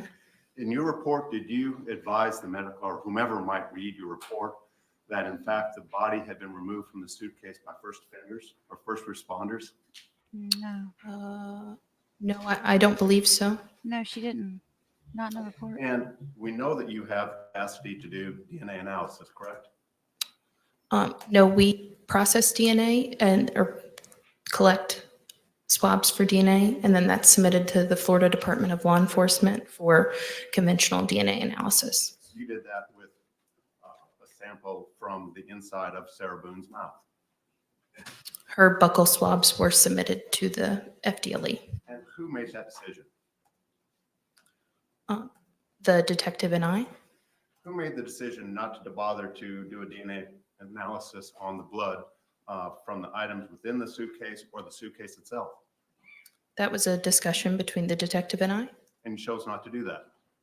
No, we did not. You assumed that the blood inside the suitcase belonged to Jorge Torrez, correct? There was blood observed in the suitcase. But you don't know who that belonged to because you didn't bother to analyze it or have it analyzed, correct? The blood was not tested. Now, State's Exhibit B, the bat, you took that into evidence. Was that again a collaborative decision by yourself and the lead detective? Yes. And what efforts did you make to have the bat analyzed, given the fact that it was apparently evidence?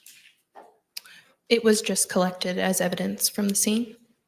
Did you advise either the lead detective or anybody else involved with this investigation that there may be matters that could be analyzed when analyzing the bat that would help or assist in the investigation of this matter? It's my job to do the documentation and the collection of evidence. Well, you said it was a collaborative effort between yourself and the lead detective. So did you participate in that decision? We chose to collect the bat and put it into evidence. And so there was a fiber analysis done on the bat to determine whether or not it was used to strike Jorge Torrez when he was in the suitcase. Was there not? Pardon? In fact, there was not, was it? There was no effort to analyze the bat. I'm going to object. I don't believe the witness had an opportunity to answer the question. Sustained. I'm sorry. Please. Can you repeat the question? If I can remember it, I will. Do you know that there was any effort made in this particular investigation, the investigation of Sarah Boone, to analyze the bat for fibers? No, there was not. And why was that not done? It was not done. Oh, shit. You indicated that you had some interaction with Ms. Boone. Is that correct? I collected her buccal swabs. Did you speak with her? In collecting her buccal swabs, yes. Did you speak to any other witnesses? No. Did you make any determination of other matters that might be of import or evidentiary value when you were going through the house and taking photographs and documenting the interior of the townhouse? You'll have to be more specific. Well, how many pictures of the child's bedroom did we see? Here today, Yes, ma'am. we saw the entrance to the bedroom as well as a photograph of the interior of the bedroom. What was the evidentiary value of that? It's my job to photograph and document while on scene, so the rooms in the upstairs were photographed and documented. Did you photograph holes in the wall, possibly made by the victim? I don't recall photographing holes in the wall, no. Did you take photographs of items within the house or throughout the house that may have depicted incidents of prior violence? You'll have to be more specific. How about bloody pillowcases? Did you make any effort to collect and analyze pillowcases of the rooms that you were photographing? No. Who made you have significant experience with zippers? I use zippers regularly, yes. enough to have an opinion as to whether or not a zipper is stuck or not? Is what? Sorry? You testified on direct that the zipper was a little tight. Just that it was difficult without the zipper pulls to use the zipper. And that was your opinion. Mm-hmm. Yes, from opening the suitcase here today. Today, you only tested it today? Pardon? You only today have for the first time tested the ability to pull open the zipper on the suitcase? No, I'm saying it was difficult today. A redirect examination. Yes, Your Honor. Come on, Dave. In this case, you documented the entirety of the house as you saw it. Yes, So every room in the house, they were all taken overall photographs. walls in the house. In the overall photographs, yes, they weren't all individually photographed. No. And you did not document or note any type of holes in the wall or any type of damage to the walls, anything like that. Not the walls, no. Is that something that would have been documented both photographically and also within your report? Yes.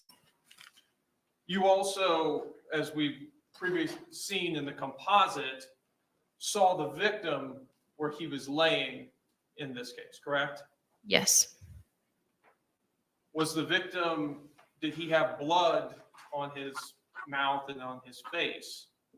Yes, he did. Did he have open wounds on his body? There was blood coming from his nose and his mouth. There was also some other areas of like defects noted on his body. You also made contact with the defendant too, as well. Yes. Did you note any other wounds or cuts or anything else that was not documented that you haven't testified to? No. So no wounds, nothing on her. Not that I recall, no. No further questions. Thank you. Can this witness be released? Yes, Your Honor. Drones, can this witness be released? Judge, we'd like her to be on call. Subject to recall, ma'am. Thank you.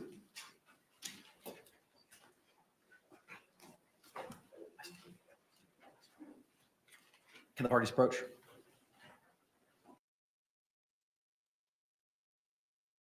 Sam, they want your input. I'm sorry. I'm here. Are you watching? Yeah.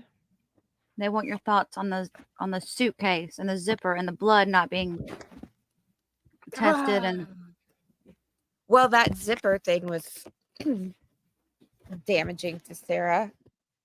The blood.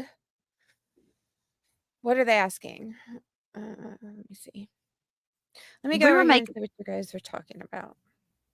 we were making jokes before about how if the suitcase will not unzip, no, the suitcase unzips, you must Members of acquit. the jury, thank you so much for your attention in this matter. It is 4:52. At this time, we're going to go ahead and take our recess for the evening.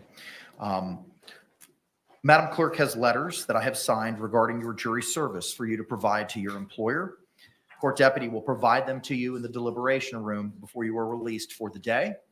I have a similar instruction to read to you that I gave you before the lunch hour. Jurors, you must not conduct any investigation on your own. This includes reading newspapers, watching television, or using a computer, cell phone, the internet, any electronic device, or any other means at all to get information related to this case or the people and places involved in this case. This applies whether you are in the courthouse, at home, or anywhere else. You must not visit places mentioned in the trial or use the internet to look at maps or pictures to see any place discussed during the trial. Jurors, do not watch local news or read local newspapers.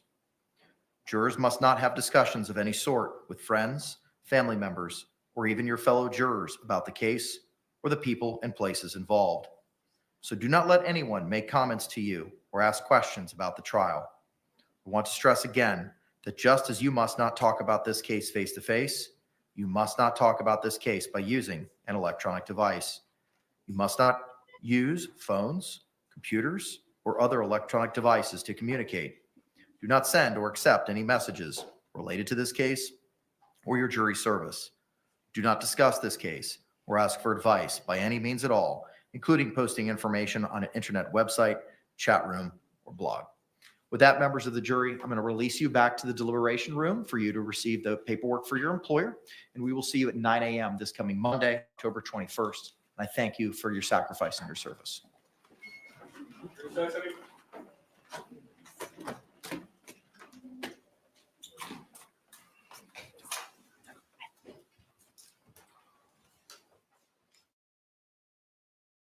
9 a.m. Monday, y'all. I got a stream set up for that. I Oh was my in it goodness. this morning accidentally. Oh, that's right. I forgot. So,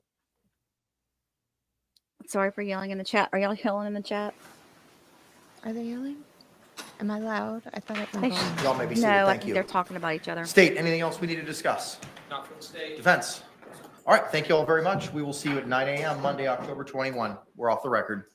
Okay, Sam, what about this blood? What, them not testing the blood, them not testing the, with that, they did test the bat. Did they test it for blood? Did I they don't submit know. it to the FDLE? I think they did. I think they tested the bat for blood. I mean, for DNA. They did buccal swabs. Well, buccal swabs come out of your cheek. So that comes from a person, a living person. That is not, you don't get buccal swabs off of a piece of evidence. Okay, well, they did. They took the bat in. I got to pull up the evidence sheet. I'm gonna have to look at this over the weekend, guys. I'm too tired tonight. I can't do it. But I will. I'm gonna pull out what the report I've got, because we went over this at one point. We went over what all she sent to the lab, and you and I had said it was a short list. And remember, we were like, that seemed kind of like a short list, and you were like, well, this is a pretty simple case, but but it I does did look say bad that. that it does look bad they didn't test it though. If they Well, didn't, I would have thought they would have tested it for blood, so I need you to check that for me. well, tested for DNA. Yeah, you're right. Tested for DNA from the blood. My bad. You're right. Somebody just corrected me in the chat. So remember I told you way back that you can only submit 5 items to the FDLE at a time? Yep. I'd like to know how many items in total they ended up submitting. If they only submitted 5, are you going to go, oh my God, no, they did not? No. I'm just interested. I haven't looked at the All right. I read the initial police report a very long time ago, like back before all of the stuff had been gathered. It was I'll shoot it to you this weekend. I just had a little bit to go on, and then I went and met with Sarah. So I had some basics, and then I went and listened to Sarah for a very long time. So I have not seen the evidence that you all have, or It's the just been a while degree since I looked at it. of detail. I just remember thinking that's all they sent off. Okay. Well, it's not, you can only send 5 items though. But not for So- each case. You said Yeah. you could, for each case, you can only send 5 items for each case. You send out 5. Trying to think. They process it. That So can't if be you right, have an Sam. evidence sheet with like a whole bunch of numbers on it, you have to be selective. Because think about it this way. If every case in the state of Florida were sending samples to the FDLE for testing, as many as they wanted, there'd never be anything done ever. I mean, nothing would get finished. Because I know they tested that stupid pillow that was sitting on that little Yeah, that makes red less sense thing. than I know. Than not testing the DNA on the blood inside the suitcase. But we knew it was they knew it was his blood though, because he was the one in the suitcase. Right. Blanco, Maybe- yeah, I work on this case. Go ahead, sir. I'm sorry, I didn't mean to. I just think maybe this is kind of us being just paranoid. It's probably like, what do you? I mean, he was in the suitcase. She admitted he was in the suitcase. She admitted she found him in the suitcase. She admitted he died in the suitcase. I mean, it's not like it's not. Right, this right, isn't right. a whodunit. Yeah. Exactly. I would agree with that. She didn't have any marks on her, right? She had no abrasions, no bleeding, no None. marks of any kind. Thank God. The scene seemed pretty straightforward, Mm-hmm. you know? So I know you guys are going to want to crawl over everybody about not taking everything, but like you just said, she said how everything went down more or less, you know? There wasn't a big whodunit. Yeah. I'll look at the evidence sheets if you want. If you have the FDLE returns, that would be helpful. I can look at those. Yeah, I'll send you the whole report. All right, you guys. Wow. Another 8.5 hours. I'm not used to And being on the streams these long. I mean, usually everybody that's been on here for a long time with me, they know I'm an hour to 2 hour type of person. so some people, but 40 people have been on here since the beginning. Damn. When we leave, they'd like you to put up the song again. Do you want me to play it here? Or do you want me to? And Is that what you're talking about? You want me to just play it real quick from it's here? up to you. I've got to upload it. Oh, the pillow suffocation. Oh my God, I can't believe I didn't think about that. Very good. I just saw that in the chat. Duh. Oh, okay. Michelle, mixed media. That does make sense. Look at Michelle over there thinking outside the box. Yeah, no, that makes perfect sense because one could think that she could have suffocated him and stuffed him in the suitcase, right? Or he was in the suitcase and he was still alive, and when she opened it, she finished him off. I mean, something. So, I'm okay. positive it came back negative. I'm interested to see what they tested. Send me what you've got. I'll take a quick look at it and see. Okay. Yeah, Dang, it's not like we have a whole. new. We don't have a whole whodunit here. No, we haven't learned anything new. Wait, what did Veronica said? You changed your mind about what? Let me see what she changed her mind about. The Pratt's movements about that he got in there willingly. Really, Veronica? You think he didn't? I do. I think he got in there willingly. I think she said as much. Yeah. He got in there to hide, right? But he didn't zip it up. So when she came back downstairs, she zipped it up because she saw an opportunity. But I think he put himself in there. I think she zipped it up, though. He laid in it to hide, and she caught him in there. Right. Probably snuck up on him and zipped it. He opened the flap, got in there, curled up, and let it close, right? And it's a zipper, we know. He didn't zip it from the inside, so she just would have had to come down and open up the suitcase, and there he was. Then she would have zipped it from the outside, but I think we just saw that it does not look like there's a real easy way to open that from the inside. Mm-mm. Oh, when she started having trouble with that zipper, I was like, "Oh my God, it's like the glove and OJ." Yeah, exactly. Also, the holes in the walls, Kerry, I put your thing. Oh yeah, I put your thing up. They could have been from any of them at any time. I mean, yeah. So I wouldn't make too much out of that. I don't know if there were holes in the walls, to be honest with you, but if there were, then you can't. So she said something about the baseball bat and the TV. Who's to say that the kid didn't do that? I mean, you could say all we have is her words, and they're going to debunk. I mean, they're literally going to catch her in so many lies on the stand. They will catch her in a lot of lies. I agree with that. So she's not going to be credible. But there's only so much. There's only so many ways this could have happened, right? Mary Jane said, "Do you still believe in the hide and seek story?" I have no idea. Somebody made a comment. Go ahead. No. Sorry. Go. I have a feeling that, forgive me, whoever said this first, and I forgot who it was.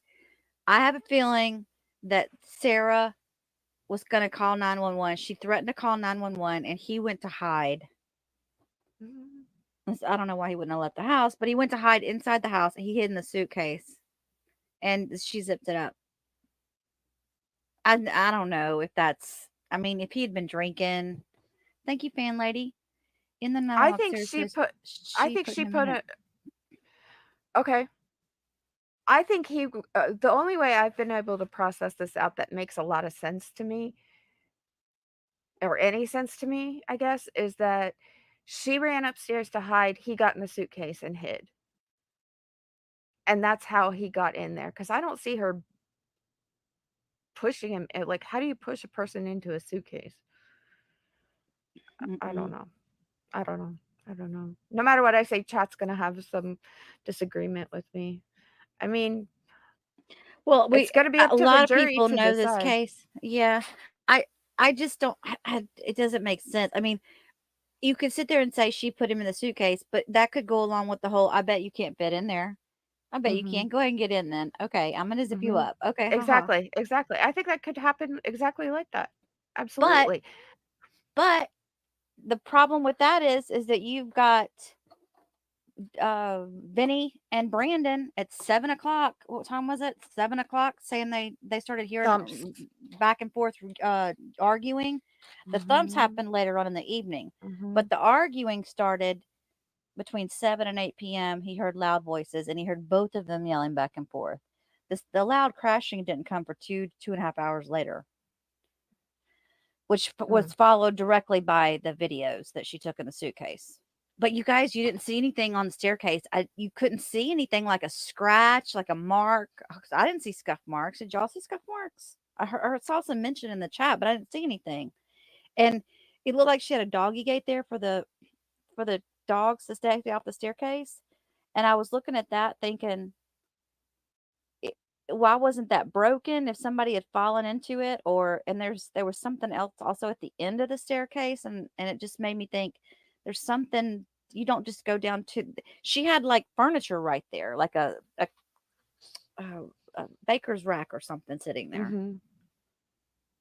I don't know, guys. I don't know. Chat thinks that she put him in there. I think he put himself in there as part of something, and it went and she just turned on it.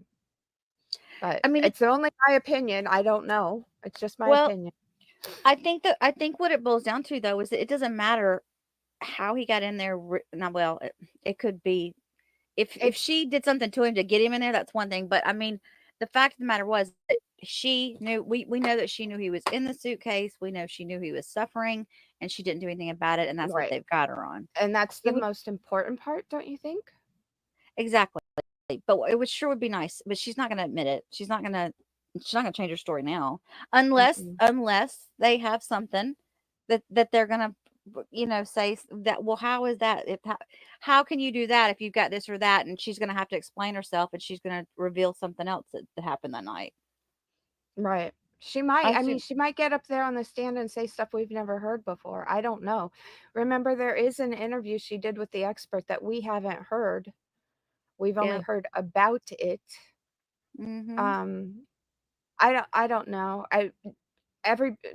Sharon Touch is right. We will never really know for sure. No one will ever know the truth. So everybody's going to have their own opinion about how it went down.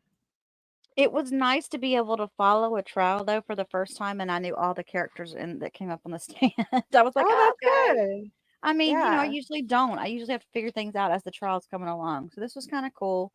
But now there's another girl that they're going to bring in. There was more than one CSI rep there, obviously, and they might bring her in. There was actually 2 more people there. One I think was connected to the medical examiner's office. Mhm. Then you've got the medical examiner, which Mhm. that would be cool if we got to hear from her on Monday, because I think that's going to answer a lot of questions too for us. Mhm. But I can't believe that the medical examiner can't pinpoint the time of death. Do you know what I mean? Yeah. Yeah. Let me take the stream down. How can you not? I mean, I know he was there for a long time, but able to pinpoint times of death in situations where people were left out or frozen or left out. You know what I mean? Like they have a way of doing that, unless they just didn't go there in this case, which is like, why wouldn't you go there? Why wouldn't you investigate how long? I guess because they knew he was alive because of the phone. They knew he was alive at 11:45 at night. I swear that I'm more I mean, I'm we more do curious have a about the morning than I am the night before, to be honest with you. right. You do have a couple of definitive times, like you know for certain that he was alive when he spoke to his family. So we know that, and we know when she called 911. Yeah. If it weren't for cell phone and surveillance, we wouldn't. Or if it weren't for that phone is I her told you, phone is killing phones will her. tell on you every single time. They tell on every single person. People think they are so smart. And let me tell you, your phones are so much smarter than you or me.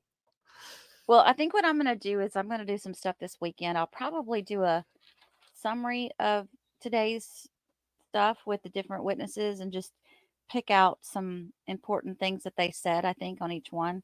Because I've Okay. time stamped everybody. I made sure I did that because I don't usually do that. And I was like, okay. And then I'll get that song up on a separate video for y'all. And I also will go through the inmate behavioral thing that Leah sent over, and I'll get some of that. I kind of like the idea of reading that during the day when we're waiting for the lunch breaks and stuff. I don't like to stop a stream and then restart a stream. I just You don't don't like have to do to. that.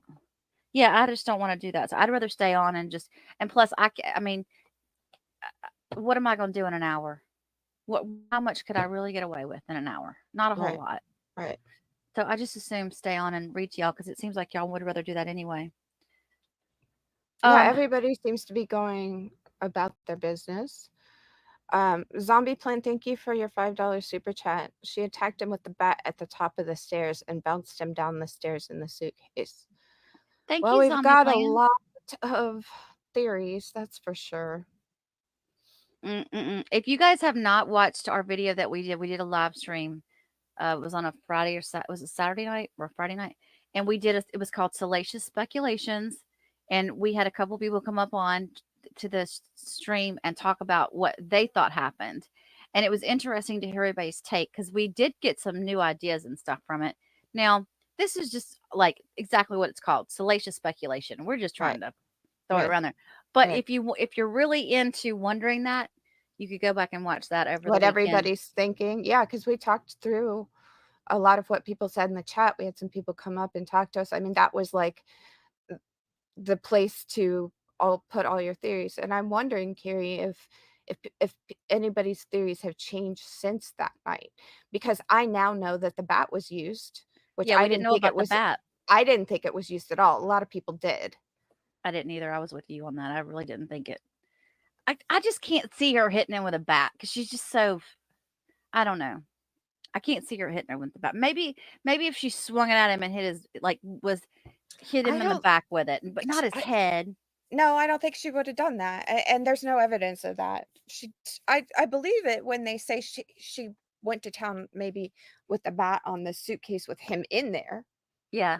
Because you're not seeing, right? You're just, if you're angry, if you've got a lot of anger to take out and you're not seeing the effects of what you're doing, And that's I why could see that.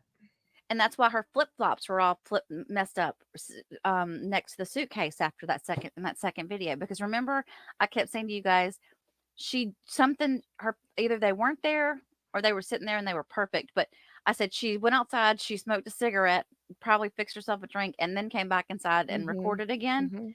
But that's not what she did. That's when she did the bat thing, I guess. Yeah. And so is that why he did? Maybe he got. What if he could have possibly gotten out and she kept him from getting out and he gave up? That could be. They don't strike me as being super bloody fighters. I know Right. you guys are going to find incidents and tell me I'm wrong. There's blood. I'm just thinking she's a clean freak. If you're a clean freak, are you gonna want to be making messes by hitting your boyfriend with a bat? I don't know. Well, and like Yana she said, I told y'all she just does that to win friends and influence people. the whole cleaning thing. She doesn't think she's much of a cleaner. I don't know. I mean, I would see Sarah probably got bored. She probably had to have something to do when she was sober. But that house was okay. It wasn't like Yeah, exactly. Elise, that carpet had marks all over it. And that could be from dogs and kids and all that, but still. And we don't know how old that carpet was. It could have been like that when they moved in. I doubt it, but so Mhm. that's the problem when you have a scene like this in an apartment complex. You don't know what was there before they were there. Right, exactly. There's a lot of DNA in apartment complexes. I didn't think about that. Can you imagine? Maybe that's why they were so hesitant about doing stuff. Oh, well, I guess that could be. Soleil souffle. Yeah, like she has a lot of clutter. She's a lot of clutter. Did you see that kitchen? Mm-mm. You didn't notice the picture of the kitchen? She had all that crap around the sink. I'm like, what is all this? I don't So, know. okay, everybody's saying she was not a clean freak in her house. So she's a clean freak at the jail. But she mentions cleaning a lot, like that as if that's a important activity. She also says she takes care of her son a lot too, Well, though. true. Yeah, you're right. You're right. You're right. You're right. You're right. You're right. I mean, there's always code in Sarah's. Like I've got a list of things. It's like, out of sorts equals drunk. There's code in some of her words. I feel like cleaning was probably laying around and watching TV and getting ready to drink, or just drinking lightly before you went into the Mhm. big binge. You know, I mean, there's just so many. Mhm. I don't know. I don't know, you guys. We can sit here all day and do this. I I can't do mean, it. I there's can't. when I moved into this place that I'm in now, they put this carpet down. It's 8 years old. I don't go around spilling stuff. I don't have a dog, but it looks like hell. And it's only me here, you know? It's cheap and it looks awful. I think they might have interviewed somebody. Hang on, Okay. because Yana's saying, "Did you see the attorneys?" Hang on. What are you talking about, Yana? I'm looking in the media right now to see if I see anything. Elise says there's a lady that was locked up with her and told her that Sarah only cleaned for special privileges. That could be. Yeah, you guys, I mean, for everything I throw out there, there's 10 that you can oppose it with, you know, and vice versa. I'm not saying I'm right on any of it. Oh yeah, I mean, we could sit here again all day and do this, and Owens went to talk to Cacciatore. That's normal. That's normal. oh, is that what she's talking about? After think the so. stream, after Mhm. they got done? Yeah. They might be Yeah, so discussing. Que Sera said this. Que Sera is this. In the suitcase video, George seemed like he knew where he was inside the suitcase, and that's what changed my mind about him being knocked out and her putting him in it. Right. Yeah, like he Yes. wasn't okay. He wasn't like, "Where am I? What am I doing?" He's like, "No, Sarah, really, I can't breathe now," you know? Did he seem drunk to you? Do y'all think he sounded drunk? I'm asking everybody. Do y'all think he sounded drunk? I think he was drunk. Oh, I'm just I reminding don't think everybody. I couldn't tell from his voice. You couldn't? I just kind of felt like if he was drunk, that might have been why it was harder for him to fight for his life. Worn out. Larry Well, C. he sounded wasn't worn out. healthy. He wasn't healthy. Right? No, but he was losing his teeth. He was super skinny, looked malnourished, and she said that I thought she said something about his heart or trouble breathing. Yeah. Yeah, I don't know when they're going to show the suitcase video. I think they're holding out as long as they can, but then I think cops will be up on the stand early next week. Anyway, to remind you guys, Kathy Owens won the giveaway for the earbuds. So, Kathy, if you have not already emailed me, please email me your address so I can mail you a pair. And my email address is in the description box of every video that I have, so you'll be able to find it easily. All right, I'm calling it, everybody. Everybody have a good weekend. Take a Sarah Boone break. We need a break. We need a Boone break. We really do. We all do. And I'll put I some need more to stuff go back out. to work on my actual cases. Yeah. Yeah, and I need to edit. So I'll get some stuff done this weekend for y'all for next week, and then we'll go from there. Thank you all for being here Bye. with Sam. Thanks for being here with me today. I appreciate you for doing that. Thanks for having me. And It's then been fun thank talking you. to everybody. Give love out to your mods in the chat, please. Laura Mhm. and Bama and Mel and KC. All right, you Thank guys. you. All right. Have a Bye, blessed guys. weekend. Bye. Bye.